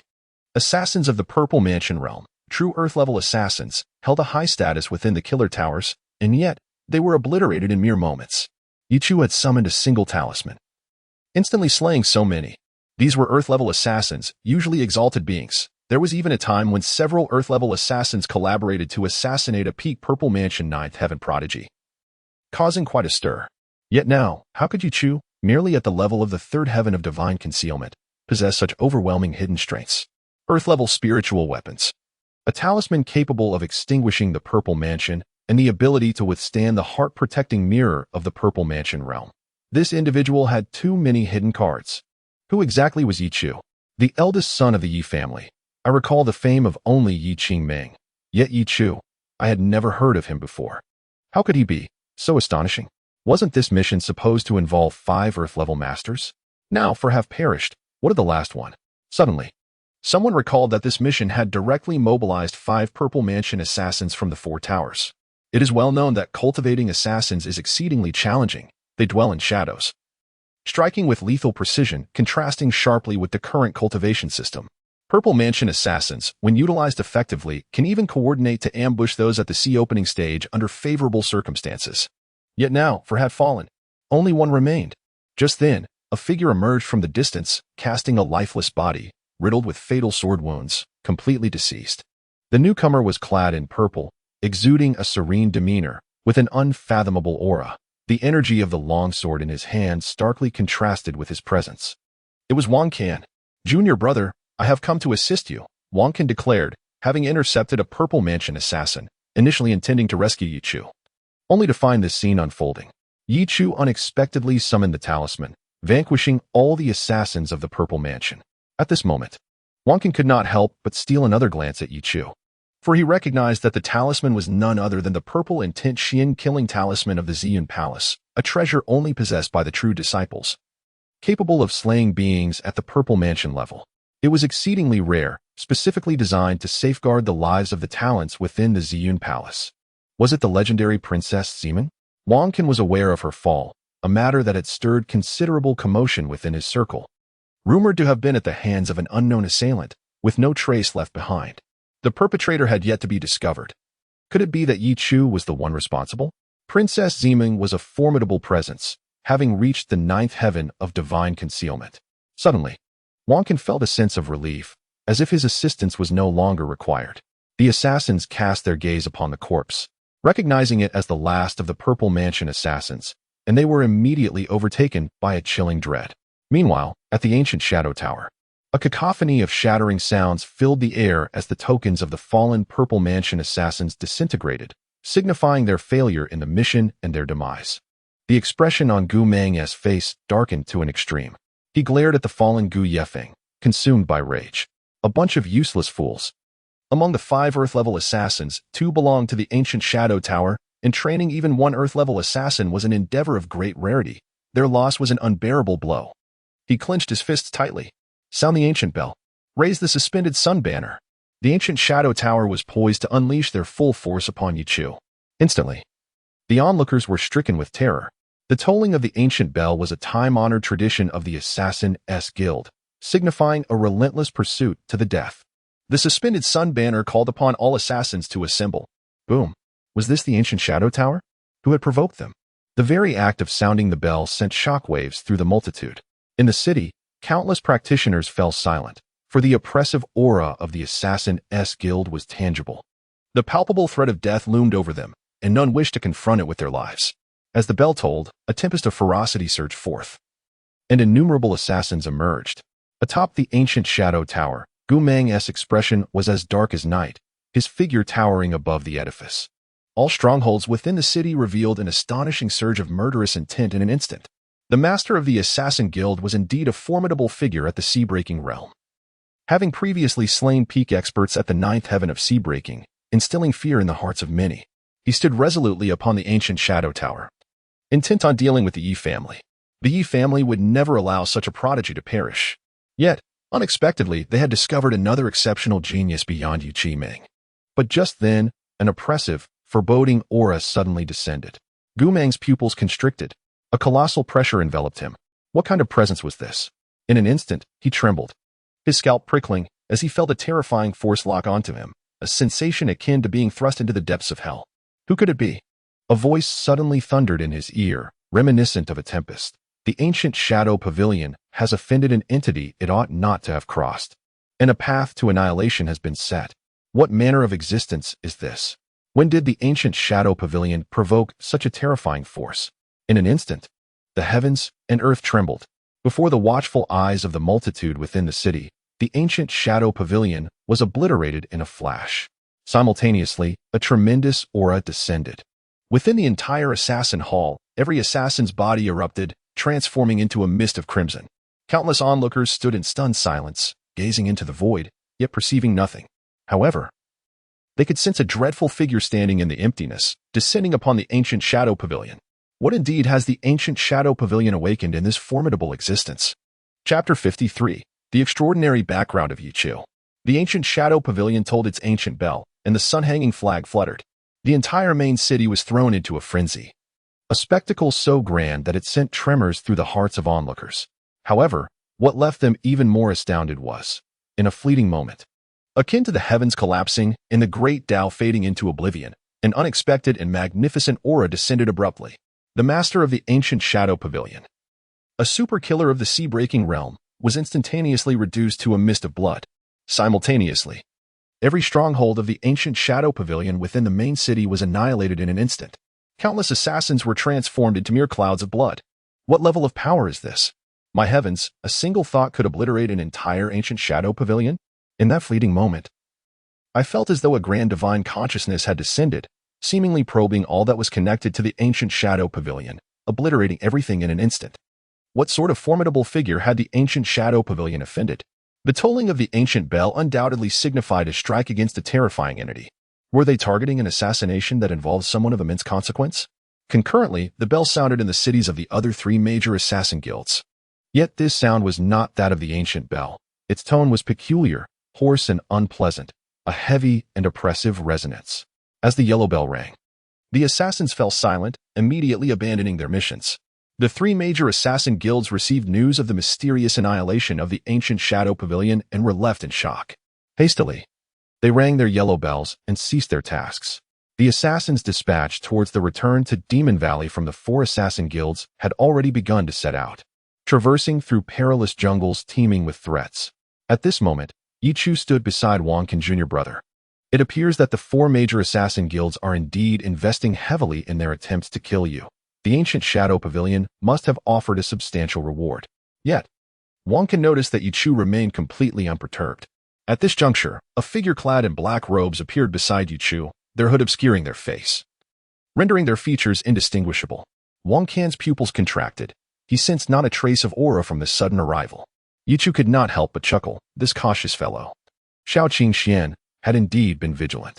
Shao Qingxian had arrived long before, perhaps even shadowing Ye Chu from the moment he descended the mountain, secretly assisting him in eliminating numerous assassins. Now at the 7th level of Yuan condensation, it could be said that with just a glance, his realm would elevate a notch. Looks like you're familiar with him? Wang Can let out a sigh of relief. Meanwhile, the 3 of them gazed into the vast expanse of the jungle. Had the Ye family sent someone? Considering the circumstances, they were bound to encounter relentless ambushes along the way, for this was the domain of assassins. Should the mission remain unfulfilled, their assassins would come in waves, much like the assassination of that genius back in the day, a pinnacle talent of the Purple Mansion, who was sent to the underworld by countless assassins risking their lives.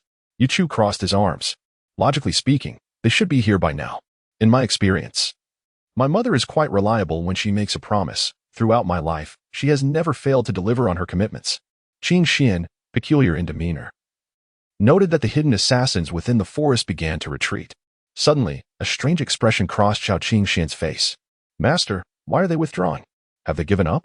He mused, perplexed. Wait, do not speak to me. Abruptly, the remnant soul within Shao Qingxian's ring seemed to sense an ominous presence, halting its words, reluctant to reveal itself. Shao Qingxian, struck by astonishment, lifted his gaze. In the next moment, a formidable divine consciousness descended, sweeping across the forest in an instant, arriving with a thunderous force, annihilating everything in its path. The scene was terrifying, evoking a palpable dread, akin to a flock of startled birds taking flight, with countless figures scattering heedlessly, indifferent to their own exposure. What transpired? But in the following instant, the ground shook with a series of explosive sounds. In a heartbeat, innumerable figures erupted into blood mist. Every assassin in the forest was obliterated, leaving behind an eerie spectacle, as if crimson blossoms bloomed upon a green canvas, painting the entire forest in a vivid scarlet, sending chills down one's spine. All the assassins, annihilated in an instant. At that moment, Wang Can and Shao Qingxian, standing beside Ye Chu, were both left in shock, their gazes instinctively turning towards the ever-composed Ye Chu, their pupils dilating. After a prolonged silence, the oppressive atmosphere gradually dissipated. Your background, Ye Chu, is rather extraordinary. Master, is that person stronger than you? How is that possible? Yet, I am merely a remnant soul, wary of being discovered. Ye Chu reflected, acknowledging the formidable prowess of his mother. Soon, the Ye family arrived. The members approached cautiously, led by none other than Ye Chu's father, Ye Xiankai. Handsome and charismatic, even in middle age, he exuded a unique aura, his presence formidable, signifying his status as a sea-breaking realm expert. He waved to Ye Chu, speaking with a light-hearted smile. To be honest, this scene caused both Wang Can and Shao Qingxian's pupils to constrict. The influence of the Ye family is indeed terrifying. Yet, only Ye Chu noticed the cold sweat on his father's forehead. When he has intervened after all. Fortunately, it was not on a grand scale, merely eliminating a few, just a handful of assassins. Ye Xiankai turned his attention to Wang Can and Shao Qingxian. I thank both of you for your assistance. The head of the Ye family emanated a refreshing aura, yet he was not someone to be trifled with. According to the elders of the Ye family, anyone capable of subduing Huangfu when he was certainly formidable. Therefore, the Ye family had never harbored ambitions of usurpation. Brotherhood and harmony prevailed. At this moment, Ye Chu stood beside Ye Xiankai, who was unlike the heads of other dominant families, with numerous wives and concubines, focused solely on his own safety. Chua, this time, the Ye family has prepared a year-end gift for you. Ye Chu paused, surprised. A gift? Is the Ye family so benevolent? The gates of the Ye family are sealed. This is a trial imposed upon you by the formidable members of the clan. Countless powerful beings are enshrined within the family, and every returning scion of the Ye clan must, within a single day, breach the main hall of the Ye family.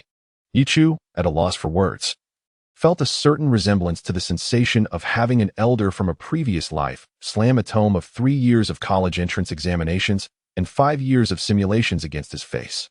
They are all disciples of the Ye family who enter various prestigious sects each year.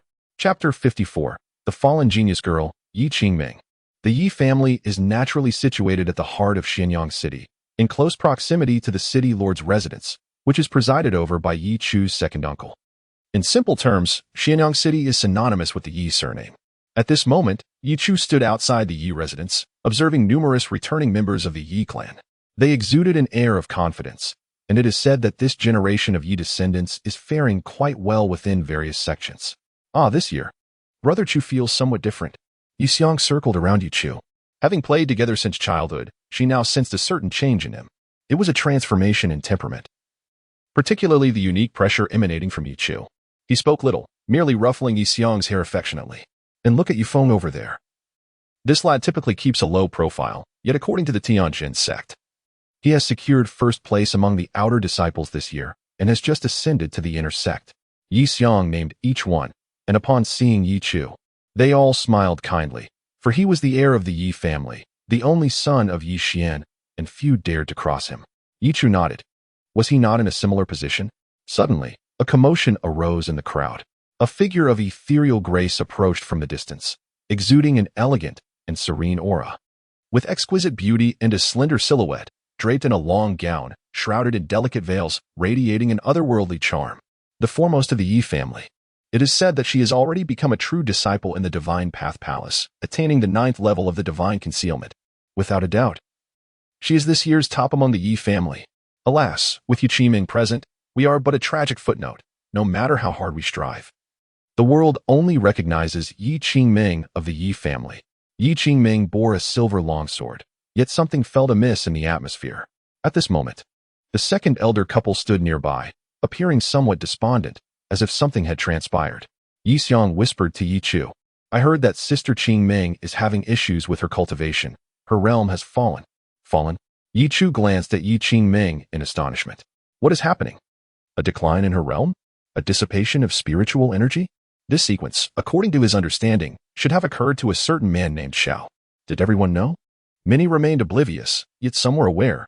This year, Ye Qingming had encountered difficulties, and they all aspired to claim the title of the Ye family's best, rendering the situation quite intricate. Ye Xiang sighed, evidently having once fervently admired Ye Qingming, yet now lamenting her fall from grace. The Ye family's best? This year. I doubt it. A discordant voice suddenly interrupted. Everyone turned toward the source. Yi Huang sneered at Ye Qingming, causing those around to gasp in disbelief. What was Yi Huang thinking? Did he seek his own demise by provoking Ye Qingming? However, Ye Qingming remained silent. She was surprisingly quiet, casting a glance at the east gate already filled with those renowned young prodigies from various families, before promptly changing her direction. Sister Qingming, Ye Xiang exclaimed hurriedly. Ye Qingming was approaching them. Ye Chu, rendered speechless, had originally intended to rush through one gate, given the commotion he had caused within the Haoming sect. And with so many elders from the Ye family intervening, he was keen to showcase his prowess. However, he did not wish to draw too much attention. Hence he opted for the less frequented west gate. Yet, as Ye Qingming approached, she instantly attracted the gaze of countless onlookers. With a slight nod, she acknowledged him. Chu Gu, she softly called out, then stood silently. Ye Chu nodded in response. As the elder brother of the younger generation, he understood Ye Qingming well. After all, she was now in a position where the admiration and respect of her peers had transformed into mockery and derision overnight. The abrupt shift in her status was surely difficult for her to adjust to. The loss of her cultivation, was it truly a misfortune? Ye Chu offered her some comfort, pondering whether Ye Qingming's current predicament was akin to that of a protagonist in a tale. Why was the system silent? Thank you for your kind words, Chu Gu. Ye Qingming replied with a bitter smile. However, her cultivation continued to plummet, the spiritual energy within her dissipating daily. Today, she was still at the 2nd level of the Divine Concealment. But the rate at which her energy was vanishing suggested she would likely fall to the condensation realm by tomorrow. The elders of the Divine Path Palace had been unable to uncover any issues. Her inner reservoir was nearing depletion. Sister Qingming, we will find a way. Chu Gu, we are counting on you at this gate, Ye Xiang reassured her while addressing Ye Chu. Ye Qingming looked at Ye Chu in astonishment, in her recollection. His talent was average, seemingly ranking only within the top 100 of the inner sect of the Haoming sect. Yi Xiang spoke mysteriously, "I have my sources. This year, Chugu has undergone a remarkable transformation." Ye Chu, feeling exasperated, pressed down on Yi Xiang's head, prompting her to grumble. Just then, a commanding voice suddenly resounded. "The 98th trial of the Yi family has commenced." At this moment, behind the Yi family's gates, figures stood ready. These were formidable devotees of the Yi family. As a preeminent clan in a major city like Xianyang, the Yi family boasted countless external strong practitioners among their ranks. Now, they stood upright. Boom. The gates were about to be breached. In an instant, the younger generation of the Yi family began to unleash their auras and made their moves. Behind the west gate, Yi Xian stealthily instructed, "You all, go and block the west gate." At that moment, a large hand suddenly seized his ear. "Are you trying to make things difficult for Chu'er?" Huang Fuwana smiled. Aye. That lad suddenly topped the inner sect this year. Aren't you curious about his strength?" Huang Fuwanha expressed genuine interest upon hearing this. Chapter 55. The Body of Rock and the Might of 200,000 Pounds. "Yi Huang, let us take action. I have heard that the 4 gates of the Yi family have been reinforced with special materials, crafted by the renowned master craftsmen of Xianyang City, rendering them extraordinarily resilient. No individual among us could possibly breach them." At this moment, Yi Feng pondered for a brief moment before speaking. No sooner had his words left his lips than Yi Huang's aura exploded forth. "What are we waiting for?" Yi Feng inwardly cursed his impulsiveness. Subsequently, a golden, blazing energy surged wildly from his body, carrying an immense pressure that was boundless. This terrifying aura instantly elicited expressions of astonishment from the Yi family disciples behind him. Indeed, it was rumored that Yi Feng's strength had soared, and it seemed the rumors were well-founded. This young man had concealed his abilities quite profoundly. He unleashed a punch. Boom. The gate trembled, and dust cascaded down from above. The gate was indeed solid and unyielding. Among the 4 gates, the first to breach one would be awarded a spirit-enhancing pill, which could significantly elevate one's cultivation and provide an exceptionally pure influx of spiritual energy. We must obtain this. The Yi family was undeniably generous towards their own descendants. The spirit-enhancing pill was exceedingly precious, ranking among the pinnacle of yellow-grade elixirs, just a step away from attaining the status of a treasure pill. It would greatly benefit those seeking advancement in their cultivation. Who are the others at the remaining 3 gates? Yi Feng inquired while continuing his assault on the gate. The northern gate is filled with the talented disciples from the 3rd elder's lineage, including Yi Long and Yi Buxiao. The southern gate comprises the factions of the 4th and 5th elders. As for the western gate, there is Brother Chu and Yi Qiming. It appears there should not be any significant threats, Yi Huang replied confidently. They were well aware of the other talents within the Yi family. Although some might have improved over the past year, it would not be to an exaggerated extent. And regarding Yi Chu, he is the eldest brother of this generation in the Yi family. Furthermore, our mother has always instructed us not to provoke him, thus instilling a sense of respect for Yi Chu among us since childhood. Although his talent and strength are average, we all regard him as an older brother from the depths of our hearts. This exemplifies the family ethos. Among the younger generation, competition is permissible, yet the principles of respect for elders are fundamental. As for Brother Chu, I recall he had only reached the 4th level of qi condensation last year, so he should be merely at the 5th level this year. And as for Yi Qiming, her spiritual energy is dissipating. She would surely not dare to recklessly exert her full strength, Yi Huang rationally analyzed. Beside him, Yi Feng sighed. It is a pity for Sister Qingming. Boom, boom, boom. They relentlessly struck the gate, and gradually, a fissure began to form. In an instant, Yi Huang and Yi Feng displayed expressions of delight. Their efforts to breach the gate intensified.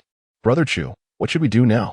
At the western gate, the disciples of the Yi family behind Yi Chu revealed anxious expressions. Many were from the 2nd elder's lineage and had followed Yi Qingming without knowledge of her circumstances.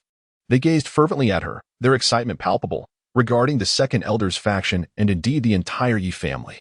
Yi Qiming is undeniably the foremost individual. They are their aspiration. Yi Qingming gazed at the disciples of the Yi family behind her, her heart heavy with compassion. After a moment of hesitation, she stepped forward, declaring, I shall take the lead.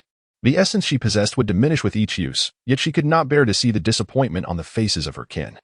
Qiming Jie, Yi Xiang began, faltering in her words. At that moment, a large hand unexpectedly clasped Yi Qingming's shoulder, its warmth providing an oddly reassuring sensation. Instinctively, she attempted to break free. However, the hand bore an astonishing strength that left her astounded, as if it were forged from bronze and iron. How could this be? Her beautiful eyes sparkled with surprise as she turned to the calm-faced Ye Chu. Brother Chu, is it truly as Yi Xiang suggested? Ye Chu spoke softly. Allow me. My shameless father has begun to train me once more. A grin spread across his face, revealing his formidable teeth. He sensed the emergence of formidable beings from beyond the door.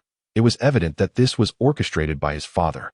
At that moment, all the disciples of the Yi family beheld Ye Chu, who, despite being merely at the 4th level of the Qi-gathering realm and considered to have mediocre talent and ordinary strength, now strode forward with purpose.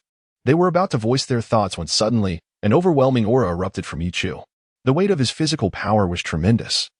It was customary for a genius of the divine concealment realm to possess a physical strength of at least 10,000 pounds, while those specifically trained could reach a staggering 40 or 50,000 pounds. The air around Ye Chu became charged with an intense heat. 200,000 pounds of brute strength. The atmosphere surrounding him turned a deep crimson, fueled by his vigorous vitality, resembling a mythical beast from ancient times. Causing the very earth to tremble, the might of his physique was extraordinary, leaving Yi Qiming in shock.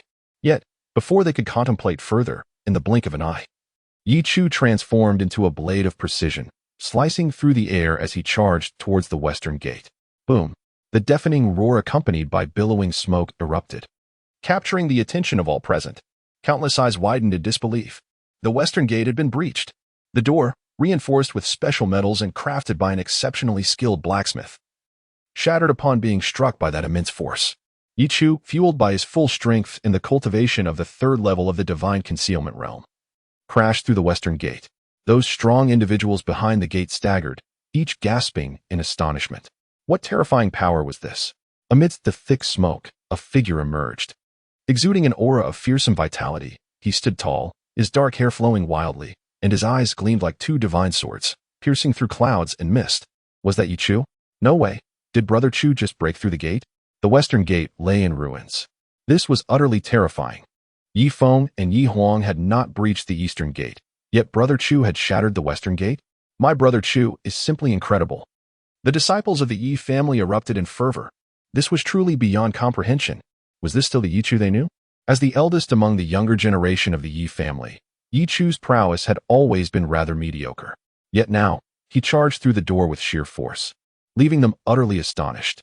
Is this truly the Ye Chu they remembered? At this moment, Yi Xian stood atop the heights of the Yi residence, dumbfounded.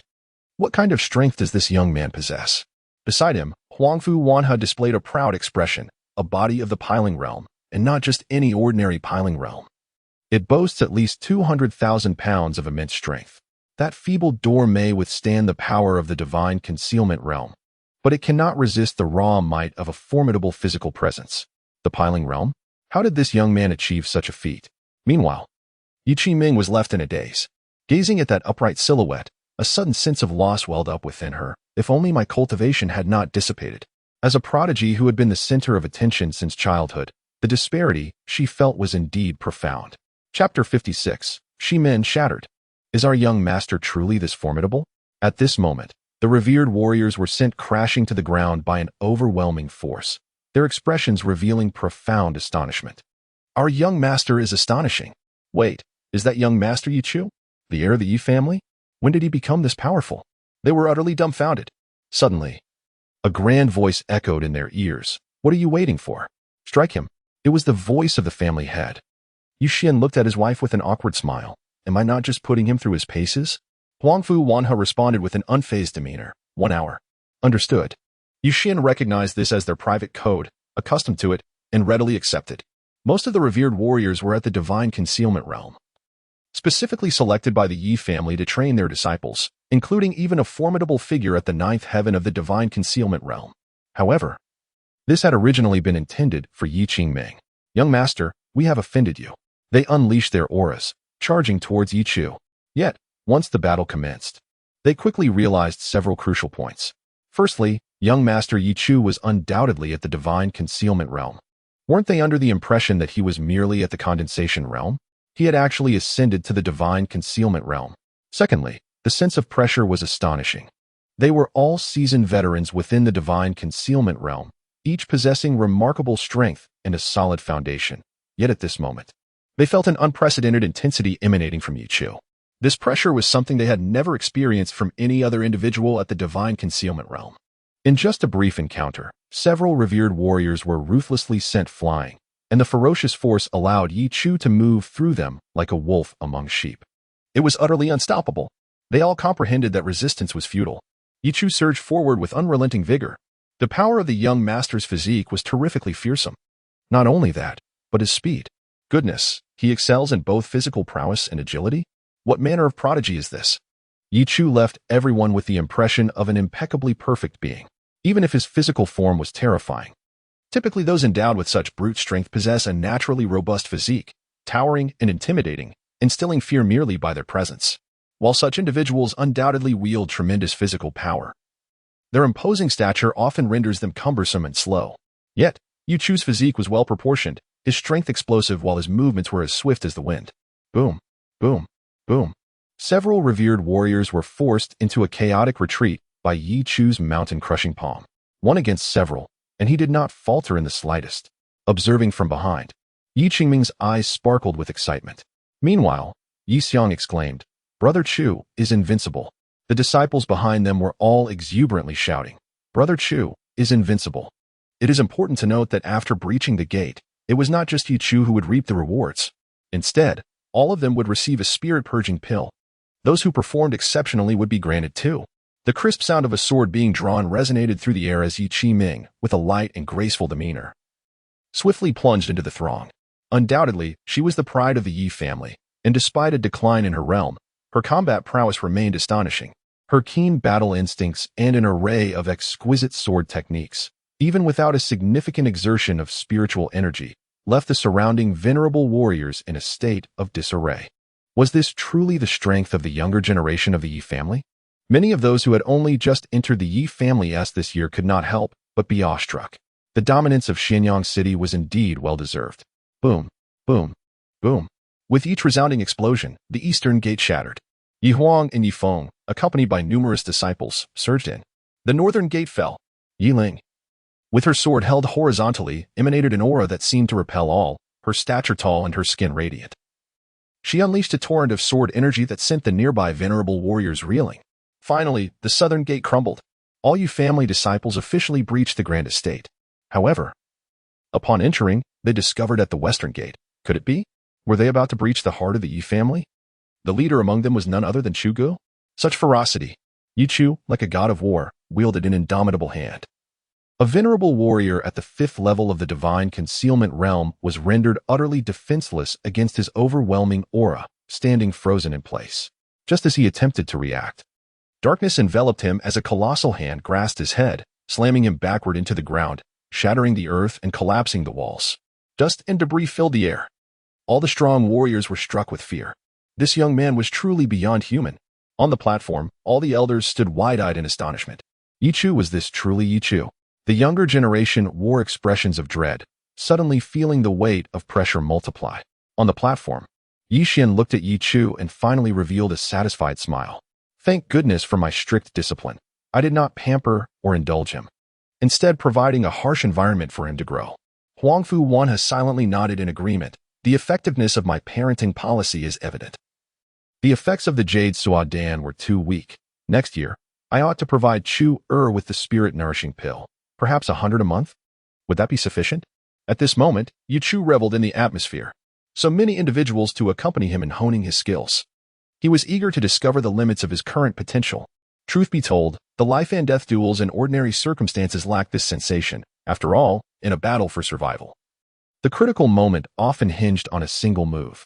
For instance, during his encounter with Ziming, a moment of negligence had allowed Ye Chu to strike her down with the archaic dragon halberd. Had they faced off now, without a single move, Ye Chu would have been left crippled, ripe for the picking.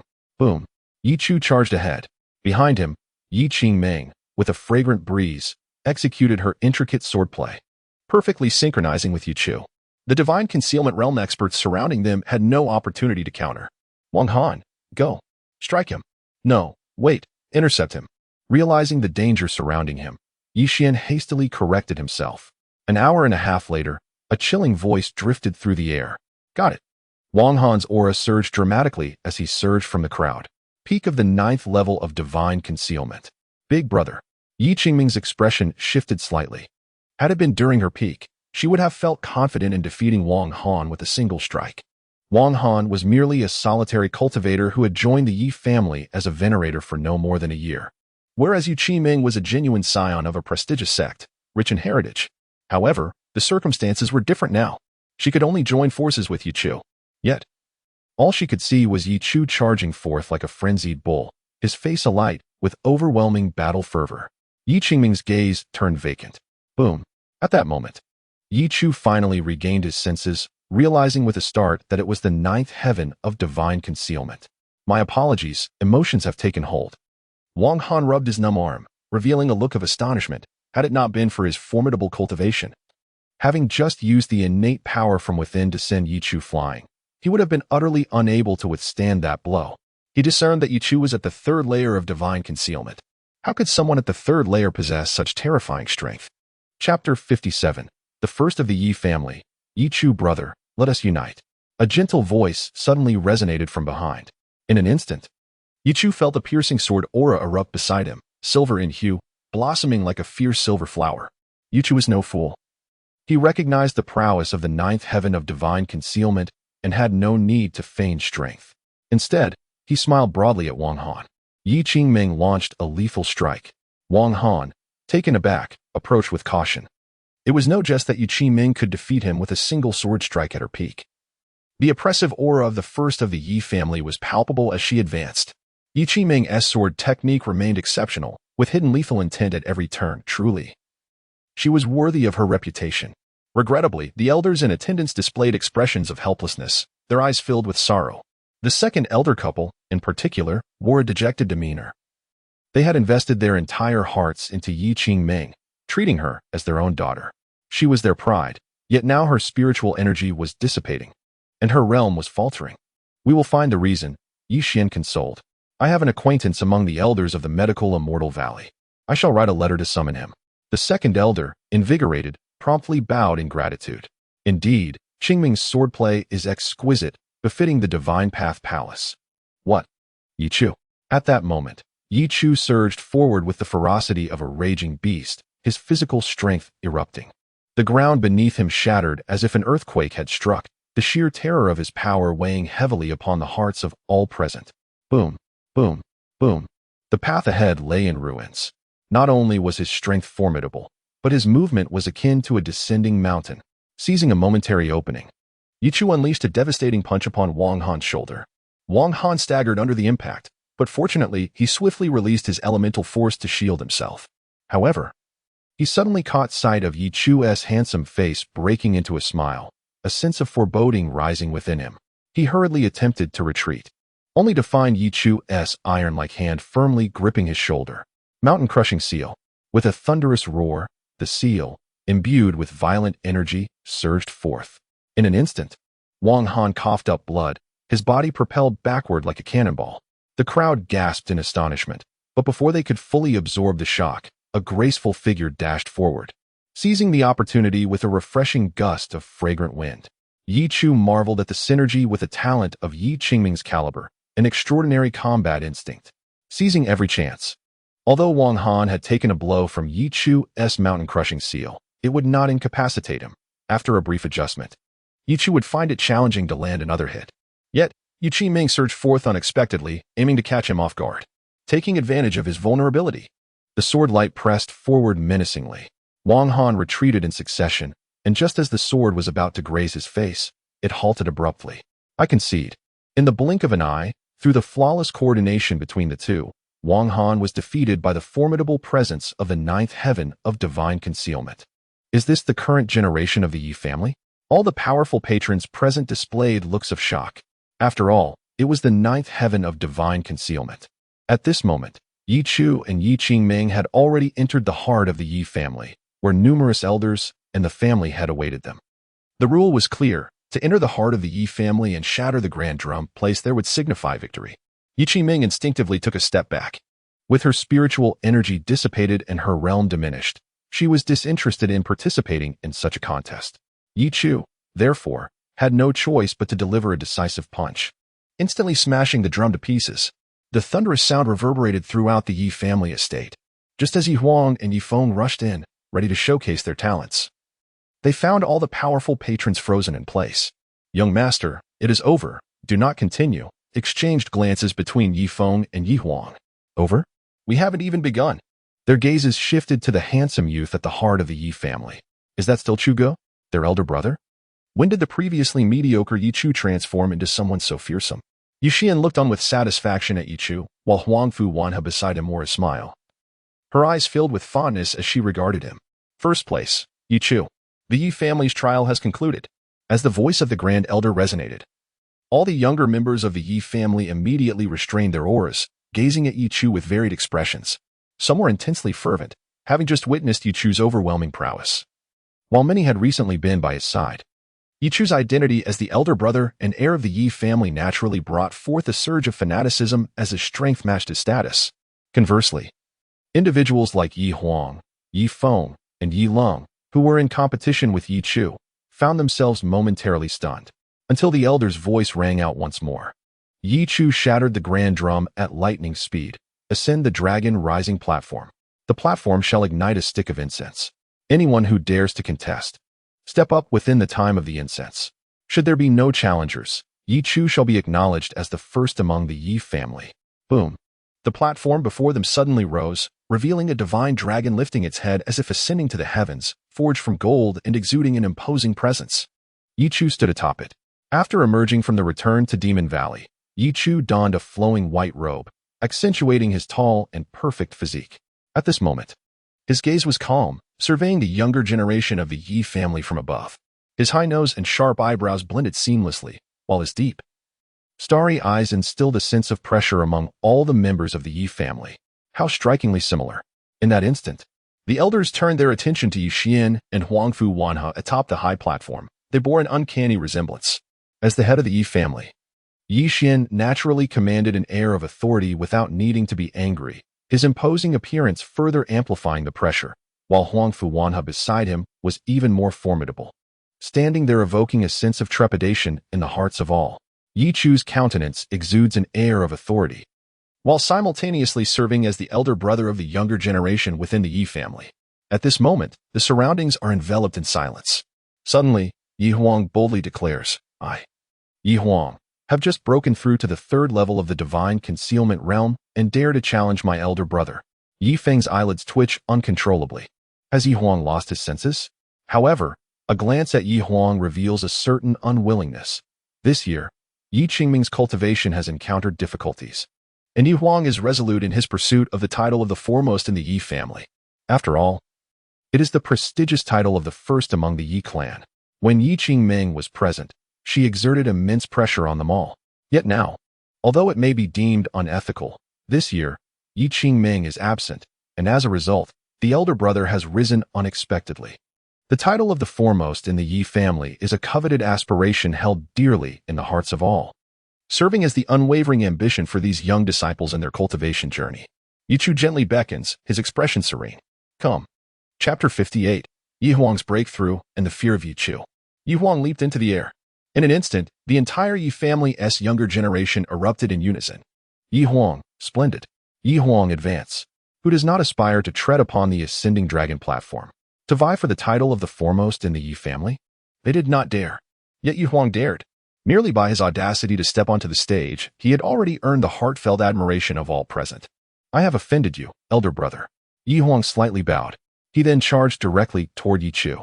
Yi Huang practiced the art of boxing and had yet to select his weapon, as advised by the elders of the Yi family. It was customary to solidify one's foundation and hone one's boxing technique before entering the Purple Mansion. Only then would one choose a suitable weapon. With one fist mastered, myriad techniques unfold. Boxing? Ye Chu's eyes suddenly sparkled, both at the third layer of divine concealment and sharing a fondness for martial arts. This young man suited my taste quite well. Indeed, quite well. Boom. With a deafening crash, everyone felt as if their eardrums were about to burst. It was the collision of overwhelming power. The boxing techniques were astonishing. When their fists met, the force was monumental. The ascending dragon platform trembled momentarily. Yi Huang gritted his teeth. Such terrifying power. He couldn't help but glance again at Ye Chu. That ferocious force felt akin to battling an ancient beast, with a physique capable of easily shattering mountains. Only by engaging him could one fathom the boundless pressure, as if an ocean were crashing down. What a fearsome pressure.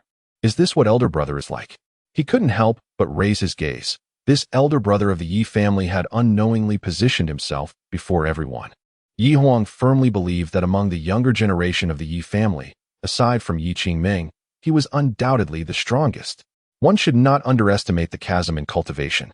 Yi Qingming was a prodigious anomaly, casting a shadow over their youth, being the pride of the Yi family, far surpassing many geniuses from other clans. Now, Ye Chu undoubtedly deserved the title of the foremost in the Yi family. However, I shall not concede easily. Yi Huang gritted his teeth. Even as blood began to seep from his fists, the pain rendering him numb, he continued to unleash one punch after another. What tremendous willpower. Yi Huang, splendid. This is the spirit of a Yi family man. If the youth of the Yi family were all endowed with such resilience, how could the Yi family not thrive? Many gazes directed at Yi Huang were filled with admiration. Pressure. Such formidable pressure. Yi Huang felt stifled beneath it. The sensation of being relentlessly battered was unbearable. As if a vast, impenetrable sky were overshadowed by Ye Chu. Suddenly, enlightenment dawned upon him. Under extreme pressure, he broke through. Boom, boom, boom. The fourth layer of divine concealment. I have broken through. Thank you, elder brother. He understood that Ye Chu was tempering him. He had previously been no match for Ye Chu, yet Ye Chu maintained a judicious balance, providing him with ample pressure without overwhelming him. He gazed at Ye Chu with immense gratitude. A breakthrough? On the high platform, all the elders exchanged astonished glances, revealing expressions of surprise. A breakthrough in the midst of battle? Chu fed Yi Huang a lesson. Afterwards, he was reminded by the third elder to express his gratitude to Chu. The grand elder nodded in agreement, appreciative of Chu as well. After all, Yi Huang was his grandson. Alas, the tides of battle suddenly shifted. As Yi Huang ascended to the fourth level of the divine concealment, making it difficult for Chu to engage. The third elder sighed. In the arena, Yi Huang felt invigorated, his spirits soaring, as an overwhelming surge of power coursed through him. Brother Chu, come at me again. Rest assured, I shall concede after the battle, he declared, a smile gracing his lips, brimming with confidence. His fists rained down upon Ye Chu like a torrential storm. Yet, in the next moment, his grin abruptly faltered. Suddenly, an astonishing pressure erupted from Ye Chu, enveloping Yi Huang in an overwhelming wave, causing cold sweat to beat on his forehead. In that instant, he felt as if he were a mere wave being submerged by the ocean. The force of Ye Chu's onslaught intensified, his large hand descending upon Yi Huang, leaving him disoriented and on the brink of unconsciousness. What is happening? Onlookers gasped in astonishment. Yi Qingming, with her beautiful eyes sparkling, realized. He has not even exerted his full strength from the very beginning. Yi Xiang was taken aback. Could the gap between Yi Huang and Ye Chu truly be this vast? Even with his breakthrough, he was still being ruthlessly overwhelmed? Everyone stood in shock. Brother Chu, he has not been using his full power from the outset. Good heavens, how terrifying. This implied that previously, Brother Chu was merely honing Yi Huang's skills, assisting him in his breakthrough, while simultaneously suppressing him, ensuring he didn't collapse under the relentless barrage. Such mastery could only signify that Brother Chu's strength far surpassed that of Yi Huang. Truly, they were not of the same caliber. Yi Huang was utterly bewildered. What is going on? Did I not just break through? Why does this terrifying pressure feel unchanged? Suddenly, he focused his energy, channeling it into a single punch that surged forth like a stampede, dust swirling as power exploded forth. Yet Ye Chu did not evade. One hand shot out. With a resounding clap, Ye Chu effortlessly grasped Yi Huang's fist, crushing the torrent of energy with ease. You still do not comprehend the absolute dominance of 200,000 pounds of physical strength, he remarked casually, delivering a punch that sent Yi Huang hurtling back like a cannonball. Yi Huang was launched off the ascending dragon platform, and in an instant, silence engulfed the crowd. Ye Chu emerged victorious. Is this madness? The spectators stared in disbelief at Ye Chu, who stood tall on the platform, hands clasped behind his back, his gaze distant. Just how formidable was his power? It became evident that Yi Huang's breakthrough was merely a gracious gesture from his elder brother. However, despite the breakthrough, the elder remained the elder, and the younger the younger. Ye Chu exhibited the demeanor of a true elder brother, igniting a fervent admiration in many hearts. This is the young master of the Ye family. Upon the elevated platform, Huangfu Wanhe maintained an air of composure. Having ascertained that her son was undoubtedly the foremost among them, she felt no inclination to linger any longer. Leaving behind a flippant remark, a physical strength of 200,000 jin within the realm of divine concealment is a force to be reckoned with. In an instant, all the elders were struck with astonishment. 200,000 jin of immense power? What manner of creature is this? In that moment, their gazes towards Ye Chu transformed dramatically. Was there anyone else daring enough to ascend the stage for a challenge? The Grand Elder surveyed the crowd, only to witness the scions of the Ye family bowing their heads in defeat, clearly devoid of courage. Below the platform, Yi Long hesitated for a moment. But upon seeing Yi Huang, who despite being defeated still lay on the ground grinning foolishly due to his breakthrough, she chose not to risk her dignity by stepping up. Even against Yi Huang, she knew she could not prevail, let alone against Ye Chu. Before long, the incense extinguished. The first among the Yi family, Ye Chu. Chapter 59, The Betting Incident. Inferior martial arts of the Earth Realm. This year, the foremost figure of the Yi family is Ye Chu. He is the young master of the Yi family and also the elder brother of the younger generation. Many people are bewildered. Their impression of this elder brother has always been one of mediocrity and inconspicuousness. However, this year, he has suddenly unleashed a power that astonishes everyone. How deeply he has concealed his strength. The disciples of the Yi family exclaim in awe. They believe he has merely been pretending to be weak all along, hiding his true capabilities. And this year, with Yi Qingming facing a setback in her cultivation, he has risen to prominence, claiming the title of the Yi family's foremost figure. One cannot deny the brilliance of this play. The ascending dragon platform rises high, and the Yi family is in an uproar, with the vast Xianyang city seemingly witnessing a towering figure bathed in golden sunlight, reminiscent of a youthful war god. The sound of drums reverberates throughout Xianyang city, shaking its very foundations. The Yi family, the sovereign of Xianyang city, stands proud as the face of the city. The verdict is in. Yi family as foremost figure. Ye Chu. News spreads rapidly, carried by both well-wishers and servants specially arranged by the Yi family to announce Ye Chu as the foremost figure. Ye Chu. How come I have not heard of him before? Indeed, Ye Chu. Is he not the foremost figure of the Yi family? Is it not Yi Qingming? The name Ye Chu resonates throughout Xianyang city.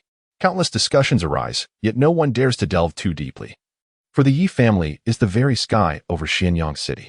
Congratulations, elder brother. After Ye Chu steps down, Yi Qingming, who has been standing behind him, congratulates him, watching the attention he receives with a bittersweet smile. Although she is genuinely happy for him, the sense of loneliness is starkly real. As the recognized foremost figure of the Yi family, it is indeed her first time standing off stage, watching another ascend the ascending dragon platform. Looking at Yi Qingming before him, Ye Chu wishes to offer some comfort, but the words linger at the tip of his tongue, elusive. Just then, Ye Chu's pupils constrict slightly. The betting incident? This time, it is not an ordinary bet, unlike previous occasions when Ye Chu could simply wager a pill or a piece of spirit stone. This time, it concerns uncovering the mystery behind Yi Qingming's loss of cultivation. Ye Chu gazes at Yi Qingming, resembling an ethereal fairy, and says, Qingming, do not worry. We will eventually discover the reason. I have a few friends with extensive knowledge. I will write to them shortly to see if they can provide any clues.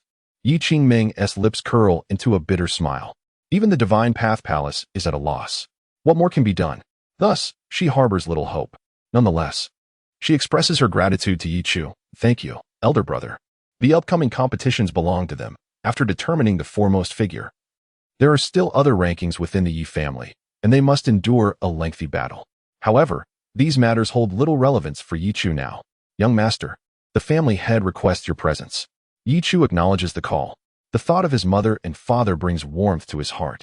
Unlike other traversers, Ye Chu's home is imbued with warmth. Unlike those protagonists who endure hardships and rise against fate, Ye Chu finds great contentment in his current situation. The Yi family estate is vast. Fortunately, the distance to his parents' rooms is not far. Dear, he knocks on the door, and a gentle voice calls from within, come in. Chua. Pushing open the door, Ye Chu is greeted by his mother's soft gaze, her warmth ever unwavering. Soon, however, Huangfu Wanhe strides over, grabbing Ye Chu and playfully pinching his cheeks. Our Chua remains as handsome as ever, those girls from the Haoming sect must be utterly smitten. Chua, are you tired? Did you suffer on the way? Don't worry, your mother has avenged you. How is your cultivation going? Remember to take breaks. Don't just practice relentlessly. If resources are scarce, I can provide you with what you need. By the way, you've lost weight. Is life in the inner sect not treating you well? Perhaps I should approach an elder at the Haoming sect and arrange for you to become a direct disciple. Wouldn't that be splendid? I believe I still have a few acquaintances there. Ye Chu is at a loss for words, but has grown accustomed to his mother's exuberance. At that moment, an unexpected voice disrupts the conversation. Indulgence. Such excessive indulgence. A doting mother spoils her child. The stern voice of his father, Ye Xiankai, resonates, though he remains unseen. Ye Chu freezes. Father? Where are you? I am right here. Slowly, Ye Chu lowers his gaze to find his father kneeling by the bedside. A serious expression etched upon his face, his posture upright, hands resting on his knees. He exclaims in indignation, what a perverse form of education. I, Ye Xiankai, refuse to accept this. Speak no more. 2 hours. Understood. Ye Chu's face darkens. His father remains as resolute as ever. Yet, he quickly recounts his experiences at the Haoming sect. You ranked first in the inner sect? That means you can directly enter the core? How's this year shaping up? Do you have confidence in becoming a true disciple? Huangfu Wana smiles, pride evident in her demeanor, while the words spoken were indeed those of Ye Xiankai. However, after speaking, Ye Xiankai hurriedly adjusts his expression, determined not to let his son become too arrogant. He must project the weighty and profound love of a father. Ye Chu is exasperated. Father, in this manner, it is difficult for me to perceive your authority. The family shares a harmonious moment together. Soon, Huangfu Wanha announces she must step out for a while. Father, why are you standing? Isn't the 2-hour mark yet reached? Ye Chu is astonished to see his father rising to open the door for him. Ye Xuankai's expression remains serious. Chua, I have taught you to be loyal and to uphold integrity. When I told your mother you would kneel for 2 hours, you shall kneel for 2 hours on the wooden board. Ye Chu looks down and realizes his father is still kneeling, merely floating in the air. Supported by pure, elemental energy, the ease with which he maintains this position suggests it is not his first time. Rules are inflexible. Humans are adaptable. I am merely showing your mother respect. Ye Chu feels a wave of embarrassment wash over him. The martial arts of the lower tier are indeed captivating. Thought Ye Chu with great enthusiasm. Upon returning to his chamber, Ye Chu penned a letter. After parting ways in the Valley of Returning Demons, Xiao Qingxian had given Ye Chu his contact information, which included the address of the Xiao family. Ye Chu detailed the circumstances surrounding Yi Qingming in the letter. He summoned a messenger from the Xiao family, instructing him to ride forth with haste, ensuring that the letter would reach the Xiao family in Wu City within 3 days. Addressed to Xiao Qingxian. Chapter 60. The letter from the young master of the Yi family Wuqing is a city of moderate size, incomparable to the grandeur of the main city. Its proximity to Xianong City places it among the numerous small towns that surround it. At this moment, within the Xiao family, Xiao Qingxian stands victorious. Upon the elevated platform, clad in black attire, Xiao Qingxian is not conventionally handsome, yet possesses a striking appeal, exuding a unique aura. He has undergone significant transformation, no longer the naive youth who emerged from Wuqing. Having joined the Haoming sect, he has experienced much, and his eyes now reflect a profound depth. His chiseled features, illuminated by the sunlight, captivate many young maidens of the Xiao family. At this moment, Xiao Qingxian incites fervor among countless members of the Xiao clan. How could Xiao Qingxian be so formidable? Even Xiao Feng, who has reached the 6th level of the condensation realm, cannot rival him. Xiao Feng is a rare talent within our family. Having attained such mastery at merely 20 years of age, what trials has Xiao Qingxian endured? I recall he had yet to step into the condensation realm just last year. Yet today he effortlessly overwhelms brother Xiao Feng. During the Xiao family assembly, Xiao Qingxian, like a raging tide, claims the title of the strongest in the family. However, as he stands atop the platform, he feels the weight of unfriendly gazes, a sense of foreboding settling in his heart. Teacher. It seems that even with the title of the strongest in the Xiao family, the Grand Elder will not relent. Boy, ultimately, you are merely a pawn in his scheme to undermine your father. His intentions remain unchanged, merely cloaked in a different rationale. Presently, it appears that the other 2 prominent families of Wuqing have begun to align with the Grand Elder. Upon hearing this, Xiao Qingxian clenches his fists tightly. Power. If only I possessed the strength to suppress all opposition, then my father would not face such tribulations. At this juncture, a guard, visibly shaken and breathless. Rushed in with alarming news, the messenger from the Ye family of Xianyang City has arrived. Instantly, the announcement sent a ripple of shock through all the elders and the family head atop the platform. The Ye family of Xianyang City? Could it be that Ye family? The Ye family is an immense entity, a dominant force, the three great families of Wuchen combined pale in comparison. A messenger from the Ye family?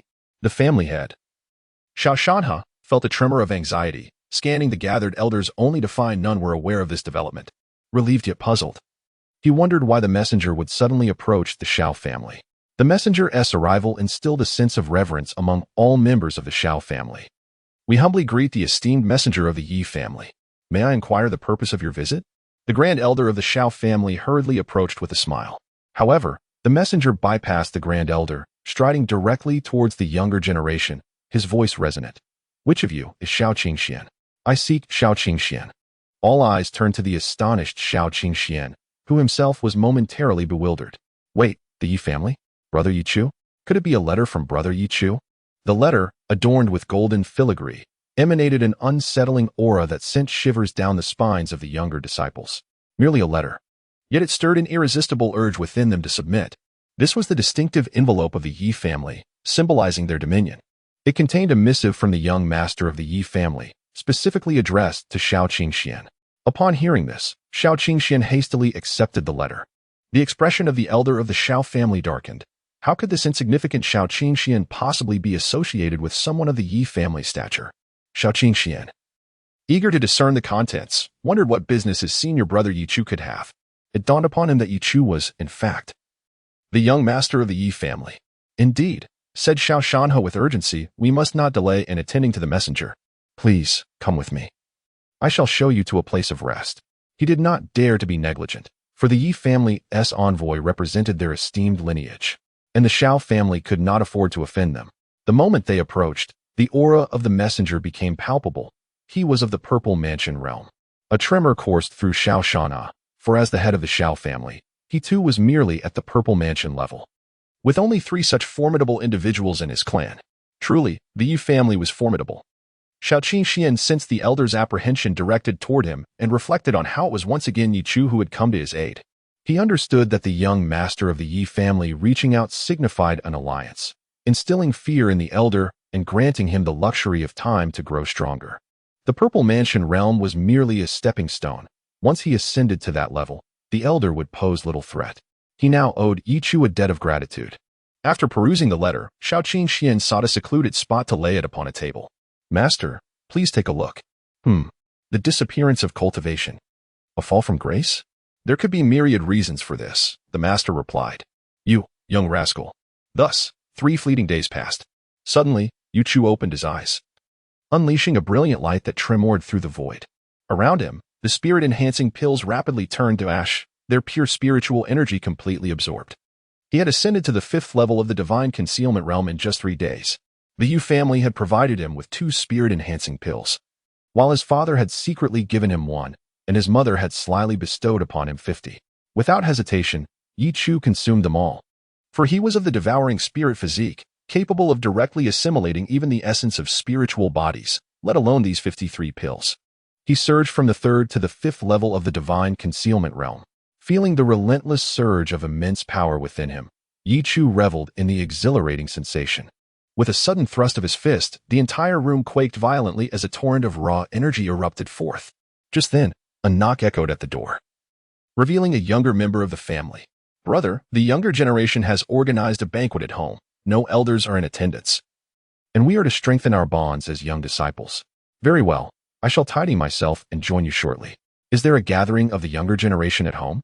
A group of young relatives sets a lavish table, indulging in delectable dishes and savoring fine wine, creating an atmosphere of utter relaxation and joy. The younger members of the Ye family bear significant responsibilities. After all, they are the heirs of the Ye lineage, watched closely by countless outsiders, with the family's honor and future resting heavily upon their shoulders. Such moments of leisure are indeed rare. Ye Chu observed from a distance as a group of disciples arranged several tables laden with food and drink. Elder brother has arrived. The younger generation of the Ye family exclaimed eagerly, Elder brother, please take a seat. The first place is reserved for you, and I have specially prepared your favorite dish. Beggar's chicken.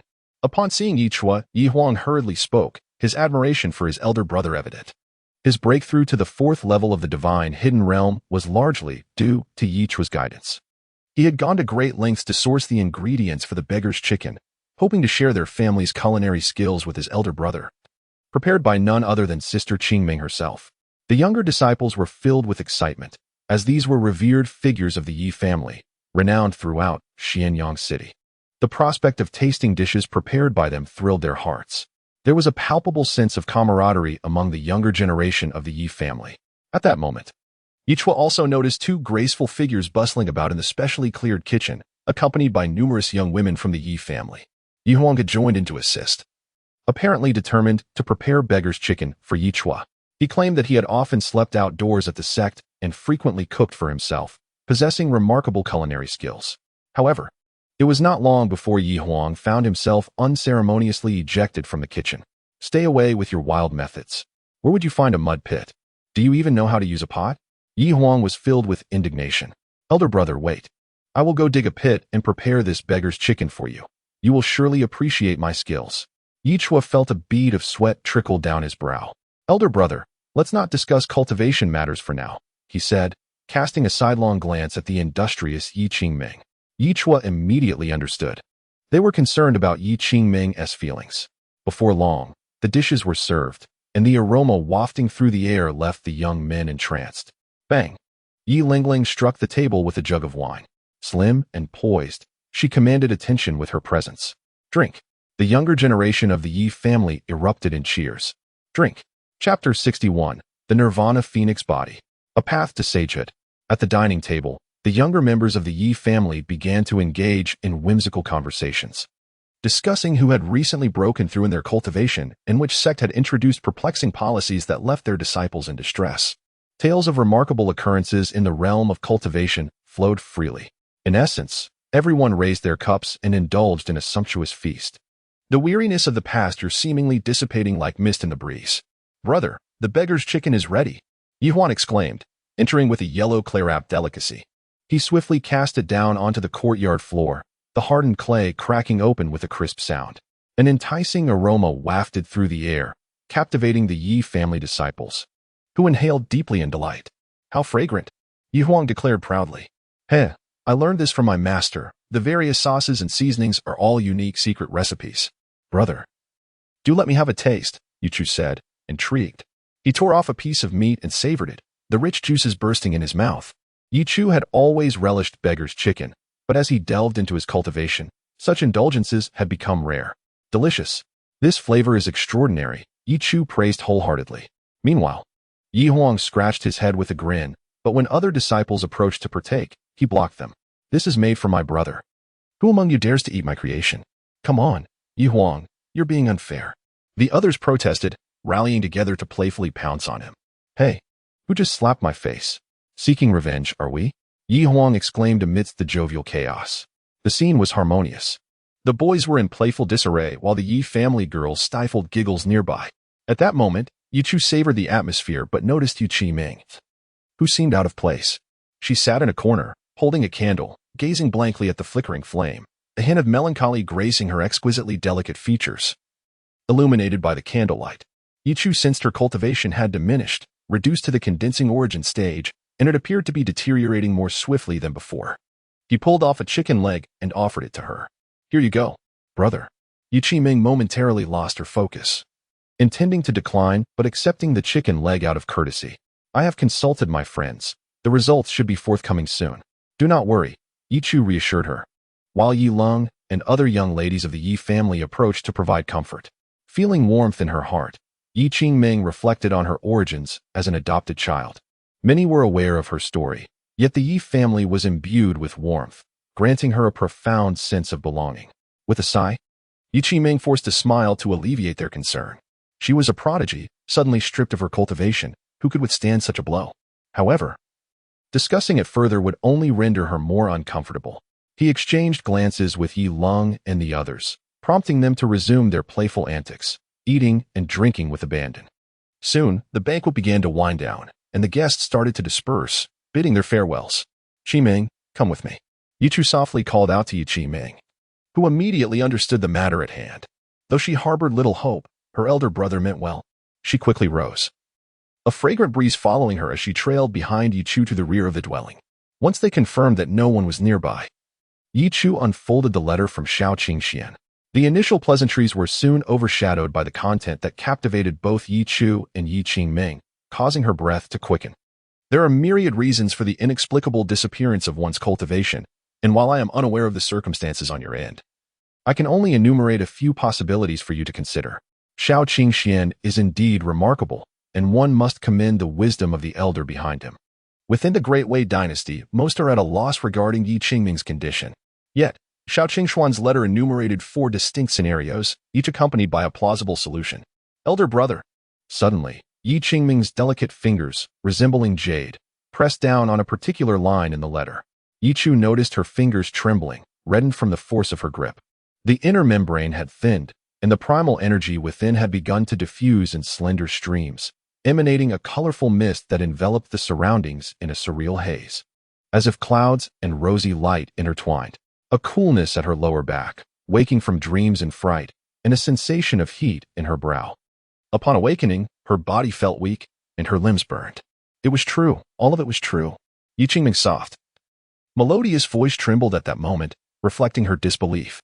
Initially, she held no hope. After all, her elder brother was merely a disciple of the Haoming sect.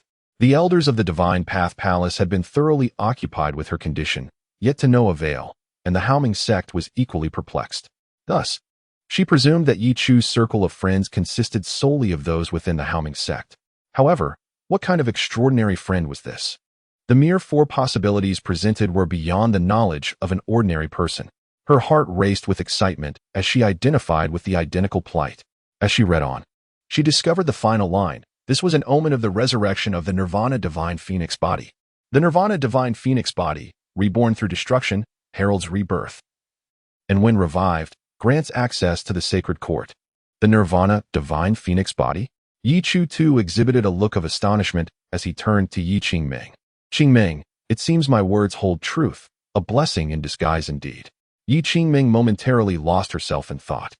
The recent tumultuous events had left her in a state of disbelief, as if caught in a dream. Meanwhile, Ye Chu continued to read. However, despite the formidable nature of the Nirvana Divine Phoenix body, the conditions for its revival were exceedingly stringent.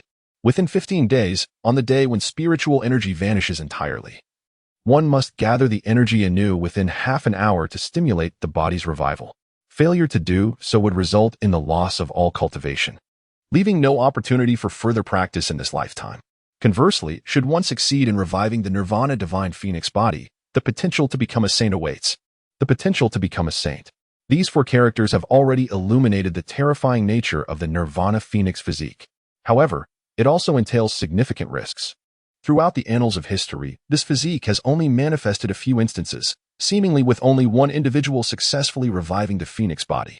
Fortunately, in the end, Xiao Qingxian cataloged all the materials required to stimulate the Nirvana Phoenix physique. Xiao Qingxian is indeed reliable in his endeavors.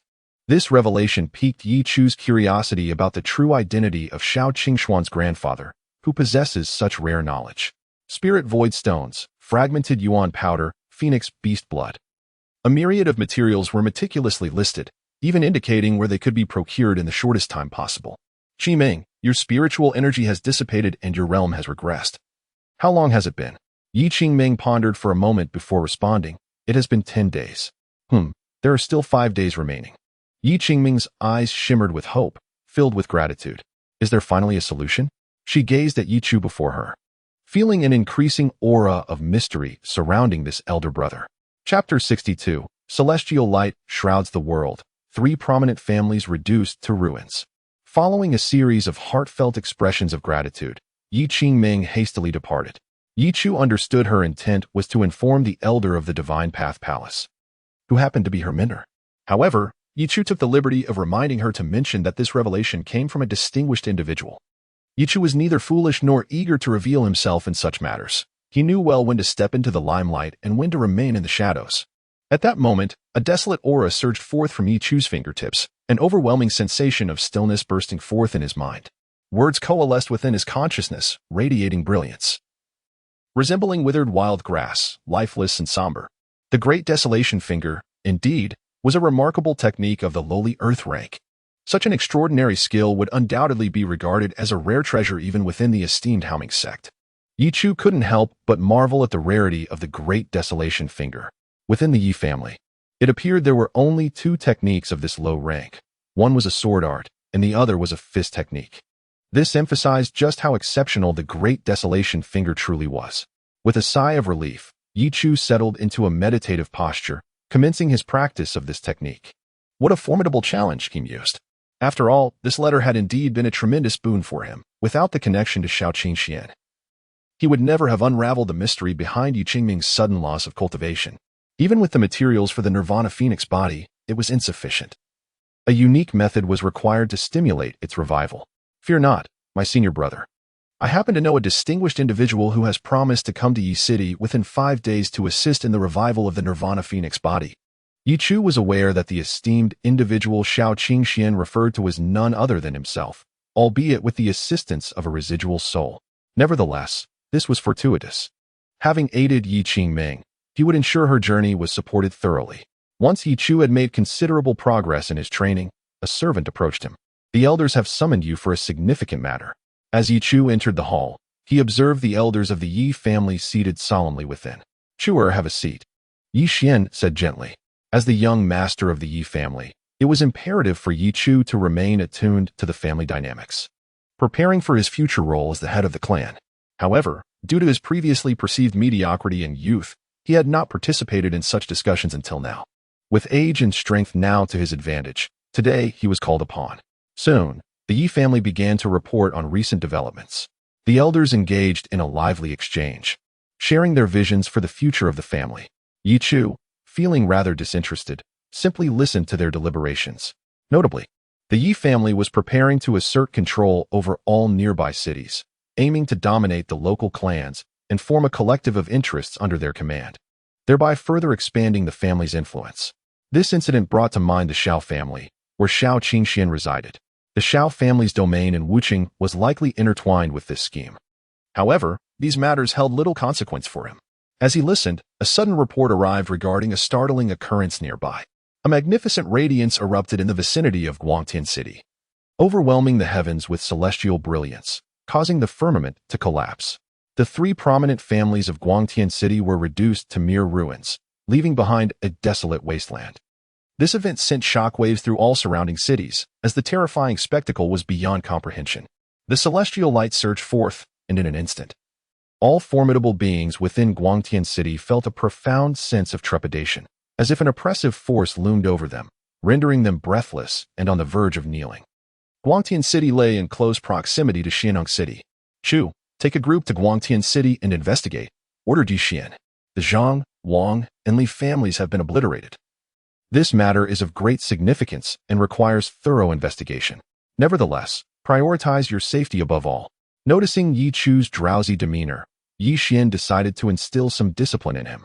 At that moment, Ye Chu awoke from his stupor, gazing at Yi Xian in astonishment. Guangtian City? Celestial brilliance emerging, the 3 great families reduced to ruins? The following day, Ye Chu set forth with a team toward Guangtian City. His father's arrangements for him were indeed lavish.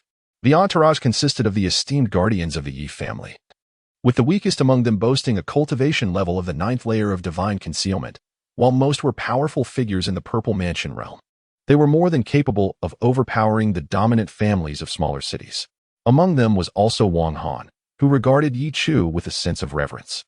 Young master, we are approaching Guangtian City, he announced. Guangtian City could only be classified as a medium-sized city, incomparable to Xianyang City. Yet, it was renowned throughout the Great Wei dynasty for its bustling trade, vibrant with an incessant flow of merchants. However, today's Guangtian City appeared unusually desolate. Young master, it may be due to the emergence of the celestial light. The entire city is shrouded in silence, and merchants have refrained from visiting in recent days, Wang Han explained. Ye Chu nodded in acknowledgement. Let us proceed into the city. He had previously visited Guangtian City, which was once lively and vibrant. Often referred to as the city that never sleeps, it had been his favorite destination. Now, however, it lay steeped in an oppressive atmosphere. Curiosity about the celestial phenomenon began to stir within him. Upon entering Guangtian City, Ye Chu wasted no time and made his way directly to a tavern. He tossed a low-grade spirit stone onto the counter, its weighty presence emanating wisps of spiritual energy, instantly captivating the attention of the tavern staff. Tell me everything you know about the recent events in Guangtian City, and this spirit stone shall be yours. A young attendant hurried over, but unexpectedly. Another servant who had been sweeping the floor swiftly intervened, pushing the first attendant aside. Esteemed sir, I know. I possess more information than they do. Ye Chu regarded this individual with interest. Speak, then. In the past, the three prominent families of Guangtian City were embroiled in an unrelenting rivalry, their animosities palpable. Yet, recently, they have suddenly united, persistently scouring the city as if in pursuit of a certain individual or object. This commotion has stirred considerable unrest among the merchants, who lament their fate, as the throngs of cultivators have rendered the streets perilous, leaving many hesitant to venture outdoors. However, just yesterday, a celestial radiance entwined with a torrent of sanguine light ascended into the heavens, resulting in a catastrophic explosion that shook the very foundations of Guangtian City. Countless edifices crumbled, and the area where the three families resided was reduced to desolation, devoid of life. Has anyone ventured to investigate the circumstances? Ye Chu pondered, prompting further inquiry. Yet, the young attendant replied with a wry smile, stating that forces from neighboring cities had arrived. However, a terrifying aura surrounded the vicinity. A rash individual attempting to breach the territory of the three families was obliterated, leaving no trace behind. The formidable companions at Ye Chu's side paled at this revelation. At that moment, outside the tavern, an irate voice pierced the air. Old beggar, what are you listening to? Get lost, and do not obstruct our business. Ye Chu turned to the source of the commotion, catching sight of a disheveled figure who appeared somewhat deranged, suddenly erupting into a chilling fit of laughter. This is a great calamity, a disaster, an inescapable doom. The people of Guangtian City are doomed. We are all doomed. And you outsiders shall not escape your fate. No one shall emerge unscathed. Chapter 63, The Sage's Tribulation? A Strange Fortune? A Calamity? Ye Chu cast a focused glance at the beggar, a faint glimmer igniting in his eyes. He felt compelled to approach and inquire further. For such mad ramblings should not be dismissed lightly in the realm of the fantastical. With a graceful leap, Ye Chu descended from the tavern, his lithe form leaving the patrons in a state of astonishment. In a flurry, several figures swiftly gathered behind him. Young master, they murmured, uncertain of his intentions. After all, it was merely the nonsensical prattle of an old madman, unworthy of excessive concern. Yet, Ye Chu remained undeterred, his brow furrowed. The old beggar had vanished. At that moment, the deranged old beggar hastily exited the city of Guangtian, the madness that once marked his countenance now absent, replaced by a profound depth in his gaze. Old beggar, hurry along, do not obstruct those leaving the city, some called out, but he paid no heed. As he surveyed Guangtian City, he beheld vibrant hues swirling above, a radiant light that concealed hidden perils. It bore the weight of a sage's presence, an overwhelming force pressing down upon all, threatening to shatter the fortunes of everyone beneath its brilliance. The sage's tribulation. How could such a calamity arise in the diminutive Wei dynasty and the humble eastern Xianzhou? In this era of great strife, chaos reigns. He shook his head softly. Yet, he pondered why the young man's fortune seemed so peculiar. Although not particularly formidable, it appeared ensnared by an immense aura, each strand akin to a celestial dragon intertwined with him. Why, then, did the sage's tribulation seem to have no bearing on him? Old fool, what madness are you spouting? One of the city guards retorted impatiently. The old beggar merely shot him a disdainful glance, muttering, foolish mortal. That old rascal. He wandered off, wishing to avoid entanglements with the sage's calamity. His earlier encounter in the tavern had merely been a chance meeting with an extraordinary fate, prompting him to speak more than usual. In his view, he had offered a benevolent warning. Those who chose to remain would inevitably be engulfed by the sage's tribulation. In this tumultuous world, he hoped the flood of fate would spare him. As darkness fell, a profound silence enveloped Guangtian City. The lights in every household extinguished, commerce ceased, and the citizenry remained behind closed doors. The somber night, shrouded in a heavy mist, cloaked the bustling essence of life. Young master. The prominent families from nearby cities have gathered at the ruins of the three great clans in Guangtian City. Should we not take action? Wang Han, standing at Ye Chu's side, relayed the information he had gathered. Ye Chu hesitated. According to the conventions of fantastical tales, The appearance of such a madman often heralded significant upheaval. Although this notion seemed somewhat ethereal, the old beggar's words had instilled a measure of trepidation within him. Let us depart Guangtian City. The celestial radiance has emerged, leveling the three prominent families to the ground. What the celestial light truly is, Ye Chu cannot ascertain. Yet he is enveloped by an inexplicable sense of familiarity, as if a profound awareness is awakening within him. However, the head of the family's mission weighs heavily on his mind. Suddenly, his piercing gaze swept across them, emanating an oppressive aura that caused all the venerable strongmen to shudder involuntarily. In the presence of the family head, it seemed as though that very pressure rendered them momentarily paralyzed. Their bodies trembled in response. Ye Chu's visage, a harmonious blend of the formidable traits of Huangfu Wanha and Yi Xian, exuded an inherent authority that was magnified in his current state. The scrutiny within his eyes silenced them instantly. I shall lead. Heed my commands. Withdraw from Guangtian City. Ye Chu's demeanor was resolute, stirring a premonition of impending significant events within him. Observing the steadfast stance of the young master of the Yi family, the others found themselves without recourse. This young master was unlike any other. They had previously accompanied other descendants of the Yi family on missions, yet those individuals were merely children at heart. In contrast, Ye Chu's innate domineering nature instilled a sense of apprehension, compelling them to comply. Thus, they complied obediently. Exiting Guangtian City, they paused temporarily outside its gates. The strongmen of the Zifu realm within the group were tinged with an eagerness for swift achievements, driven by an insatiable desire to secure merits. For outsiders like them could only acquire greater resources within the Yi family through such accomplishments. Why does the young master heed the ramblings of an old beggar? One remarked, feeling an unsettling sense that they were on the verge of missing out on something monumental. The young master is still rather inexperienced.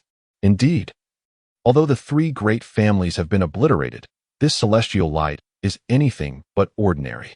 Perhaps a prodigy has unearthed some treasure that the three families covet. What do you think? If they could attain that treasure, a sudden silence enveloped them as they contemplated whether to present it to the Yi family or to abscond with it privately. Suddenly, a resounding boom echoed as golden rays descended from the heavens, accompanied by the sounds of battle cries from afar. The firmament quaked as a divine chariot made of jade descended, drawn by auspicious beasts, followed closely by an iron-blooded army, each soldier bearing a grim countenance. Enveloped in a chilling aura, undoubtedly seasoned warriors. That is royalty, Wang Han exclaimed in astonishment. The royal family of the Great Wei, the sovereign of the Great Wei dynasty. The Jade Chariot, whose prince could it be? In this generation, the princes of the Great Wei royal family are embroiled in fierce competition, each endowed with extraordinary talents, overshadowing their contemporaries. Aside from the ineffectual 17th prince, it seems every prince is a true dragon among men. At this moment, they engaged in fervent discussions. While Ye Chu listened intently, the princes of the Great Wei royal family? This spectacle is indeed grand. Even a prince has graced Guangtian City. The situation has escalated dramatically. Suddenly, a tall and imposing figure stepped forth from the divine chariot, with a cascading jade curtain behind him. His brows were like swords, and his demeanor was majestic, his profound cultivation exuding an almost suffocating regal aura. The second prince of the Great Wei dynasty.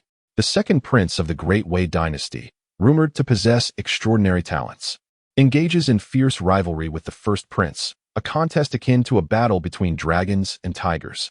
Having entered the Purple Mansion realm 3 years ago, his current cultivation remains unfathomably profound. Suddenly, an ominous phenomenon rolls in from the horizon. Shadows approach from afar, exuding an aura of terror and bearing noble identities. Ye Chu stands outside the city, his gaze flickering. Representatives from the royal family of the Great Wei dynasty, the Divine Path Palace, and the Celestial Demon Palace have all arrived. Young master, it appears we shall not partake in the spoils, Wang Han remarks with a wry smile. Ye Chu remains silent, his deep-set eyes fixed intently upon the interior of the Grand Sky City. Could it truly be that treasures await? Chapter 64. Celestial Radiance Cleanses the Firmament. The Calamity of Guangtian City. Ladies and gentlemen, I trust my entrance into the ruins of the three esteemed families poses no issue? The voice of the second prince resonated with authority. No sooner had he spoken than an astonishing brilliance erupted from the celestial jade chariot, akin to a dragon's roar.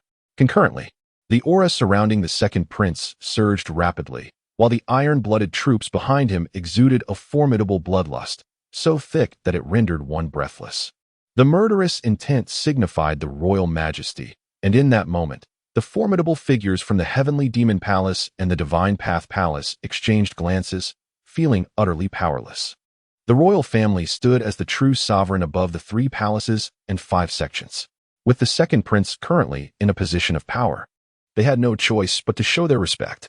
The second prince made his way forward. Boom. Stepping into the jade chariot. He proceeded towards the direction of the 3 great families, followed closely by his formidable troops. At this moment, the citizens of Guangtian City beheld the royal chariot and knelt in submission. He has entered.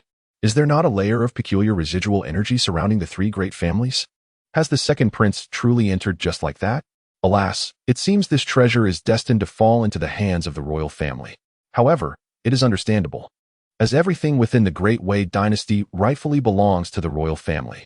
A group of formidable individuals beside Ye Chu felt a twinge of frustration, their eyes greedily fixed on the treasure they had long coveted. Once the royal family had entered, the experts from the heavenly demon palace and the divine path palace hastily followed suit. We must enter swiftly, we shall not relinquish the treasures within. Such treasures are a matter of fate. Murmuring to themselves, they trailed the second prince into Guangtian City. At this moment, Ye Chu and his companions remained rooted to the spot. It became clear to the Ye family's formidable members behind Ye Chu that the treasures within were beyond their reach. After all, he was the second prince, the rarest of individuals, a paragon among prodigies, the second-ranked figure on the Great Wei dynasty's hidden dragon list. Boom. Suddenly, a violent tremor sent shivers through everyone, their hearts racing in alarm. Guangtian City shook violently. Then, a celestial light, piercing through the heavens and the earth, erupted with a deafening roar, illuminating the firmament as torrents of light surged forth like waterfalls. The overwhelming force threatened to collapse the very sky. This celestial radiance heavy with a power that transcended all understanding, as if to crush the very fabric of time, shattering the foundations of existence, and in an instant, overwhelming all living beings. In that moment, Ye Chu felt his insignificance acutely. All faces turned ashen. A faint and haunting voice echoed, "Ah?" Everyone trembled. It was the voice of the second prince. In the ink-black darkness of night, the dazzling celestial light spread like a vast ocean, devouring flesh and blood. The second prince fled in madness. The celestial jade chariot behind him reduced to mere splinters by the celestial radiance. Covered in blood, his hair disheveled. Terror filled his eyes as if he had witnessed something unfathomable. Suddenly, his arm erupted into a mist of crimson, from which a wisp of ethereal light spiraled and diffused, akin to the most malevolent toxin, transforming into countless venomous insects that gnawed at his flesh. Blood streamed from his 7 orifices as he fled. Outside the city, Ye Chu and the others stood frozen. The second prince's shoulder burst, his legs shattered, and the skin on his back had been corroded. With a thud, his figure collapsed before Ye Chu, resembling a tattered leaf. His body, drenched in blood, crawled forward, leaving a long trail of crimson. All are dead. All are dead. His eyes dimmed, vacant and hollow, as he weakly uttered the words, "All are dead," before with a thunderous explosion. His body disintegrated into a mist of blood. A chill ran through everyone. The second prince of the Wei dynasty, ranked second on the dragon ranking, had met his demise here. Although of noble birth, capable of determining the fate of countless lives with a single word, he perished in such a manner. Countless figures frantically surged towards the outskirts of Guangtian City. Run! What in the world is that? This, Cries of horror echoed as figures instantaneously transformed into blood mist, and the once bustling Guangtian City swiftly crumbled. Ethereal light emerged, akin to an unseen hand, erasing all living beings in an instant. A mountain of corpses and a sea of blood, rivers flowed red. This was a calamity, an unfathomable disaster. All life extinguished. The city collapsed, matter disintegrated, the ethereal light remained eternal, collapsing the heavens. At this moment, all the strong stood by Ye Chu's side, their faces pale, eyes filled with terror, each swallowing hard, as if plunged into an icy abyss. If they were within that city now, would they too, like the multitude, become nothing more than dust, vaporized? They dared not imagine. Ye Chu was also drenched in cold sweat. Guangtian City was obliterated. In the blink of an eye, it had collapsed, all souls turned to ash, leaving not even a remnant of their bodies. This was a hell on earth. A gust of bloody wind and rain assaulted them, rendering them mute with fear. What had transpired within Guangtian City? At that moment, detection of betting conditions not within range. Suddenly, Ye Chu's system chimed. He was startled. Wasn't entering Guangtian City tantamount to seeking death? Yet at this instant, they all sensed a peculiar aura drawing closer. This is bad. I feel as if some terrifying presence is gradually approaching us. What is that? In an instant, a heavy aura surged, and they felt a chilling presence drawing near, a colossal and formidable entity coalescing from the boundless ethereal light. The city was razed to the ground. The scarlet earth bore the marks of calamity. At this moment, Ye Chu suddenly caught sight of a figure. In that fleeting moment, his mind faltered. How could this be possible? Ye Chu felt as though he was witnessing the most unimaginable scene. He had contemplated countless possibilities regarding the Guangtian City incident, yet never envisioned it unfolding in this way. A shadow lay sprawled on the ground, in a pitiful state, drenched in blood. He lay amidst a sea of corpses, his hair disheveled. The figure was extraordinarily tragic, his limbs severed, the flesh on his back stripped away, and his chest gaping open, leaving no unscathed flesh upon his body. This man was known to Ye Chu, Zhang Wang. It was indeed Zhang Wang. His eyelids trembled violently, unable to fathom the dire situation before him. The overwhelming celestial radiance emanated entirely from Zhang Wang, whose flesh had been laid bare, resembling a laboratory mouse subjected to cruel experimentation, bloodied and exposing lungs and white bones. Yet, his bones shone like sacred artifacts, and his innards radiated celestial light, a kaleidoscope of colors that obliterated everything in its wake. Ye Chu's mind faltered. Everyone retreat. The strong members of the Yi family frantically withdrew, their eyes unable to comprehend the source of the overwhelming celestial light that had already instigated their panicked escape. At that moment, Zhang Wang regained his senses. He wept. I am in so much pain. Ye Chu, is that you? Ye Chu, you were right. They all wanted to dissect me. But they are all dead now, all dead. Heh. Zhang Wang suddenly laughed. A chilling expression that sent shivers down Ye Chu's spine. Why am I still alive? Why can't I die? Chapter 65, The River of Time. Unaccommodating to the ordinary existence of beings. At this moment, listening to Zhang Wang's voice, which had become somewhat deranged, Ye Chu swiftly calmed his astonished heart. He could detect the anguish woven into Zhang Wang's words, a profound despair that stirred the soul. Zhang Wang was, unmistakably, the unfortunate junior brother encountered during the inter-sect ranking battle of the Haoming sect, the very one for whom Ye Chu had placed a bet, thereby obtaining the true body of the sun demon. At that time, Ye Chu had glimpsed the celestial treasures concealed within Zhang Wang's body, his lungs like celestial chambers, his bones akin to sacred weapons. He had jokingly remarked, "Junior brother, you haven't been dissected yet?" Yet now, witnessing Zhang Wang's woeful state, it dawned upon him. Zhang Wang had indeed been dismembered. They were all dead, but I remain alive. Why can I not perish? Zhang Wang's voice, laced with pain and bitterness, echoed. Ye Chu's heart quivered slightly. To be honest, Ye Chu felt a twinge of sorrow over the 10 drops of immortal spring dew, yet gazing at Zhang Wang, whose limbs lay brutally broken, in such a tragic guise. He sighed and retrieved the immortal spring dew from his bosom, measuring out a specific quantity and placing it before Zhang Wang. Junior brother. He uttered no further words. His actions spoke volumes. For a moment, Zhang Wang lifted his gaze, momentarily frozen in disbelief. Senior brother, you. Indeed, he would not perish. Regardless of the severity of his injuries, he possessed an unfathomable ability to heal. From that point onward, his existence was rife with suffering. Some lived on, yet found life more unbearable than death. At the tender age of 6, a falling object shattered his shoulder. At 6.5, during his first errand for his parents, he encountered a rampaging beast, leaving him disfigured. By 7, he crossed paths with a group of individuals who, having failed in a treasure hunt, vented their wrath upon the innocent Zhang Wang, breaking his neck and flaying him alive. At 8, upon beginning his cultivation, he fell into madness, his body exploding and nearly killing the master who had guided him. From that moment, Zhang Wang was alone, embarking on the path of cultivation.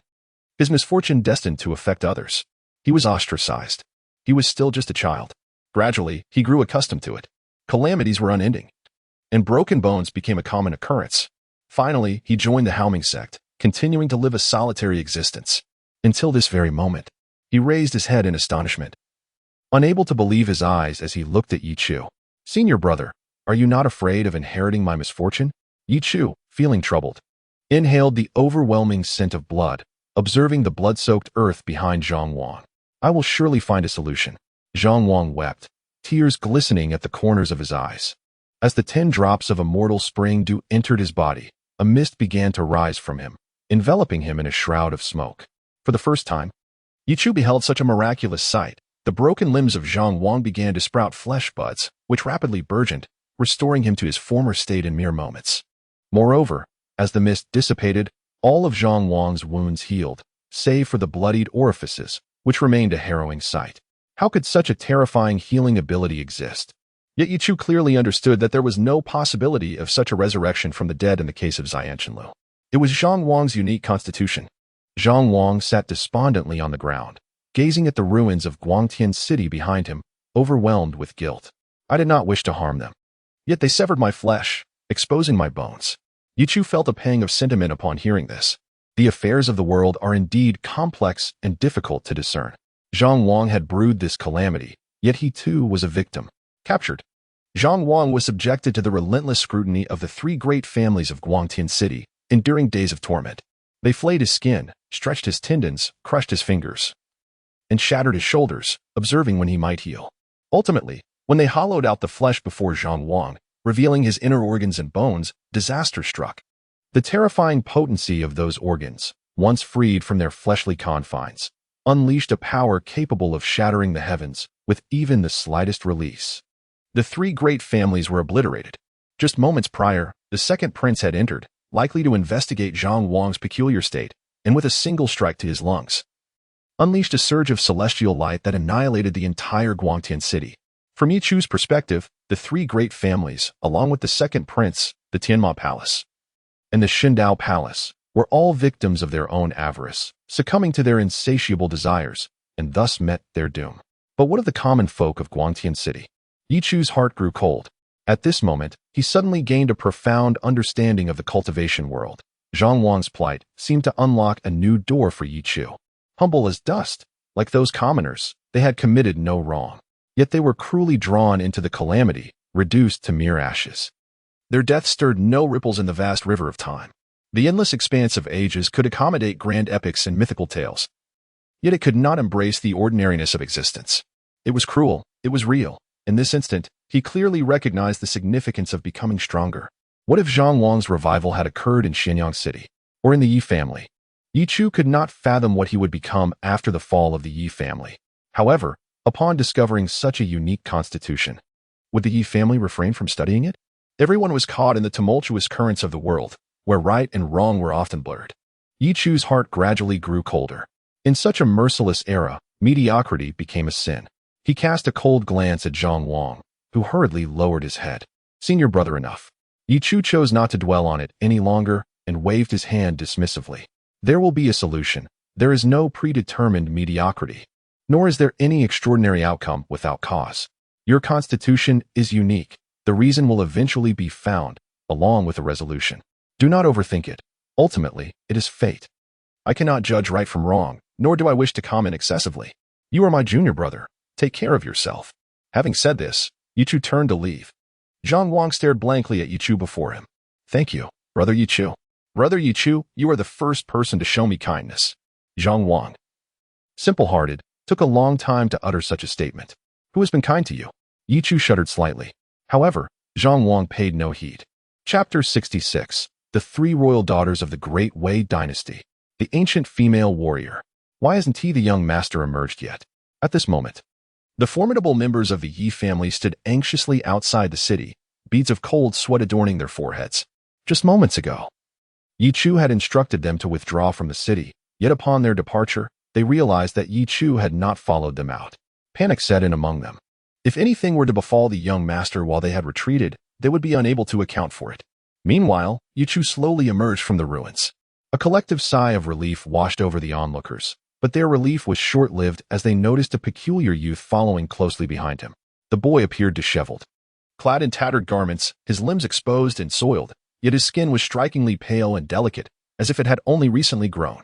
Though his appearance was unremarkable, lacking any striking handsomeness, there was an endearing quality to him, marred only by the bloodstains on his face that rendered him a sight of horror. What perplexed them further was the presence of another individual within the confines of Guangtian City. A chill ran down their spines.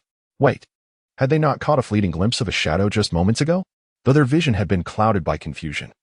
Upon recognizing Zhang Wang, the figure that had radiated celestial light, they were struck with disbelief. Silence enveloped the scene as they stared, wide-eyed and trembling. Was it truly this youth, who bore a resemblance to their young master, that was the source of the celestial brilliance that had engulfed Guangtian City? In that instant, Zhang Wang appeared to them as a terrifying apparition. However, what unfolded next was beyond their expectations. Zhang Wang bowed slightly and addressed Ye Chu, Brother Ye Chu. I must take my leave. There was an air of melancholy in his voice, as he seemed to regret the departure. Having spent his life in solitude, subjected to disdain, he longed for equitable connections with others. The notion of leaving stirred a sense of loneliness within him. Ye Chu, unable to bear his sorrow, replied, "We shall meet again at Haoming sect." Zhang Wang shook his head with a bittersweet smile. In that moment, Ye Chu comprehended the gravity of the situation. The second prince was dead, an event that would undoubtedly stir the Great Wei dynasty into turmoil. As one of the most favored princes, the second prince had been held in high regard by the emperor. His untimely demise would compel the dynasty to investigate thoroughly. There will surely be traces left behind. Where will you go? Ye Chu inquired. Wherever fate leads me, Zhang Wang sighed, bowing deeply to Ye Chu. Rest assured, brother, wherever I may be, should you find yourself in need, I will not remain a bystander. With a wave of his hand, Zhang Wang turned and departed, his silhouette a picture of solitude. The Yi family members remained rooted in place, astonished. Their young master was acquainted with such an individual? It appeared that Zhang Wang held a deep respect for Ye Chu. Young master, is this boy truly the architect behind the celestial brilliance that enveloped Guangtian City? Someone ventured to ask, cautiously glancing at Ye Chu. Yet, he was met with the frigid gaze of Ye Chu Qing, whose strikingly oppressive features caused a tremor within him. Today's events would be treated as though they had never occurred. Ye Chu uttered few overtly threatening words. However, the insinuation of menace was palpably thick in the air. A group of formidable members from the Yi family promptly nodded in compliance. From the heavens descended a celestial jade palanquin, perfumed breezes wafting about, with jade curtains cascading like ethereal waterfalls, producing a melodious chime. From within emerged a graceful figure clad in golden divine armor. She possessed an otherworldly beauty, her features akin to a masterpiece, reminiscent of an ancient goddess of war. Her delicate visage was perhaps the most exquisite Ye Chu had ever encountered, rivaled only by Yi Qingming, yet their auras were strikingly distinct. This woman emanated an aura of supremacy, enigmatic and profound, as if she were seated upon the clouds. Her noble identity unmistakable. A princess of the royal family? Ye Chu squinted, pondering which princess it might be. The third princess of the Great Wei dynasty. Ranked fourth on the hidden dragon list, her prowess unfathomable and breathtaking. Once, she had traversed alongside the three celestial maidens of the Great Wei, only to serendipitously encounter the third princess as she exited the palace. At that moment, the world dimmed in comparison, with the three celestial maidens appearing almost as mere attendants. This incident had spread widely, deemed a disgrace by the celestial maidens themselves. However, the entirety of the Great Wei dynasty understood that the third princess, with her transcendent beauty and unparalleled strength, surpassed even the three celestial maidens in renown. Looking upon her now, Ye Chu couldn't help but concur. Having witnessed the likes of Ziming and Yi Yu, it was clear that they could not compare to the third princess before him. In Ye Chu's eyes, within the realm of cultivation, all were considered celestial beings, regardless of their nature. Ye Chu nodded, affirming, indeed. Have you ever beheld a celestial jade palanquin of comparable grandeur to mine? The royal offspring of the Great Wei dynasty adhere to stringent standards when traveling. Only the top 10 princes and princesses are permitted to ride in celestial jade palanquins, while those ranked thereafter must settle for ordinary royal carriages. The sovereign, however, travels in the 9 dragons golden palanquin, drawn by various auspicious beasts, an epitome of extravagance. Ye Chu nodded once more. I have seen it. The second prince is exceedingly ostentatious. To claim ignorance of such matters at this juncture would indeed raise suspicions. As for others, Ye Chu sighed. The second prince has been lost amidst that celestial radiance. Ye Chu refrained from divulging any details regarding Zhang Wang. Truth be told, such matters were of no concern to him. According to his own self-assessment, he ought to have exposed Zhang Wang. Yet, this time, he found himself softened. Whether for the sake of the unfortunate Zhang Wang or for the countless citizens of the Great Wei dynasty, he chose to conceal Zhang Wang's situation. One could only imagine the chaos that would ensue if the Great Wei dynasty were to uncover the truth about Zhang Wang. After all, he was a veritable ticking time bomb. Though well aware that fate was beyond salvage, Ye Chu opted to make subtle alterations within the realm of his control, finding solace in that choice. My royal brother has fallen. The third princess's eyes glistened with sorrow, but she quickly regained her composure, offering a slight bow to Ye Chu, maintaining her royal decorum before her palanquin soared away. My second brother's influence is vast. I shall gather the remnants of his forces before my elder brother, empowering me to contend for authority. Ye Chu gazed at the departing figure of the third princess, momentarily lost in thought. Hee, young master. The third princess's beauty is renowned throughout the Great Wei dynasty, unmatched even by the neighboring dynasties.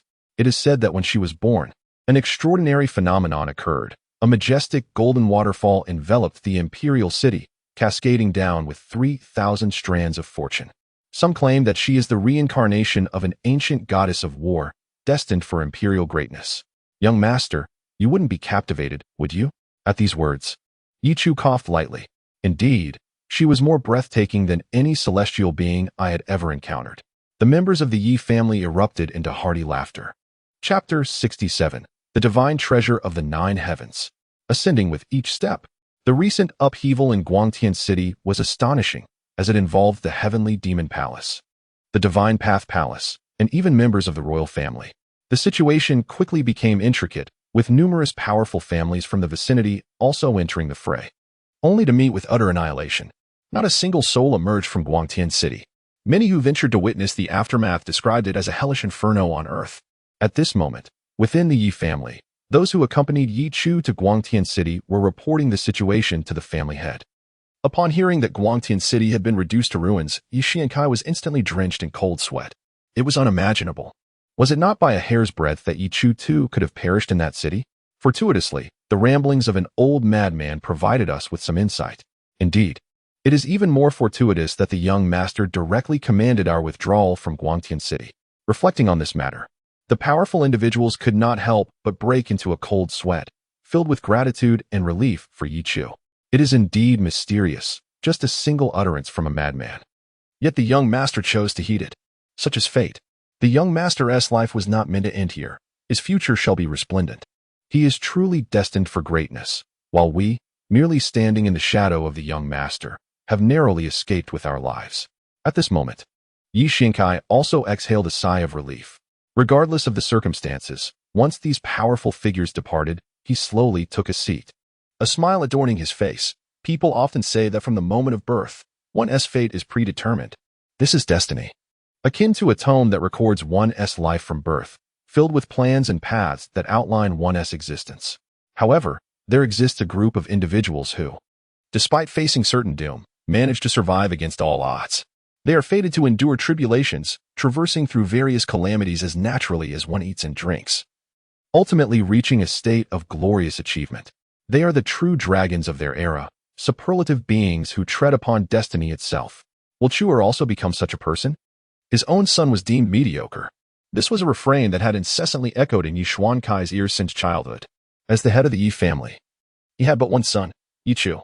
One can only imagine the extent of the anguish such remarks inflicted upon Ye Xiankai.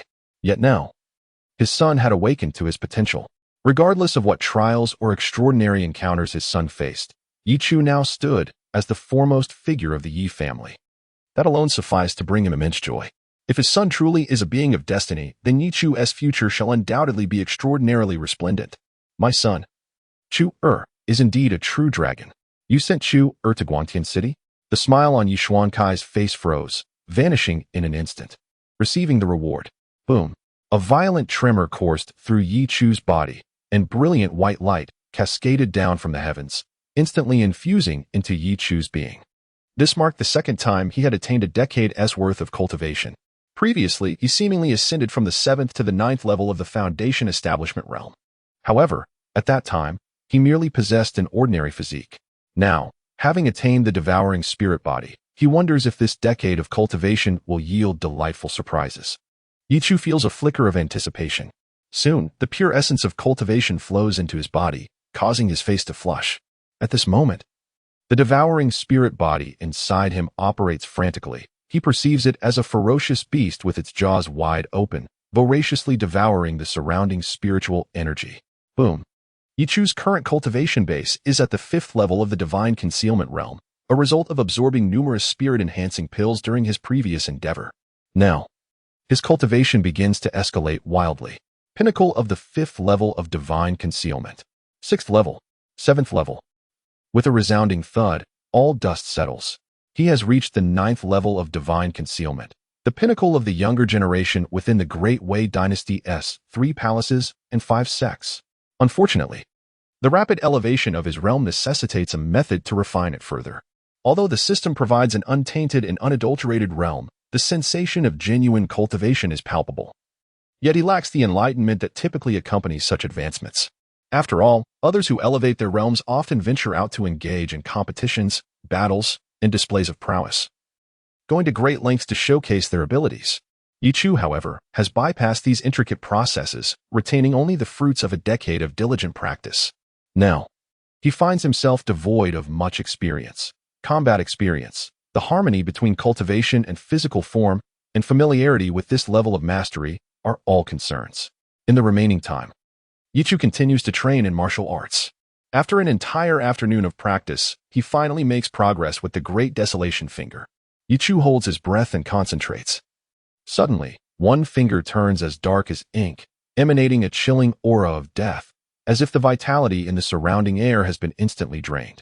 With a thrust, the special wooden stake before him is pierced, exploding from within, its color fading to a dull yellow as all life is siphoned away, crumbling into fibrous remnants that swiftly scatter to the ground. The power of this strike is formidable. Ye Chu is quite satisfied. After immersing himself in training, he steps out of his room and notices many individuals transporting various boxes towards the Yi residence. He approaches one person to inquire. "Young master, these are sent from the Divine Path Palace, seemingly prepared for Miss Qing Ming." Ah, Ye Chu comprehends. It appears the Divine Path Palace has gathered an assortment of resources for Yi Qing Ming, meticulously following the list he provided. Considering the time frame, it seems the 5 days are nearly up. Ye Chu glances in the direction of Yi Qing Ming's quarters. Miss Qing Ming has been sequestered for several days. He wonders how she is faring. It seems that Yi Qing Ming's cultivation has utterly collapsed, which is why she remains confined within her dwelling. However, the Divine Path Palace indeed holds her in high regard. Calculating the passage of time, Shaoqin Xian should be arriving soon. At this very moment, amidst the bustling and clamorous Xianyang city, a figure cloaked in a black robe traverses the streets. The robe obscures his form, yet one can still sense a certain gauntness about him. The hood shrouds his visage, rendering him exceedingly enigmatic. "Master, is this truly Xianyang city?" "It is indeed incomparable to Wu City." Shaoqi Xian cannot help but exclaim in awe. Chapter 68. Does Ye Chu's status surpass that of the Grand Elder of the Divine Path Palace? That night, Ye Chu enjoyed a restful slumber. His encounter with Zhang Wang had indeed left a significant impression on him, subtly altering his state of mind. Perhaps this is what growth entails. Ye Chu shook his head, choosing not to dwell on it further. In the morning, a gentle mist enveloped Xianyang city, and the refreshing morning breeze invigorated the senses. As dawn broke, a knock echoed at Ye Chu's door. Upon opening it, a delicate fragrance wafted in, revealing Yi Qing Ming, adorned in a flowing white gown that accentuated her ethereal beauty, reminiscent of a lotus emerging from water. Though the gown was long, it highlighted her figure, her waist slender, and her visage breathtaking, akin to a celestial being descended from the heavens. Having witnessed the beauty of the third princess, Ye Chu found himself involuntarily comparing the two women. Both possessed remarkably striking features, yet their auras were worlds apart. Yi Qing Ming exuded a lively spirit, akin to an immortal, transcendent, and refined, while the third princess emanated an air of aloof superiority, her hair cascading like a waterfall, shimmering with golden light, reminiscent of a battle goddess. In essence, one was deemed untouchable, while the other instilled a sense of reverence. "Brother, the spiritual energy within my inner palace is on the verge of dissipating completely," Yi Qing Ming remarked, concern flickering in her eyes as she gazed at Ye Chu. It was evident that she harbored unspoken worries. "What troubles you?" The situation unfolded thus. While the Divine Path Palace had accepted Yi Qing Ming's assertions regarding the Nirvana divine phoenix body, They harbored doubts about the existence of the esteemed figure behind her and their ulterior motives. Consequently, the Grand Elder of the Divine Path Palace had arrived, who also happened to be Yi Qingming's mentor. This Grand Elder was an extraordinary being at the pinnacle of the sea-opening realm, rumored to be on the cusp of entering the Divine Cauldron realm with just a single opportunity. Her status was extraordinarily high, warranting utmost respect even from the Yi family. A glance at Yi Qingming revealed her underlying anxiety. She had not mentioned Yi Chu while relaying this matter, referring only to a mysterious figure, which would hardly suffice to placate the Divine Path Palace. Do not worry. If they seek to provoke your Nirvana Divine Phoenix body, the might of the Divine Path Palace will prove ineffectual. I have already sought out a truly remarkable individual for you. The residual soul behind Xiao Qingxian was no ordinary entity. Previously, Yi Chu had been curious about the level of this being. But after the ease with which they identified the rare Nirvana Divine Phoenix body capable of attaining sainthood in the future, Yi Chu realized that the realm from which the residual soul hailed far exceeded his imagination. Thus, Yi Chu felt no apprehension about potential complications. Rather, he found himself somewhat eager. After all, it was Xiao Qingxian who would take the lead, and he could simply remain in the shadows, relishing the role of a spectator. He cherished the subtle control over events from behind the scenes. Thank you, brother. Yi Qingming expressed her gratitude, her eyes filled with appreciation for Yi Chu. With a sudden surge of pressure emanating from afar, Yi Qingming took a deep breath. The teacher is here. She comprehended that the moment to determine her own destiny had begun. Yi Xian and a multitude of elders from the Yi family stepped forward to welcome this esteemed guest. Master of the Yi family, it has been a long time. After exchanging a few pleasantries, the Grand Elder of the Divine Path Palace nodded in acknowledgement towards a certain lady seated nonchalantly in the main hall of the Yi family, before gesturing with a wave of his hand. Instantly, the various resources that had been transported earlier began to radiate brilliance, prying open their boxes. And soon a dazzling glow emerged, filling the entire Xianyang City family with a magnificent aura. Countless disciples gazed in awe at this extraordinary spectacle, having never encountered such an array of peculiar items before. Dreamer, where is the esteemed one you spoke of? The gentle yet authoritative voice of a beautiful woman resonated. Esteemed one? At this moment, the elders of the Yi family exchanged puzzled glances, their eyes reflecting confusion. Where was this esteemed one? Yi Qingming stepped into the courtyard of the Yi family, her heart fluttering with trepidation. Just then, a voice, rich and resonant, echoed from afar. Are you referring to me?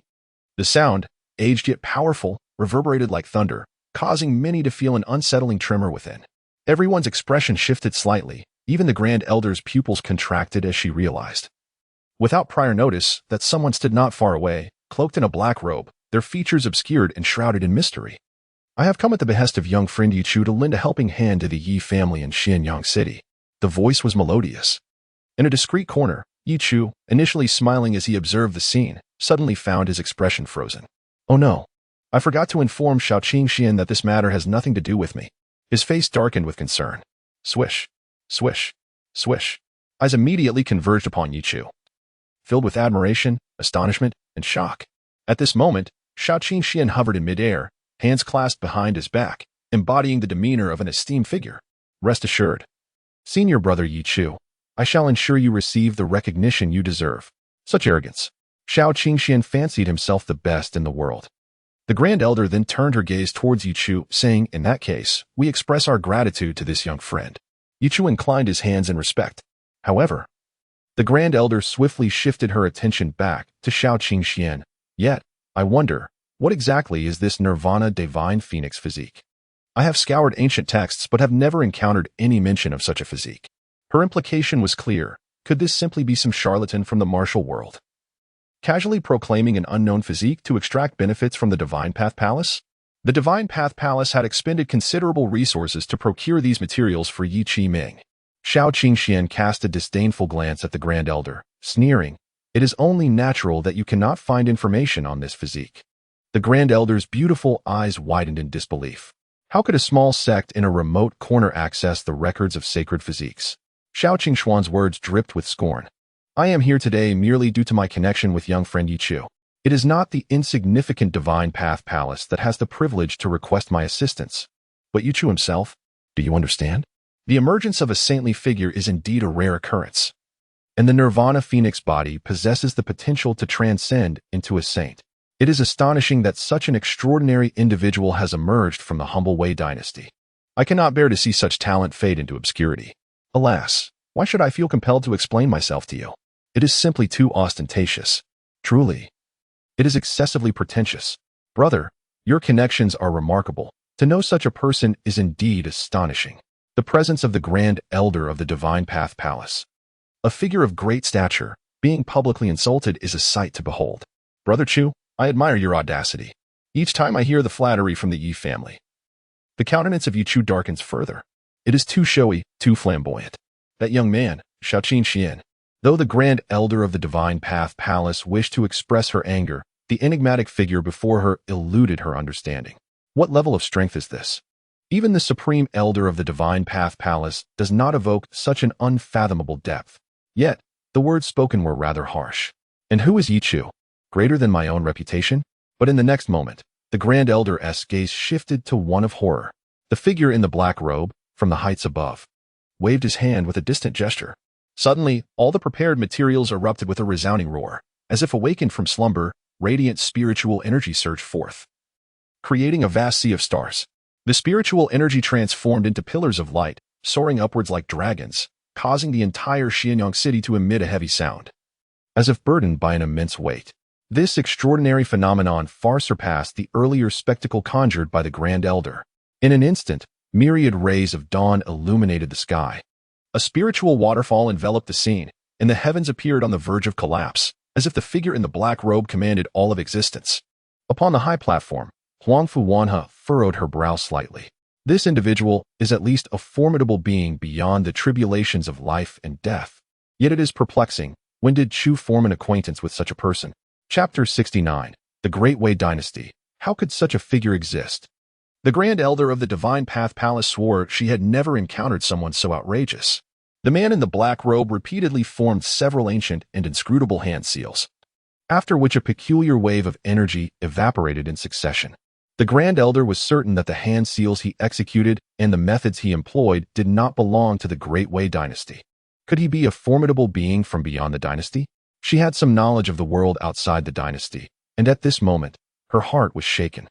In her exquisite eyes, there was a glimmer of astonishment as she glanced at Ye Chu, who stood in the corner, gradually regaining his composure.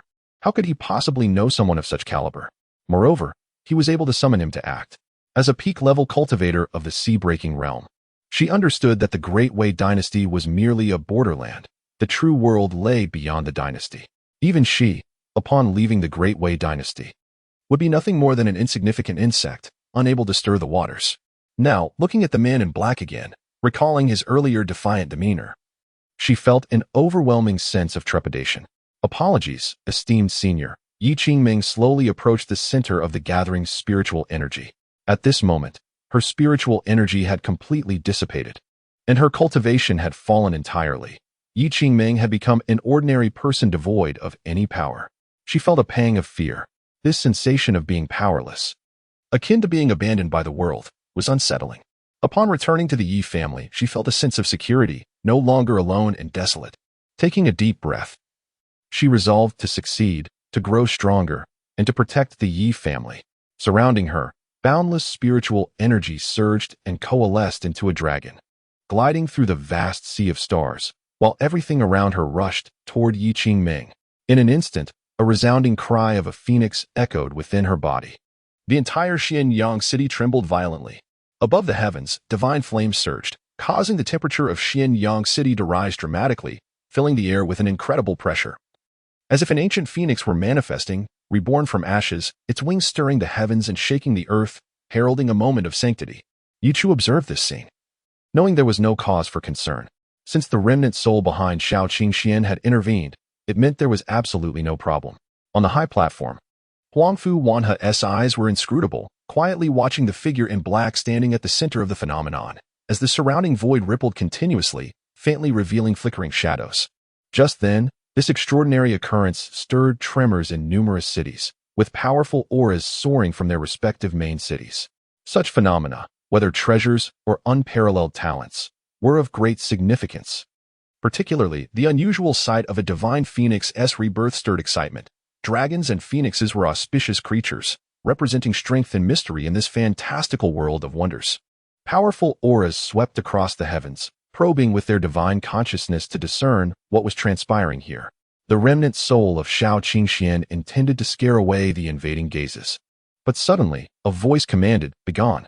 A terrifying sound suddenly erupted from deep within the Yi family estate, reverberating through the clouds above, a melodious yet imposing resonance. In an instant, all gazes vanished, and the formidable beings from various cities were all intimidated into retreat. Shao Qingshuan's body trembled. It was over.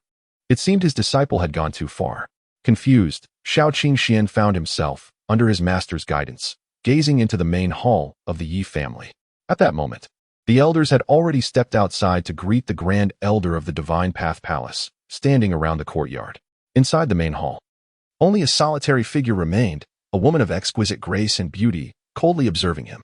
A faint smile graced her lips, and despite the distance, one could still discern an air of superiority that commanded respect, causing a cold sweat to break out on Shao Qingshuan's back. How could such an existence reside within this modest Wei dynasty? At this moment, Yi Qingming's nirvana phoenix body was on the verge of complete revival. Spiritual energy surged wildly towards Yi Qingming, illuminating her flawless visage with an extraordinary radiance. A faint fire phoenix mark began to materialize on her brow, as she seemed to undergo a metamorphosis, engulfed in flames that forged her icy elegance. Like a divine phoenix bathed in fire, she left all in the Yi family in awe. Her aura soared to unprecedented heights. Boom. A realm breakthrough. Purple Palace. Ye Chu bore a subtle smile. Yet upon another glance, he wondered, where was that young man? The master had vanished. Indeed, it was true that a transcendent being could be elusive.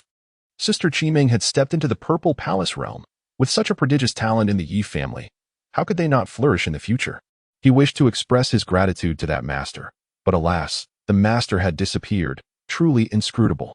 But this was indeed the demeanor of a great master. Outside Xianyang City, a figure cloaked in black transformed into a shadow, fleeing the city with unparalleled speed. This was none other than Shao Qingxian. Having just confirmed the inevitable revival of the Nirvana Phoenix body, he wasted no time in departing. Xianyang City would become a place he could no longer return to. Master, what on earth has happened? Shao Qingxian was bewildered, having never seen his teacher so flustered. The remnant soul felt a chill run down its spine. It was a mistake to venture into Xianyang City. During the last incident in the return to Demon Valley, while he had sensed Ye Chu's extraordinary background, it still fell within his grasp. However, today, stepping into Xianyang City, he had severely underestimated Ye Chu's connections. How overly ambitious he had been. Above him, the void roiled, a grand aura, perceptible only to the remnant soul, surged forth, causing him to break into a cold sweat. Were they being pursued? In that moment, Shao Qingxian began to grasp the gravity of the situation. The remnant soul remained silent. It too was unaware of the intentions of their pursuers. If they sought to strike, escape would be impossible. Yet the presence lurking in the void felt more like a warning, a form of intimidation. Suddenly, the figure cloaked in black halted abruptly, coming to an unexpected standstill. What is it, master? A sense of foreboding surged within Shao Qingxian. His mentor was the remnant soul of an ancient powerhouse. Should this be revealed, the consequences would be dire. At that moment, a chilling breeze swept through the air, and a graceful figure began to materialize. The instant she appeared, the very fabric of reality seemed to stretch, as if an ethereal realm had been conjured, isolating them from the mundane world. The sounds of wind, birds, and insects rapidly faded away, plunging the surroundings into complete silence. As her presence became tangible, an overwhelming weight descended, akin to a mountain pressing down. The expression of the remnant soul darkened. To his astonishment, this diminutive Great Wei dynasty harbored such an individual. He managed a wry smile, fearing that today would spell disaster for him. The woman possessed an exquisite beauty, as if she were born to command. Every subtle expression eliciting feelings of inadequacy and a desire to submit. This was a demeanor Shao Qingxian had never witnessed before. Her gaze fixed upon him, making him feel as though he were nothing more than a mere insect. Chapter 70. The Future of Ye Chu. Shao Qingxian was filled with urgency as he realized the formidable presence before him. The woman gazed at him quietly. This was the inner ruins. Upon reaching a sufficiently powerful realm, the inner mansion becomes desolate, forming its own space, wherein one becomes the sole sovereign. The remnant soul smiled bitterly, murmuring to itself, I never expected that I, Gu Chun, would see such a day. Disciple, our acquaintance is indeed a rare fate.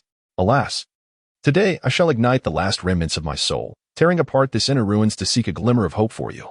Xiao Qingxuan's heart plummeted. In his mind, his teacher was akin to a towering mountain, majestic and dependable, seemingly capable of resolving any predicament. Yet today, his teacher began to leave behind final words. He became acutely aware of the gravity of the situation, his emotions a tumultuous blend. Nevertheless, he resolutely clenched his fists. He would not accept a life bought at the cost of his teacher's sacrificed soul. He, Xiao Qingxian, would never be a person who simply clung to life. What are you doing? Suddenly, the remnant soul spoke. Xiao Qingxian turned a deaf ear, instantly seizing control of his own body. His teacher, who existed within him, was not taking over. The initiative remained firmly in Xiao Qingxuan's hands, a testament to their mutual trust. He severed the connection to his teacher's remnant soul and turned his attention to the enigmatic woman before him.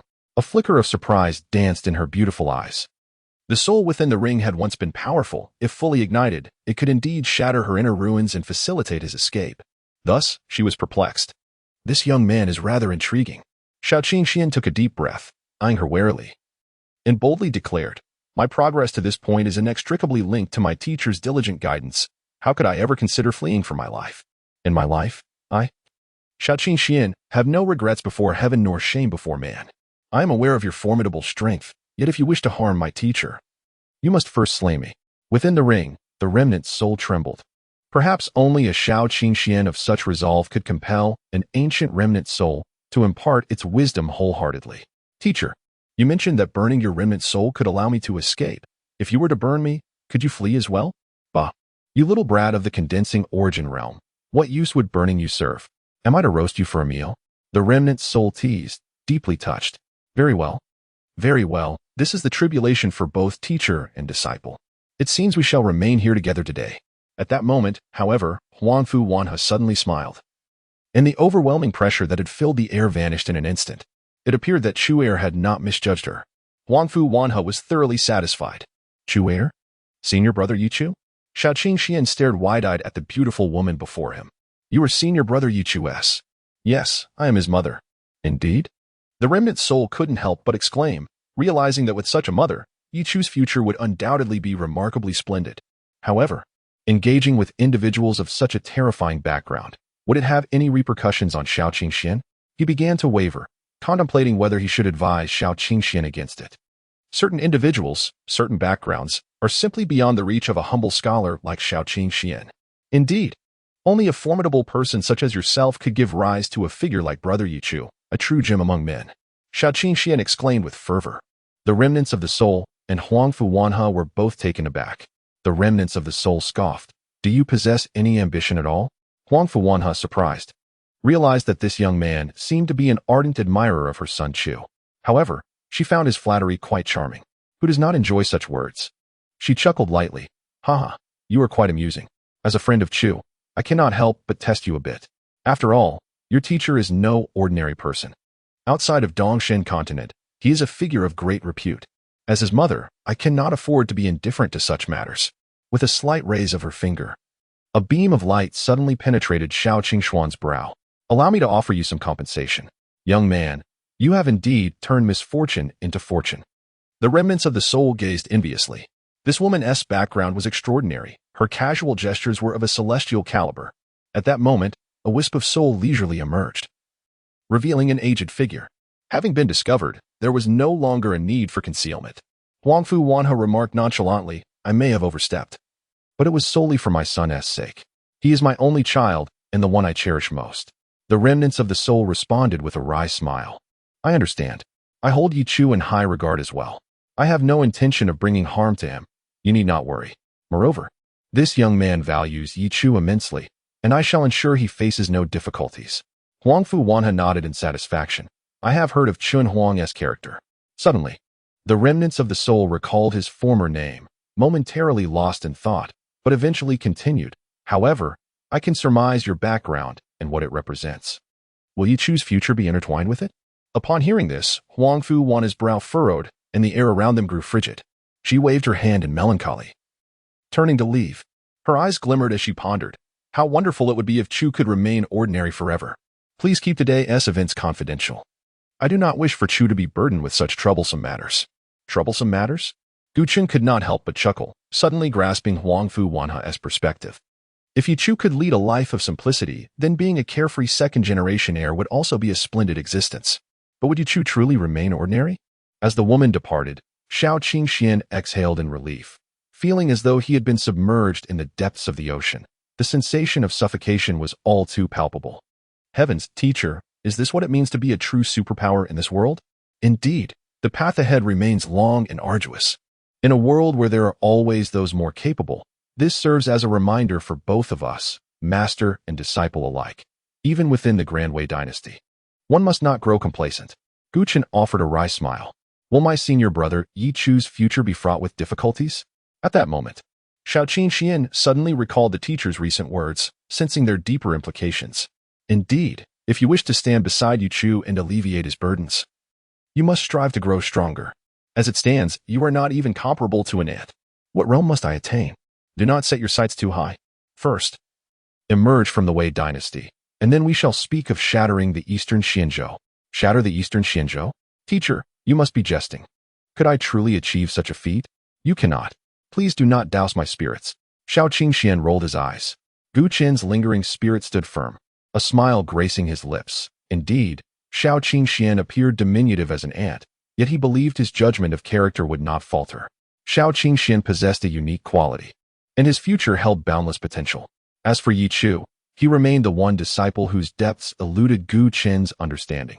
Surrounded by a cadre of extraordinary beings, Ye Chu did not dwell within the realm of fate, yet he held an inexplicable allure for individuals like Xiao Qingxian. Will Ye Chu and his peers truly stand atop the heavens in the future? Will this herald an unstoppable tide of an era? Chapter 71. The return of your senior brother Ye Chu to the Haoming sect. Ye Chu remained oblivious to the fact that within this brief interlude, his mother had engaged in a confrontation with the lingering spirit behind Xiao Qingxian. Had Ye Chu been aware, he might have comprehended the necessity for sufficient deterrence in forging deeper connections, something he lacked, yet his mother possessed in abundance. Ye Qingming. Ye Qingming has ascended to the Purple Mansion realm. She has become the youngest cultivator of the Purple Mansion in the illustrious history of the Yi family. The voice of the family elder transitioned from hesitation to astonishment, ultimately enveloped by profound excitement, resonating throughout the Yi household. In an instant, the entire clan erupted in jubilant cheers. Particularly moved were the second elder and his spouse, who, in this moment of overwhelming joy, were brought to tears.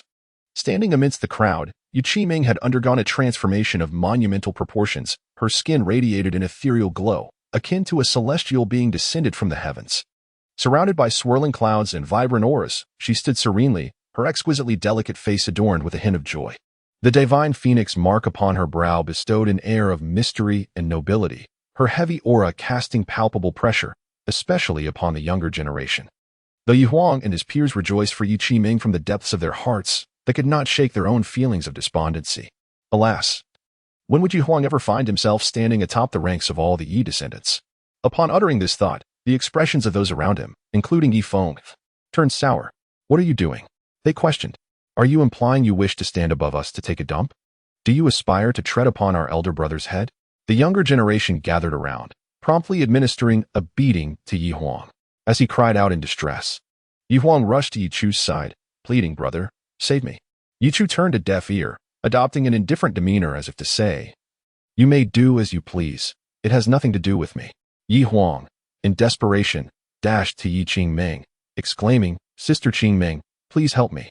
Ye Qingming stood helplessly, exuding an endearing charm as the younger generation frolicked around her, instantly uplifting the atmosphere among the Yi family members. Yi Huang has remained just as mischievous as he was in his youth. The elders chuckled heartily, with some even feeling a spontaneous urge to join in on the fun at Yi Huang's expense, though they were ultimately restrained by the eldest elder. At this moment, the eldest elder of the divine Dao Palace was clearly exhilarated, observing the lively antics of the Yi family youngsters. She could not help but marvel at the rarity of such a harmonious atmosphere within a prominent family, where competition existed yet did not impede relationships, and respect for one another prevailed. Regarding the incident with Ye Qingming, it was evident that they had mobilized the entire resources of the Great Wei dynasty, yet had achieved nothing.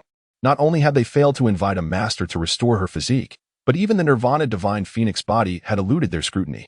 A condition that had left the divine Tao Palace at a loss was now resolved by a mere junior member of the Yi family. Generally, such connections would be the fruits of a lifetime's labor by these elders. Yet who could have anticipated that a young descendant would impart a valuable lesson using her own network? Her beautiful gaze shifted toward the composed figure of Ye Chu, who lingered in a quiet corner. With eyes shimmering and heart trembling, he pondered the means by which he had encountered such an extraordinary figure. There lingered a peculiar sense that the sage regarded Ye Chu as an equal. But how could that possibly be? After all, Ye Chu was merely a scion of the Yi family. The Yi family seemed to be notable only for the enigmatic sorceress Huang Fuwanha, who had stirred the winds of the Great Wei dynasty 2 decades prior before retreating into seclusion. Huang Fuwanha, a woman shrouded in mystery, had emerged in the Great Wei dynasty 20 years ago, captivating all for a fleeting year, leaving an indelible impression that even the imperial family regarded with trepidation. It appeared that Ye Chu was the son of Huang Fuwanha. Suddenly, everything fell into place. Ye Chu might be oblivious to the fact that the enigma surrounding his mother had led others to attribute all of his extraordinary qualities to her legacy. As night descended, the younger members of the Yi family gathered once again. With the passing of the new year, Ye Chu indulged himself, even gaining a bit of weight around his waist. However, after circulating his young demon true body technique, he promptly evaporated the excess fat. Standing in the courtyard of the Yi residence, as the time for parting drew near, the early spring breeze carried a hint of chill. Ye Chu softly remarked, "If you face any bullying outside, do not conceal it. Inform the Yi family. Tell your elder brothers and sisters. Which sect lacks a core disciple from our family?" "Understood, elder brother," came the reply. To speak candidly, the descendants of the Yi family had connections within the 3 palaces and 5 sects. Yi Feng belonged to the Heavenly Sword sect and was now an inner disciple. Yet he concealed his prowess well, embodying the cunning of a wolf in sheep's clothing, likely to become a core disciple soon. Yi Qiming and Yi Huang were both from the Divine Path Palace, with Yi Qiming being a true disciple while Yi Huang held a core position. Yi Lung was affiliated with the Purple Cloud Palace as a core disciple too. Yi Buxiu belonged to the Zhengyang sect. As the exemplary members of the family, we must continue to strive and grow, becoming the guardians of our kin. Yi Huang grinned widely, for he was fiercely protective. None of the disciples from the Divine Path Palace had faced bullying under his watch. Ye Chu gave him a light pat. "If you weren't in this cultivation world, you'd surely find yourself in trouble someday." At that moment, the younger Yi members gazed at Ye Chu with a newfound respect and admiration. Having such a brother in their family offered them a profound sense of security. Yi Qiming expressed her gratitude to Ye Chu. "You, girl, why so formal? Have you forgotten I'm your elder brother?" Yi Qingming's cheeks flushed with embarrassment, realizing just how significant Ye Chu's support had been. Had it not been for him, she might have become an ordinary person devoid of any cultivation, transforming from a prodigious girl into a commoner, a fate she could scarcely fathom. All right. The Tao convention of the 3 palaces and 5 sects is about to commence. Prepare yourselves well. Ye Chu waved his hand and set forth. He stood before the entrance of the Haoming sect, feeling invigorated as the gentle breeze caressed him. Chapter 72. The Confrontation of Lu Qinshuang. I can see the future. In the past, when Ye Chu descended the mountain, the 4 great assassin guilds united their forces, and all assassins sprang into action, causing quite a stir. The name Ye Chu resonated throughout the entire Haoming sect. None from the 4 assassin guilds could manage to eliminate him, and soon after, Guing Lu was uprooted entirely. This incident created a significant uproar, as it was rumored that a high-ranking figure from the Haoming sect intervened, swiftly resolving all subsequent matters. It was said that this figure directly confronted the remaining 3 assassin guilds, leaving their leaders utterly speechless. Furthermore, it was rumored that this individual demanded a substantial reward, which the 3 guilds were reluctant to provide until, after a decisive blow to one of the guild leaders, they reluctantly surrendered their resources. This formidable figure was said to be wild and untamed, possessing an extraordinary prowess. Truly, a fitting representative of the demonic path. The disciples eagerly flocked to Ye Chu, who nodded slightly and exchanged a few pleasantries before heading directly up the mountain. However, just upon entering the mountain gate, an unexpected silhouette obstructed his path. With an enchanting figure surrounded by shimmering mist, clad in a delicate purple skirt, she appeared refreshingly ethereal, capturing immediate attention. "Sister Lu?" Ye Chu questioned, puzzled. At this moment, Lu Qinshuang gazed at Ye Chu with a complex expression. Truth be told, if Lu Qinshuang had traversed through time, she would certainly understand this feeling. Imagine knowing 2 months in advance that one would cross over and spending those months preparing, only to arrive in a world where one is informed that they have arrived in the wrong place, rendering all efforts futile. This was likely the sensation she experienced. Wang Can had risen to prominence, now possessing an unfathomable level of cultivation. Yang Huai had emerged as a formidable force, achieving direct transmission of true teachings, reportedly shocking the entire Haoming sect with his advancements. There was also Elder El from the Divine Cauldron, as well as Shaoqing Xian, who had not withdrawn from the Haoming sect. In her previous life, things were not as such. After considerable contemplation, Lu Qinshuang ultimately identified the individuals connected to every event within this chaotic Haoming sect. Ye Chu. Furthermore, it seemed the Yi family had recently produced a super physique, which starkly contrasted with her memories from her past life, leading her to conclude that Ye Chu might also be a reincarnated soul. Yi Qingming, the Nirvana Divine Phoenix physique. In her previous life, Lu Qinshuang had heard of her, the Yi family's celebrated daughter, Yi Qiming. However, she was unaware of the reasons that led to her cultivation mysteriously vanishing within a mere 15 days, a situation that had caused quite a commotion. The Divine Path Palace had exhausted its resources, but failed to uncover the cause of Yi Qingming's disappearance of power. Lu Qinshuang was aware of Yi Qingming's fate following the loss of her cultivation. The blow had been devastating for Yi Qingming, once the favored daughter of heaven, suddenly stripped of her powers and thrust into the public eye, leading to the anguish that ultimately precipitated her tragic end.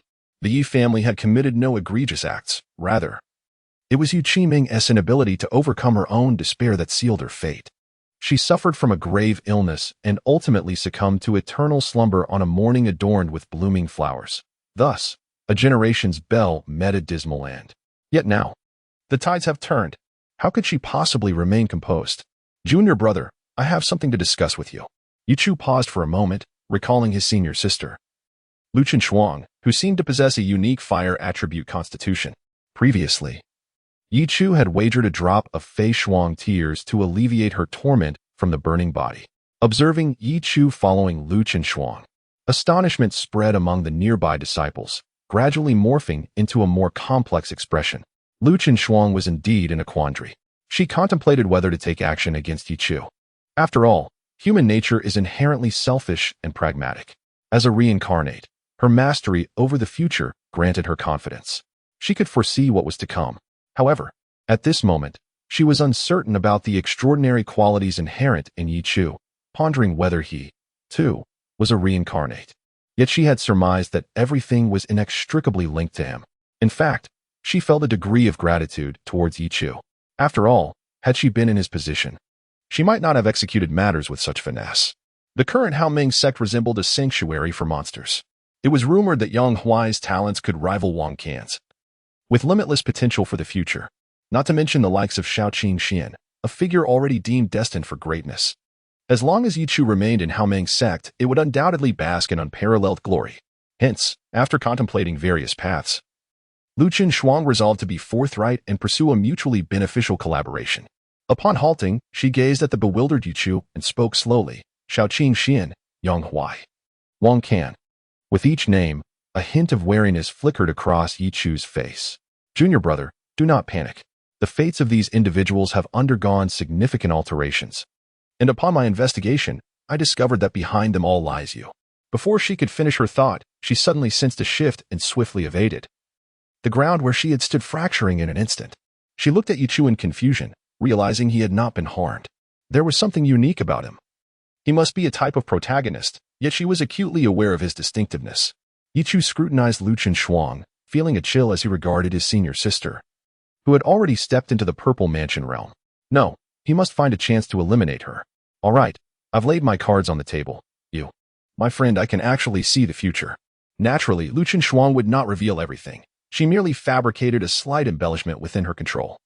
I can make partial predictions about the future, and thus seize the initiative. However, junior brother, you have shattered some of my predictions. Your future remains opaque to me. My desire to lay everything bare stems from a wish to collaborate for our mutual benefit. As Ye Chu listened, he nodded along. Indeed. Indeed. Who would believe such a tale? However, As Ye Chu listened to Lu Qinshuang's words, he found this template somewhat familiar. After rummaging through his memories and making a comparison, he suddenly realized. How delightful! Ye Chu exclaimed, gazing at Lu Qinshuang as if he had encountered a kindred spirit. Ah, a protagonist of the reincarnation genre. Chapter 73. Senior Sister, you too are a child of destiny. Confronted with Lu Qinshuang's revelation, Ye Chu discerned from the subtleties of her words that she was indeed the protagonist of a reincarnation narrative. A reincarnation protagonist, one who possesses knowledge of all that is to come. In her so-called previous life, Ye Chu had yet to awaken the betting system, and thus had not made those consequential changes. This elucidates why Lu Qinshuang became aware of Ye Chu's uniqueness. At this moment, Ye Chu found himself in a quandary. How does one deceive her? Lu Qinshuang did not disclose the full truth, and Ye Chu, naturally, could not foolishly lay everything bare. However, Lu Qinshuang was privy to countless secrets, and the future she spoke of bore immense significance for Ye Chu. A partnership for mutual benefit? Yet, how does one explain my own peculiarities?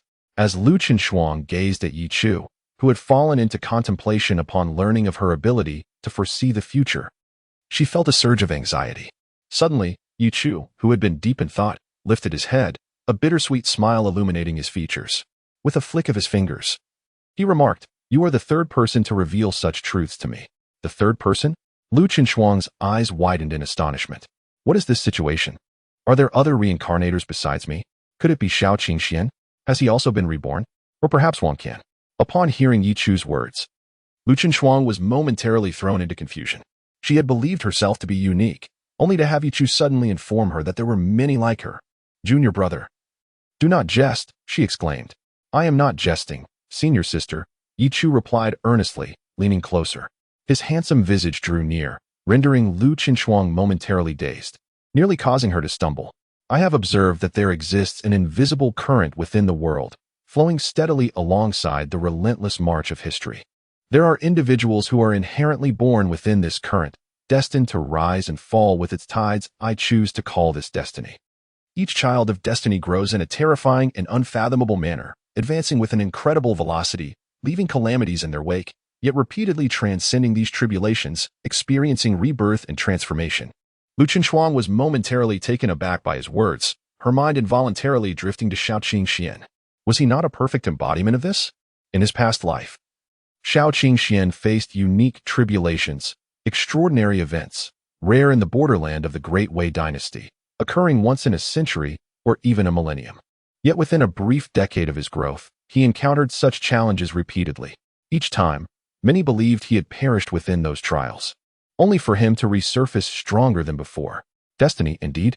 Lu Qinshuang felt somewhat foolish. Ye Chu nearly burst into laughter, but quickly suppressed it.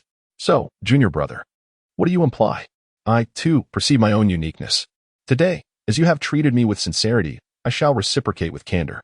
Those who are destined from birth, I shall refer to as the children of destiny. I seem to possess an inexplicable attraction to these children of destiny. Akin to the moment I first encountered my senior sister, I felt an extraordinary familiarity, as if an unseen force was guiding me, influencing my actions. In retrospect, it appears that my senior sister is also one of the children of destiny. I sensed that my peculiar situation ought to be. Ye Chu suddenly found himself at a loss for words, his gaze evasive and fleeting. This is not good. Am I about to reveal too much? Junior brother, you are indeed favored by destiny, Ye Chu declared with conviction. Yes, precisely. Senior sister, you too are a child of destiny. Lu Qinshuang's expression settled into calmness. Is it true or false? Yet, at times, the distinction between truth and falsehood is of little consequence. Their fates were intertwined for mutual benefit. Ye Chu could glean future insights from Lu Qinshuang, while she could discern the identity of the children of destiny through Ye Chu's actions, thereby navigating the currents of fate, avoiding calamities, and further exploiting her advantages as a reincarnated being. Junior brother, shall we collaborate? I only wish for the everlasting prosperity of the Haoming sect. Ye Chu comprehended her intent. The current situation was thus: should Ye Chu depart from the Haoming sect, Shao Qingxian would undoubtedly withdraw without hesitation, and Yang Huai would surely follow suit, while Brother Wang Qian would harbor lingering doubts. The concept of destiny, though enigmatic and elusive, does possess its rationale. Should the Haoming sect step away from the arena of fate, it would inevitably meet a fate akin to Lu Qinshuang's past life, Without the guidance of destiny, they would stand at the epicenter of turmoil, ultimately becoming a mere leaf adrift in the vast ocean, overturned by the tides. Very well. Ye Chu chuckled lightly. In this peculiar encounter, Lu Shuang had unknowingly been led by the nose by Ye Chu. The reason was simple. She had her objectives. Yet the continuous clash between reality and the future she remembered left her feeling insecure, leading her to compromise time and again. The notion of being favored by destiny may well have been a unique form of compromise for Lu Shuang. Junior brother, this is a spirit token. Should you have inquiries in the future, feel free to condense your thoughts upon it with spiritual energy. Lu Shuang produced a jade slip imbued with spiritual radiance, placing it in Ye Chu's hand. This communication token, an artifact of antiquity, had long been lost to time. It was evident that Lu Shuang had ventured into many ancient ruins. Ye Chu couldn't help but silently express his gratitude. Thank you, senior sister. The two conversed for an extended period before parting ways. Lu Shuang mentioned that she intended to embark on an expedition as a true disciple. She was qualified for such endeavors. Senior Brother Ye Chu, tomorrow you will ascend the Huan-Tian Peak and become a core disciple. A junior brother knocked at the door, and upon Ye Chu's opening it, he informed him of the tasks for the following day. As the foremost disciple of the inner sect, Ye Chu was to step into Huan-Tian Peak and officially become a core disciple of the Haoming sect. However, it was still the evening hour. Ye Chu had arrived at a significant trial ground within the Haoming sect, the Immortal Peak. Ascending the Immortal Peak solidifies the foundation of one's physical body and refines the vital essence. Upon reaching the Immortal Peak, it was bustling with activity. After the turn of the year, each disciple had made their own advancements, which compelled them to ascend the Immortal Peak. The Immortal Peak is imbued with a unique formation, enveloped in a distinctive gravitational force that affects an individual's vital essence and corporeal form. During the ascent, the vital essence surges and trembles, while the body grows formidable. Moreover, upon reaching the summit, one can receive the gifts left behind by the ancestors of the Haoming sect. However, it seems that for a century, no disciple has been able to attain such heights. Alas, that Shaoqing Xian is truly remarkable, having surged up the Xian level steps. Chapter 74, The Mysterious Paper. Senior brother. This is truly a fantastical scenario, Ye Chu remarked as he followed the sound. Indeed, he spotted Shaoqing Xian, who had already ascended to the Immortal Peak. The so-called Xian level staircase was precisely what made this peak exceptionally unique. Heaven and Earth, Xian, and Huang. There exist 4 distinct levels of staircases. The Huang level is characterized by its ancient yellow steps, the Xian level by jade-colored steps, the D level by ink-colored steps, and the Tian level is represented by golden steps. These 4 staircases symbolize 4 progressively intense layers of gravitational force. At this moment, Ye Chu gazed from afar at the Tian level staircase, where a thick layer of dust accumulated on the golden steps, indicating that no one had tread upon them for a century. Is that you, junior brother Ye Chu? The usually aloof and indifferent head of the Immortal Peak approached Ye Chu with unexpected urgency upon recognizing him. Junior brother Ye, you have come to the Immortal Peak, he said with a light chuckle, his words carrying a discernible weight of importance. This surprised many onlookers. Even core disciples were treated equally by this head, who was once a disciple of the Haoming sect, seemingly a core member. After his tenure concluded, he chose to remain within the sect, wielding considerable influence without granting undue favor to the disciples. Ah, it is indeed senior brother Ye Chu. Then there's nothing more to say. Those who were astonished fell silent upon seeing Ye Chu, recognizing him as a shared idol among the inner and outer disciples of the Haoming sect. Indeed, greetings, senior brother. Ye Chu replied courteously. The senior brother chuckled lightly, saying, the Immortal Peak does not require spirit stones for participation as the Cold Abyss Gorge does. It holds a unique significance in the history of the Haoming sect. Today, as junior brother Shao has come, he has already broken the record for the past decade, stepping into the Xian level. I wonder if he can reach the D level. Ye Chu pondered, feeling a sense of deja vu. He glanced at the nearby disciples watching intently. Shaoqing Xuan's progress was indeed astonishing. It was hard to believe that he was once an outer disciple oppressed by Li Feng. Yet, it was unfortunate that no one had set foot in the D level in 100 years. Indeed, how difficult it is to ascend to the D level. One's cultivation, physical body, and vitality must all be of the highest caliber, even if one can withstand the overwhelming pressure. The Immortal Peak will still impose a selection on one's physical form. Without exceptional innate physical talents, one cannot ascend the peak. Shaoqing Xian was commendable. Yet it seemed he would reach an impasse here. They shook their heads in lament for him. You all say so, but this lad will undoubtedly reach the D level. Ye Chu rolled his eyes. Are you putting on a performance in front of me? Ah, I believe this fellow is indeed facing a formidable challenge. The reason no one has broken through for so many years is evident. The head sighed. However, Ye Chu suddenly smiled and suggested, Senior Brother, how about we make a wager? Oh, it seems that the junior brother has great confidence in Xiao Shidi. A wager. The person in charge is quite forthright as well. Excellent. If Xiao Qingxian indeed falters at this juncture, then these 10 spirit-enhancing pills shall belong to me. The spirit-enhancing pill is an advanced iteration of the Jade Marrow pill, classified among the finest of yellow-grade elixirs. It holds immense value. This senior brother has only just entered the Purple Mansion realm, and the spirit-enhancing pill would still be beneficial to him. Moreover, even if he does not utilize these pills, selling them would equate to several years' worth of the person in charge's salary. Ah, this junior brother is truly generous. Initially, he contemplated wagering merely a spiritual stone, but upon witnessing Ye Chu produce such a substantial number of spirit-enhancing pills, he was momentarily dazed. After a brief hesitation, he extracted a scroll of paper from his robe. Junior brother, since you are so generous, I cannot appear too miserly. However, I have little of worth. How about this? I once obtained a scroll that contains intricate and complex records, which I cannot comprehend. Perhaps you could take a look? Ye Chu accepted the paper. The parchment was ancient, inscribed with archaic characters that, though indecipherable to Ye Chu, flowed with a unique charm. This was undoubtedly an ancient legacy. Ye Chu's heart stirred with excitement. A wager. Senior brother, this scroll appears both ancient and mysterious. The contents must be exceedingly precious. Are you truly willing to part with it? The person in charge sighed. This page has been in my possession for 10 years. Yet I have failed to unravel its secrets. In my hands, it is but a useless sheet of paper, more cumbersome than a mere wipe. However, you are different. I have heard of your reputation, and upon meeting you today, I feel an instant rapport. If this scroll were in your hands, I would feel a sense of relief. A wager it shall be. Ye Chu nodded in acknowledgement. At that moment, the person in charge chuckled softly. Alas, junior brother, you are still too young. I have guarded the immortal mountain for several years, and having observed many, I have grown confident in my discernment.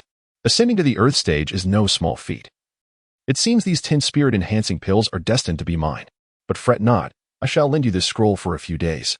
He genuinely believed Ye Chu to be an admirable individual, dignified and brimming with potential. However, as soon as he finished speaking, atop the high platform, Xiao Qingxian let out a furious roar. He then stepped forward with a resounding crash. He shattered the shackles of the Xian stage. The gravitational forces around him crumbled under the sheer force of his momentum as he surged upward. The earth stage. Ye Chu was not surprised in the slightest. Senior brother, do you understand the concept of the destined child? What the cannon fodder deems impossible, the destined child will undoubtedly achieve. This is the essence of the fantastical tale. Ye Chu beamed at the flustered senior brother in charge, thinking to himself that he was still rather naive. He rubbed his nose. A bitter smile gracing his lips. It seems senior brother has misjudged. Xiao Qingxian is indeed not as simple as he appears. Yet, junior brother, rest assured, I shall accept the results of this wager. Reluctantly, he placed the scroll into Ye Chu's hands, while Ye Chu shook his head. The content inscribed on this parchment is exceedingly precious. My junior disciple would not covet another's good fortune. Thus, let this wager serve as an opportunity for my senior brother to grant me the chance to acquire this valuable paper. Here are 10 spirit-piercing pills, which I humbly ask you to accept. The person in charge was momentarily taken aback, gazing at Ye Chu. This junior disciple, Ye Chu, possesses remarkable social grace. He offered refusals, yet Ye Chu insisted on placing the pills into his hands. My senior brother, please keep these well. I too shall ascend to the immortal peak. Ye Chu carefully stored the parchment, recognizing its substantial worth. However, the ancient script upon it posed quite a challenge. Yet, the sage of the mountains has his ingenious methods. At this moment, Ye Chu gazed upon the immortal peak. Xiao Qingxian had already ascended the earthly staircase, shattering records and eliciting a chorus of cheers and awe from the multitude. As Xiao Qingxian descended the mountain, he spotted Ye Chu preparing to scale the peak and promptly greeted him. Haha, young lad, the record you just set may soon be surpassed. Master, is Ye Chu really that formidable? Chapter 75, The Unleashing of 200,000 Gene of Power, a Tremor. Beneath the immortal peak, Ye Chu gazed upon the staircase that ascended toward the summit, resembling a celestial ladder that evoked awe and longing within one's spirit. He commenced his ascent. At that moment, the disciples who had believed the spectacle was over were still entranced by the lingering shock of Xiao Qingxuan's ascent. Just as they prepared to depart, they suddenly noticed another figure daring to scale the peak. Could it be? Was someone else audacious enough to attempt this? Indeed, Xiao Shixiang had just set an illustrious record. Yet another soul dared to brave the challenges of the immortal peak. Was this not an invitation to hardship? Many could not suppress their desire to witness the unfolding drama. After all, with Xiao Qingxian having just shattered the record, everyone held their dignity in high regard. It seemed unlikely that any would attempt the climb in the near future. Yet here was another individual ascending immediately after Xiao Qingxuan's descent. Then, a voice exclaimed, "Is that Ye Chu Shixiang?" Many turned their gazes towards the radiant staircase, where stood a tall, striking youth with sharp brows and bright eyes, emanating a unique aura that commanded great respect. Ye Chu Shixiang? Many widened their eyes in astonishment. Ye Chu Shixiang was also attempting the climb? He was the foremost disciple of our Haoming sect, with Xiao Qingxian having set a new record. Could it be possible for him to reach the Earth stage as well?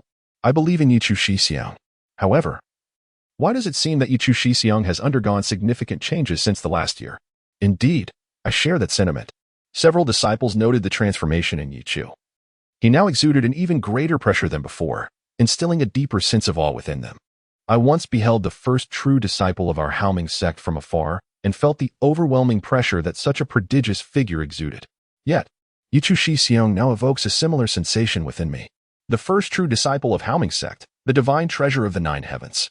However, it was said that due to Wang Qian's meteoric rise, this title had become somewhat misleading. Nevertheless, for these inner disciples, the true disciple was akin to a deity. Moreover, Ye Chu Shixiang radiated a fearsome intensity. Ye Chu began his ascent. As he stepped onto the ancient, weathered stairs, he was instantly enveloped by a weighty pressure. Yet this sensation was peculiar. It surged forth from all directions, as if each cell within him were undergoing a baptism by this formidable force. Fascinating. Ye Chu felt invigorated. He ascended rapidly. What astonishing speed. Meanwhile, beneath the immortal peak, a robust figure stood with a calm demeanor, exuding an aura of strength that intimidated many around him. Slowly, he remarked, "Ye Chu's physical prowess far surpasses your imaginations. The record at immortal peak is likely to be shattered once again." This individual was Chu Shanhe, who had previously faced off against Ye Chu in the inner sect ranking battles, suffering a resounding defeat. Many disciples instinctively recoiled. After all, Xiao Qingxian had just ascended the immortal peak, shattering records, and here you are, boldly proclaiming that the very record he broke is about to be surpassed. Is this not inciting trouble? Many people hurriedly cast discreet glances at Xiao Qingxian, only to see him clenching his fists, his eyes alight with fervor. "Senior brother, charge." "Oh, well, it's nothing now. I forgot about the close bond between Xiao Qingxian and Ye Chu." Ye Chu ascended the peak with astonishing speed, unleashing a terrifying explosive force with each movement, effortlessly dispersing the pressure of the yellow-tiered steps, shattering them into fragments. In the blink of an eye, the yellow-tiered steps had reached their end. Whoosh! Without the slightest exertion, on the white jade steps, pressure surged like a tidal wave, crashing towards Ye Chu. Boom! The pressure of that was not something one could easily withstand. After all, Xiao Qingxian had just stood here to acclimate for a while. Many ultimately faltered at all bearing vivid impressions of its formidable pressure. But at this moment, they beheld a towering figure suddenly emanating a faint aura of blood energy, which enveloped the surroundings. And in an instant, everyone felt a suffocating pressure surging forth from Ye Chu's very being. The crowd was astounded. Yet, upon stepping into Ye Chu's speed showed no signs of abating. He continued to ascend the peak with an astonishing velocity. Is this truly a monster? Could Senior Brother Ye Chu genuinely surpass the record just set by Xiao Qingxian? At this moment, Xiao Qingxian could not help but inquire, "Master, can my senior brother reach the?" After he had just stepped onto he had felt the overwhelming pressure bearing down, nearly crushing him. Has his senior brother truly reached such a level of monstrosity? Meanwhile, the remnant soul, Gu Chun, could not resist a teasing remark. "Regardless, surpassing you is a certainty." Surpassing? Senior Brother Ye Chu is formidable. I am certainly no match for him. Xiao Qingxian felt no embarrassment. Besides, there is no special reward for ascending the peak. The remnant soul, Gu Chun, chuckled softly. "You're quite open-minded." But he shifted his gaze to Ye Chu. "This lad has genuinely astonished me. Today, The Haoming sect is destined to experience a significant upheaval. Xiao Qingxian was stirred by these words, but deep down, he felt joy for Senior Brother Ye Chu. In the arena, Ye Chu took 3 steps at once, directly reaching the end of the boom. He lifted his foot and stepped out. In that instant, it was as if the heavens and earth were collapsing, causing the entire immortal peak to tremble violently. That single step shattered all pressure, instantly transforming into a tempest that engulfed everything. The person in charge was left awestruck. What on earth is happening today? A once-in-a-century performance on the immortal peak S. And now 2 have emerged this year? Just moments ago, Xiao Qingxian had reached the 57th step of the, setting a record for the Haoming sect in a century. And now, what of Ye Chu? Upon entering the immortal peak, the pitch-black steps undulated ominously, with the terrifying pressure bearing down fiercely. Ye Chu paused. Is this truly Senior Brother Ye Chu? I, the foremost disciple of the inner sect of the Haoming sect, am indeed deserving of my reputation. Tomorrow, Brother Ye Chu shall ascend to the status of a core disciple. One can only ponder how far he will traverse beyond the earthly realm. In an instant, the disciples erupted in exuberant cheers, their eyes sparkling with excitement as they gazed at Ye Chu. 2 breakthroughs into the earthly realm in a single day. Such a phenomenon has never been witnessed before. At this moment, a subtle radiance emanated from Ye Chu's brow. How intriguing. In the next heartbeat, he effortlessly wielded an immense force of 200,000 pounds, akin to an ancient beast breaking free from its shackles. The towering immortal peak trembled violently under the overwhelming surge of his vitality. What sheer power is this? A look of astonishment flashed across the face of the overseer. In the following moment, Ye Chu continued his ascent. His astonishing speed left an expression of disbelief etched upon the faces of all the inner disciples. Surely, he is a monster. Chapter 76. The true body of the sun demon achieved. The terrifying limit of physical prowess. Never before has anyone maintained such astonishing speed beyond the earth tier. Just moments ago, Xiao Qingxian advanced painstakingly step by step to the 57th staircase. Yet, Brother Ye Chu's pace is utterly astonishing. Many disciples couldn't help but chuckle in despair. This speed is truly fearsome. In comparison, they, the inner disciples, felt utterly inadequate. Their expressions turned grim, each one grappling with a sense of defeat, as Ye Chu's monstrous talent exerted immense pressure upon them. Suddenly, Ye Chu's pace began to slow. They exhaled in relief. Finally, this prodigy has slowed down. However, they soon sensed something amiss. Do you feel it? Brother Ye Chu seems different from those disciples who have previously reached their limit and halted. When those disciples truly reached their limits, they would collapse like dead dogs, drenched in sweat and gasping for breath. Yet, Ye Chu stood there, composed and at ease, gazing toward the mountain peak, his demeanor strikingly distinct. What is he doing? At that moment, the remnant soul of Gu Chun within Xiao Qingxuan's ring suddenly inhaled sharply. This anomaly is actually cultivating a physical refining technique under such immense pressure, honing himself with the weight of the undying peak. As soon as he finished speaking, Ye Chu atop the undying peak suddenly trembled violently, and in an instant, a sound akin to a furnace resonated from his body, an overwhelming surge of vitality erupting within him. At that moment, the true body of the sun demon was activated by Ye Chu. Under the tremendous pressure, Ye Chu felt his physical body gradually approaching its limits, reaching the pinnacle. Is this not an exquisite method for tempering the body? His physical strength and the sudden elevation of his cultivation could not yet perfectly align, and this opportunity allowed for a harmonious merger. In an instant, the overwhelming pressure surged forth. Yet under Ye Chu's extraordinary control of the true body of the sun demon, it transformed into a tool for refining his physique. Boom, boom. He is cultivating his body atop the undying peak. Below the peak, Chu Shanhe was rendered speechless, his face a canvas of shock. Everyone inhaled sharply at the revelation. Is this something a human can achieve? They had never conceived of cultivating upon the undying peak, because that immense pressure assaulted them, and they were like dead dogs struggling against it. Cultivating? Let us steady our legs first. This is truly defying the heavens. Never before have they witnessed such a spectacle. At this moment, Ye Chu cultivating the true body of the sun demon atop the undying peak undoubtedly caused an uproar below, even leaving the overseer in a daze. His lips trembling. Crack, crack, crack. Upon the undying peak, Ye Chu resembled a fearsome beast, unleashing a frenzied power of vitality. The Earth Tier's physical refining technique is not something one can simply possess. In the vast Haoming sect, there exists but a single earth-tier physical refining technique. Moreover, the threshold is exceedingly high. It is said that among this generation, only one person successfully passed that trial and mastered the local-level body refinement technique. Boom, boom, boom. Yet, it was still insufficient. Ye Chu suddenly shook his head, then swiftly advanced forward. His speed resembled that of a sprinting figure in the courtyard, causing the onlookers to blink in astonishment. Confronted by the increasingly potent pressure, Ye Chu felt as though a drumskin obscured his path, surrounded by the resonating sounds of drums. Yet he remained unable to break through that layer of constraint. Before he realized it, he had reached the terminus of the earthly level's disintegration. Behind the inky black staircase lay the resplendent heavenly staircase. Countless hearts raced at this moment. The heavenly staircase. It seemed that no one had set foot upon it for a millennium.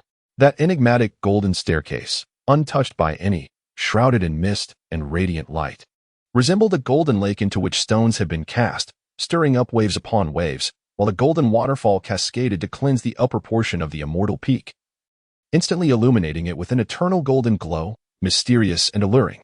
Could Senior Brother Ye Chu step onto the heavenly staircase? As soon as this question was uttered, the entire immortal peak shifted from a state of fervor to a sudden silence. A pin drop could be heard. Countless eyes were fixated, staring intently at the immortal peak. Ye Chu stood quietly upon the final step of the earthly staircase, the 200th step of the earthly level, just one step away from stepping onto the golden staircase, to tread upon the golden staircase of the immortal peak, which had been forsaken for centuries. At this moment, Ye Chu devoted himself entirely to the operation of his yang demon true body technique, his body functioning like an overloaded furnace, roaring with an overwhelming sound. Boom, boom, boom, boom. That was the sound of Ye Chu's heartbeat, resounding like a thunderous drum. Many witnesses turned pale, feeling the overwhelming surge of vitality echoing through them, as if a mountain pressed down upon their chests. Pressure is the finest whetstone. Ye Chu deeply understood this at that moment. Suddenly, a thunderous sound erupted from Ye Chu's flesh, startling many nearby disciples, causing their vitality to surge violently, making them feel uneasy. Boom. Suddenly, Ye Chu's heart emitted a sound akin to the morning bell and evening drum. In an instant, a torrent of power surged forth, and the ferocious vitality roared upward. Yang Demon True Body Technique. Achieved perfection. For 100,000 pounds of immense strength, Ye Chu's body resonated with a thunderous roar, causing the surrounding space to momentarily collapse. The terrifying visual effect prompting many to hastily rub their eyes. How could this be possible? What a terrifying talent for body refinement. How could this brother possess such a formidable gift? No, it is illogical, far too illogical. At this moment, the remnant soul of Gu Chun cried out in Xiao Qingshuan's mind, the voice making Xiao Qingxian feel dizzy. Logically, one with such a talent for body refinement should not have remained obscure for so long. The remnant soul found it unbelievable. He had broken through so easily. Even Ye Chu had likely never devoted himself to the arduous cultivation of his physical form, nor spent countless hours honing his foundational skills. Yet he still managed to achieve such remarkable feats. Teacher, do you mean to suggest that Senior Brother Ye Chu might possess a spiritual physique? A spiritual physique?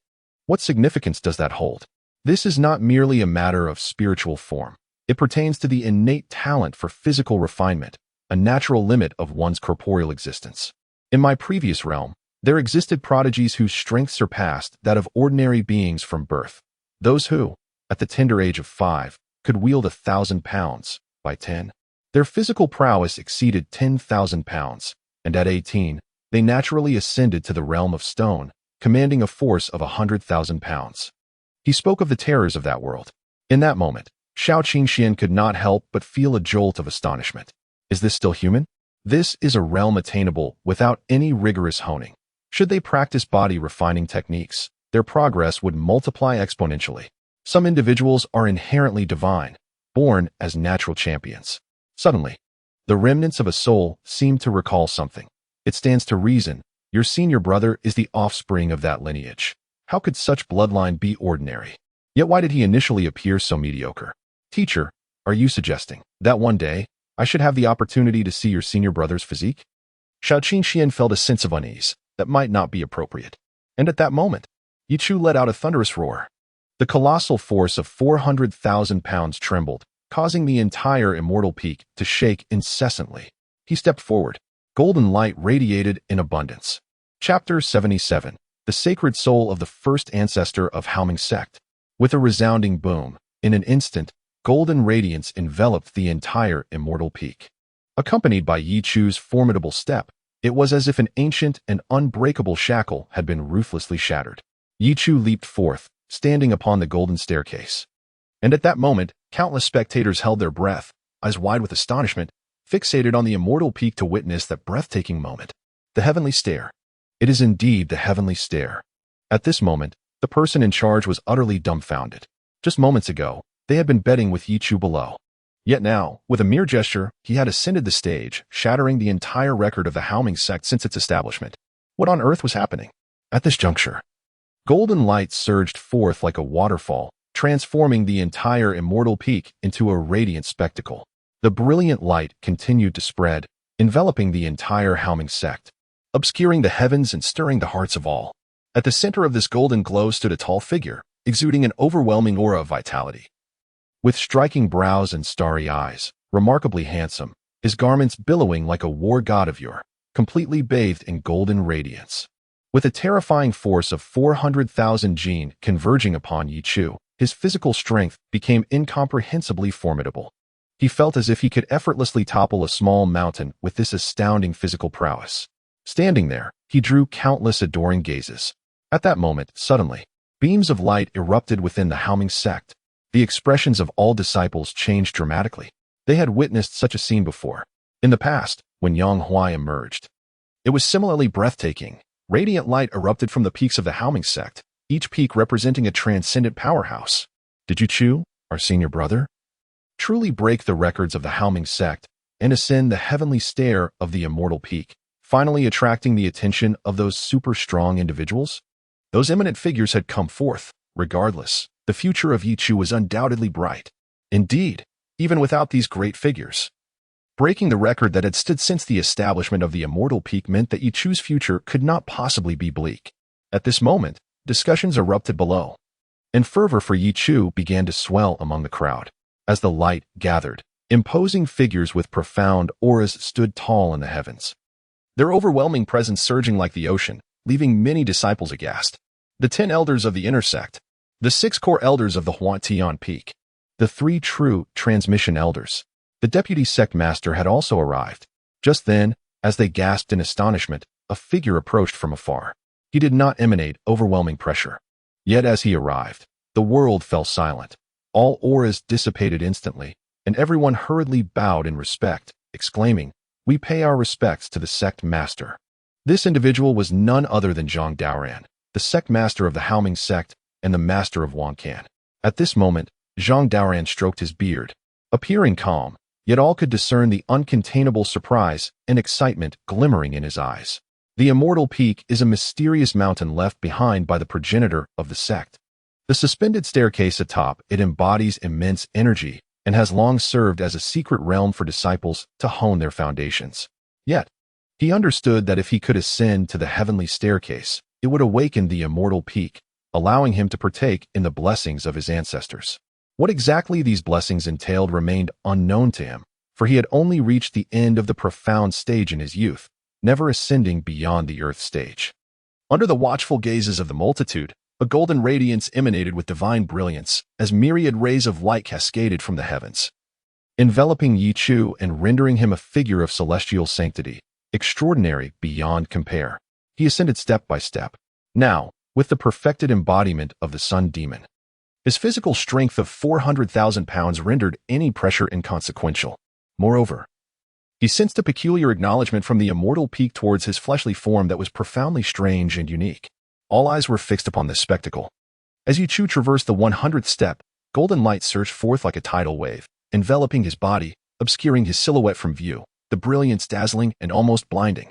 At last, the majestic peak erupted with a clear, piercing roar that shattered the clouds and mist, and everyone realized Ye Chu had reached the summit. 200 heavenly staircases. The sacred chasm, deemed insurmountable, had been traversed by Ye Chu. He was a marvel, an extraordinary being far surpassing countless others. At that very moment, a golden radiance unfurled. exuding an overwhelming pressure that descended from the immortal peak, cascading like a tide. Suddenly, Zhang Daren's expression shifted. Disbelief etched across his features. Concurrently, an awe-inspiring light began to coalesce at the summit of the immortal peak.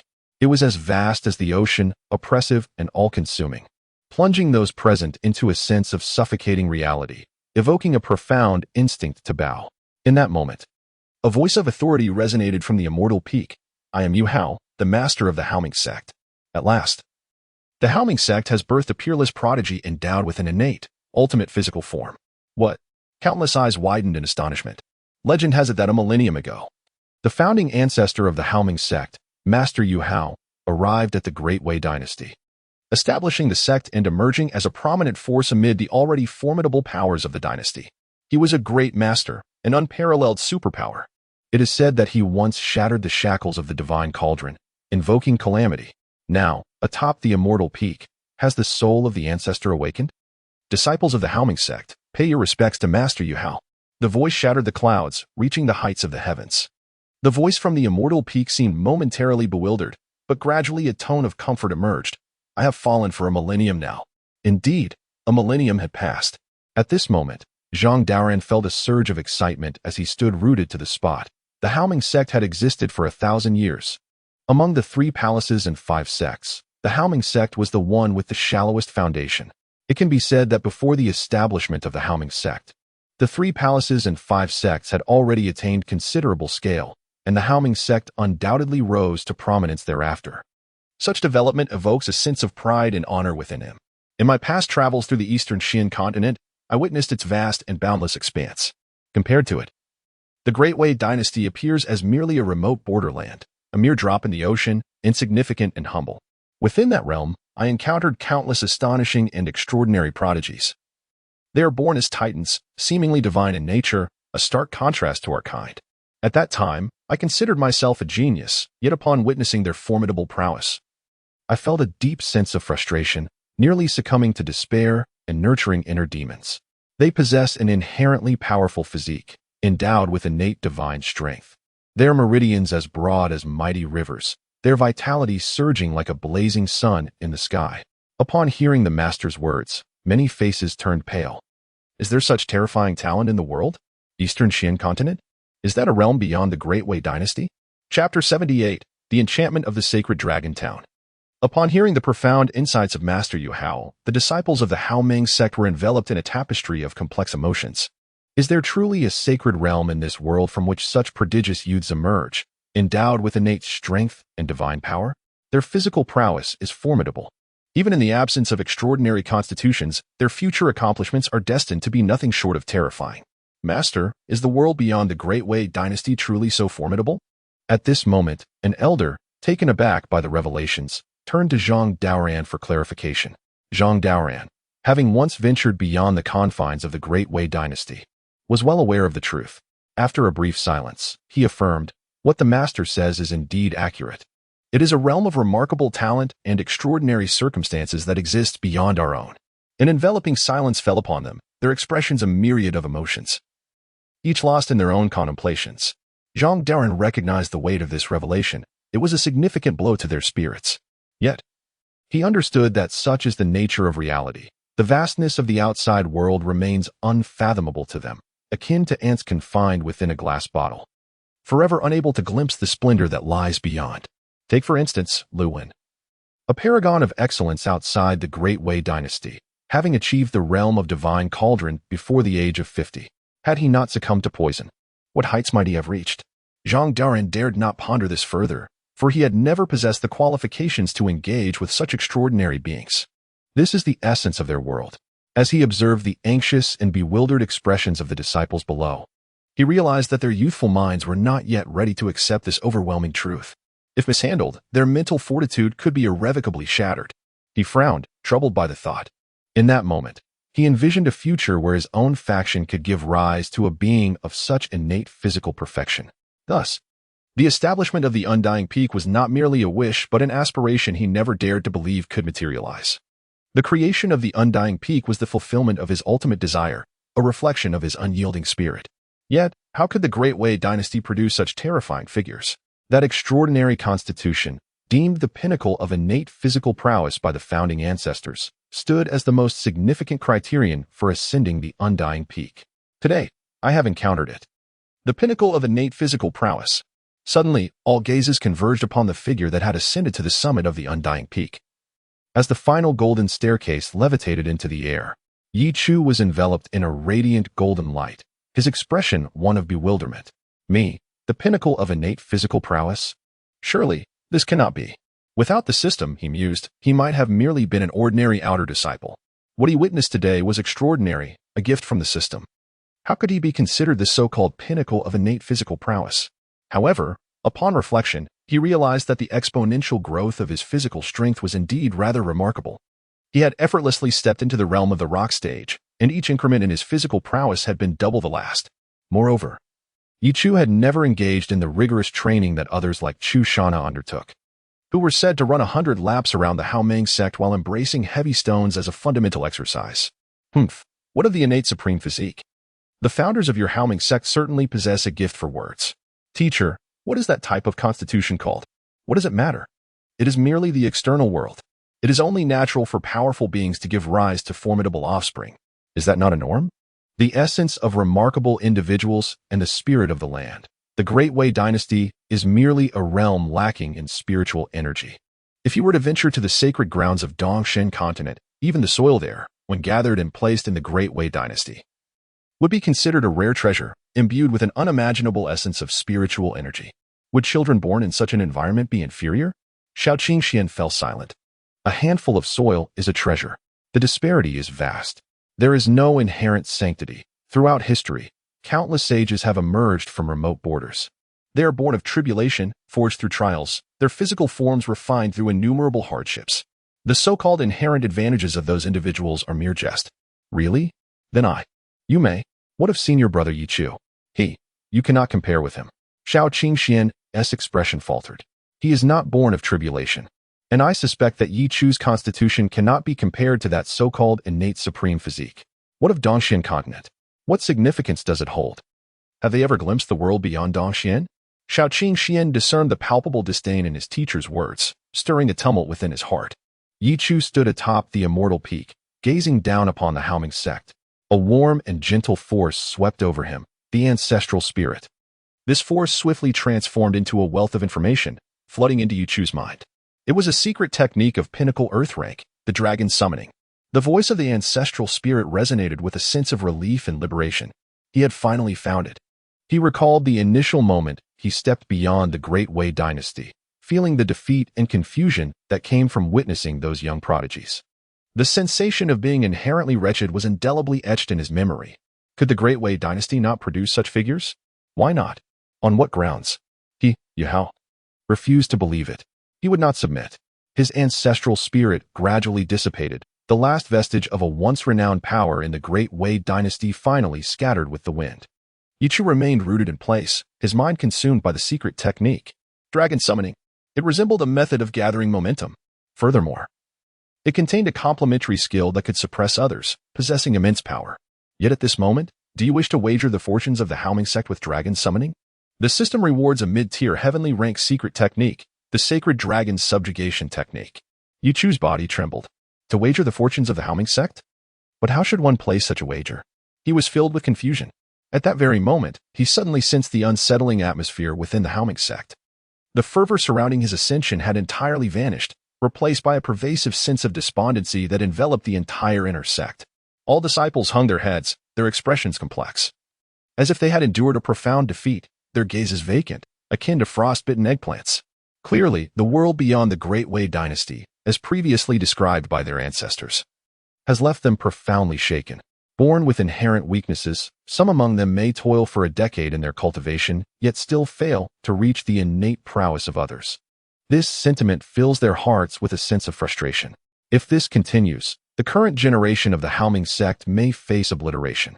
The esteemed elder of the Haoming sect suddenly wore a grave expression, realizing the gravity of the situation, and hastily approached Zhang Daren's side, inquiring, what should the sect leader do? Zhang Daren too found himself in a quandary. At that moment, atop the immortal peak, a radiant figure, shimmering with golden light, suddenly stamped its foot. In an instant, A thunderous sound akin to the tolling of morning bells and evening drums erupted from the immortal peak. Everyone gazed upward in terror. What does Ye Chu intend to do? Chapter 79. The Eternal Abyss of the Great Hell, under the Divine Dragon's Vigil. Brothers and sisters, Ye Chu cleared his throat, and upon observing the despondent demeanor of the inner disciples, he comprehended the meaning behind the system's reference to betting on the fortunes of the Haoming sect. Today, if he did not restore the disciples' spirits, they would likely succumb to inner demons, losing all hope for the future. What, you may ask, constitutes the fortunes of a sect? It is the younger generation. They embody the promise of the future. Standing upon the immortal peak, bathed in golden light, Ye Chu appeared almost divine. The world outside was indeed vibrant, brimming with extraordinary talents. The youths nurtured on that vast land were destined for greatness. Their sustenance and resources for cultivation were beyond our imagination. Yet, what does that matter? Ye Chu's voice resonated powerfully. Suddenly, he shifted his tone.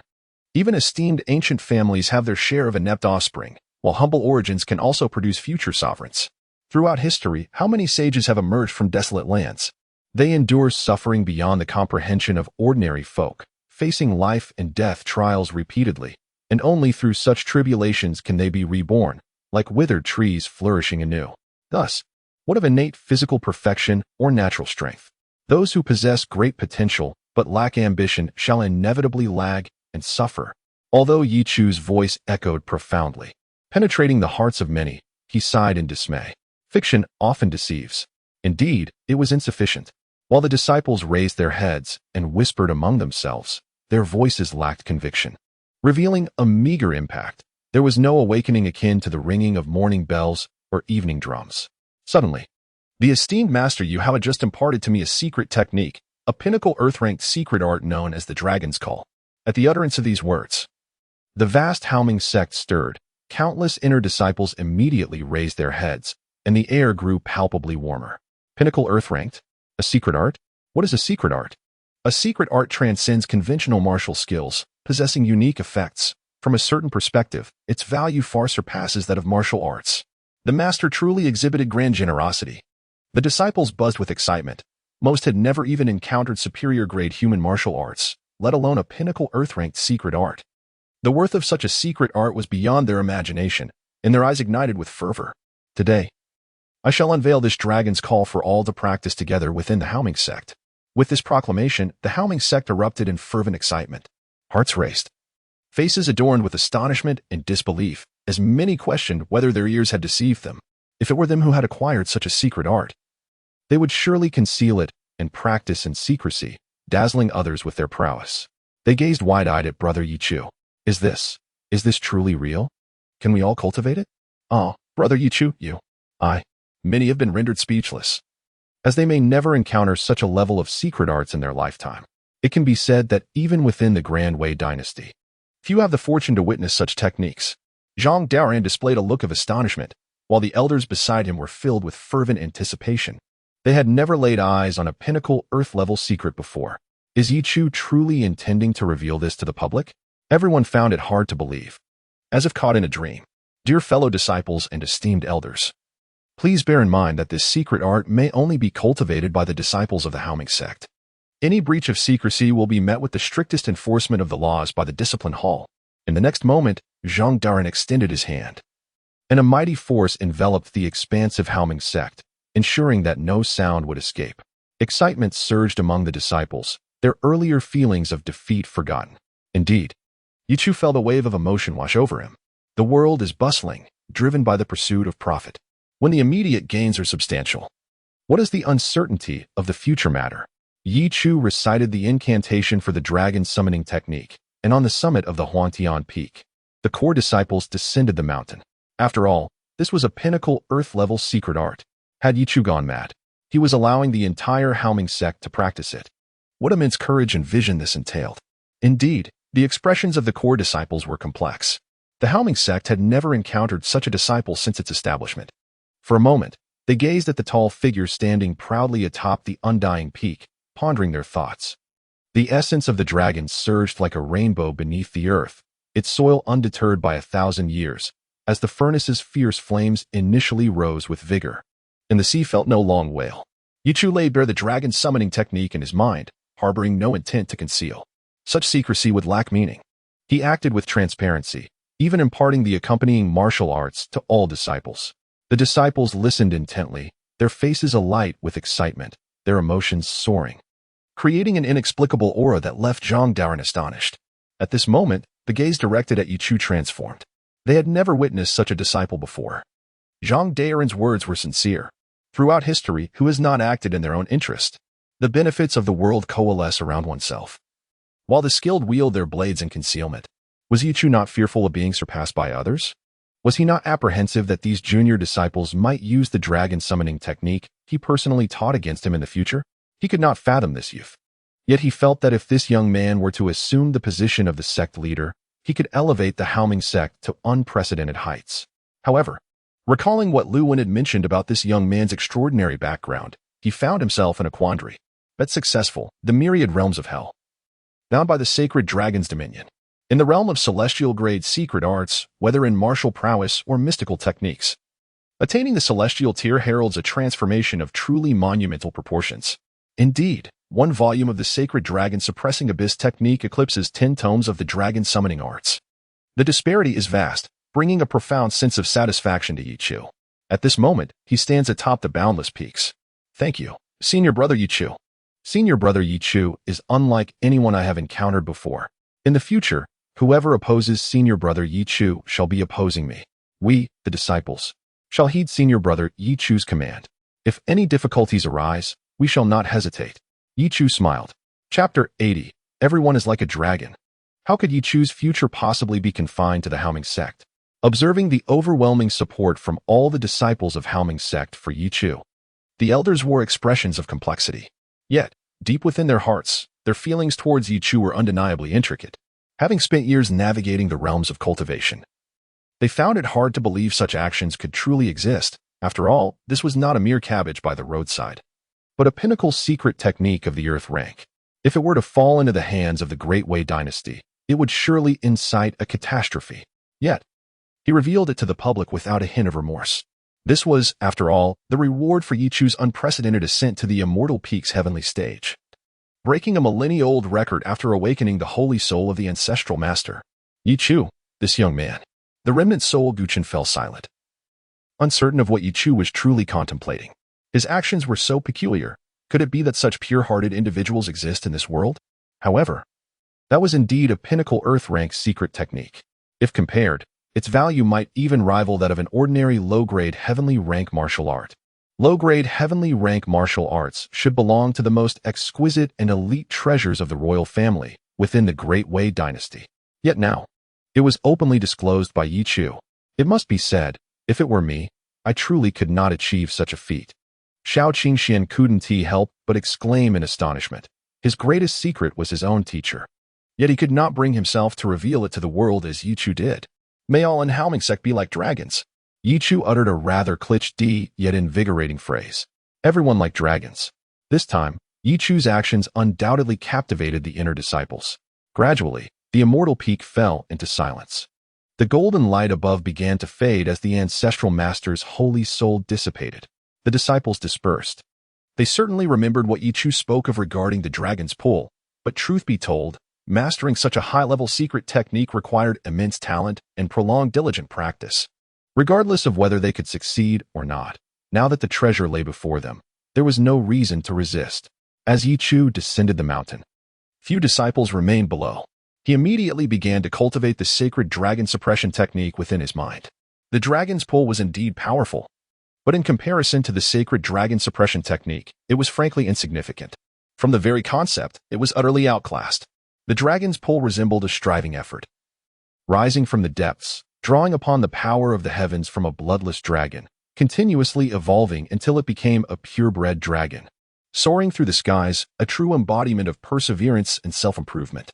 In contrast, the sacred dragon suppression technique was an entirely different matter. Apologies, but I have reached the pinnacle. From the outset, it is the sacred dragon, suppressing the vast underworld and gazing down upon all. At this moment, Ye Chu commenced his training, while Zhang Daoren stood upon his Saint Peak, accompanied by the still emaciated Wang Can. Have you grasped this dragon's pull? Yes, I have learned it. At this moment, An extraordinary aura suddenly surged from Wang Can, subtly converging with the vast forces of heaven and earth. An infinite momentum gathered around him, making Wang Can resemble a dragon emerging from tribulations, searching for the celestial opportunities amidst the thunderous skies. The child's talent is truly formidable, Zhang Daran sighed softly.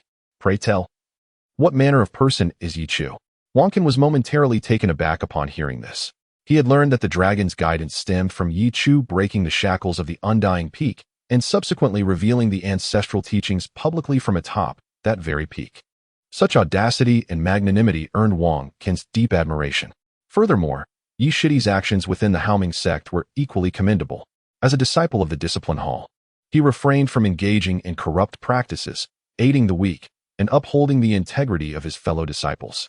Now, he has made the precious pinnacle dragon guidance of the earth rank publicly known, advocating for a community where everyone may thrive like dragons. A smile of joy blossomed on Wang Can's face, as he had few friends, and Ye Chu was certainly one of them. What do you think of the prospect of Ye Chu becoming the sect leader in the future? Wang Can hesitated for a moment. Teacher, do you truly believe that Ye Shidi can surpass the records of the undying peak and awaken the ancestral spirit? Can he genuinely remain confined within the boundaries of the Great Wei dynasty? Wang Can sighed and continued. I have perused the writings of the founding ancestor, Master Yu Hao, of the Haoming sect. I understand that the establishment of the undying peak was motivated by a fierce determination. He did not believe that the Great Wei dynasty could produce talents comparable to those of the youth from Dongshan continent. Thus, he erected this peak, setting standards based on the average of Dongshuan's talents, perhaps even exacerbated by the ancestral figure's disdain for the perceived monstrosity of Dongshuan's prodigies. Ye Chu Shidi has traversed the stairway of the heavenly rank. His future knows no bounds.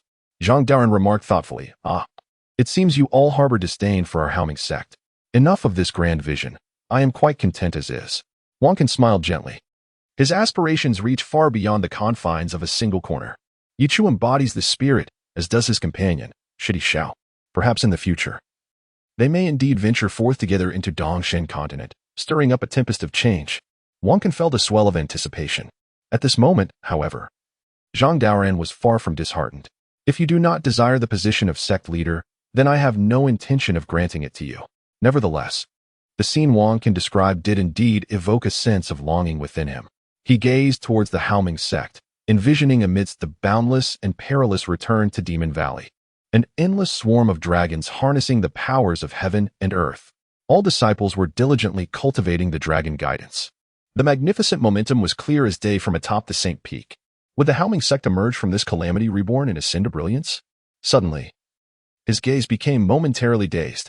Among the dragons, there seemed to be a majestic holy dragon, resplendent in gold and inviolable, lurking amidst the clouds, its form sprawling across the heavens while overseeing all creatures and suppressing everything beneath it. His expression shifted dramatically, and after a prolonged moment of contemplation, his face paled slightly. After a long while, he then spoke. Elder Mo, the safety of Ye Chu within the Great Wei dynasty is entrusted to you. The void quivered slightly for a moment. Wang Can understood that this was the protection that the Haoming sect afforded to its disciples. Chapter 81, Mount Radiant Sky. The first core. Within the courtyard, the golden sunlight gradually descended, enveloping the surroundings in a majestic and sacred glow. At this moment, a shimmering golden light began to rise behind Ye Chu, resembling ethereal bubbles. As the golden light converged, a low, rumbling dragon's roar echoed slowly, as if a divine dragon had taken residence, exuding an overwhelming pressure upon the world. Ye Chu exhaled a breath of murky air, which, under the sunlight's radiance, took on a hint of golden luster.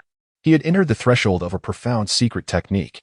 One would expect the initiation of a celestial-level secret art to be exceedingly challenging. Yet Ye Chu felt that the sacred dragon suppression art resonated remarkably well with him. This art focused on gathering momentum, cultivating the essence of a sacred dragon, thereby subtly influencing one's fate. Moreover, with the entire Haoming sect currently practicing the dragon summoning technique, Ye Chu's training in the sacred dragon suppression art, as the sole sacred dragon among countless draconic entities, would undoubtedly yield immense benefits. This indeed crafted an extraordinary cultivation environment for Ye Chu. As Ye Chu stepped out of the courtyard, he discovered two disciples standing resolutely at his door. This year, 4 disciples had ascended to the divine concealed realm: Jiang Suifeng, Chu Shanhe, Gu Yefeng, and Ye Chu. However, Gu Yefeng lay eternally in the ancient shadow pavilion, never to ascend to the Haoming sect again. Thus, today, only 3 would tread upon Mount Radiant Sky. Ye Chu, let us ascend the mountain together. I have gathered much information, and the journey up Mount Radiant Sky is far from simple, Jiang Suifeng remarked with a hint of exasperation, clearly anticipating difficulties. Yet, with Ye Chu's presence, the 3 of them should face no insurmountable challenges. Chu Shanha cast a wary glance at Ye Chu, his eyes reflecting a deep-seated apprehension. Ye Chu's physical prowess had become truly formidable, having effortlessly stepped into the earth level and even further advanced his physical strength. He had directly ascended to the celestial level. He was nothing short of a monster. Chu Shanha had completely lost confidence in competing with Ye Chu. Furthermore, following Ye Chu's revelation of the pinnacle earth-level dragon summoning technique atop the immortal peak yesterday, Chu Shanha had been thoroughly awed. His gaze towards Ye Chu now infused with both trepidation and profound respect. Mount Radiant Sky soared into the clouds, its unique position symbolizing the most elite disciples within the Haoming sect, who comprised the core, destined to be the pillars of the sect's future. Approaching the vicinity of Mount Radiant Sky, they indeed found the base swarming with inner disciples. What exactly awaits us at Mount Radiant Sky?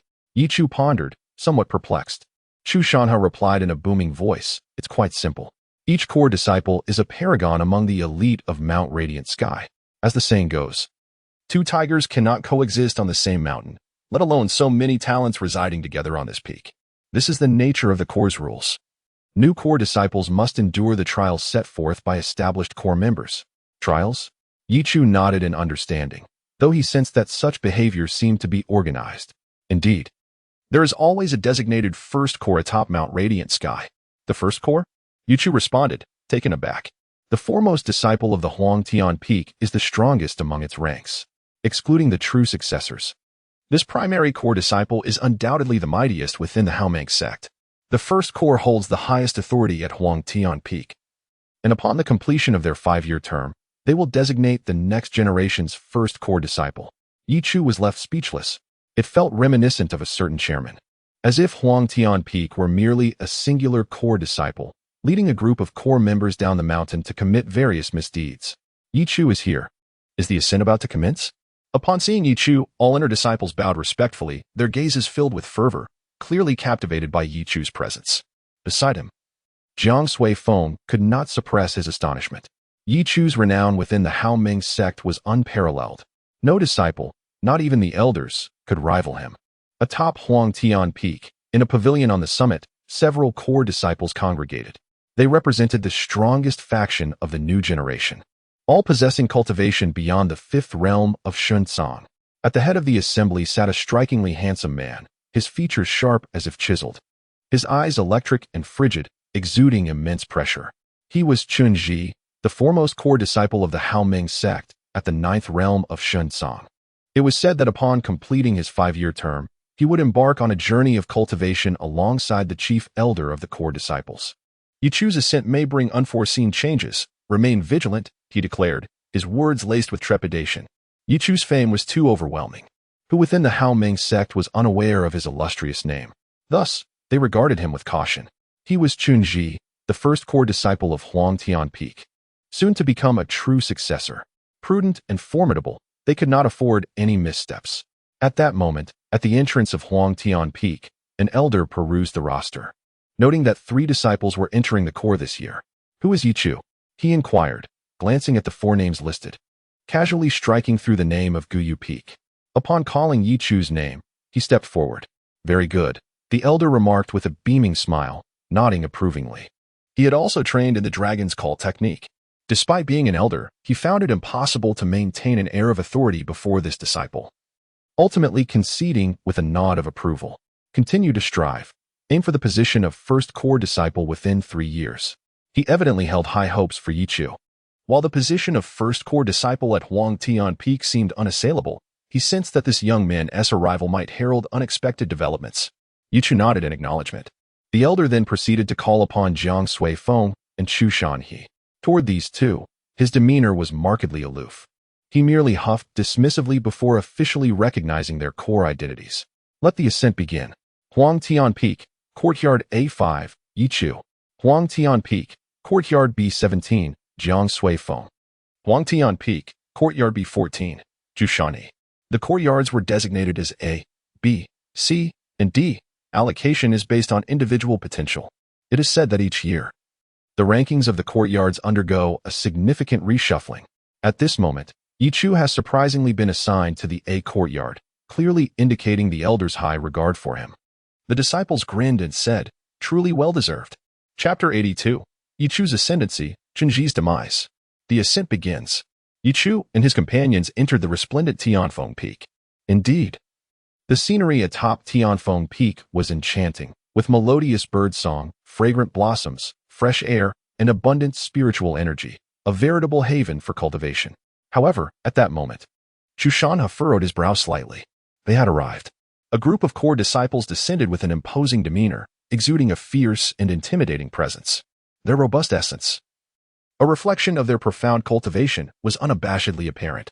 To the inner sect disciples, these core disciples were akin to formidable demons, whom they would not dare provoke. The onlooking disciples instinctively recoiled, causing both Chu Shanha and Jiang Suifeng to feel as though they were facing a formidable adversary. Yet, Ye Chu was momentarily taken aback, as an inexplicable sensation washed over him. Suddenly, the group of core disciples approached Ye Chu and bowed respectfully. "Senior Brother Ye Chu, you have finally arrived." Within the Haoming sect, the term senior brother could sometimes denote a mere age difference, yet at other times, it signified a profound recognition from the heart, just as it did in this instance. Several core disciples promptly stepped forward, bowing and stating, "We have all cultivated the dragon's call and harbor no intention of opposing you, senior brother." Jiang Suifeng and Chu Shanha were left dumbfounded. In previous years, when these disciples descended, they would typically unleash a fierce challenge upon the ascending disciples without hesitation, often culminating in a grand battle that invariably concluded with the core disciples' victory. Rarely did an inner sect disciple possess the audacity to confront and overpower a core disciple. However, had they misplaced their script? They gazed incredulously at the core disciples who regarded Ye Chu with such reverence. The disciples below were equally bewildered. Was this truly the arrogant and overbearing core disciples of Tianfeng Peak? Ye Chu and his companions continued their ascent. Soon after, another group approached with great fervor, exuberantly waving from a distance. "Senior Brother Ye Chu. Senior Brother Ye Chu, the dragon's call is extraordinary. It is truly powerful. Just yesterday, after a single night of cultivation, I unexpectedly broke through," they exclaimed with laughter. "Senior Brother Ye Chu, might you share any unique experiences or insights regarding the dragon's call? We are bound to encounter one another frequently in the future, so do not hold back." This enthusiastic gathering of core disciples was effusive in their praise. Beside them, Chu Shanha alternated between clenching and relaxing his fists, his expression darkening. Had Ye Chu's renown truly reached such heights? Was it possible to conquer without a single battle? Eventually, Ye Chu and his companions reached the summit of Tianfeng Peak. Throughout their journey, they encountered no obstructions.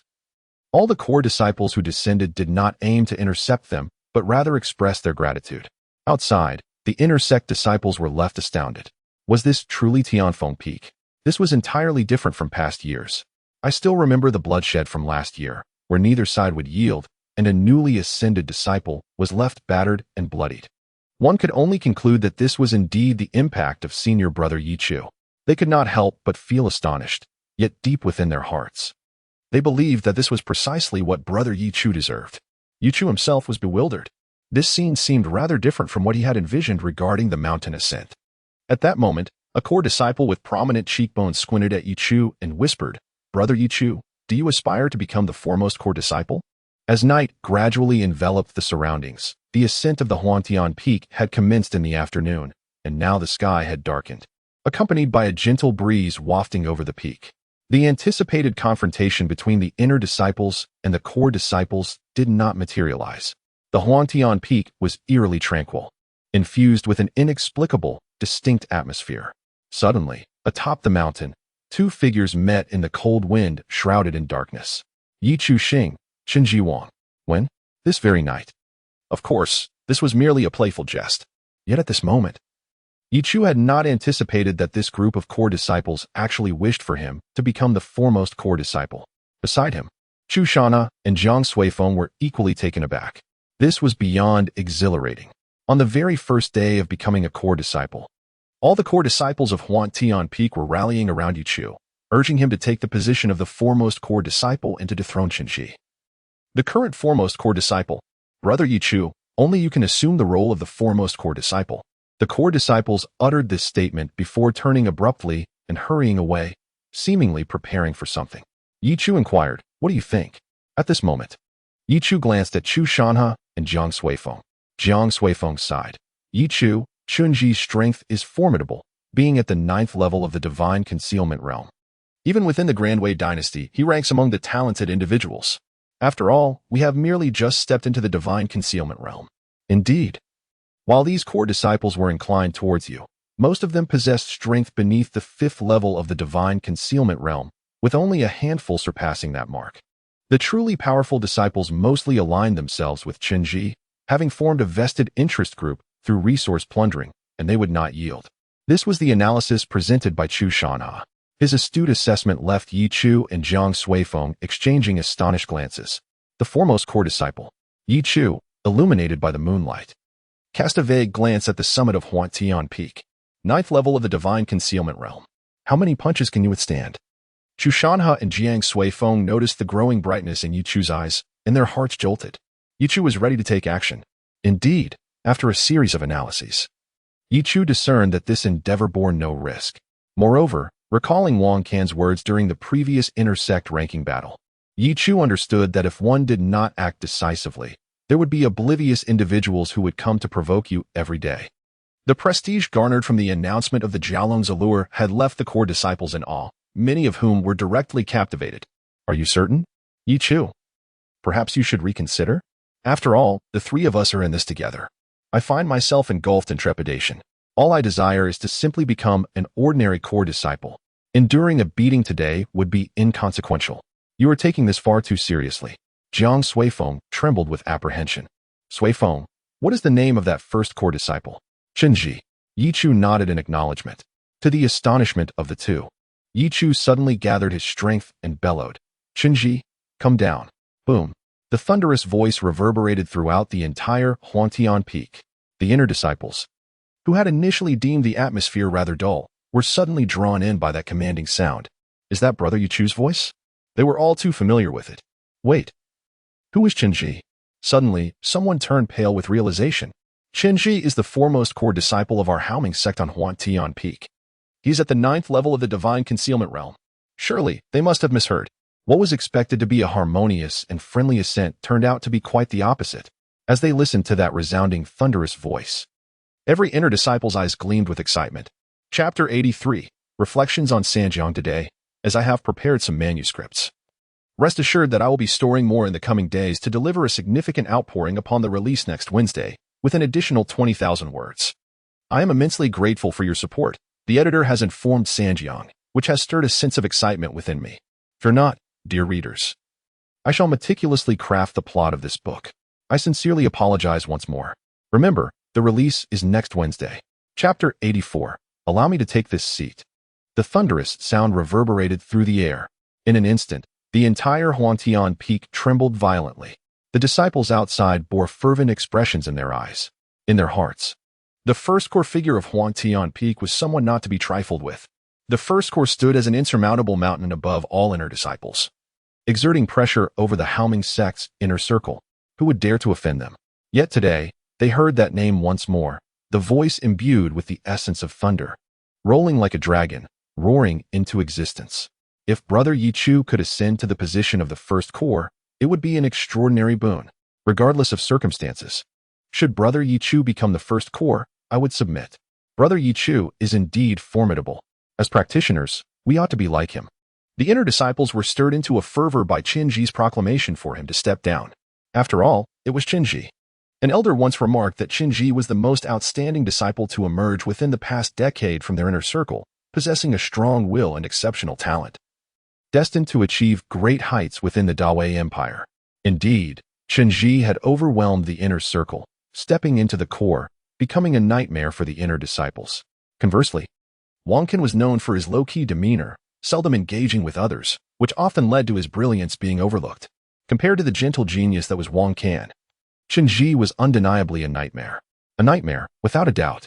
However, Chunji was at the 9th level of the divine concealment. I recall during the inner sect ranking battles, Brother Ye Chu was merely at the third level of the divine concealment. Upon hearing this, silence fell over the mountain. Outside, the 6 core elders had gathered. The position of core elder was, in fact, the most comfortable and leisurely role within the Haoming sect. They typically did not interfere with the internal affairs of Huangtian Peak, allowing the disciples to manage themselves and grow independently, merely ensuring that the talented were not harmed. Today, only 3 disciples ascended the mountain. Generally, this would not warrant their attention. Yet, this year's newcomers were remarkably formidable. Ye Chu. Him again? When it came to Ye Chu, they found him utterly unpredictable, his approach to matters starkly different from any disciple they had encountered before. His current renown within the inner sect could be described as unprecedented. Have you ever witnessed a disciple capable of rallying the masses with a mere gesture?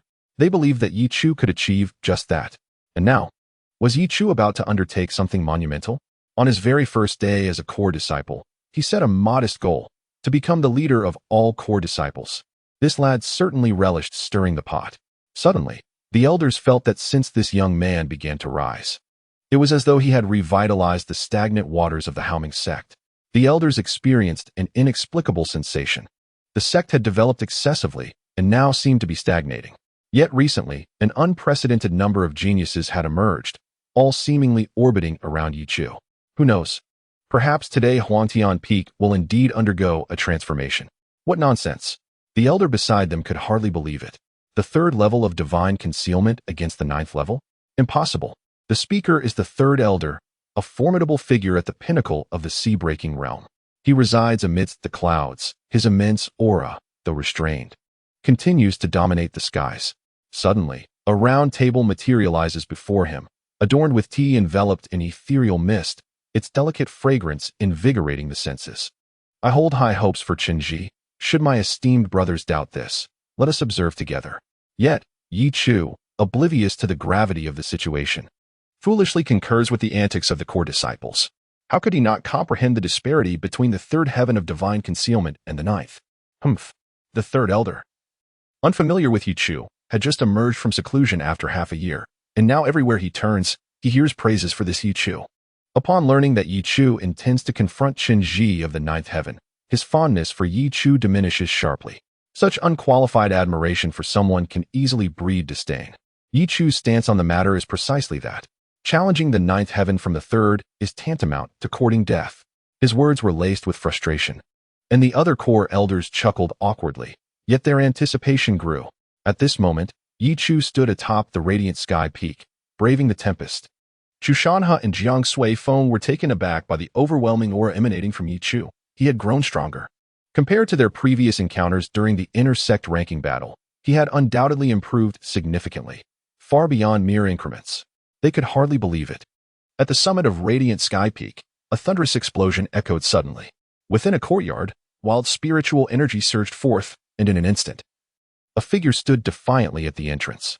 Seeking death, Chenji could hardly fathom that a newly initiated core disciple at Radiant Sky Peak would audaciously demand he leave. After all, he was the foremost core disciple. The night surrounding Radiant Sky Peak seemed to darken further. Brother Ye, this brat is too arrogant. Does he truly believe that a bit of renown grants him the liberty to act as he pleases? Do those who praise him intend to intervene on his behalf? Brother Ye, let us descend the mountain and teach him a lesson. A group of disciples above the 5th heaven of divine concealment urged eagerly. With a flourish, a breathtaking sword light, akin to the moon inverted, soared into the heavens, cleaving a deep ravine in the courtyard. Within that chasm lingered faint remnants of sword energy, exuding a terrifying presence. No need. I shall handle this personally. Chenji's expression darkened, his fury propelling him downward. The vision of cultivators in the realm was extraordinary, allowing them to witness a figure descending from Radiant Sky Peak, the sword behind him quivering and unleashing a chilling sword energy, causing many inner sect disciples to recoil in trepidation. This was Chenji, the foremost core disciple of the 9th heaven, now incensed. Ye Chu. The atmosphere trembled as the two figures collided, and in the darkness, all that could be seen was an exaggerated beam of sword light illuminating the night. Hurtling towards Ye Chu, all eyes widened in astonishment as Ye Chu stood resolutely in place. Beside them, Jiang Sui Feng and Chu Shan had trembled in fear. They were merely the new core members. Yet, the one drawing the sword was the foremost core of Huang Tianfeng. Ye Chu stood there, calm and unperturbed, gazing at the terrifying sword light. Suddenly, one hand stretched forward, an overwhelming surge of vitality erupted, transforming the pitch-black night into a brilliant crimson. With a cataclysmic force of 400,000 pounds, it roared forth, leaving everyone with an oppressive sensation, as if the very essence of power was surging from Ye Chu. Crack, crack, crack. The dazzling sword light shattered explosively in midair. The fragments of sword energy scattered, leaving countless observers wide-eyed in astonishment. What were they witnessing? Qinji, in a fit of rage, struck down with his sword. Yet, the sword light was effortlessly crushed by Ye Chu's bare hands. Is this truly the first core? Hardly impressive. Step aside. This position is mine to claim. Chapter 85. The Shattering Fist of Mountains and Rivers. Brother Ye Chu, has he truly attained the ninth heaven of divine concealment? Qinji has been in the ninth heaven of divine concealment for half a year, his strength unfathomable. Yet, Ye Chu can effortlessly shatter his sword energy. The gazes of the disciples outside instantly ignited with fervor. Such marvel. Ye Chu's advancement can only be described as miraculous. What a terrifying talent it must be to break through several realms in such a brief span. His ascension seemingly rekindled hope within them, igniting their hearts with passion and desire for cultivation. Amidst the crowd, Shao Qingxian could not help but voice his discontent.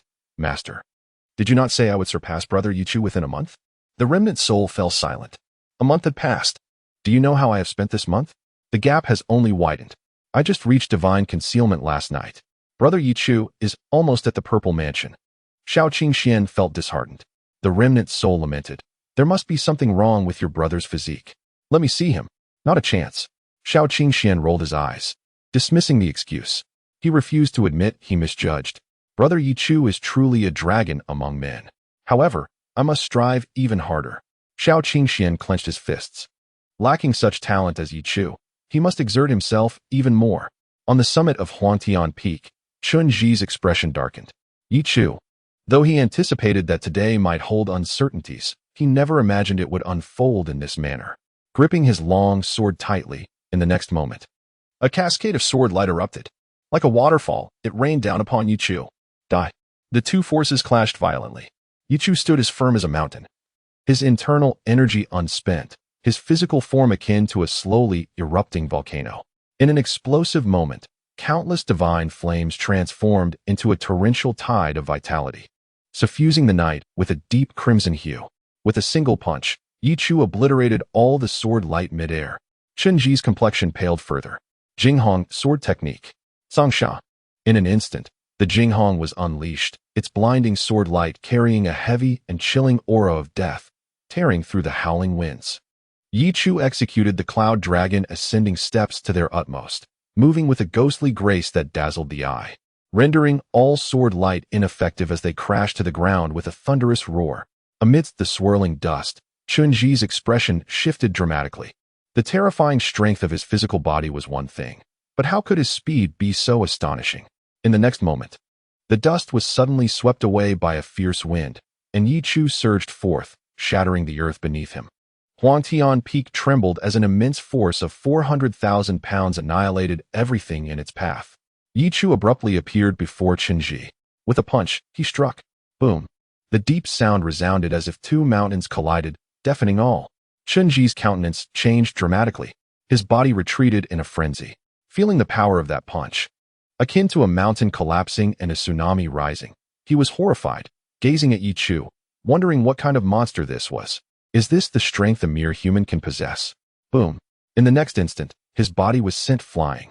He crashed into the earth, and in an instant, the ground shattered, the entire Huangtian Peak on the verge of collapse, leaving countless onlookers in a state of astonishment. Qinji lay on the ground. If the internal organs were to shift, he was unwilling to accept it. How could this be? I, Qinji, have cultivated for so long, yet have never faced such a devastating defeat. A single encounter, and I was utterly defenseless. That nearly monstrous physical strength, coupled with unparalleled speed and agility, I, Qinji, could never be vanquished by a mere punch. I cannot concede. At this moment, voices echoed in Qinji's heart, urging him not to give up, to rise, to defeat him, to continue fighting. He had not yet lost. A spark reignited in Qinji's eyes. His fingers stirred slightly. Beside him, Ye Chu raised an eyebrow and descended from the skies. Boom. A terrifying sound reverberated through the heavens, shattering clouds, shaking mountains, and sending rocks flying. Countless disciples' hearts raced. Boom, boom, boom. Ye Chu unleashed punch after punch. Each blow struck the ground beside Chun Ji with ferocious force, obliterating all in its path. Observing this, Chun Ji quietly closed his eyes. I am weary. Let it be annihilated. Above, the third elder of the core stared wide-eyed. How is this possible? This. Stop hammering. If you strike again, the Huang Tian peak will collapse. The hands of the 6 core elders trembling as they sipped their tea. Chun Ji had been defeated in an instant. Indeed, it was instantaneous. Chun Ji unleashed all his might, employing various lethal techniques, yet none inflicted harm upon Ye Chu. With a mere lift of his hand, a single punch, instant annihilation. Ye Chu's talent far surpassed our imagination. At this moment, the vast Haoming sect, from the inner door to the Huang Tian peak, went into a frenzy.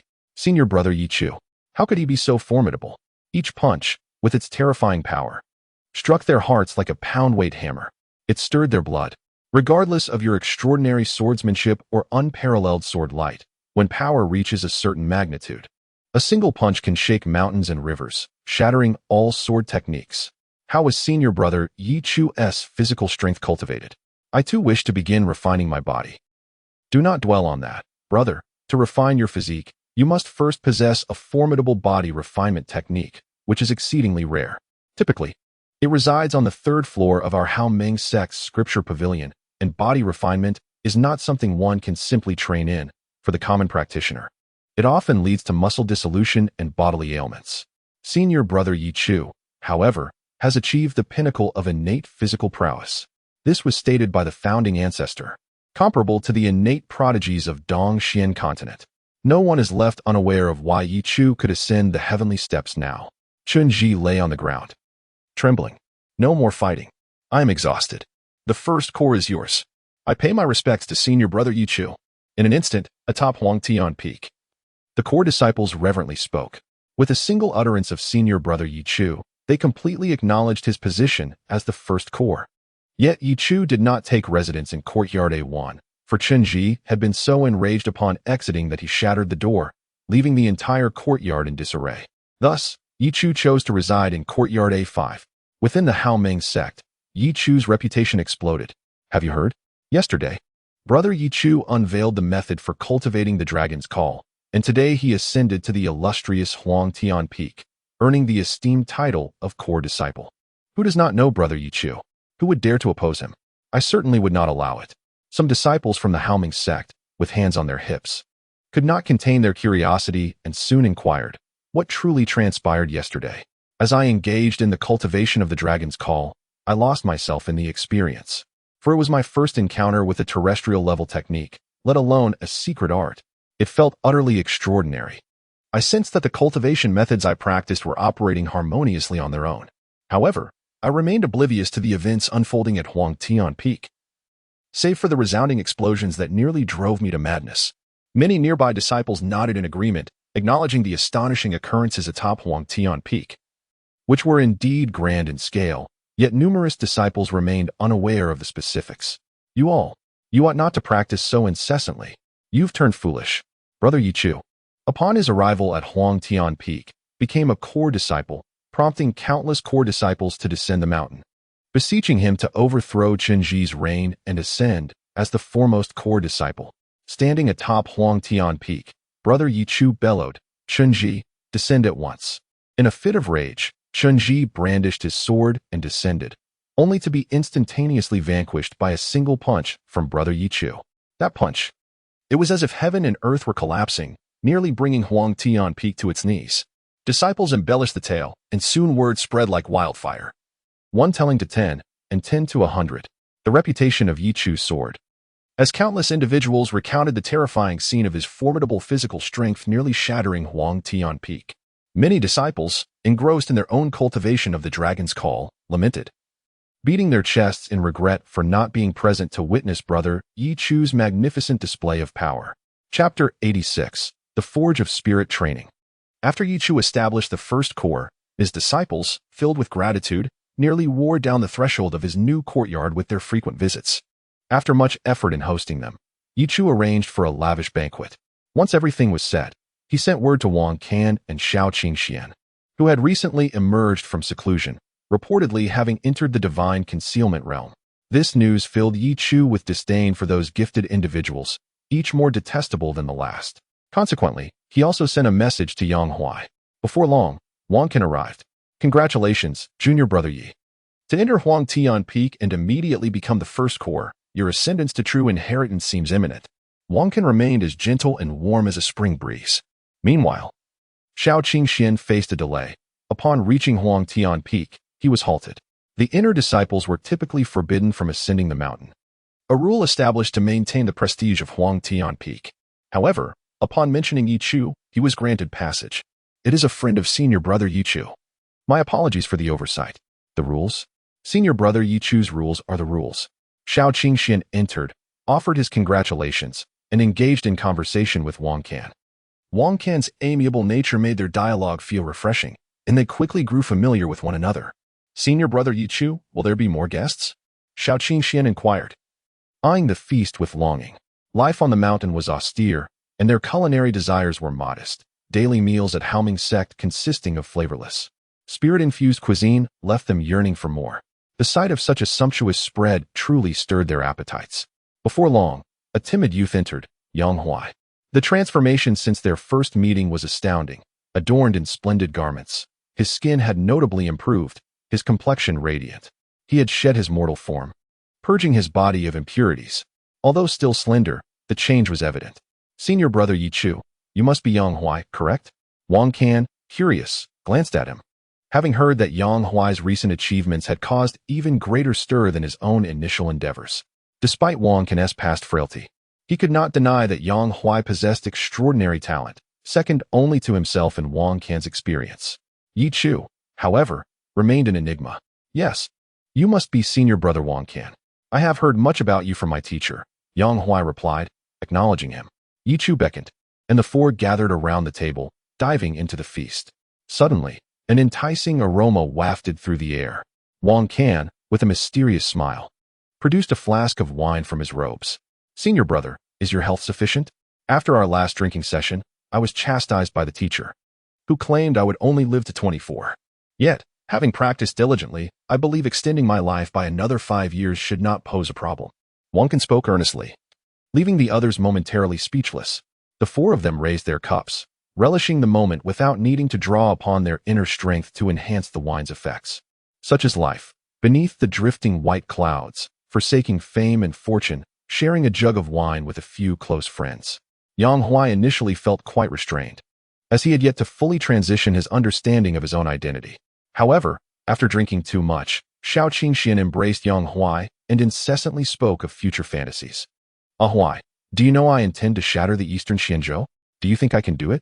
Of course, Yang Huai replied, tipsy and smiling awkwardly. Inside the ring, the lingering spirit Gu Qin was utterly speechless, wishing he could simply smack Xiao Qingxian into silence. Wang Can and Ye Chu observed the scene with amusement. After several rounds of drinks, Yang Huai and Wang Can took their leave, while Ye Chu chose to remain alone with Xiao Qingxian. Senior Brother Ye Chu, is there something you need?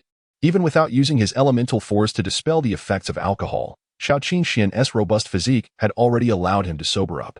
Ye Chu placed an ancient piece of paper, one from the senior brother in charge of the immortal peak, in front of him.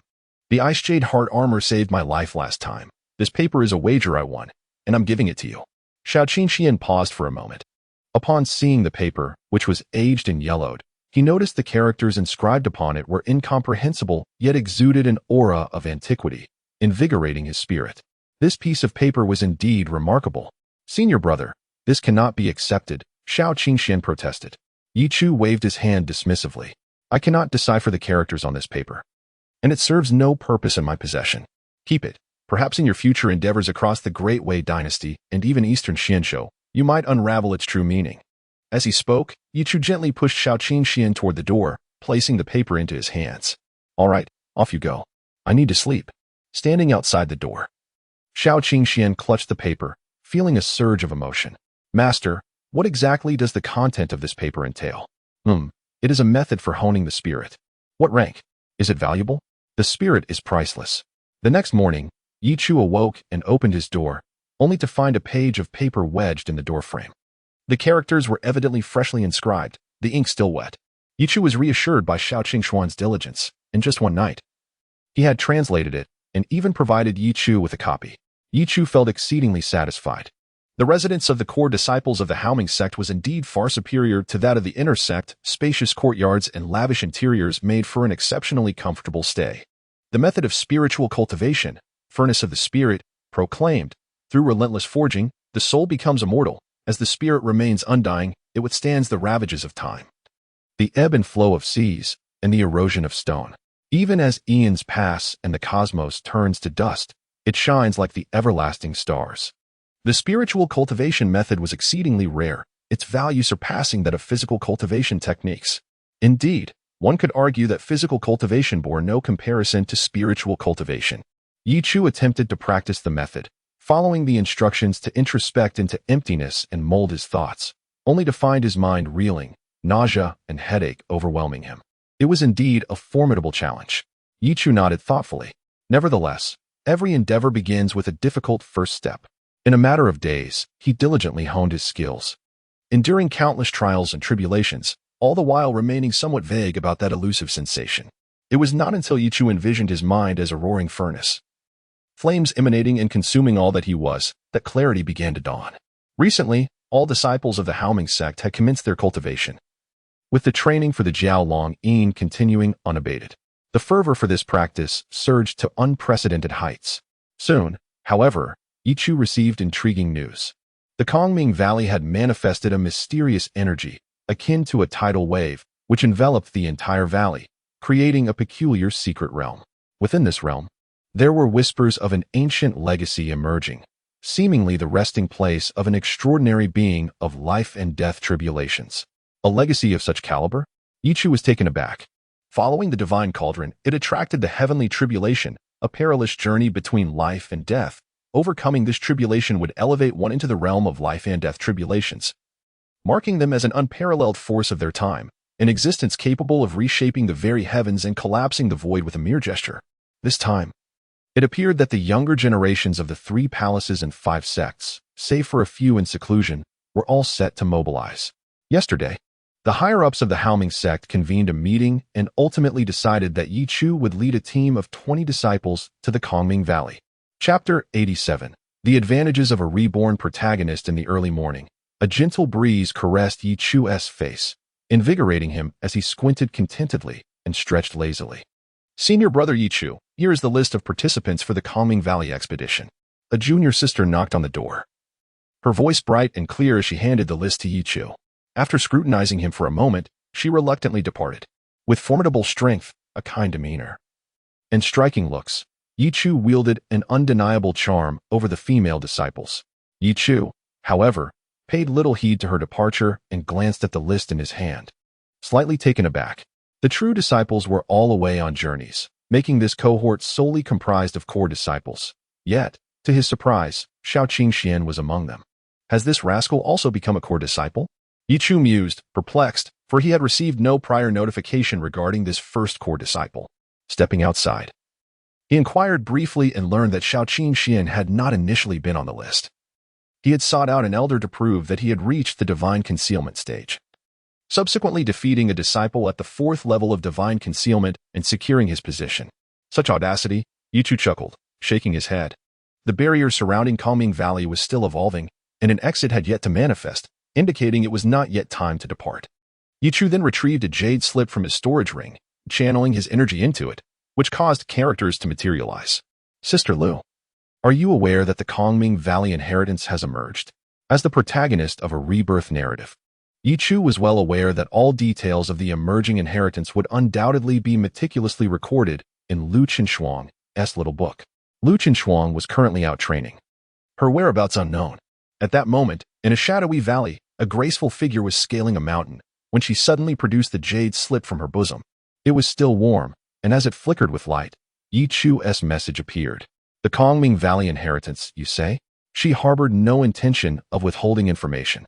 Ye Chu's fortunes would undoubtedly benefit the Haoming sect, with potential for boundless growth. Furthermore, she was somewhat aware of Ye Chu's background. Despite the downfall of the Haoming sect and the precarious state of the Great Wei dynasty in his previous life, Ye Chu remained unscathed, leaving a profound impression on her. Thus, when they first encountered in this life, she remarked, "In my past life, I have seen him. Otherwise, how could she have retained such an impression of him?" As she sifted through her memories, she recalled that she had indeed visited Kongming Valley. She proceeded without hesitation. Within Kongming Valley, there were indeed inheritances from formidable beings, including the life and death pill, which she had already taken, but it seemed there remained a spear technique, a fist technique, and a golden box that she could not open. Subsequently, Lu Qinshuang meticulously documented all pertinent information regarding Kongming Valley for Ye Chu, including potential dangers and pathways to navigate fortune and avoid calamity. Is this the sensation of having an advantage? To be honest, this is the thrill of being a reborn protagonist. Having already traversed this path once, Ye Chu experienced it anew. However, he also found value in utilizing some abilities associated with these fated children, which proved to be quite advantageous. Ye Chu meticulously organized the preceding content. Aware that the inscriptions on the jade tablet would automatically fade after half an hour, thus he endeavored to commit them to memory. Gradually, time trickled by. Suddenly, the barrier surrounding the Kongming Valley quivered, akin to a tidal wave washing over the entire expanse. In an instant, radiant light surged skyward, enveloping the heavens in a resplendent glow, transforming the Kongming Valley into a realm of golden sanctity, where even the trees shimmered in hues of gold, appearing both extraordinary and mystical. At the pinnacle of the Huangtian Peak within the Haoming sect, a youthful figure sat cross-legged. He rose to his feet, his stature as upright as a mountain, gazing into the distance as he softly uttered, "It begins. Let us depart." After a brief assembly, the contingent from the Haoming sect set forth towards the Kongming Valley, situated to the east of the Great Wei dynasty. The valley lay not far from the Gui Mo Valley, yet required traversing a dense, flourishing forest. The scenery was exquisite, serene, and enchanting. Senior Brother Ye Chu, I have heard that people from the 3 palaces and 5 sects will also be attending this journey to the Kongming Valley. At this moment, a cadre of core female disciples encircled Ye Chu, their admiration palpable, provoking envy among the male disciples. Even Xiao Qinxian felt a twinge of envy. Among the crowd, Qin Ji let out a sigh. His injuries had healed, yet in truth, he had been humbled by Ye Chu's might. The impact of Ye Chu's punch had deeply impressed upon him the latter's formidable strength. Subsequently, Ye Chu had not made things difficult for him, leading Qin Ji to adopt a more subdued demeanor. He quietly explained, "It seems that the disciples from the 3 palaces have not arrived. This is merely a battleground for the 5 sects. After the year-end, the disciples from the 3 palaces are dispatched to a special battlefield for trials. And given the sudden emergence of the secret realm, although they expressed intent to come, they are unable to produce any disciples at this time. Therefore, the focus remains solely on the battleground of the 5 sects. The 5 great sects consist of the Haoming sect, Tianjin sect, Xinjiang sect, Body sect, and Yixian Valley, with the Haoming sect taking the lead. At this moment, however, chaos erupted outside the Kongming Valley. Perhaps due to the disturbances within, the outer beast suddenly became agitated, leaving the disciples of several sects in disarray. Were these beasts driven mad? Wangchen, why do you not take action? Among the crowd, a young man clad in a white robe, with striking sword-like eyebrows and starry eyes, embraced a long sword with a hilt of white jade. His demeanor remained calm as he deftly maneuvered among the beasts, their roars failing to graze even the hem of his garment. In response to the inquiry, he remarked, "These beasts are likely a trial set forth by the esteemed elder buried within the Kongming Valley. Most of these creatures are at the condensing essence realm, with very few at the initial stage of the divine concealment realm. If one cannot handle these beasts, they are unworthy of entering the Kongming Valley." Wangchen of the Tianjin sect, the foremost core disciple of the Tianjin sect.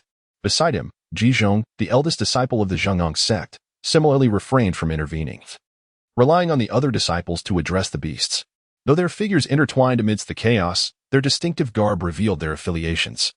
Those clad in uniform white robes wielding swords were from the Tianjin sect, while those adorned in dark red garments, embellished with a purple sun on their backs, belonged to the Zhongyang sect.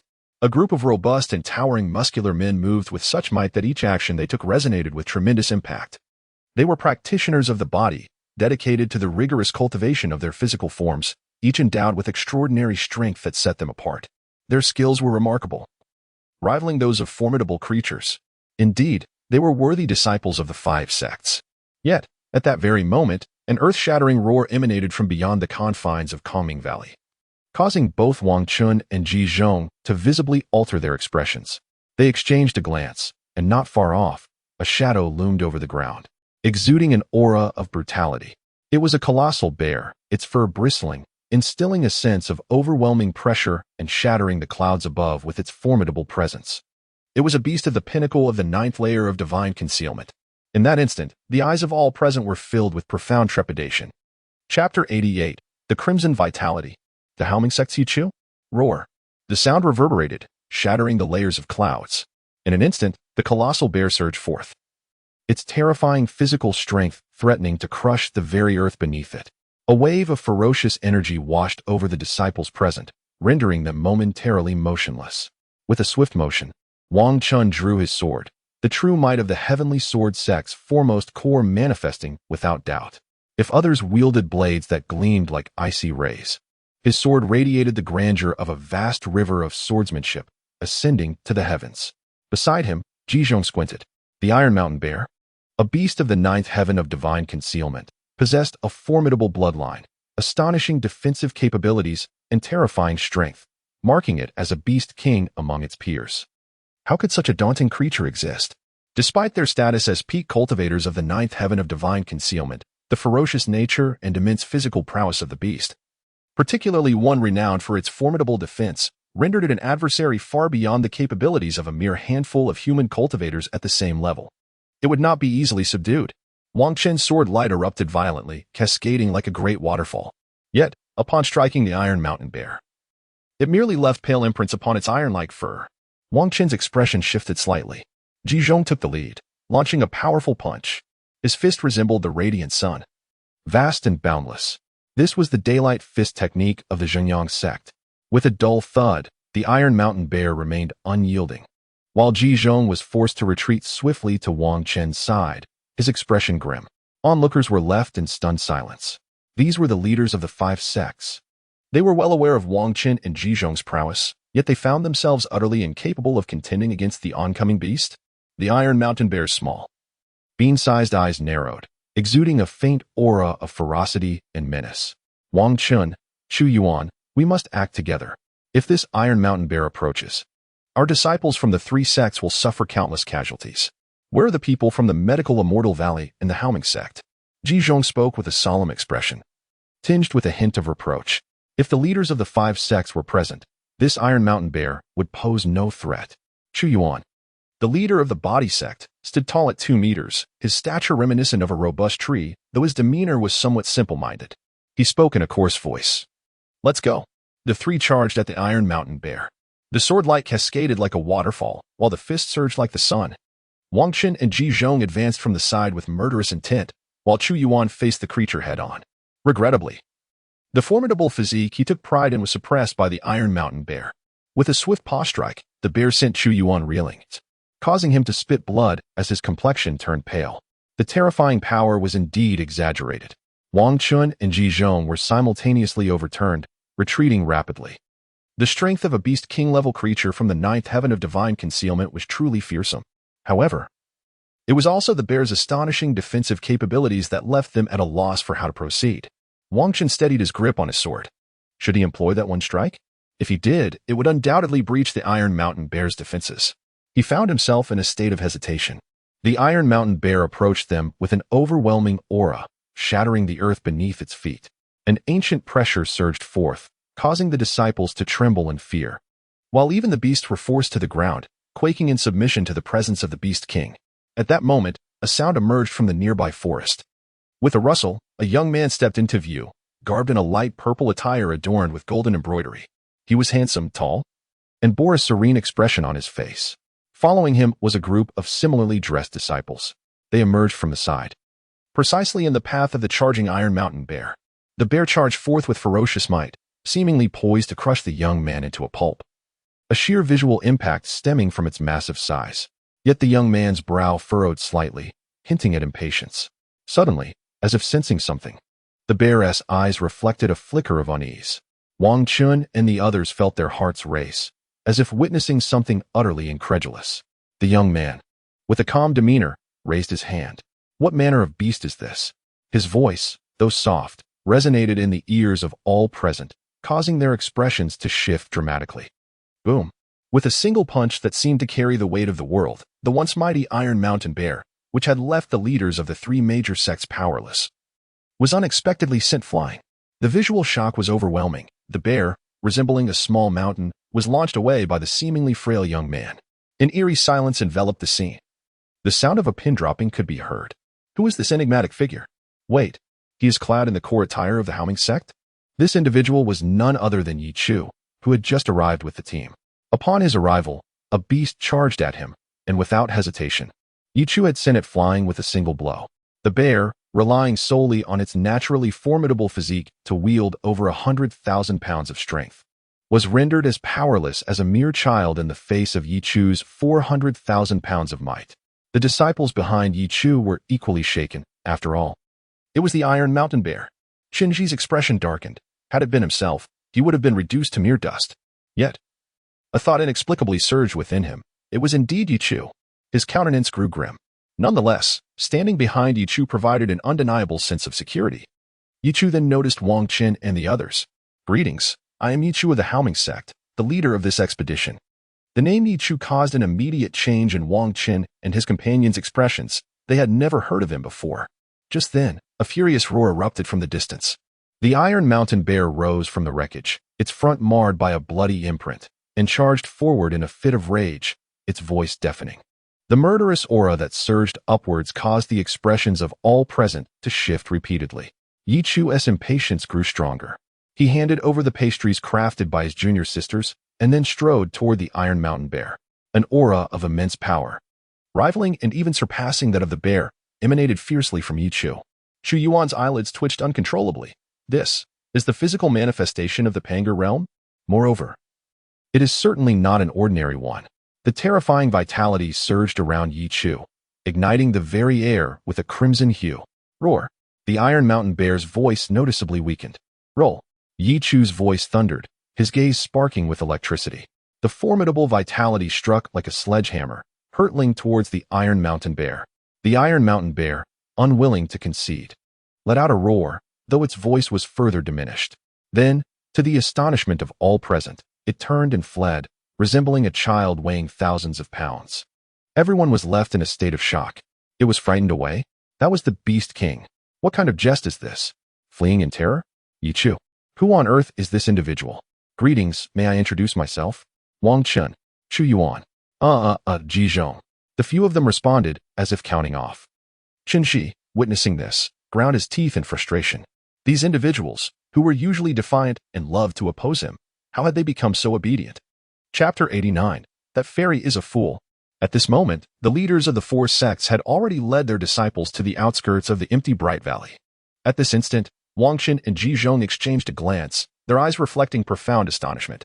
The arrival of one named Ye Chu had caused the surrounding demonic beasts to scatter as if they had encountered a cat. Nearby, Chu Yuan leaned in. His voice gruff yet hushed as he remarked, demonic beasts naturally possess formidable physical forms, with spiritual energy coursing through their bodies, granting them immense strength and unparalleled gift. Their sensitivity to physical power is correspondingly heightened.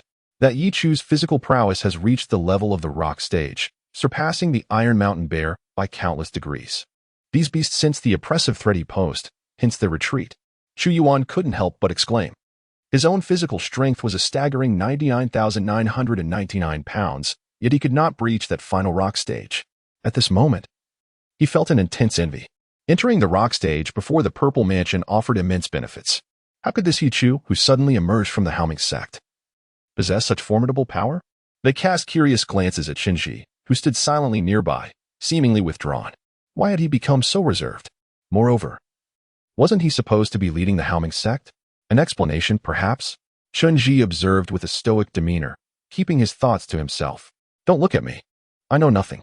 Even if I did, I wouldn't share it. Would I admit to being defeated in a single blow? He mused. Where are the people from the medical Immortal Valley? Some are growing impatient. Just then, a gentle breeze carried with it a fragrant essence, enveloping everyone as if they were in a garden of herbs. Thank you for your patience, a soft, soothing voice resonated, akin to a gentle spring breeze, inviting all to bask in its warmth, as if they were beside a babbling spring, savoring floral scents and listening to the melodies of birds, their hearts soaring. Not far away, several graceful figures began to descend, each clad in elegant, flowing gowns, their faces veiled, exuding an aura of warmth. The most prominent among them was a woman of exquisite stature, with an ethereal grace, her hair cascading like a waterfall. Standing there, she resembled a celestial being from a painting, yet radiated an irresistible charm that beckoned closeness. "Miss Yin, you flatter me," remarked one nearby, captivated. Having long heard of Miss Yan's illustrious reputation, seeing her today is indeed a breath of fresh air, exuding elegance and transcendence. Wang Chen's eyes brightened slightly. Yan Shi, disciple of the medical Immortal Valley sect leader, was said to have inherited remarkable medical skills. Now, she was also a prominent figure in the royal court, where the competition among princes was far more intense than the struggles among external practitioners. In times of severe injury, a healer was invaluable for those who practiced swordsmanship. The allure of this fairy's presence was indeed irresistible.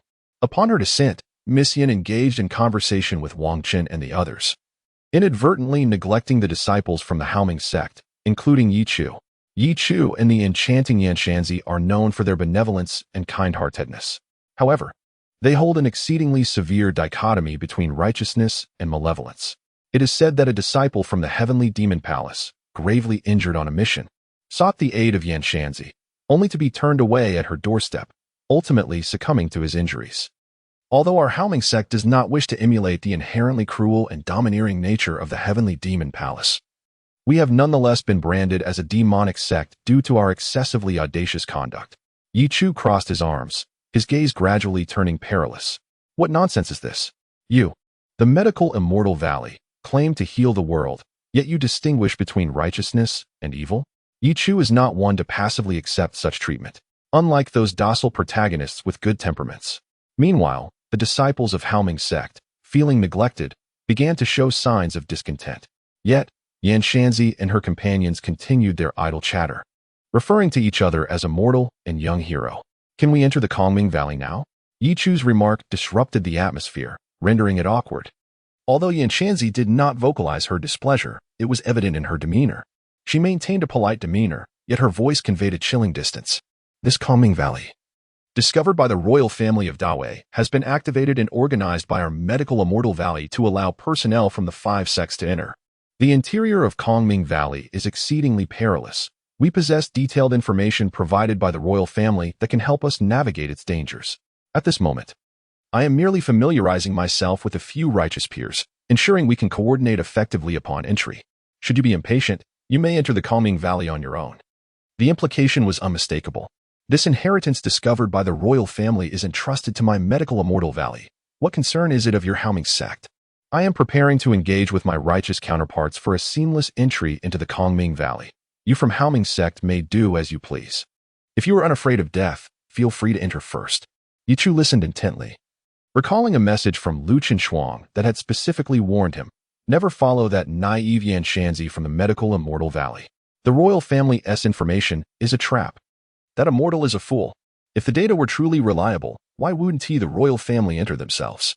They would merely be sending a fool to the slaughter. Those who follow her are doomed. At this moment, the disciples of Haoming sect exhibited visible anger, and Chen Ji, unable to contain himself, prepared to confront Yanshanzi. However, Ye Chu restrained him with a hand and shook his head. Is Haoming sect dissatisfied? At that moment, a youth who had been overlooked until now spoke coldly. Clad in splendid attire, his countenance bore a stern demeanor. He had entered earlier, unnoticed due to the attention drawn by the people from the medical Immortal Valley. People from the first prince? Shinji narrowed his eyes, a look of gravity crossing his face. The arrival of the first prince's entourage indicated that the royal family was indeed involved in the matters of Kongming Valley.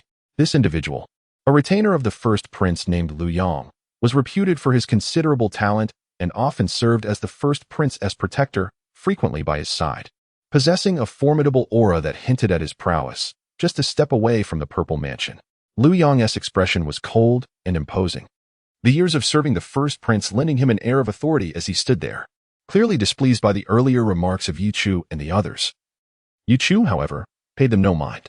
Pay no attention to him. Consider it merely the barking of a dog as we proceed into the Void Bright Valley. You, Lu Yang, filled with fury, stepped forward, positioning himself directly in front of Ye Chu. Yet, Ye Chu remained undeterred, colliding directly with Lu Yang. Boom. Everyone heard an exaggerated sound of impact, and in the next instant, Lu Yang was sent flying as if struck by a colossal mountain. Silence enveloped the crowd, and even Yin Shi's expression subtly shifted. How could the demon of the Haoming sect be so formidable? Chapter 90. I am Jiang Tong, known as the dominant heavenly master. Ye Chu directly led a group of disciples from the Haoming sect towards the Calming Valley. We followed closely behind. Wang Qin's gaze flickered, and as he watched Ye Chu's retreating figure, his eyes brimmed with apprehension. How could this suddenly emerged lad named Ye Chu possess such formidable strength? He held a profound respect for Lu Yang, who was backed by the imperial family, boasting a rich heritage and martial arts that underpinned his formidable prowess. Yet now, he had been directly sent flying by Ye Chu? Lu Yang's expression turned exceedingly grim, and at that moment, as he regarded Ye Chu's silhouette, the murderous intent in his eyes was almost palpable. How could a mere royal guard of the Grand Prince be so easily overturned? However, the physical prowess of Ye Chu a shudder coursed through him. It was his first experience encountering such a ferocious force akin to that of an ancient demon beast. The depth of this man's strength was unfathomable. Nevertheless, if not for the information from the royal family, Ye Chu would merely be recklessly charging forward. The barrier surrounding the Calming Valley shimmered with a faint glow, rippling like water. This time, the barrier permitted only those below the Purple Mansion realm to enter, with the 9th level of the divine concealment being the pinnacle of combat ability. A junior sister murmured softly, revealing that the barrier indeed imposed restrictions based on strength. Ye Chu nodded in understanding. As they entered the Calming Valley, Ye Chu led the Haoming sect's contingent towards a specific direction. Lu Yang instinctively cast a glance at Yin Shi beside him, who shook her head in response. Clearly, the path they took was not dictated by their own information. In that case, there was nothing to worry about.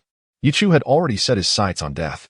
According to the royal family's intelligence, the vast expanse of the Calming Valley resembled a colossal labyrinth, fraught with peril and danger, where a moment's carelessness could lead to irreversible doom. Yin Shi's demeanor remained composed, exuding confidence. They were fundamentally different. Equipped with the royal family's information, they could navigate through the Calming Valley, avoiding misfortune while acquiring the treasures hidden within this legacy, something that could not be compared to the reckless Ye Chu. Let us proceed as well. Teacher, can you discern the internal structure and routes of this Calming Valley? At this moment, Shaoqin Xian gazed upon the seemingly boundless expanse of the Calming Valley.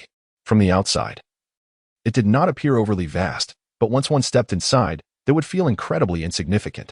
Here, the grandeur was limitless. The majestic mountains stretched endlessly, resembling a series of dragon heads interlinked, forming an overwhelming force, truly a testament to the legacy left by an ancient entity of catastrophic proportions.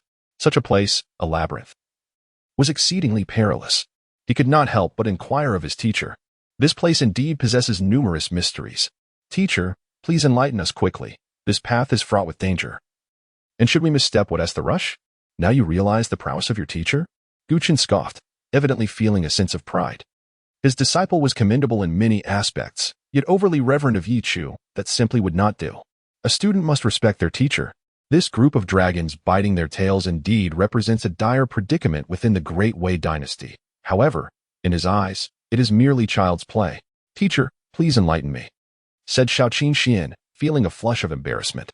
Humph, then I shall reveal that the path lies here. Yet before he could finish, Ye Chu shook his head and softly remarked, the heavens extinguish, the earth collapses. Truly, this is a realm left behind by a transcendent being who has endured the tribulations of life and death, the remnants of such a grand and majestic domain. A burial ground for dragons biting their tails, where the world faces annihilation and all things are devoid of life. The ring trembled, and Ye Chu deftly shifted the topic. However, there exists a path to survival. A path to survival? Follow this way. Ye Chu meticulously surveyed the surroundings before raising a hand to point. Teacher? Shaoqin Xian did not say much, merely inquiring tentatively. The ring remained silent, trembling even more violently. Shaoqin Xian understood. Brother Ye Chu, remarkable indeed. We have undoubtedly chosen the right path. He knew his teacher all too well. However, his teacher seemed somewhat disgruntled. The elderly do have their struggles. Perhaps he should offer some comfort later. The disciples of Haoming sect, upon entering this place, could feel the overwhelming pressure surging from all directions, making them feel like insignificant ants intruding upon a new realm. The thought that a being of the tribulation level might lie within sent their faces paling. Yet, they soon realized that by following Brother Ye Chu, they were avoiding danger and experiencing no peril whatsoever. There was an inexplicable sense of security in trailing behind him.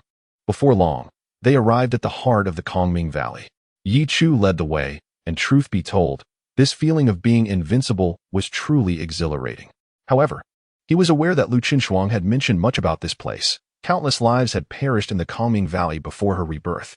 Perhaps it was fate that a fortunate soul would navigate through the myriad dead ends and uncover a path to survival, only to be hunted by the royal family and ultimately take his own life within the imperial capital after revealing the secret of the Kongming Valley to the world. This was why Lu Qinshuang was privy to this information. In the center of the Kongming Valley, they reached a place where they beheld a distant, dilapidated pavilion now reduced to ruins, save for a single structure that bore the words Sheng Lu. Lu Qinshuang had given word that encountering Sheng Lu meant traversing all perilous paths. Ye Chu smiled. Let us proceed. Shaoqin Xian was evidently elated. But his teacher seemed to be sulking, hiding within the ring and refusing to speak, which left him somewhat helpless. Everyone was filled with excitement. Upon entering Sheng Lu, they were suddenly enveloped by an unfathomably terrifying pressure that descended like a tide, engulfing the entire structure. Towering and magnificent, an ethereal figure loomed in midair, akin to a divine spirit. Beneath the resplendent golden waves, the figure's imposing eyes shone like two blazing suns, sweeping over everyone. Instantly, all present felt a tremor of fear. What is this fluctuation? As the sun hung high in the sky, its grandeur was overwhelming, rendering them unable to rise. The terrifying pressure surged like tumultuous waves, as if the heavens themselves were descending, subduing the universe. The phrase life and death tribulation simultaneously echoed in their minds, causing their expressions to shift dramatically. Yet, Ye Chu felt a sense of relief, his heart clear. The crisis had dissipated, and he too breathed easier. At that moment, an unexpected wave enveloped Ye Chu's being. I am Jiang Tong, known as the Master of Dominance over the primordial heavens, the teacher of the 79th sovereign of the Great Wei Dynasty. Chapter 91. The Blood of the Demon Dragon. The Master of Dominance, Bai Yuan, was indeed a figure of noble lineage. A former mentor to the sovereign of the Great Wei Dynasty, his prowess was unfathomable. In his later years, he returned to his homeland to contemplate the grand tapestry of the world and ultimately forged this void enlightenment valley, his crowning achievement. He believed he had transcended the very essence of the Great Wei Dynasty. However, not long ago, a young girl effortlessly traversed its depths, dismissing his legacy with disdain, merely claiming a life and death pill. This left him somewhat disheartened, though he was convinced it was merely a fluke. That girl was undoubtedly suspect. Yet today, 21 individuals entered. This caused him to question his existence. How many souls initially ventured forth? His implication was clear. If my void enlightenment valley is fraught with peril, and yet 21 of you have entered, then the number of those who first dared to enter must be staggering. Bai Yuan cleared his throat. Are you not the renowned figure who once subdued an era of the Great Wei Dynasty? Shun Ji spoke with profound reverence, his body trembling with excitement. The Master Bai Yuan of the Great Wei Dynasty, a titan who swept across an era unmatched in combat. To inherit your legacy would be. Forget it. You are unworthy of my inheritance, came Bai Yuan's dispassionate reply. Your aptitude does not measure up. Shun Ji's expression faltered, a sense of defeat washing over him. Among you, only he is qualified to inherit my legacy. At that moment, Bai Yuan abruptly raised his hand, pointing directly at Ye Chu. All eyes turned to him. Young man, you are extraordinary. Ye Chu was perplexed by the depth of this statement. Your meridians are the broadest I have ever encountered. They are akin to mighty rivers. Yet, the spiritual energy coursing through them is exceedingly minuscule in comparison to the vastness of your channels, which leaves me quite bewildered. Was he suggesting that my meridians are of prodigious caliber, yet the energy flowing through them is inconsistent with such greatness, like a slender stream trickling through a cracked riverbed? Is that what he meant? Alas, I am but a remnant soul. Otherwise, I could elucidate your condition, the master sighed with a wry smile. At that moment, from within Shao Qingshuan's ring, the irritable remnant soul suddenly let out a cold laugh. A mere remnant soul of the life and death realm, yet your tone is audacious. Master, does this imply that Brother Ye Chu's talents have been sealed? Shaoqin Xian could no longer contain his curiosity, having grasped the essence of the matter, which left him somewhat exasperated. Meanwhile, Bai Yuan sighed once more. I left behind the legacy of the Void Enlightenment Valley in search of a worthy successor to inherit all that I am. You, young man, are deemed worthy. Step forward. There were no elaborate trials. He merely cast a glance and discerned that Ye Chu was indeed worthy of his legacy. The others may enter the 3 inner chambers to procure the treasures within. Can Ye Chu cultivate your technique? A glimmer of envy flashed in Shinji's eyes. The methods of the Grand Master Bai Yuan were undoubtedly far from mundane. Yet the Grand Master shook his head, stating, "What technique, compared to this artifact? My methods pale in significance. They are not what I wish to pass on. Let them be forgotten with time." The disciples of the Haoming sect hurried towards the inner chambers, while only Shaoqin Xian remained, showing no inclination to enter. The Grand Master Bai Yuan paid him no mind and, with a sudden gesture, summoned a golden box that emanated a soft glow into his hand. "This is the blood of the demon dragon I acquired long ago, imperishable for millennia." Demon dragon blood? Ye Chu could not help but raise his gaze, astonishment flickering in his eyes. Anything associated with dragons was immensely precious, symbolizing antiquity, mystique, and power. The Grand Master Bai Yuan possessed demon dragon blood. Shaoqin Xian nodded, revealing no envy. "Master, why have you asked me to remain here?" "Humph. Having ventured into the legacy, one must seize some treasures." At that moment, the Grand Master gazed at the demon dragon blood, gratitude reflected in his eyes. Perhaps most of his life's achievements stemmed from this very essence. He flicked his finger. Such a treasure should not be buried in history, reduced to dust. The demon dragon blood coursed into Ye Chu's body, and in an instant, he felt as if a sound erupted in his ears, akin to the furious roar of a dragon, its demonic aura shaking the universe, causing the heavens to tremble and time to erode. Subsequently, his flesh began to fervently absorb the searing power, every cell igniting as if aflame. The surroundings instantly rendered a vivid crimson, yet this crimson was far more enchanting than before, and it continued to expand tumultuously. At this moment, the Grand Master Bai Yuan looked on with satisfaction. "Who has sealed your talent? Yet your physical form can perfectly contain the demon dragon blood. In the future, your achievements will surely surpass mine." Why do you not enter the inner chamber?" The Grand Master noticed that the youth still stood there, quietly observing, which puzzled him. "I have left many fine treasures within. Are you not tempted?" The young man revealed a faint smile, then slowly bowed respectfully, saying, "Grand Master Bai Yuan, my teacher wishes to see you." "See me?" The Grand Master Bai Yuan smirked arrogantly, a hint of disdain in his demeanor. But in the next moment, his expression changed drastically as the surroundings shifted, and he was suddenly pulled into an unknown and unfamiliar realm. A towering remnant soul, darkened in countenance, stood before him, exuding an aura that made the Grand Master tremble. "Why not see me? Surrender your techniques and martial skills," Guqin said fiercely. You. My cultivation technique is merely of the lower tier of the celestial rank. This young man currently possesses a feeble strength and a fragile physique.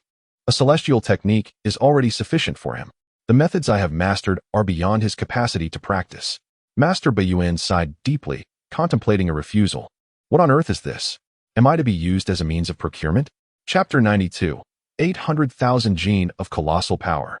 The sea of blood becomes a tide. At this moment, Ye Chu was enveloped in a crimson hue, with a surge of blood energy soaring to the heavens, exuding an ominous aura that filled the surroundings. Anyone standing nearby would likely find themselves paralyzed by the overwhelming and formidable force of this vitality. In his mind, Ye Chu felt as though he had stepped into an unfamiliar realm. The vastness of the universe stretched infinitely, imbued with a sense of desolation, devoid of any semblance of life.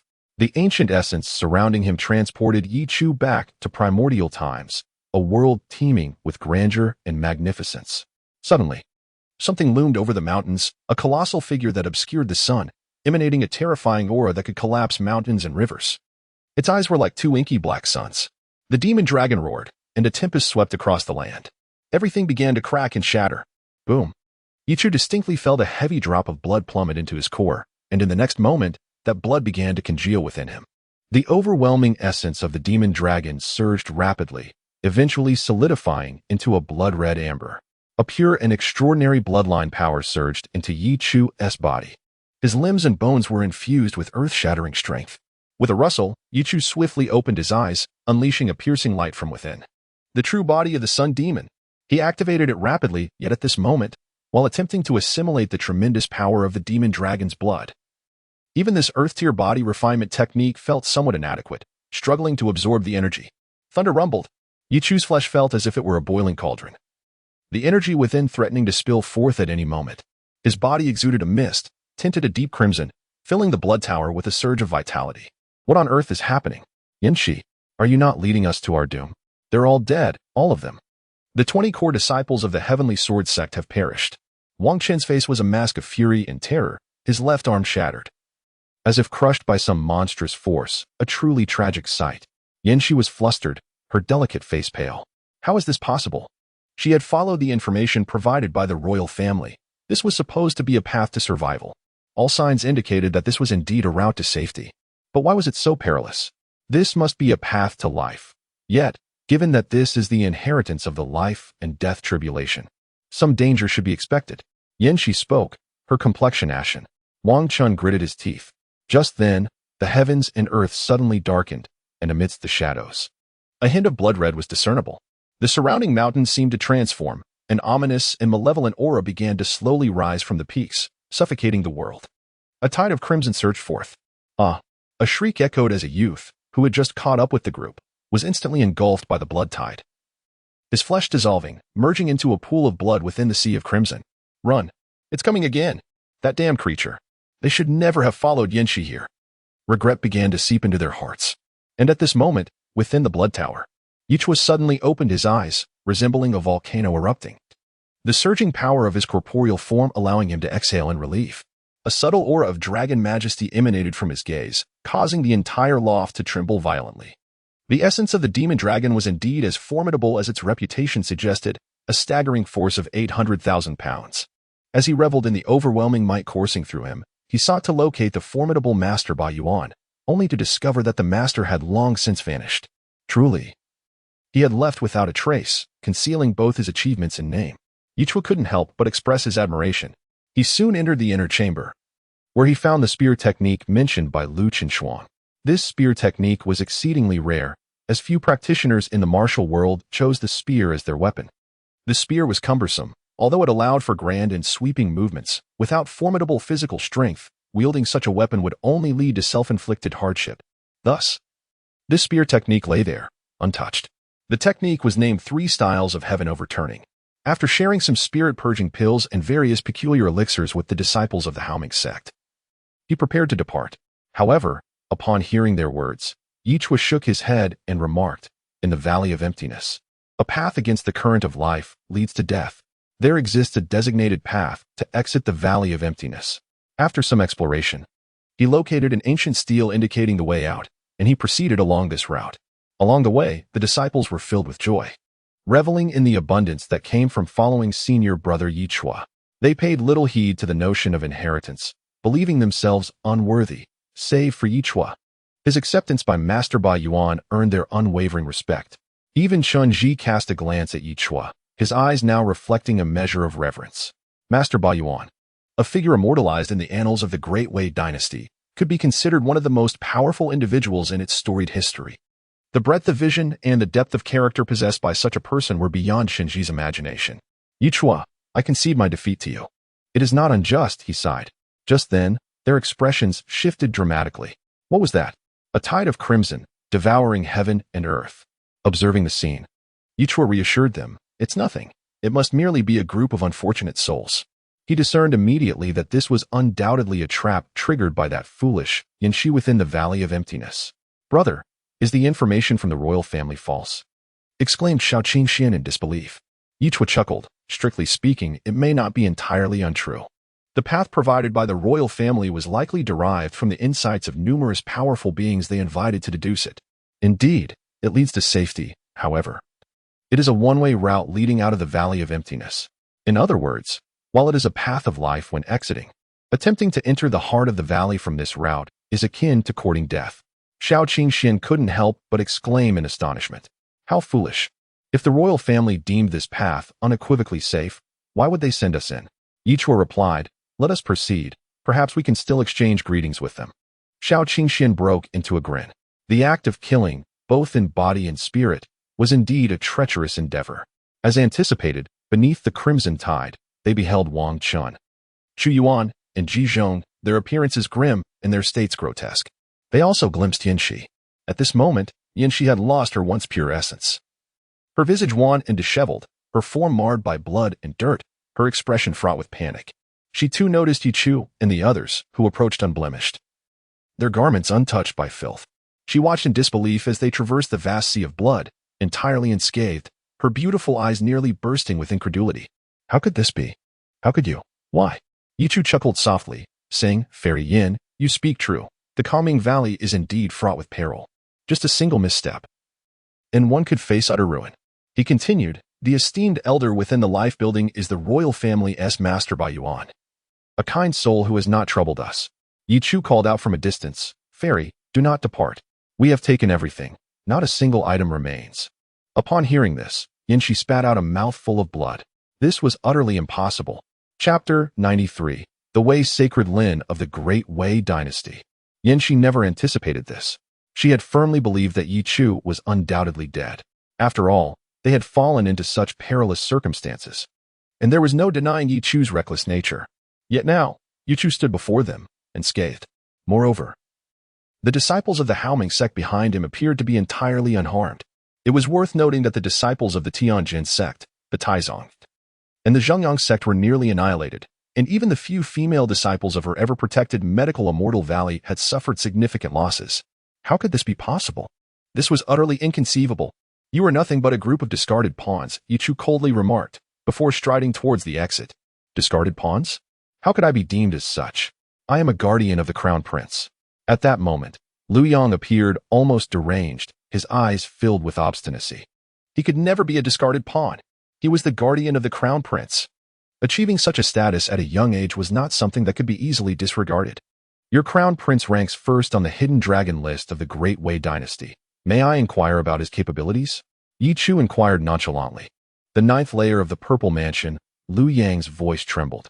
You, a mere ninth layer of the Divine Concealment, serve as a guardian for the Crown Prince, who stands atop the ninth layer of the Purple Mansion.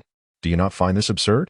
Ye Chu continued, to put it bluntly, while you may call yourself a guardian, you are essentially a mere errant boy. Do you truly believe yourself to be of great significance?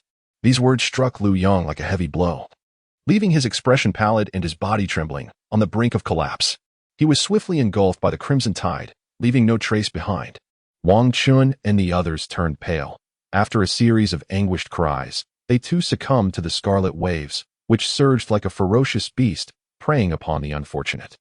Yanxi's complexion turned ashen, her delicate form trembling. Medical skills? Ye Chu paused momentarily. But what of the ancient golden box? Suddenly, he recalled the moment when the remnants of Master Bai Yuan had bestowed the blood essence of the demonic dragon upon him, along with the box that contained it. Could it be that box? Ye Chu promptly retrieved the box and hurled it toward her. The box struck Yanxi on the head, leaving her dazed. Ye Chu, what is the meaning of this? Yanxi exclaimed. Ye Chu paid her no heed, seemingly unconcerned, as he led the disciples of the Haoming sect away. Yanxi, filled with despair, her hair disheveled, suddenly noticed that the box Ye Chu had tossed was ensnared by golden threads. At that moment, the golden threads radiated a brilliant light, illuminating the area with a terrifying and fervent glow, instantly enveloping her. To her astonishment, the blood-red tide parted, forcibly creating a path for her to escape. She sat despondently amidst the crimson sea, her hair a disarray yet unharmed. A dazed expression crossed her face. Ye Chu, is he actually saving me? Yet, at that moment, Ye Chu was preoccupied with other thoughts. To him, Yanxi was merely an inconsequential character, one who unexpectedly triggered a stroke of fortune. In the recesses of his mind, a torrent of profound information surged forth. This ancient imperial medical art held remarkable insights, documenting the uses and origins of various celestial herbs, as well as methods for treating a myriad of perplexing ailments, including records of numerous peculiar constitutions. Ye Chu found himself utterly absorbed in the wealth of knowledge flooding his consciousness, discovering even references to Yi Qingming's Nirvana Divine Phoenix constitution, rendering him unable to extricate himself from this enthralling revelation. Indeed, Brother Ye Chu's intentions were as piercing as a dagger to the heart. Ah! Casting the box aside, is it meant to provide Yanxi with a home?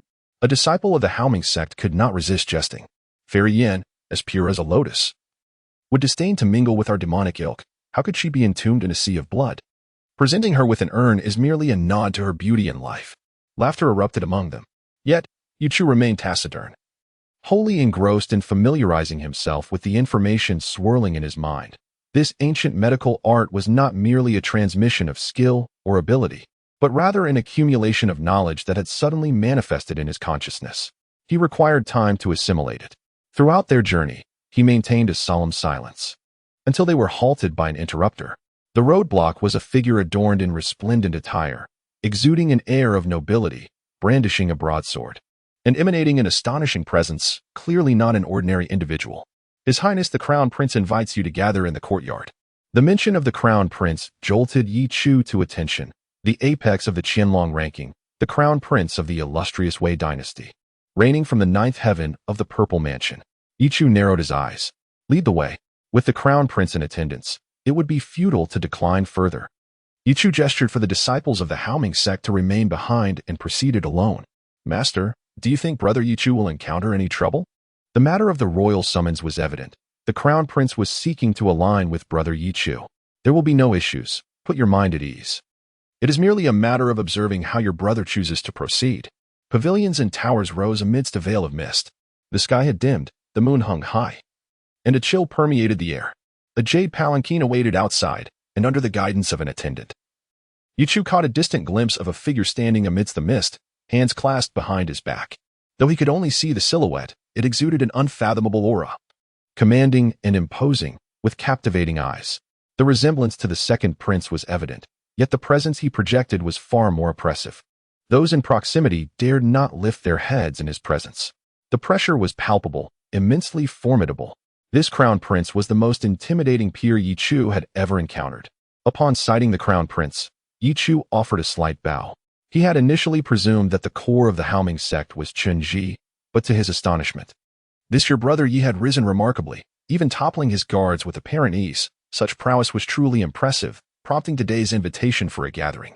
Your Highness, you flatter me. I have merely toiled over my physical form, which allowed me to gain the upper hand over Lu Yong, purely fortuitous.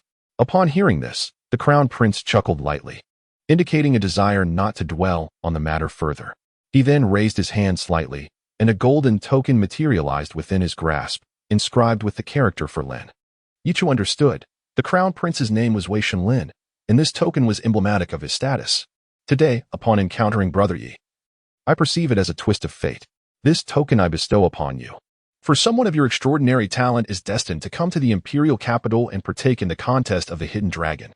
When the time comes and you find yourself in need of assistance, simply present this token, and the people of the capital will surely understand its significance. Yet, I cannot help but ponder deeply. Brother Ye, has the Crown Prince sought to enlist your allegiance? Xiao Qingxian inquired from the side. However, Ye Chu shook his head.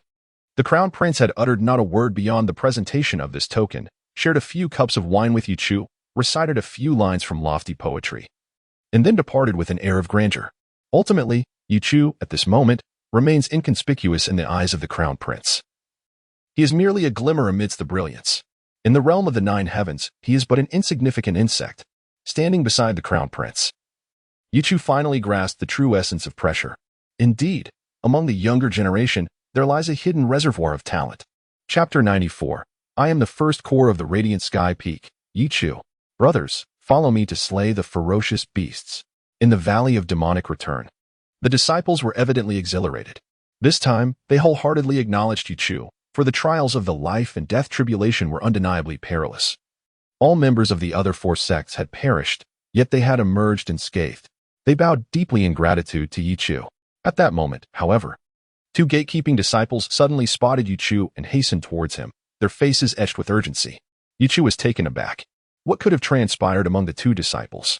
The beast tide has erupted. The Valley of Demonic Return, where the Haoming sect resides, is a vast and boundless gorge, harboring countless ferocious beasts. Typically, the powerful members of the Haoming sect suppress the threats within, allowing the beasts to remain relatively tranquil. How could chaos ensue so suddenly? Without delay, my brothers, let us proceed to quell the beast tide. The formidable beasts had been contained deep within the Valley of Demonic Return by the elders, and only a handful of Purple Mansion beasts had been permitted to escape. Ye Chu immediately took the lead. As the foremost core disciple, Ye Chu was undeniably the strongest among the younger generation of the Haoming sect, aside from a few true disciples. Roar! The beast howled, launching a frenzied assault. While the disciples of the Haoming sect rallied to suppress them, recently initiated core disciple Chu Shanhe fought valiantly amidst the throng of disciples, drenched in blood. Jiang Sui foam. Suddenly, Chu Shanhe bellowed. Jiang Sui foam, entangled among the beasts, was abruptly pierced through the shoulder by a silvery, razor-sharp serpent tail. Chu Shanhe rushed to his aid, delivering a fatal blow to the serpent and subsequently severing its tail. Zhang Suifeng's face turned pale. "How are you faring?" Zhang Suifeng gasped. "I will survive. But there are too many beasts. At this rate, we will be exhausted." These core disciples, accompanied by numerous inner disciples, had already suffered grievously after just a brief encounter. Most of the beasts were at the condensing yuan stage, with only a few at the divine concealment stage. Yet their overwhelming numbers and varied forms meant that any lapse in vigilance could lead to death. Alas, the elite of Radiant Sky Peak are absent. The true powerhouses of Radiant Sky Peak had been taken away by Ye Chu. Those 20 were the strongest disciples within Radiant Sky Peak. No more thinking.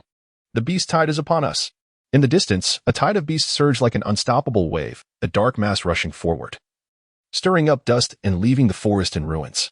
The deep, thunderous roars of the beasts echoed like rolling thunder. The faces of all Haoming sect disciples turned ashen, their eyes filled with dread. This, so many beasts. How can we possibly defend against such a tide? The morale of the troops faltered. Many disciples began to quail in fear. But at that moment, boom, a radiant beam descended, and suddenly the ground ahead shattered. Heavy objects plummeting as the earth fractured. Countless individuals felt as if an earthquake had struck, a terrifying pressure emanating with an oppressive and majestic dragon's roar, rumbling like thunder. Erupting forth, a pitch-black halberd, resembling a dragon, suddenly plunged into the earth. The crowd was shaken. A commanding voice echoed from the distance. "I am Ye Chu, the foremost core disciple of the Haoming sect Huangtian Peak.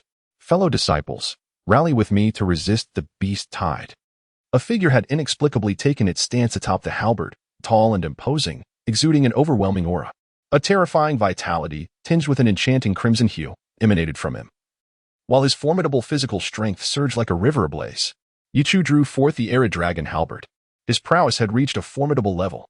With a solid foundation established within the Haoming sect, coupled with his remarkable progress during the journey to Kongming Valley, the revelation of the arid dragon halberd would be of little consequence.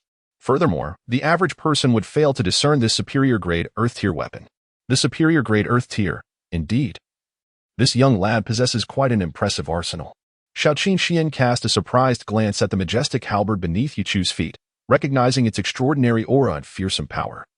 Realizing it was a superior-grade Earth-tier armament, he quietly remarked, "Master, you have yet to fulfill your promise of providing me with an Earth-tier weapon." Soon. Guchen coughed softly. At this moment, all disciples gazed in awe at the figure standing resolutely atop the halberd, left astounded by Ye Chu's awe-inspiring entrance. It is Senior Brother Ye Chu. He is the foremost core disciple, possessing immense strength. He will lead us in resisting the beast tide without question. And there is Senior Brother Chenji. I see many other senior brothers from Huangtian Peak. Their formidable prowess signifies that our reinforcements have arrived. In an instant, various factors converged, and Ye Chu's appearance reignited hope among these inner disciples. Ye Chu charged forward. With a forceful stomp, the arid dragon halberd erupted with a dragon's roar, instantly shaking the earth and rising like a resurrected dragon, crushing all in its path. Ye Chu swept the halberd, embodying the might of a sovereign. As countless beasts were obliterated, blood flowing freely. At the forefront, a demon bear, embodying the power of the 9 heavens, approached with a massive, obsidian frame. Its footsteps resonating like thunder, exuding an overwhelming pressure. With a thunderous roar, it declared, "Wretched beast, perish." Ye Chu, with his terrifying physique and surging vitality, brandished the arid dragon halberd, sweeping with explosive force, causing the very ground to tremble. The demon bear was utterly torn apart. With an immense force of 800,000 pounds, combined with the formidable arid dragon halberd, the beast was obliterated in an instant. Countless eyes widened in disbelief as Ye Chu unleashed his formidable might, displaying unparalleled destruction and courage that could not be matched. The impact was staggering. Senior Brother Ye Chu is incredibly strong. Quickly, follow Senior Brother Ye Chu and slay. Pursue Senior Brother Ye Chu. Charge. The disciples of Haoming sect surged with fervor, all fear and trepidation evaporating as they followed in Ye Chu's wake, slaughtering their foes with fervor. Shaoqin Xian, too, was invigorated. He suddenly opened his mouth, unleashing a torrent of divine fire, reducing countless beasts to mere charred remains. Your mastery of the inferior-grade divine flame technique has reached an extraordinary level. It appears you indeed possess great talent in the fire element. Gu Chan could not help but praise. Yet Shaoqin Xian paid no heed. They were consumed by bloodlust. Shao Xian, filled with fervor, exclaimed, "Brother Ye Chu, I come to aid you." Meanwhile, Ye Chu found himself ensnared amidst the ferocious beasts of the divine abode's ninth layer. With a single thrust of his spear, he felled a colossal tiger.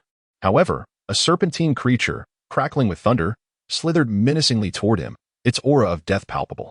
The raging lightning hurtled towards Ye Chu, but he opened his mouth and let out a resonant shout that shattered the very essence of the tempest. With a powerful stomp, the earth fractured, and the serpent, as thick as a water barrel, was instantaneously obliterated. Covered in blood, Ye Chu stood as an invincible war god. Shao Qingshuan's expression faltered. Brother Ye Chu seems to have no need for my assistance. When will I ever be able to match Brother Ye Chu's pace? Chapter 95, The Millennium Bloodline. The two-headed golden lion. Ye Chu, amidst the throngs of monstrous beasts, resembled a wolf among sheep. His physical strength was utterly terrifying. With an immense power of 800,000 pounds, equivalent to 400 tons, one could only fathom the devastation unleashed by a single punch of such magnitude, far exceeding the mere measurement of 400 tons. Hiss, hiss, hiss. A monstrous serpent with wings charged forth, its radiant white light brimming with lethal intent. With a flap of its wings, the atmosphere surged, shattering the firmament as it hurtled towards Ye Chu. Unfazed, Ye Chu responded with alacrity. His vital energy surged skyward, his eyes glinting with a faint golden hue, reminiscent of flames igniting. An inadvertent aura of draconic majesty emanated from him, albeit faint, yet wielding an overwhelming pressure upon these beasts. This was the boon bestowed by the blood of the dragon. To the monstrous beasts, Ye Chu had become their innate nemesis. Among the monstrous creatures, bloodlines reigned supreme. The winged serpent in the heavens quivered in trepidation. In the next instant, Ye Chu leapt into the air, grasping its wings with both hands. The creature struggled in vain, and he ruthlessly tore its body asunder. Scalding blood rained down, enveloping the ground in a gentle mist. Ye Chu stood at the forefront of the Haoming sect disciples, and for a moment, the ferocious beasts dared not advance, their gazes towards him filled with dread. The disciples of Haoming sect, beholding Ye Chu's silhouette, felt a swell of emotion in their hearts. Standing behind him, they felt a profound sense of security, reliability, and exhilaration. Ye Chu's combat style was overwhelmingly domineering, a tempestuous force that could rend the heavens and shake the earth, suppressing all in its wake. The ferocity of the beast had once instilled fear in cultivators, yet Ye Chu was even more ruthless, more savage. This evoked an unparalleled sense of safety among them. But at that moment, a roar erupted, imbued with an indescribable authority. A dreadful aura surged from afar, reverberating through the heavens and earth, causing the ground to tremble. The surrounding beasts quaked in fear, prostrating themselves upon the ground. A beast of the purple mansion realm, Shao Qingshuan's pupils constricted. A giant lion, its golden mane flowing, approached from the distance. This two-headed golden lion, with pale golden eyes and a massive form, crushed the earth beneath its paws. From afar, its mane billowed like flames, exuding an overwhelming pressure. The two-headed golden lion, a bloodline both powerful and ancient, radiating the majesty of a beast king, possessed at least a millennium-level bloodline. The bloodlines of beasts are categorized by their approximate ages: millennium, 10,000 year, divine level, and so forth. It is said that a beast of divine level bloodline, upon its birth, can induce celestial phenomena and can rend space apart in its youth, collapsing mountains. However, such existences are far removed from the Great Wei dynasty. In the realm of Purple Mansion, the two-headed golden lion of millennium bloodline, the oppressive aura caused the disciples of Haoming sect to change countenance, a shiver of dread coursing through their souls. A beast of the Purple Mansion realm, but we lack a powerful figure of that level. The realms of Purple Mansion and Divine Concealment are not comparable, let alone the terrifying bloodline contained within. Fear began to take root within them. The pressure exerted by the two-headed golden lion was indeed overwhelming. Observing the dire situation, Shao Qingshuan urged, "Brother Ye Chu, let us join forces to encircle and eliminate the Purple Mansion. There lies a glimmer of hope." They were already outnumbered by the overwhelming hordes of demonic beasts, relying solely on Ye Chu's ferocity to gain the upper hand in morale. Now, the oppressive force of a millennium-old bloodline rivaled that of Ye Chu. Should they falter, their demise would be inevitable. "Continue your efforts. Leave this to me." Ye Chu's calm voice resonated suddenly. In an instant, he surged forth, his formidable physique combined with unparalleled speed, exuding a terrifying presence. "Brother Ye Chu," Shao Qingshuan expressed concern. Although the Purple Mansion and the Divine Abode differed by merely one realm, the chasm between them was unfathomable. The golden eyes of the two-headed lion glimmered with disdain. Its breath igniting flames as its tail lashed out with thunderous ferocity, striking towards Ye Chu with astonishing speed, leaving no room for reaction. Boom. The tail collided with Ye Chu's wild dragon halberd, yet the force was effortlessly neutralized by Ye Chu. Beneath the weight of 800,000 pounds, the brutal power was rendered trivial. Ye Chu retaliated with a sweeping strike. Slicing through, he severed the tail of the two-headed lion, blood gushing forth. The lion let out a furious roar as one of its heads opened wide, unleashing torrents of divine flames that engulfed the surrounding trees, incinerating them entirely. As the terrifying inferno advanced towards Ye Chu, crackle, the other head emitted a violent thunderstorm, lightning coiling like countless white dragons roaring amidst the flames. Intertwining in a chaotic dance, he unleashed the first form of the heavenly turn. Boom, with the halberd held horizontally. An explosive force erupted as he activated the third form from the legacy of Kongming Valley. The tempestuous power surged forth from the wild dragon halberd. It produced a sonic boom in the air, shattering the sea of fire. The lightning clung to Ye Chu's body, yet in the next moment, he shook. And all the lightning dissipated. Ye Chu instantly appeared before the two-headed golden lion, embodying the essence of an ancient beast. The lion emitted an anxious roar. Ye Chu relentlessly struck with his halberd, sweeping across. The two-headed lion, relying on its purple mansion cultivation, struggled to withstand the onslaught. One robust paw descended with a ferocious gale, its immense power capable of flattening all. Ye Chu retaliated with a punch, shattering the lioness paw. With a swift movement, he brought the halberd down upon one of the lioness heads, reducing it to ruin. The other head wept blood, filled with rage and terror. At such close quarters, it opened its maw wide, the raging thunder erupting within, then lunged towards Ye Chu's head, seemingly intent on shattering it with the searing lightning. The scent of blood filled the air, an ominous presence. Its menacing teeth appeared capable of crushing Ye Chu's skull in an instant. Beast, Ye Chu scoffed derisively. A colossal hand plunged directly into the gaping maw of the two-headed golden king lion, seizing fiercely as the resplendent thunder erupted within its mouth, shattering its skull and drenching it in blood. The two-headed golden king lion was engulfed in terror and horror, seemingly attempting to retreat rapidly. Yet, Ye Chu's hand formed a seal within the beast's mouth, the collapsed mountain seal. Boom. The overwhelming force surged like a tidal wave, obliterating the majestic form of the two-headed golden king lion, which plummeted to the ground, its fur crumpled and its flesh and blood pulverized. The purple mansion realm beast, the two-headed golden king lion, had fallen. All the disciples of the Haoming sect stood in stunned silence, witnessing this spectacle. Qinji's expression darkened profoundly, his entire body trembling, and after a prolonged moment, he finally erupted with a curse. Damn. Chapter 96. The genius comparable to Wang Qian and Yang Huai, Zhao Tianming. Truly formidable. Utterly terrifying. This is the shared sentiment resonating in the hearts of all disciples of the Haoming sect. They are incredulous. For that was a powerful beast king. It could be said that even an ordinary cultivator of the purple mansion realm would likely fall short against the two-headed golden lion. A beast with a 1,000-year bloodline is akin to a prodigy among human cultivators. Prodigies possess vigorous vitality, mastering a singular law to comprehend myriad paths. And within the same realm, their combat prowess far surpasses that of others. It is said that the top 10 on the longing list of the Great Wei dynasty have once slain cultivators of the purple mansion realm in the sacred Song realm.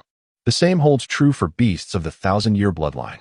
As they gazed upon the bloodied Ye Chu, they were struck with awe, utterly captivated by his horrifying strength.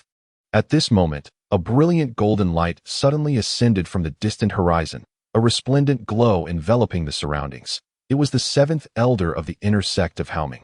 He stood at the seventh level of the purple mansion realm. At this moment, he was burning with anxiety. Damn it, how did that beast manage to slip past? The elders had been stationed at the front to intercept those formidable beasts, allowing some beasts of the sacred Song realm to pass through, partly to provide the disciples with an opportunity to face trials. After all, they needed to witness bloodshed. Unexpectedly, due to a blunder, they had permitted a two-headed golden lion to slip through, a beast of the purple mansion realm. He gritted his teeth. He was well aware of the strength of the inner sect disciples. Wang Qian and several other true disciples were not present in this area and, lacking the power to confront the purple mansion realm, it was no surprise. Indeed, in the distance, the golden mane blazed like burning flames, exuding an overwhelming pressure, its body resembling a small mountain, surrounded by rivers of blood.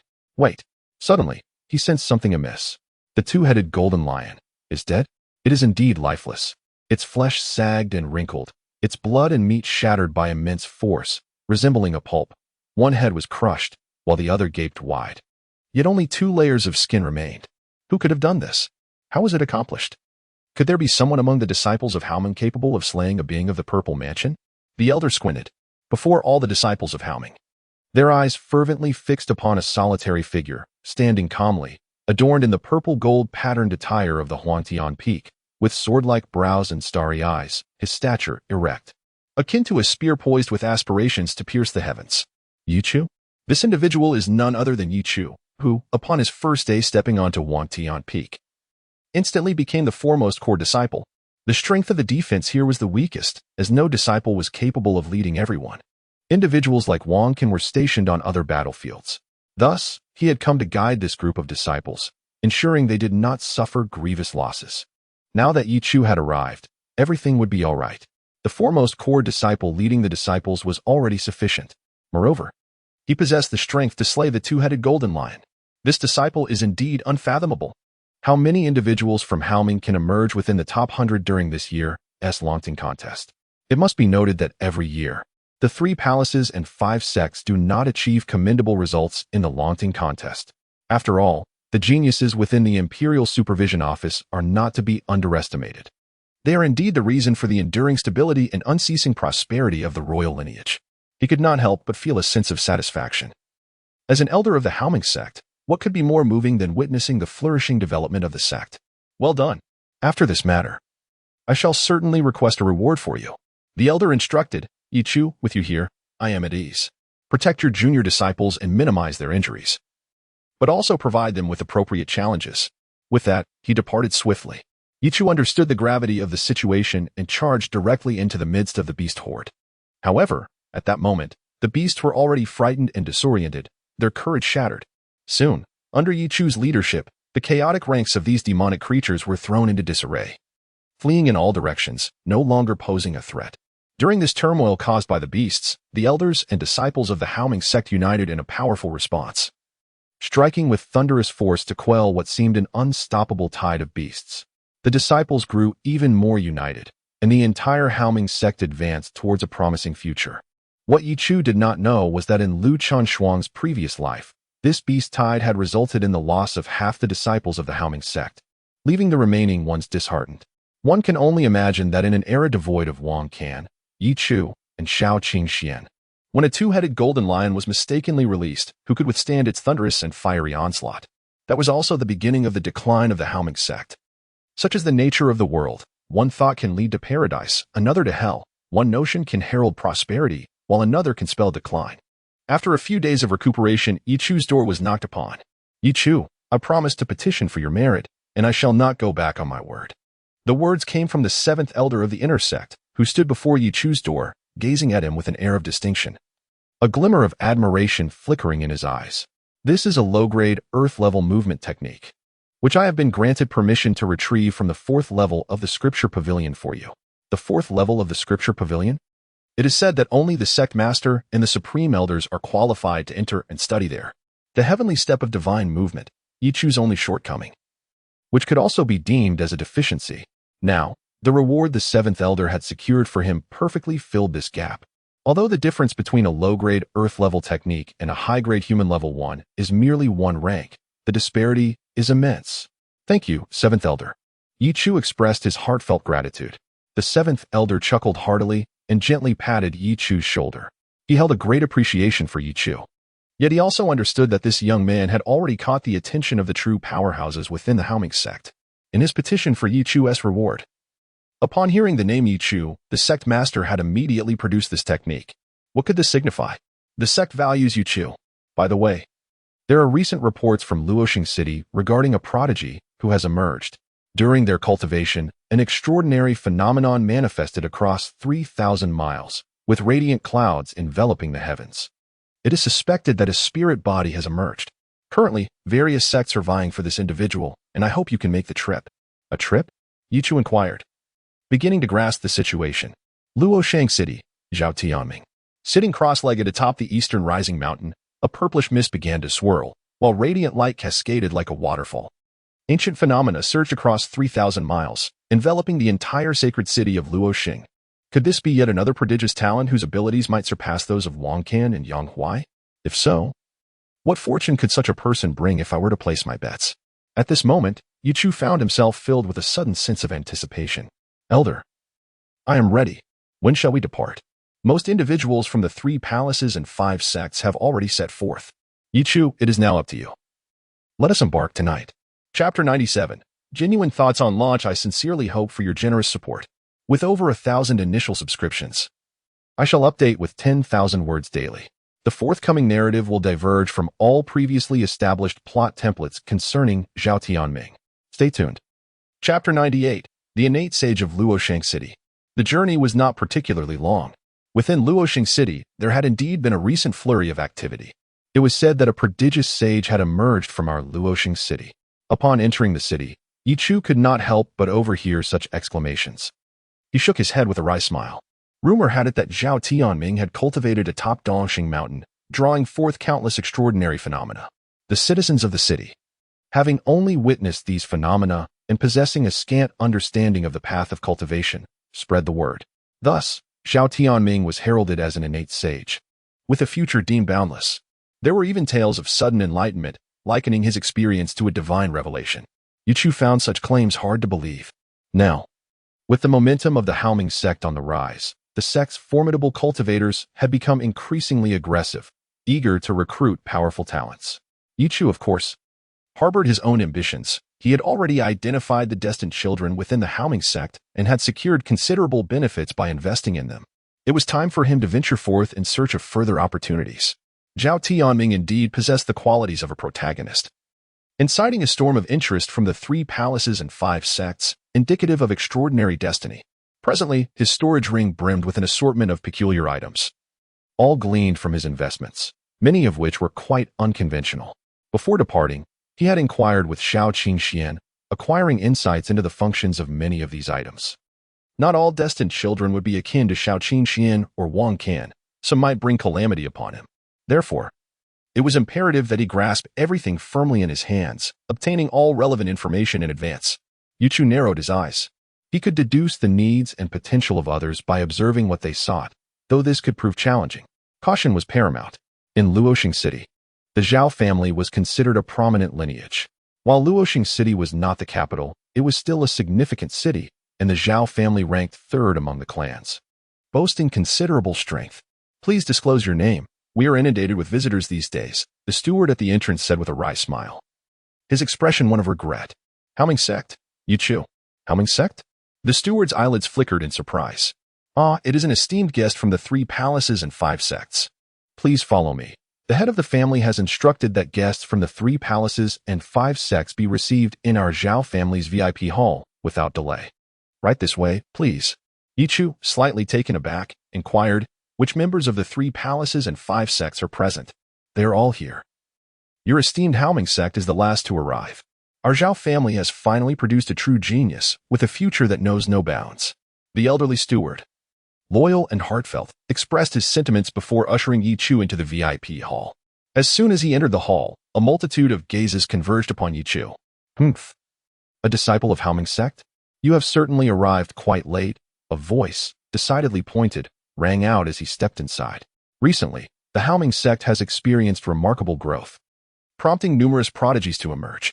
It is apparent that the 3 palaces and 5 sects can no longer remain complacent, as clandestine confrontations have frequently arisen, leading to friction among disciples in the outside world. Ye Chu lifted his gaze.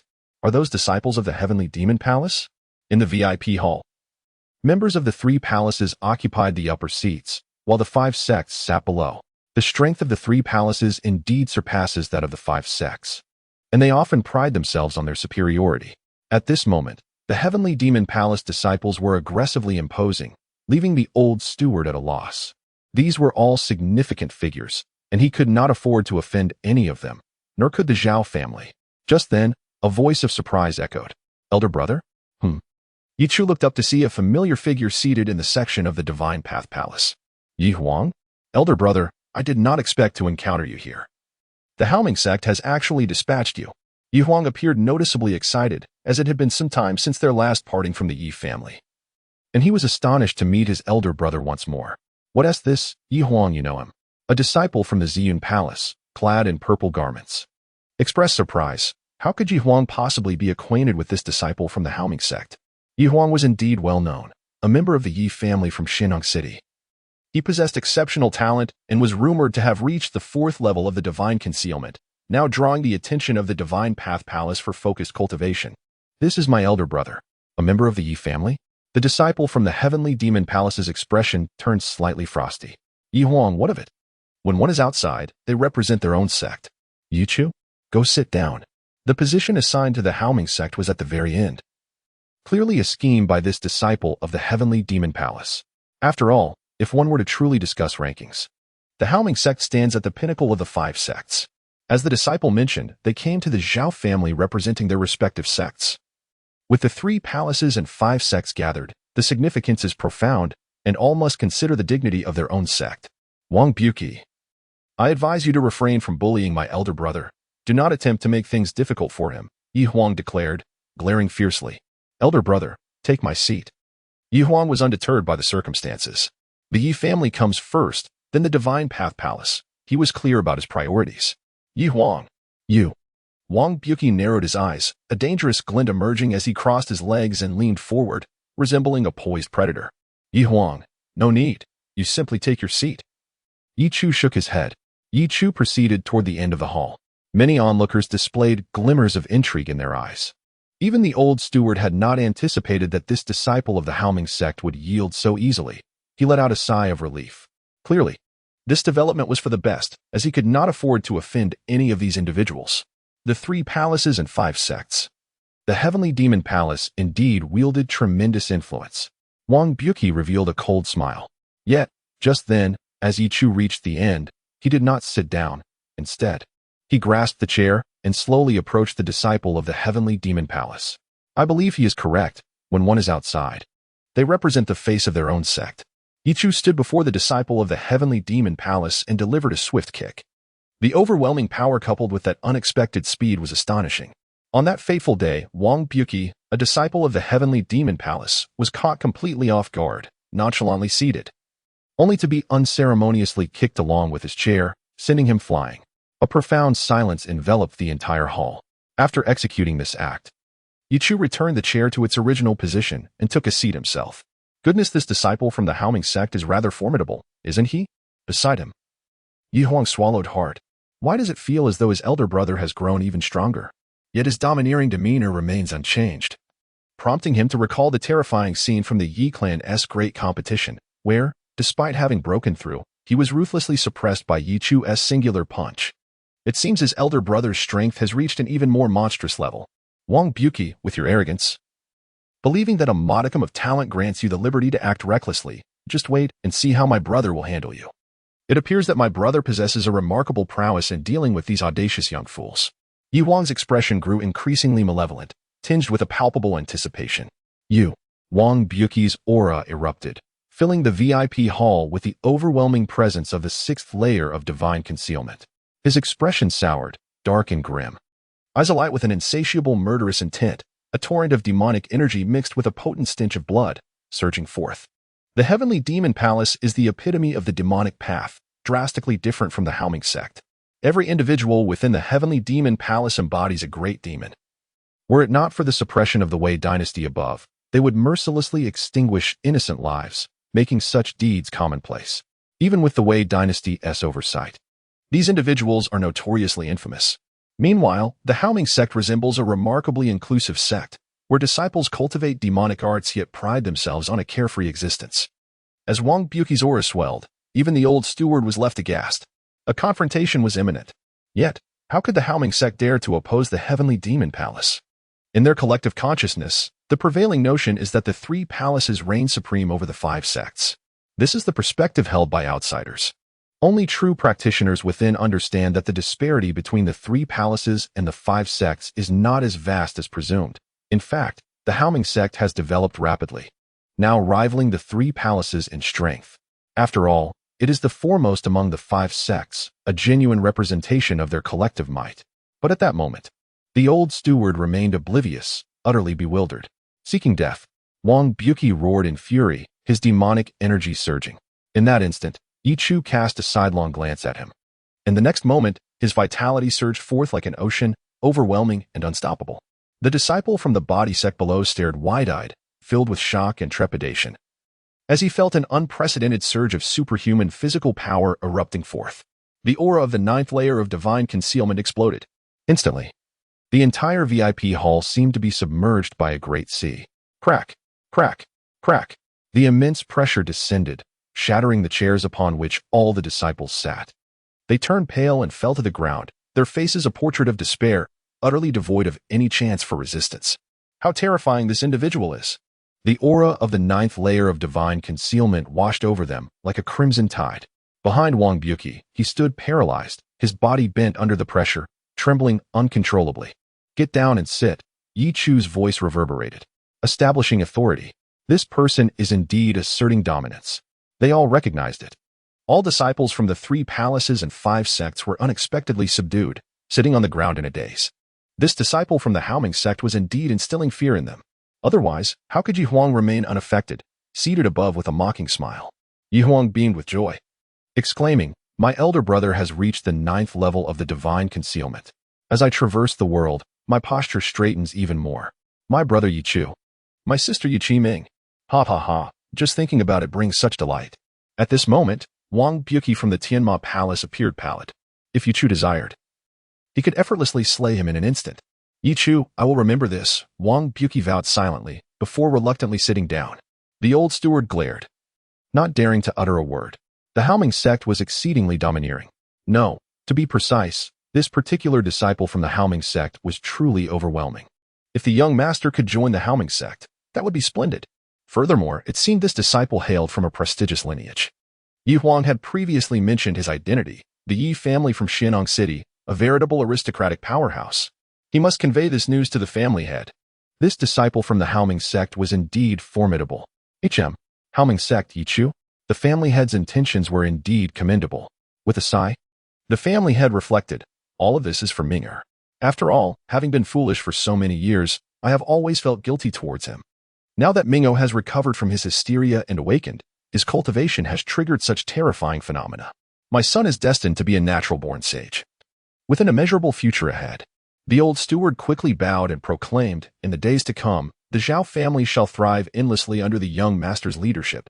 Meanwhile, in the VIP hall, others were hesitant to speak, while only Yi Huang was explaining Zhao Tianming's background to Ye Chu.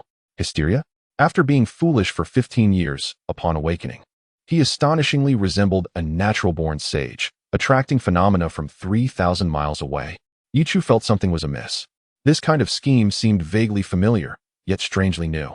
He couldn't help but fall into deep contemplation. Just then, suddenly, the sky above was painted with vibrant hues, a mysterious aura of authority sweeping through. The colorful clouds danced in the air, accompanied by auspicious cranes, descending from afar. Was that Zhao Tianming's phenomenon? In an instant, all disciples in the VIP hall rose, their gazes growing increasingly fervent. If they could discover a talent of such caliber for their sect, they would surely be rewarded handsomely. Moreover, to be a guide for such a remarkable individual in the future would yield benefits beyond measure. Let us go take a look. Chapter 99. The Death of Zhao Tianming on Dongxing Mountain. Our young master is currently engaged in his cultivation. However, it is a concern that if one were to ascend the mountain recklessly, it might disturb his practice. The old steward is wholeheartedly devoted to the well-being of his master, apprehensive that the young master could be interrupted during such a crucial time. After all, it is often said that disturbances during cultivation can lead one astray. Nevertheless, if I calculate the time correctly, he should conclude his practice by tomorrow. Old Zhang, please escort them up. The head of the Zhao family spoke. Recognizing that these individuals were representatives of the esteemed 3 palaces and 5 sects, embodying the most powerful factions of the current Wei dynasty. If Zhao Tianming were to join any of these sects, his future would undoubtedly be one of boundless opportunities. Indeed, I cannot allow my son Zhao Tianming's potential to be confined to the small realm of the Wei dynasty. He recalled the day when Zhao Tianming's imposing presence radiated with ambition, declaring, "The Wei dynasty is but a corner of the world. How could I limit myself to this?" Such grandiose words from a child surely herald a remarkable future. Esteemed gentlemen, please follow me. The old steward guided Ye Chu and the others to the foot of Dongxing Mountain. Dongxing Mountain, shrouded in 3,000 miles of radiant mist, seemed to reveal ancient celestial weapons arrayed across the heavens, with mythical beasts coiling around the cosmos. Yet upon closer inspection, one would find it was merely a manifestation of shimmering clouds and light. Truly, this was an ancient phenomenon. Zhao Tianming is indeed exceptional. I have never witnessed such a spectacle, nor have I heard of a natural-born sage. If such a being does exist, it must be akin to this. At the mountain's base, Wang Buqi's eyes glimmered with a peculiar light, his heart racing with excitement. After all, if he could recruit such a genius for the heavenly demon palace, his own path would surely become much smoother. He had invested considerable effort to secure the opportunity to invite Zhao Tianming. At this moment, on the summit, amidst the ethereal radiance, a tall and graceful youth began to descend the mountain. He appeared to be around 16 or 17 years of age, with elongated eyes imbued with a hint of purple, casting a delicate hue upon his brow. Though somewhat gaunt, his thin lips bore a sharpness that could be perceived as austere. Yet, Zhao Tianming emanated an air of grandeur that was nothing short of awe-inspiring. Zhao Tianming of the Zhao family pays his respects to all esteemed senior brothers. Given Zhao Tianming's prodigious talent, joining any of the 3 palaces or 5 sects would surely be an effortless endeavor. Thus, addressing them as senior brothers was entirely appropriate. Young Zhao need not be so modest. Your future achievements are destined to be limitless. We are merely a few years your senior, one of the seniors replied. Your natural sage disposition is evident. You possess a broad mind and an imposing spirit, truly not an ordinary individual. It is often said that hysteria arises from a soul wandering through the heavens, while the body endures trials in the mortal realm. When the soul returns, it creates a tremendous stir. Initially, I regarded this notion as mere fanciful rhetoric from antiquity, yet today, I have witnessed such phenomena firsthand. They could not help but marvel. Previously, they had dismissed the talk of innate sages among the townsfolk, yet after a mere glance, they were convinced that this person would undoubtedly achieve extraordinary greatness in the future.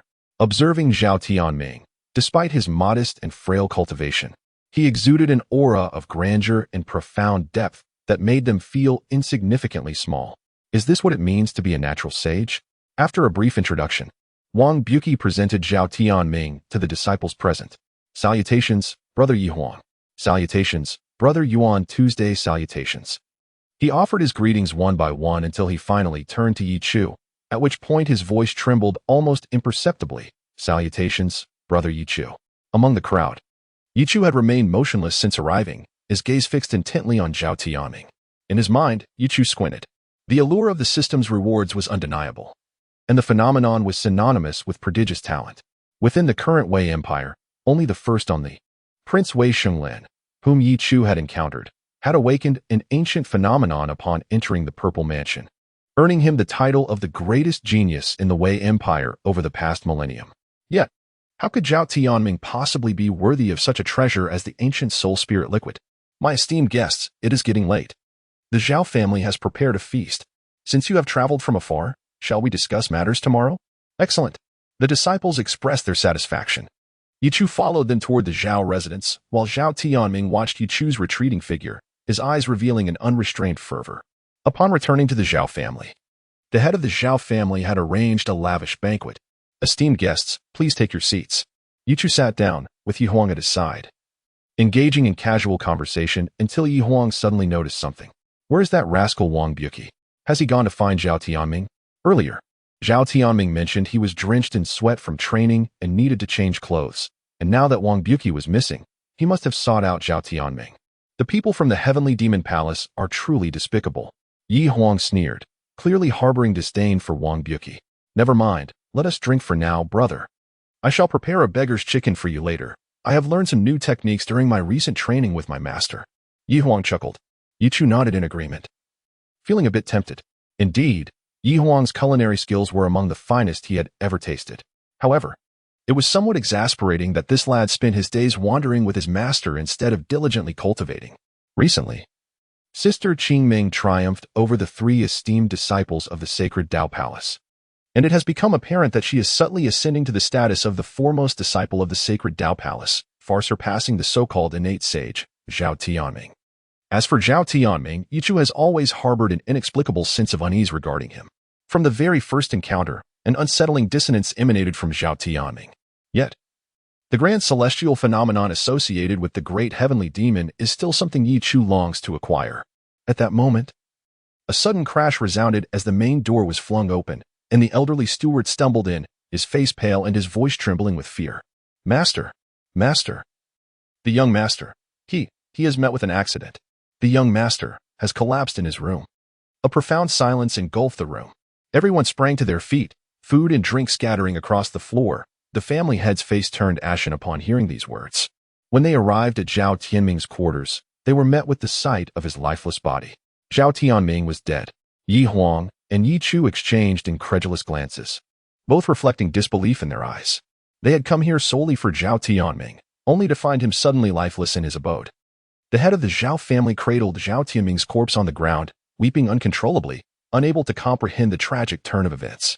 In the realm between heaven and hell, there had once been hope for Zhao Tianming during his hysterical episodes. However, when he had recovered, he had seemed like an innate sage, his terrifying talents drawing celestial phenomena, prompting his father to treasure him deeply, amalgamating years of guilt into affection for his son. Yet now, with Zhao Tianming's sudden demise, his father's heart was shattered. Brother, with Zhao Tianming dead, there is no longer a reason for us to remain here. His gaze shifted towards Wang Buqi. Ye Chu's mind was struck as if by lightning, shaken to the core. The information regarding the wager had inexplicably transferred from Zhao Tianming to Wang Buqi in an instant. He understood at once. This was the reincarnation of an ancient powerful soul. The reason for Zhao Tianming's recovery was not due to the so-called return of his wandering spirit, but rather the inhabitation of his body by the soul of a formidable ancient being. Such a powerful essence could create illusions, and it was all a ruse to attract the talented individuals from the 3 palaces and 5 sects of the Great Wei dynasty. The ultimate goal was possession. The soul had now transferred to Wang Buqi, and the stakes were not merely Zhao Tianming or Wang Buqi, but rather the ancient powerful soul residing within their bodies.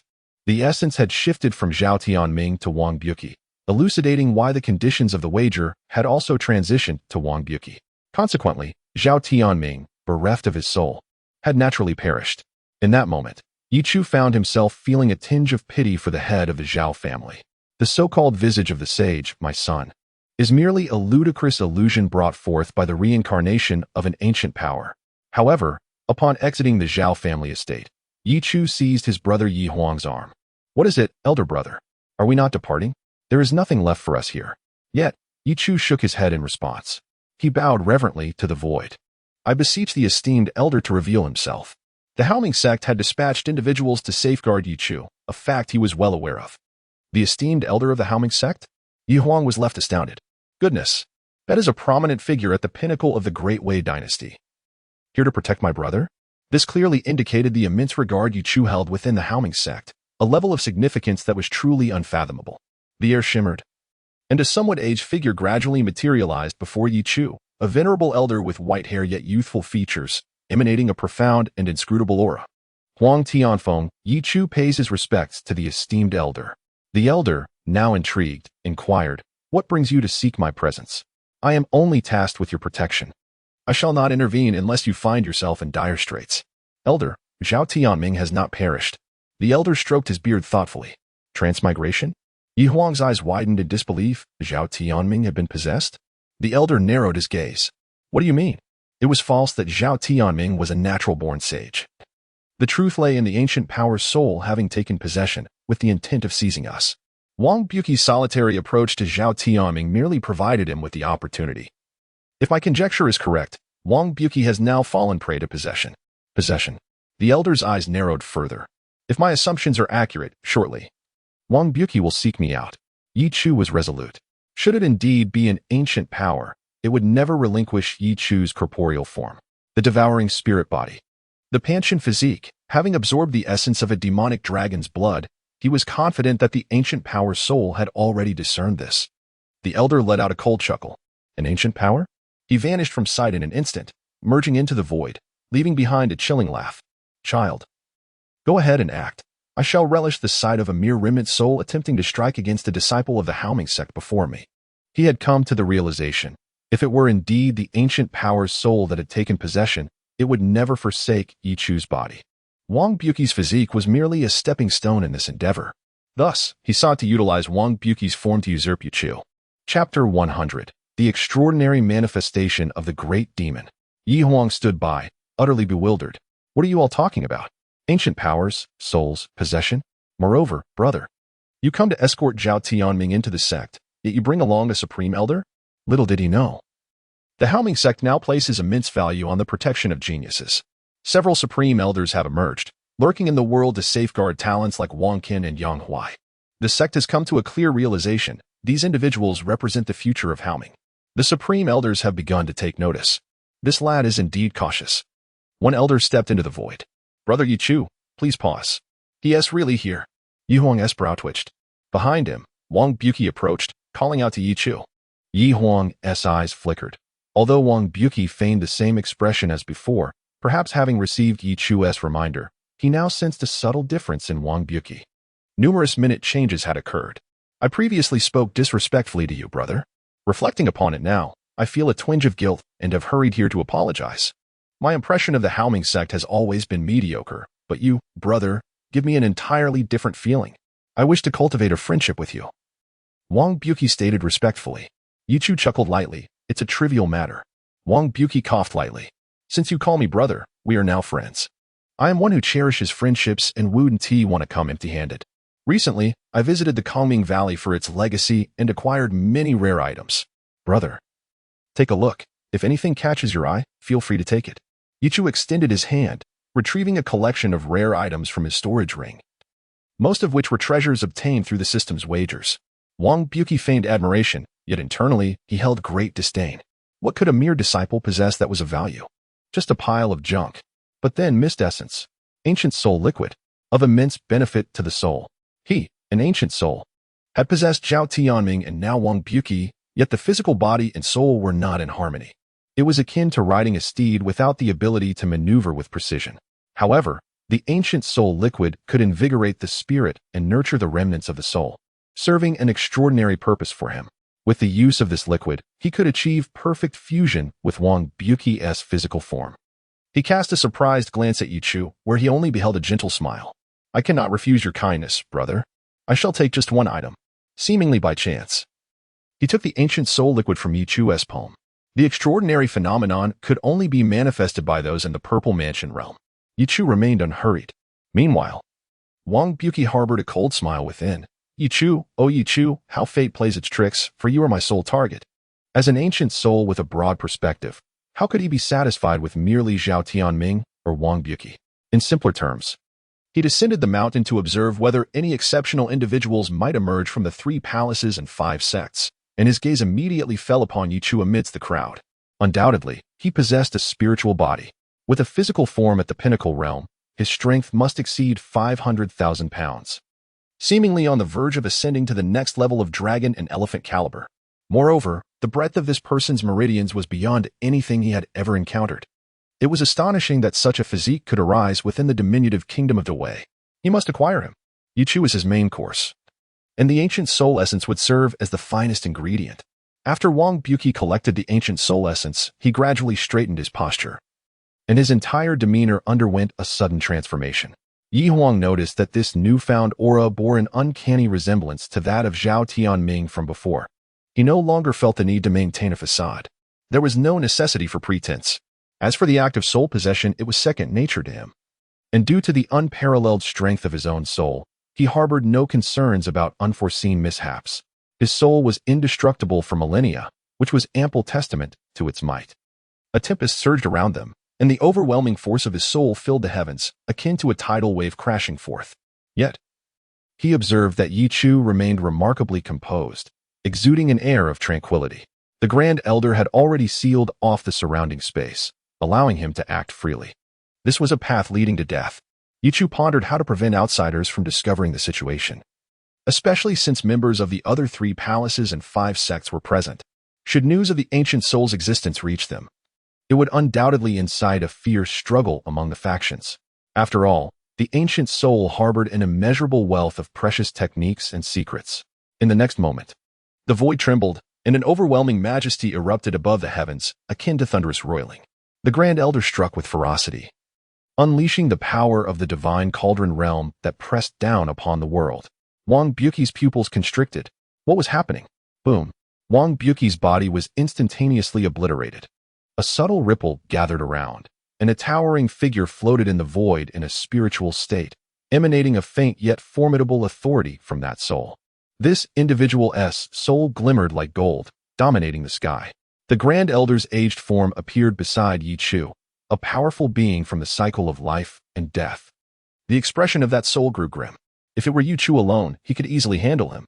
However, this Ye Chu was accompanied by a formidable presence of divine cauldron-level strength. He understood that he was doomed today. His soul flickered like a wavering candle flame, abruptly transforming into a thin thread and vanishing into the void. It was an exquisitely sophisticated technique of soul escape. He intended to flee. A hint of disdain appeared on the Grand Elder's face as he flicked his fingers through the air. Immense power coalesced into an invisible hand, instantly grasping that ancient soul. With a flourish of his sleeve, the ancient soul was effortlessly drawn in. Yet, at this moment, the Grand Elder found himself in a quandary. Capturing this ancient soul was also a merit of Ye Chu. Had it not been for Ye Chu's alertness, he would have been unable to detect such a soul. One at least of the life and death tribulation caliber, if it truly wished to conceal itself. Even if the other party truly occupied Ye Chu's body, they might very well conceal themselves within the Haomeng sect, akin to a ticking time bomb, an existence that has persisted for countless millennia, with an undying soul. Should any nefarious thoughts arise, it would undoubtedly lead to calamity. This ancient soul, if imprisoned within the Haomeng sect, would surely facilitate rapid development for the sect. Upon uttering these words, the Grand Elder cast a complex glance at Ye Chu. This disciple possesses an extraordinary understanding of the situation. The remnants of this soul are immensely precious. Confining it within the Haomeng sect would be tantamount to possessing an inexhaustible treasure trove. I shall petition for a reward on your behalf. Any benefits derived from this soul, provided you find them useful, I assure you. The Haomeng sect will not be stingy in the least. Thank you, Grand Elder. Beside him, Yi Huang was rendered speechless, overwhelmed by the abruptness and shock of the events unfolding. An ancient soul. Ye Chu patted his shoulder, helping him regain his composure. Ye Chu rummaged through Wang Buqi's remnants and retrieved a small porcelain vial containing the ancient soul essence they had previously wagered. After spending another day with Yi Huang to indulge in some delights, Ye Chu was summoned by the sect leader upon entering the Haomeng sect. Zhang Daoren stood quietly before Ye Chu. The ancient soul holds significant advantages for the Haomeng sect.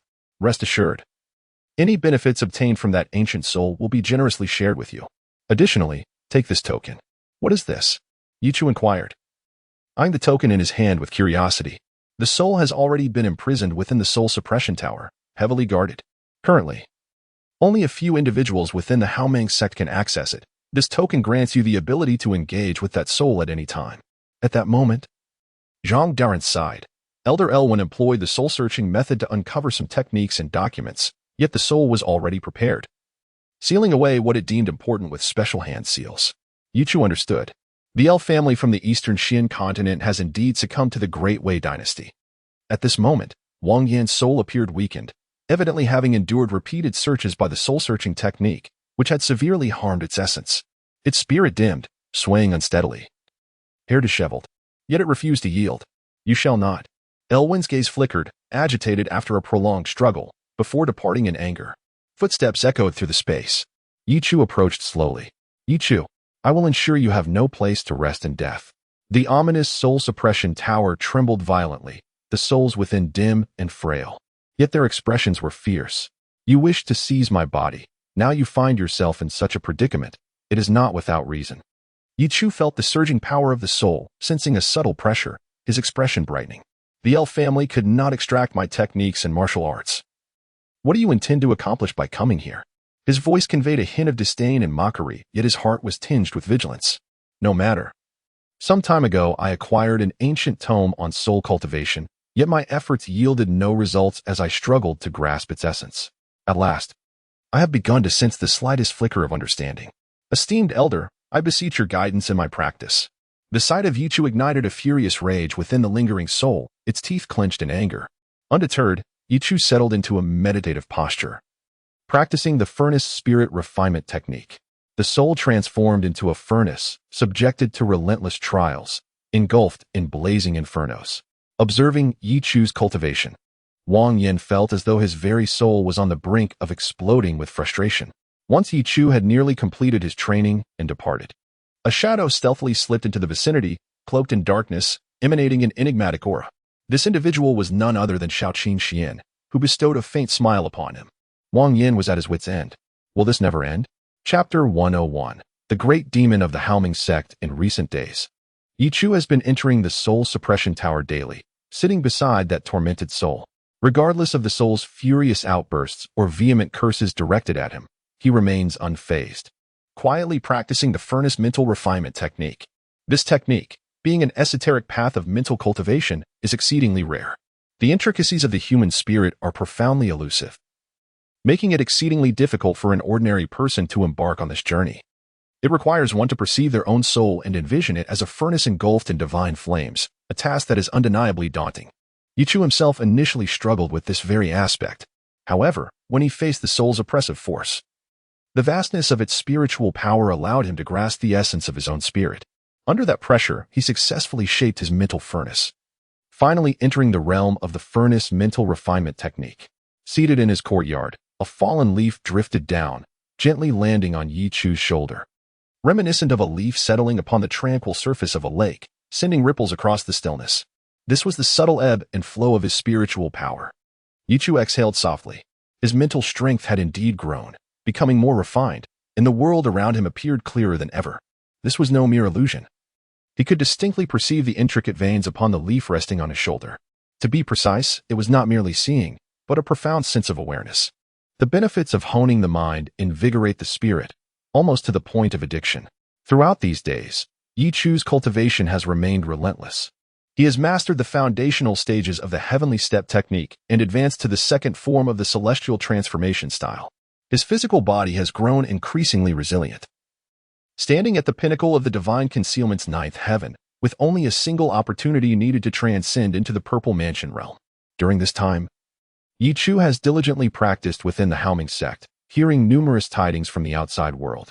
The head of the Zhao family is gravely ill, having coughed up blood, and the so-called innate sage Zhao Tianming has been mockingly referred to as merely a fleeting dream of a sage, evoking a sense of regret and sorrow. The realm of cultivation is indeed fraught with unpredictability. On this particular day, a group of disciples arrived at Ye Chu's courtyard, knocking on his door. When he opened it, they respectfully greeted him. Greetings, Senior Brother Ye Chu. By the command of the sect master, we have come to escort you to the Xianling Longo to absorb the essence of heaven and earth, breaking through the shackles of divine concealment and stepping into the purple mansion realm. A gasp of astonishment and envy erupted among the surrounding disciples. Is Senior Brother Ye Chu about to enter the purple mansion? It feels like just yesterday he was an inner sect disciple. Indeed, it was only before the year's end that he had just attained divine concealment, and now he was on the verge of breaking through to the purple mansion realm. Such a pace of advancement is truly astonishing, incredible, truly unbelievable, yet, such is the unpredictable nature of genius. I recall how Brother Wangkin was similarly astonishing. In scarcely half a year, he ascended from the seventh heaven of divine concealment to the current realm of purple mansion. I have heard whispers that Brother Wang has already reached the sixth layer of purple mansion. Such prodigies, they seem to defy the very essence of humanity. The surrounding disciples were unable to contain their astonishment, engaging in fervent discussions. Xianling Valley, nestled between two mountains, is said to be equipped with a unique spiritual array, which accumulates the abundant spiritual energy that flows relentlessly over the years. It is a specially constructed spiritual ground of the Haoming sect. A breakthrough to the purple mansion requires immense spiritual energy. Only those esteemed by the sect can step into the realm of purple mansion within Xianling Valley. Ye Chu stepped out of the courtyard. Having heard of Xianling Valley, he was astonished that he would soon enter it himself. Dear fellow disciples, please guide me there. Within Xianling Valley, several core elders had already gathered. At that moment, 3 of the 6 core elders had arrived. You've come? The esteemed grand elder stroked his graying beard, gazing at Ye Chu with a warm smile and evident admiration in his eyes. Go forth. The contest of the hidden dragon is about to commence. Only by stepping into the purple mansion can one qualify for the contest. On the hidden dragon ranking, even the 100th position is occupied by those of the purple mansion realm. Rumor has it that this year, the Imperial Supervisory Office has seen many talented individuals emerge. Proceed. The Grand Elder gestured with his hand. Ahead lay Xianling Valley, lush and verdant, with a gentle stream flowing down. Its waters merging and colliding to create a delicate mist that lingered in the air, reminiscent of an ethereal paradise. With the Grand Elder's command, the valley suddenly illuminated. A faint white light emanating, representing the purest of spiritual energy. Ye Chu glanced back and noticed a pile of spiritual stones arranged at the array's focal point. Each minute witnessing the stones dissolve and burn away. Evidently, activating the great array requires significant consumption. However, the Haoming sect is flourishing and can afford such expenses. With a single step, Ye Chu entered Xianling Valley, and in an instant, a continuous surge of spiritual energy enveloped him. He promptly settled into a meditative position, channeling the surrounding spiritual energy to refine his cultivation. The energy transformed into a great dragon, rushing towards him with fervor. No, the Grand Elder shook his head. They have all been consumed. Soon, the sect master will send another batch of spiritual stones. They will also be expended. This lad is not as simple as you perceive. The Grand Elder's eyes glimmered with intrigue. Boom. Within Xianling Valley, the spiritual energy erupted violently, swirling like a colossal dragon. At that moment, Ye Chu sat in meditation, resembling an immense vortex, with spiritual energy pouring in as if it were endless. Such an ability to absorb. They were left in awe. The spiritual energy cascaded into Ye Chu's being, and the devouring spirit body unleashed its voracious hunger. While others would require a conversion of that energy to withstand its overwhelming weight, Ye Chu's devouring spirit body was extraordinarily domineering at that moment. All the spiritual energy surged wildly into Ye Chu's body, and he absorbed it all. Boom. A terrifying sound erupted from Ye Chu, reverberating like a collapsing mountain, resonating throughout the entirety of the Haoming sect. Everyone looked up in astonishment. What was that sound? It was akin to the tolling of ancient bells. At Ye Chu's side, the spiritual energy danced wildly. In an instant, overwhelming purple essence gushed forth from his inner realm, enveloping the mountains and waters like a purple sun descending into the sea, shimmering with brilliance. The elders outside were all in shock.